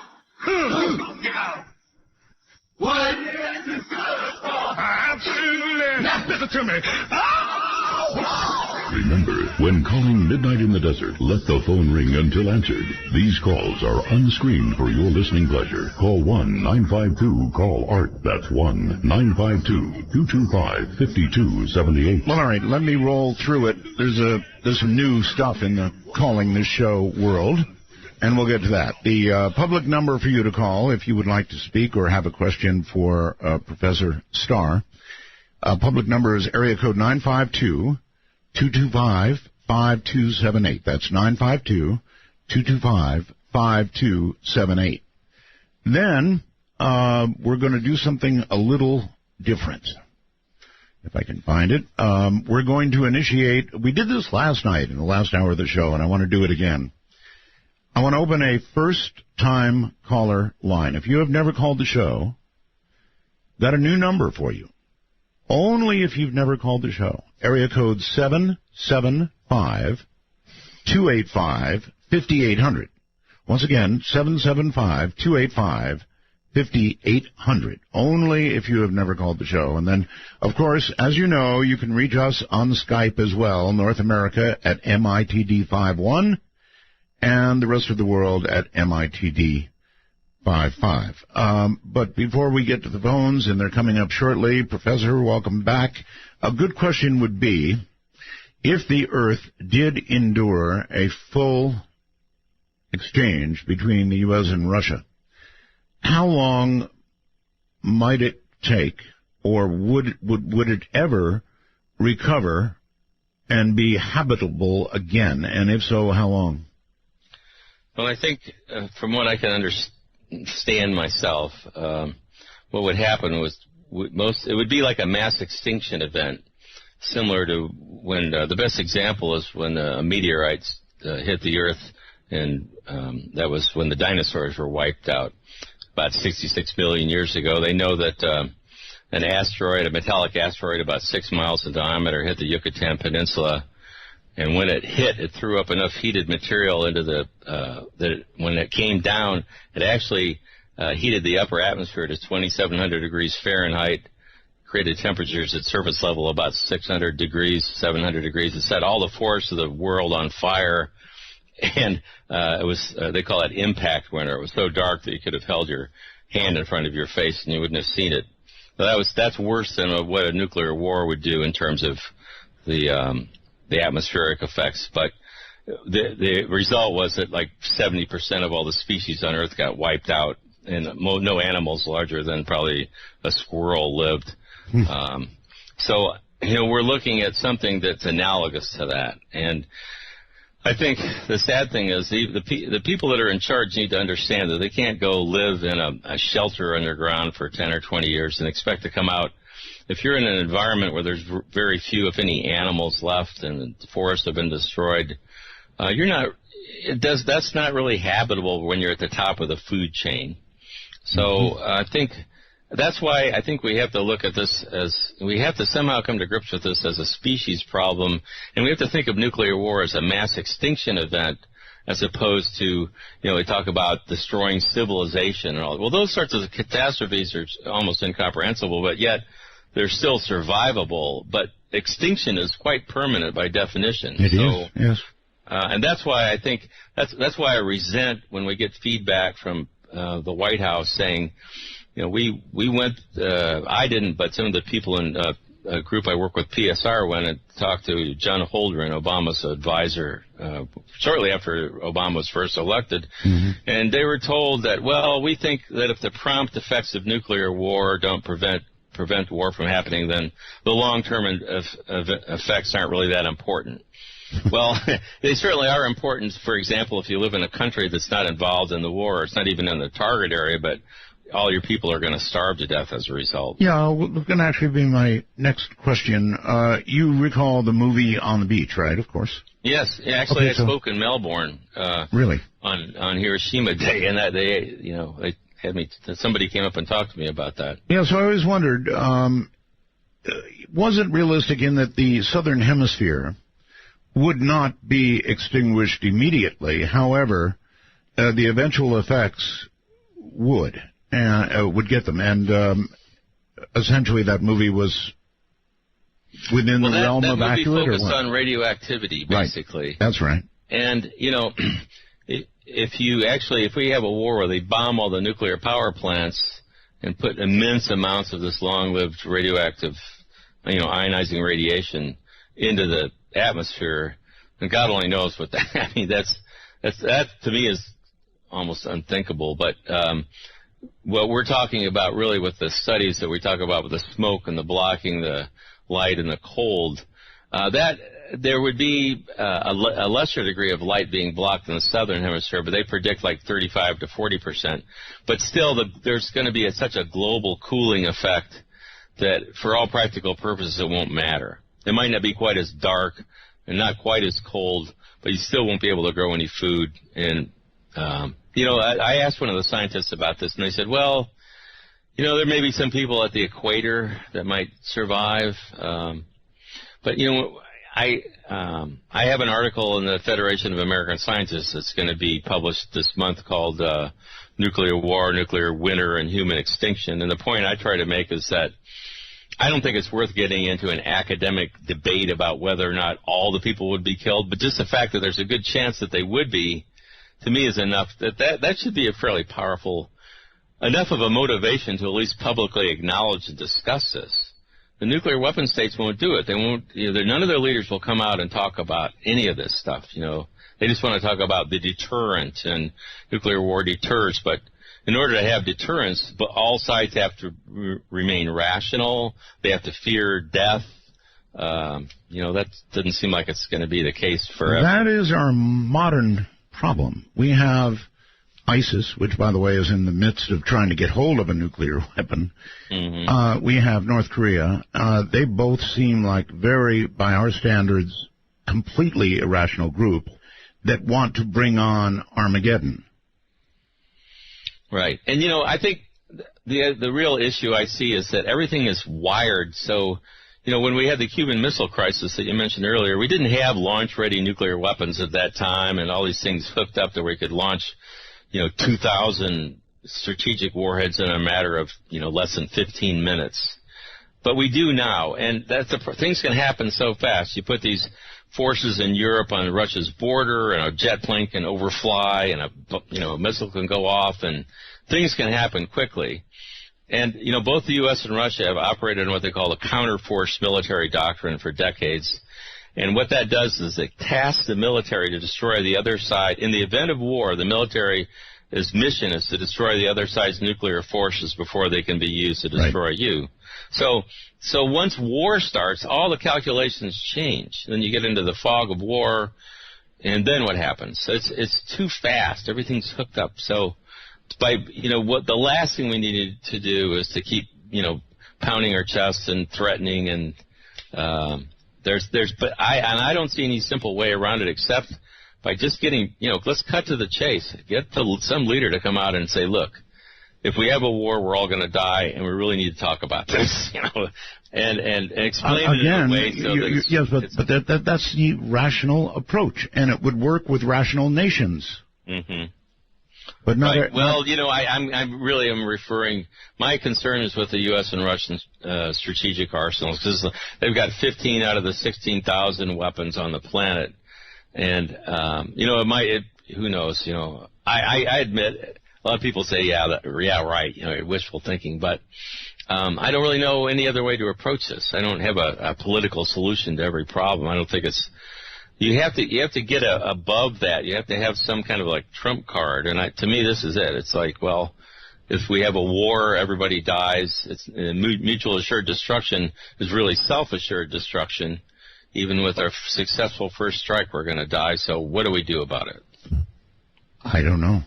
I guess the only winning way is not to play. Right. Remember that line? I think it was good evening, Professor Paughton. Hello. A strange game. The only winning move is not to play. Yes, I remember that. That War Games movie, right? That's right. That's correct, yes. Mm-hmm. Let's very quickly, Omaha, Nebraska. By the way, you'd be one of the first to go there in Omaha. Thanks very much. I think you're probably right. That kind of leads into my comment that you're both referring to. About 15, 20 years ago, we had a governor, Frank Morrison, who was our governor at the time of the missile crisis, and I had the opportunity to visit with him basically on his deathbed. And we talked and visited about a lot of things, and I asked him what's some of the most noteworthy or some scary things that happened that you recall as a governor. And he related that he came within 1 day of completely quarantining the state during that missile crisis. Really? And anyway, it's documented. I mean, I've seen. What would the purpose of quarantine have been in that case? Well, basically because of all the testing that was done in Nevada and the airstream that was carrying all the fallout this way, and. Anyway, that was kind of. Oh, I see. You're talking back the above-ground testing days here in Nevada, yes. Yes.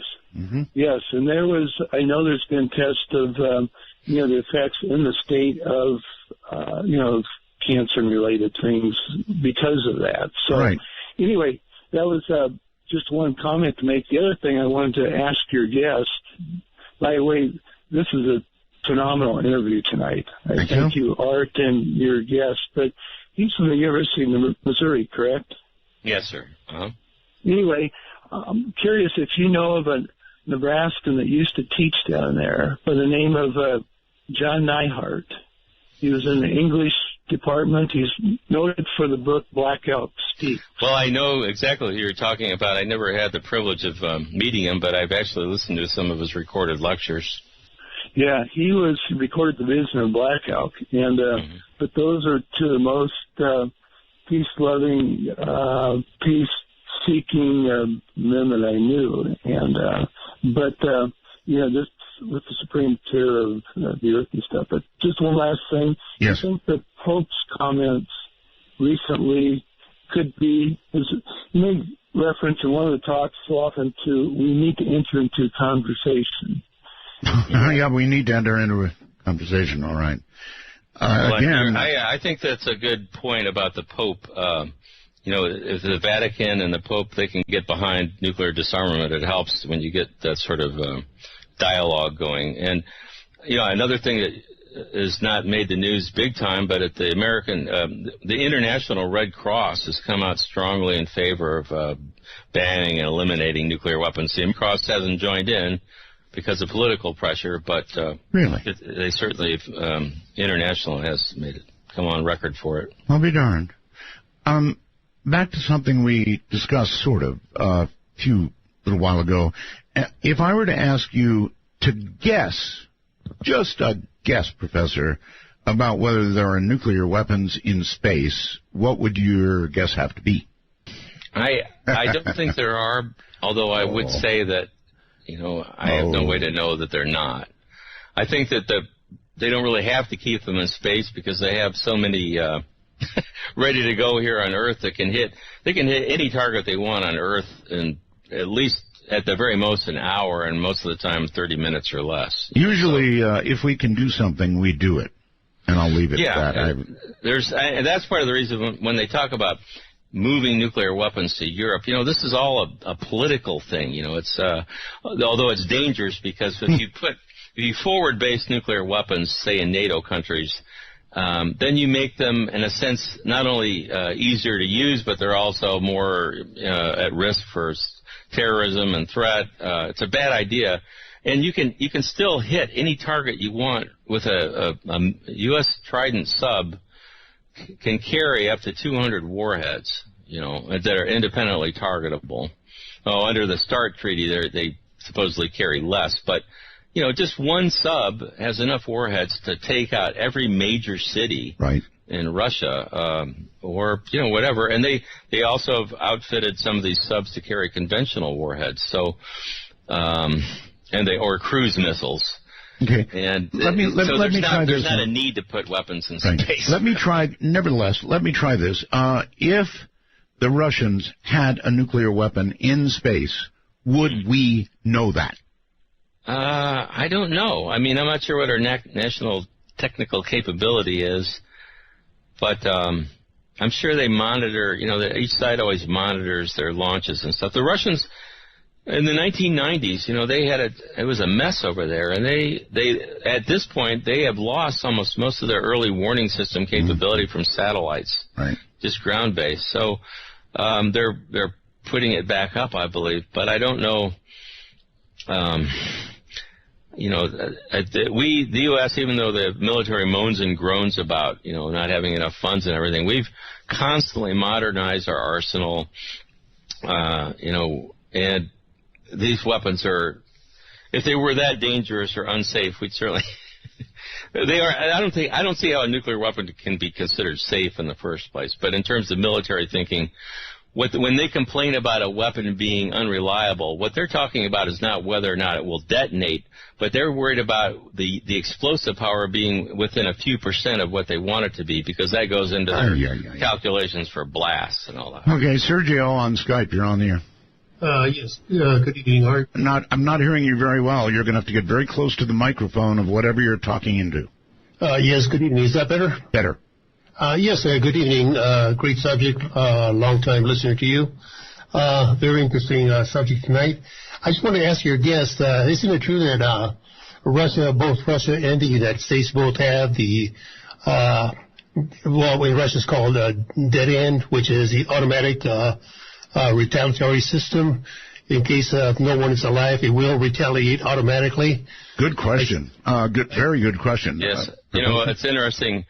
I knew one of the guys, his name was Colonel Valery Yurinich. I wrote an article with him and worked together with him. He actually helped design that. It went into operation around 1985, and Valery passed away a couple of years ago, but he had told me that as far as he knew, it was still in operation. It's called Perimeter, or the Dead Hand is a nickname. It's called the Dead Hand, which, as your caller suggests, it's designed in the event that there's a decapitating first strike. There's a surprise attack that kills everybody in Moscow and prevents them from issuing a launch order. There's a command module that's about 60 miles away from Moscow that there's a couple of guys, they're officers that sit there, and Colonel Yurinich wrote about this in his book. He said there's a couple criteria that has to be done. There has to be an early warning from the National Command Authority that an attack is imminent. Then there has to be a complete loss of communication, and they have a lot of redundant. They have radio, they have satellite, they have fiber optic, all sorts of. They've never ever, he told me, in the history of their strategic rocket forces, lost communication with this. But so they would lose communication, and then almost simultaneously they have nuclear detonation detectors that are optic and seismic and radiological. And if all these criteria are met in a very precise time frame that corresponds with the warning of attack, then they launch. They're called emergency communication rockets. And these rockets, after they take off, they broadcast a signal that overrides all human interference. It just automatically launches any surviving nuclear forces. Gee, good thing nothing can go wrong with that. Yeah. Well, I never found it very reassuring. From a military standpoint, they said, well, this is good because it prevents us from launching on warning on just electronic signals if it's a false warning of attack. Mm-hmm. But, I always wondered what would happen if something went wrong with one of the rockets. Just the fact that means that there has to be radio signals or frequencies that can be broadcast that can launch nuclear weapons, that I don't find that reassuring. Nor do I. On my first-time caller line, you are on the air. Hi, good evening, Art. This is Howard in Virginia. How are you? I'm fine, Howard. Thank you. KI4LWA, and I've listened to you for over 10 years, and the reason I know is I just renewed my ham radio license, so I entirely blame my joy in the hobby on you, because you always spoke of it, and that's what got me in the hobby. So, thank you. Quick question that you can answer when you get a second is if you're where you hang out on HF if you do these days. I'd love to make a contact sometime. Well, if 10 meters ever comes back, I'll be there. Do you have a question for my guest? Yes, sir, I do. Hey, good evening, Stephen. Love the conversation, Art. It's one of those that's just so deep it's hard to know where to start swimming. But I guess what came to I got a quick comment, a question and a comment. My question, Stephen, is with all the I just think the Middle East is still probably the place this stuff might happen, but with the portable suitcase nukes, different things like that, if you think there's ever been a detonation that we haven't heard about, the tactical nukes, all that stuff is probably over in that theater, and how many of those you think are out there rolling around and possibly could go off? And then my hope is, Art, for the world is that maybe if we can last a few more years, that the particle beam weapons, and that's what I think might be in space, honestly, is like that video of the space shuttle when that thing shot up and so I'm hoping that our technology will make these things obsolete someday. But that's it. Thanks so much. I love your show, and I'm glad you're back. Thank you very much. All right, so do you think there's ever been a detonation, kind of a hard question, that we've not detected? Well, there was what came to mind was when it's believed that South Africa had developed nuclear weapons. Oh, yes. And they tested them over, I guess, in the Atlantic with the help of Israel. And, the only way to detect something like that was with a satellite, and because people aren't going to see that. I guess your guest may be referring more to a detonation that took place that, that there would be visible destruction. Mm-hmm. I'm getting pretty cynical about almost all the news and things that we hear now because I honestly think we get so much propaganda that's rather than facts. And a lot of the facts are being omitted. But, there's a lot of technical capability out there to register radioactivity. And that even goes along with, say, trying to clandestinely manufacture nuclear weapons. It's amazing what they can detect in the atmosphere of radionuclides if somebody's got sensitive equipment. So I've always thought that, there's enough, even though a lot of these scientists are linked to the government might tell them don't release any information. There's still people that have equipment that monitor that. I honestly think if there was a nuclear detonation, you would be able to detect it from atmospheric radiation as well as the site, that enormous explosion they just had in Tianjin in China. Right. That was like between 5 and 10 kilotons from what I can see with this blast calculation. Really? Enormous. But I don't think it was nuclear because I think there would have been enough fallout from that it just you can't hide that. There's always, if you produce ionizing radiation, nuclear detonation, you can't hide it. Okay, suitcase nukes. Well, the suitcase nukes, they're real? I've studied that. They did exist. They were manufactured.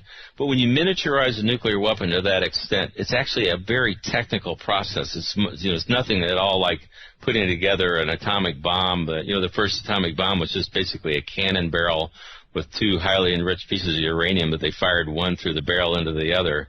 But when you try to miniaturize a nuclear weapon, it's very complex. And the experts that I've read about said that over time they degrade, and it would be the first reports I read about that were in the late 90s.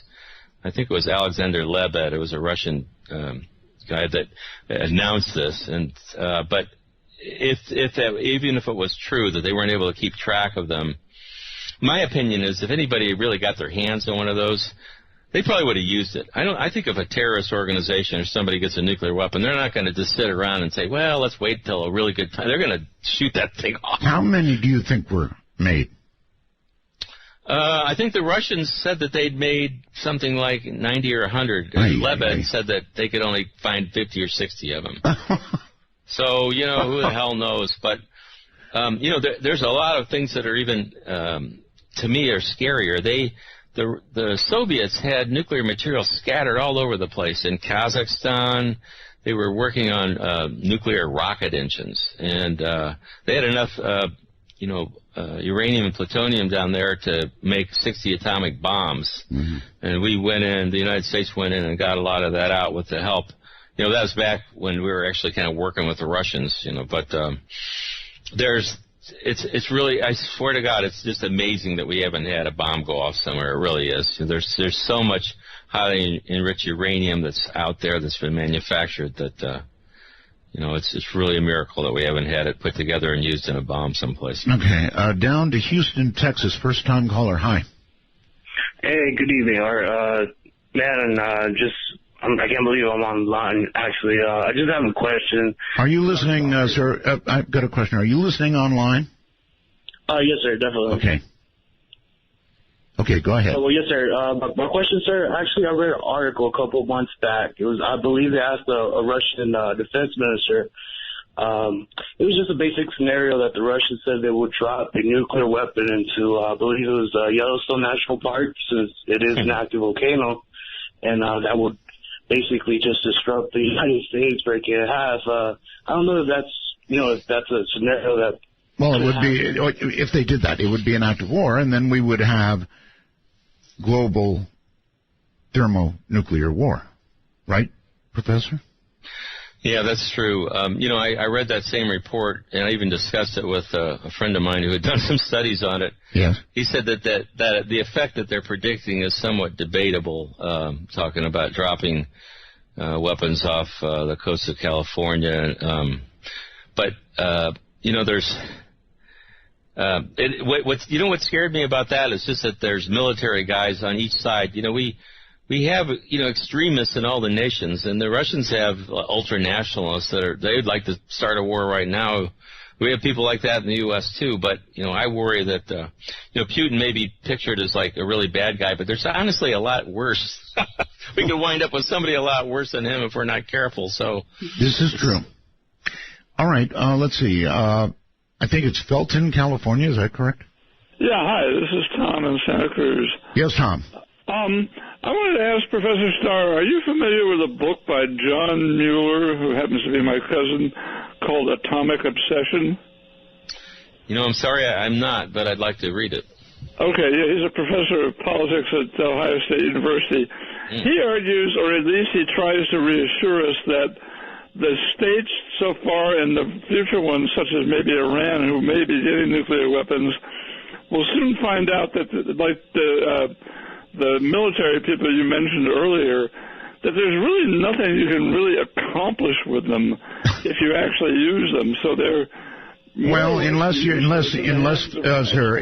dedicated, I guess he's not hearing me. Unless you're dedicated to the destruction of a nation like Israel, unless you're actually dedicated to that, doing that, and then there would be something you could do with them, right?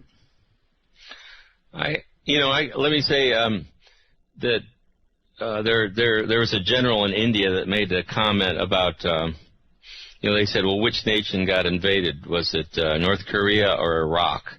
So there is a perception out there that having nuclear weapons, if you're a small nation, might provide you with a means to escape invasion. In a sense, it's sort of like a six-shooter in the Old West. And that's why Henry Kissinger, George Shultz, William Perry published some articles in the New York Times a number of years ago. They actually called for the abolition of nuclear weapons because their perception was that the United States was so far ahead with its conventional weapons that nobody ever be able, the small nations can't even think about catching up. But the way they can kind of equalize the situation is to build some atomic bombs. Well, it's a great way to get foreign aid. The mouse that roared. The mouse that roared, indeed. But it actually is a great way to get foreign aid. Yeah. Would we really be looking at North Korea the way we do and providing food and other things for them? That's a good point. If they didn't have nuclear weapons? I think the answer to that is a very, very, very clear no way. So, yeah, that's a reason to try and get them. Hold on, Professor. We're at the bottom of the hour. Take a deep breath. In fact, everybody take a deep breath. And we'll be back. This is Midnight in the Desert, and possibly for humanity.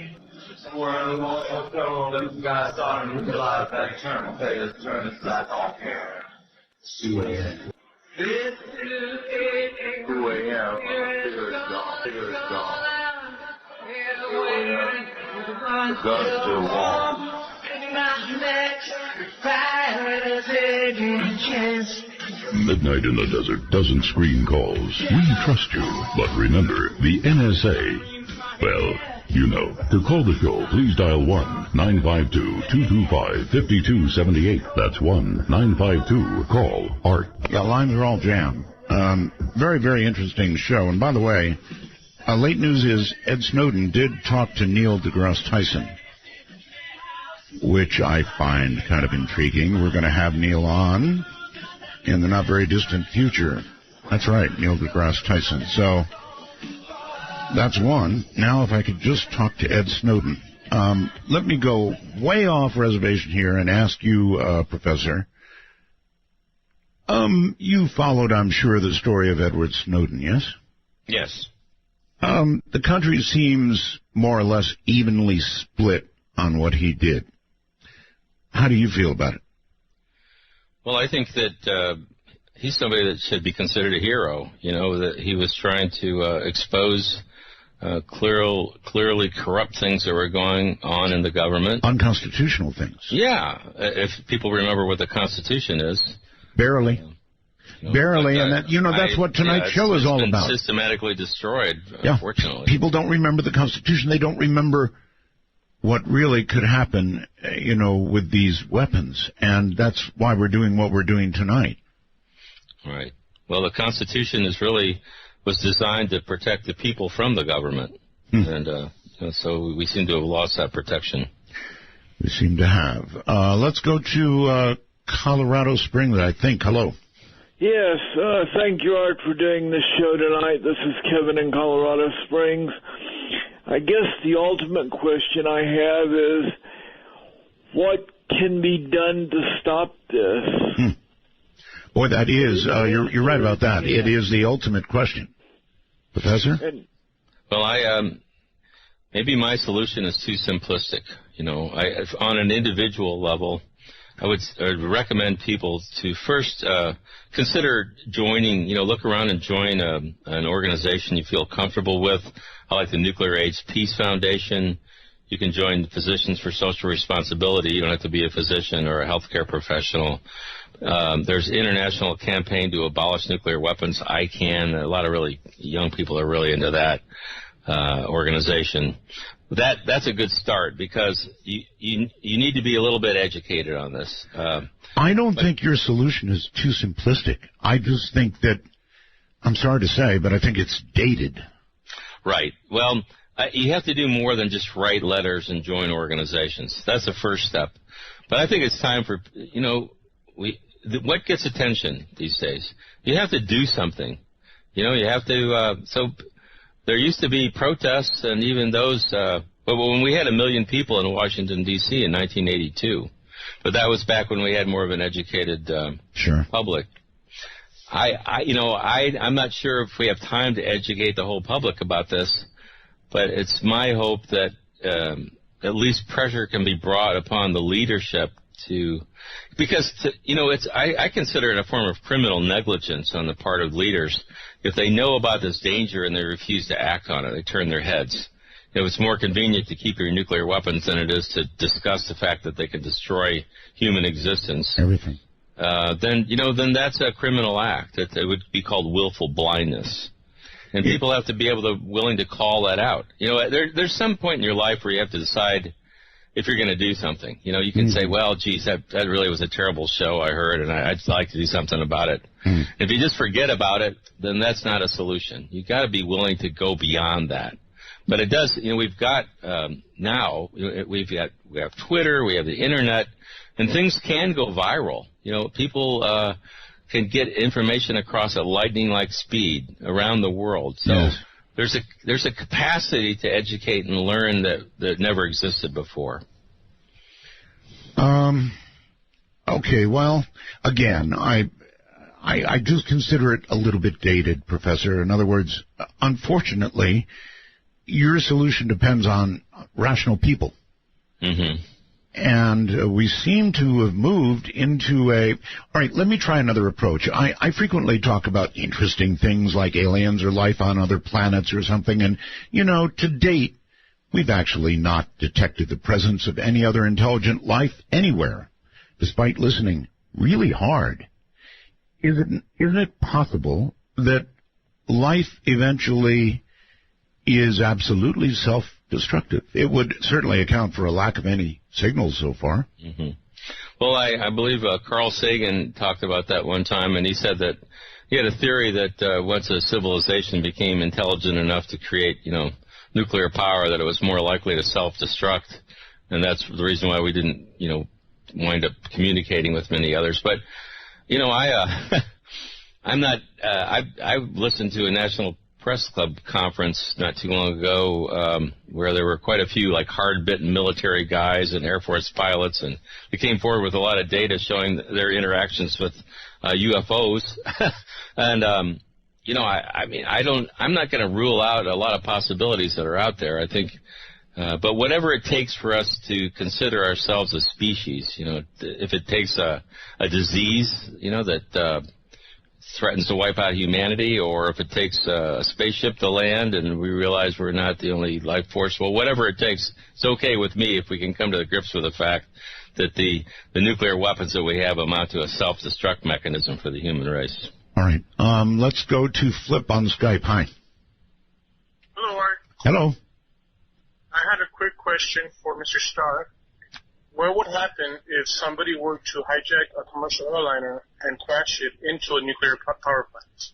Yeah, that's a good question. Well, I think there have been studies to show that that could cause a lot of problems. Maybe the biggest problem is not recognized.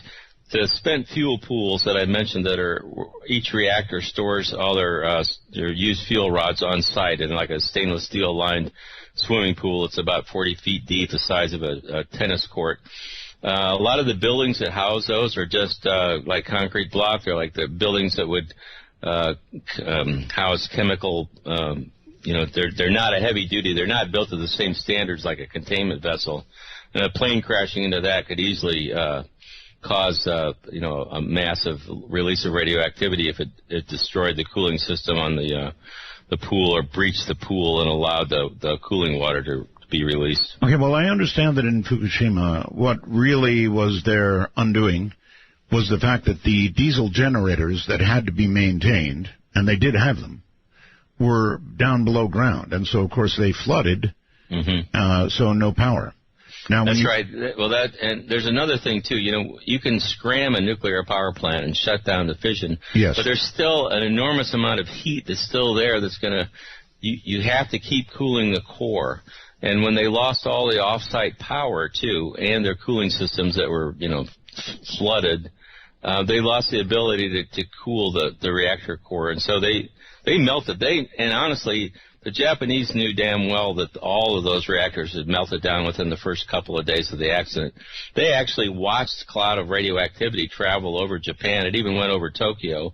And they didn't warn anybody. I mean, it reminded me of when they had the nuclear weapons test in the United States and didn't warn people, not to drink the milk and all that. So, sorry, I would get on a little bit of rant there, but it still makes me mad whenever I see those sorts of things happening. I remember back in the 80s, I worked for a large station in Las Vegas, KWN, and I would have to go on the air every now and then and say, people in precarious positions and, window washers and all those kinds of people, please be aware that in 10 minutes or 15 minutes, whatever it was, there's going to be a detonation at the test site. And sure enough, there would be a detonation. And when there was, we would rock back and forth. The building would go back and forth. Oh, yes. Yes. I was around for that. Well, a lot of those underground tests actually vented and released huge amounts of radioactivity. The cancer rates there in Utah were just astronomical. I was going to say, fortunately for us and unfortunately for Utah, that's the direction it went. Glenn on Skype, you're on the air. Good morning, gentlemen. Good morning. Okay, if we say that hypothetically, for argument's sake, that city busters are passé, what about things like dialable yield neutron micronukes or cobalt-60 dirty bombs or depleted uranium munitions? We still have plenty of ways to mess things up, but especially the dialable yield neutron tactical nuclear weapons. What do you think about that? Have we seen them used even, perhaps? Well, the variable yield or dial yield weapons, those would be like the B-61 weapons that we have a couple hundred, I think 180 of those deployed over in Europe now at 6 or 7 different NATO bases.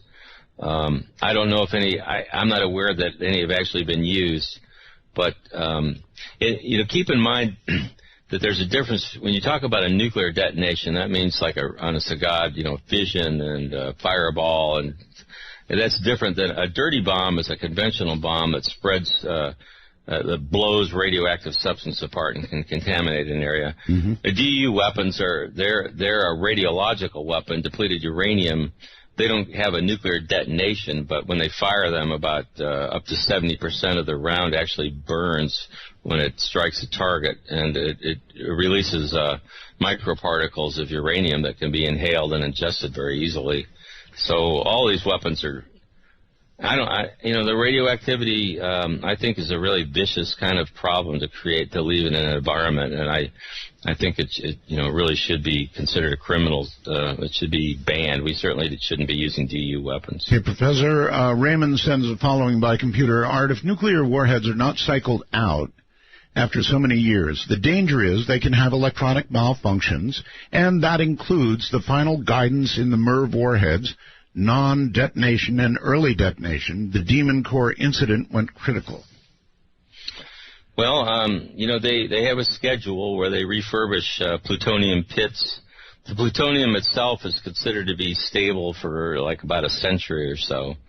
But at Pantex, they will, they take weapons apart and they will refurbish. There's a schedule for that sort of thing. Mm-hmm. I think that the United States has spent enough money to maintain its weapons that there's really very little doubt about. There may be some questions at some point about what the total yield would be if it's going to be as accurate or quite as precise as they would like, but there's no doubt that they'll work. Okay, let's go to Mount Pleasant. Hello. Yes, Art. Yes. Yeah, this is Wade in Tennessee, and I don't believe you want call signs on there, but I am a ham, and I've got a question for you and Stephen. All right. Okay, well, actually, it's two real quick ones. First of all, going back to EMPs. I know our transistorized radios would be fried, but what about the tube-type radios? That's number one. And number two, okay, well, let's start with number one. Tube-type radios, sir, would survive, but whether there'd be anybody to run them or not is another question. Okay. The second one, Art, we have go boxes and emergency kits and so forth. If the radios were in the cases, not hooked to an antenna and not hooked to a power source, do you think the transistorized radios would survive? Good question. Very good question, actually. So could you protect? I guess it would depend on how close the detonation was. Yeah, I'd say so. I haven't done a lot of calculations. I read about what they call it, a Faraday cage and that sorts of things you can use to protect for EMP. And, who knows? I mean, if it really comes down to it, who knows what will happen. But it just, my friend Colonel Urinich always used to say, he said, remember, he says, our weapons are guaranteed. That was kind of a chilling thing, but I think that they put so much time and effort into this. There's a good chance that some of them won't work, and there's a good chance that some of them wouldn't be launched because people would disobey orders. But the hell of it is that there's still enough of them out there. Like with one Trident sub, if they launched all their missiles and they have independently targeted warheads, there'd be at least 90 to up to 200 warheads that could hit a target. We have, 12 subs like that, and so there's not a shortage of nuclear weapons. The U.S. and Russia, the U.S. has 7,000, Russia has maybe 8,000. But all it takes really is a few hundred strategic weapons to destroy like every city. There's only 200 or 300 cities in the United States and Russia that have populations of greater than like 250,000 or so, and there's thousands of nuclear warheads. So even though they've dismantled, there was 70,000 or so in 1986. They've gotten rid of 2/3 or 3/4 of them. They've dismantled the weapons. They actually have kept the plutonium pits. So that's another reason why we don't need to make more pits. They've got 30,000 in storage right now. But they're even at that. What they didn't know all along, they didn't know these scientific studies that predicted that the environmental consequences of nuclear war are so severe that it basically wrecks the biosphere. It leaves Earth uninhabitable long enough where most people and animals probably wouldn't survive. Or want to. Very quickly on Skype. Hello? Oh, hello there, Art. Good evening. Good evening. I just wanted to make a little comment and a bit of a more lighthearted question, considering the nature of tonight's talk. Very quickly. Which is very informative, by the way. Thank you. Yeah, I just wanted to say, I assume that all of these generals and such and all of these government aides that are all in charge of this nuclear football and all this nuclear ordnance, I would assume generally that they're part of the old guard from the 50s, 60s, 70s. And so I wanted to ask, with spending over $1 trillion to redo the nuclear arsenal, is this one of the biggest retirement sort of pension scandals we've ever seen since the F-22 scandal with Lockheed Martin? Professor? Well, I think that's an interesting way to look at it, but the point is that Eisenhower warned about the military-industrial complex back in the 1950s. He sure did. And, this is what we see. It's well and alive and thriving. I thought when you were asking your question, you were going to ask if whether or not these generals and all these people were aware of the information that I've been talking about. And I want to say emphatically that as far as I can tell, they're not. I've had a couple. I worked at the United Nations and testified working with Switzerland, New Zealand, and Chile at a number in Geneva and New York about the effects of nuclear weapons. And I was able to question a couple of times representatives. The best example was when there was a joint presentation of the U.S. and Russia made a joint presentation in 2010 at the Non-Proliferation Treaty Review Conference about the New START Treaty. And I had a pass, so I got in and I sat down, and they didn't know who the hell I was. I think I sat with the France placard in front of me, so they took my question, and I'm sure they didn't like it. But they had the chief negotiators of START from the U.S. and Russia there. It was Rose Goldmuller and Anatoly Antonov. And so I asked both of them, I said, are you aware of the recent studies that predict that the detonation of just a fraction of your strategic nuclear weapons would create like a global nuclear famine that caused most people on the planet to starve?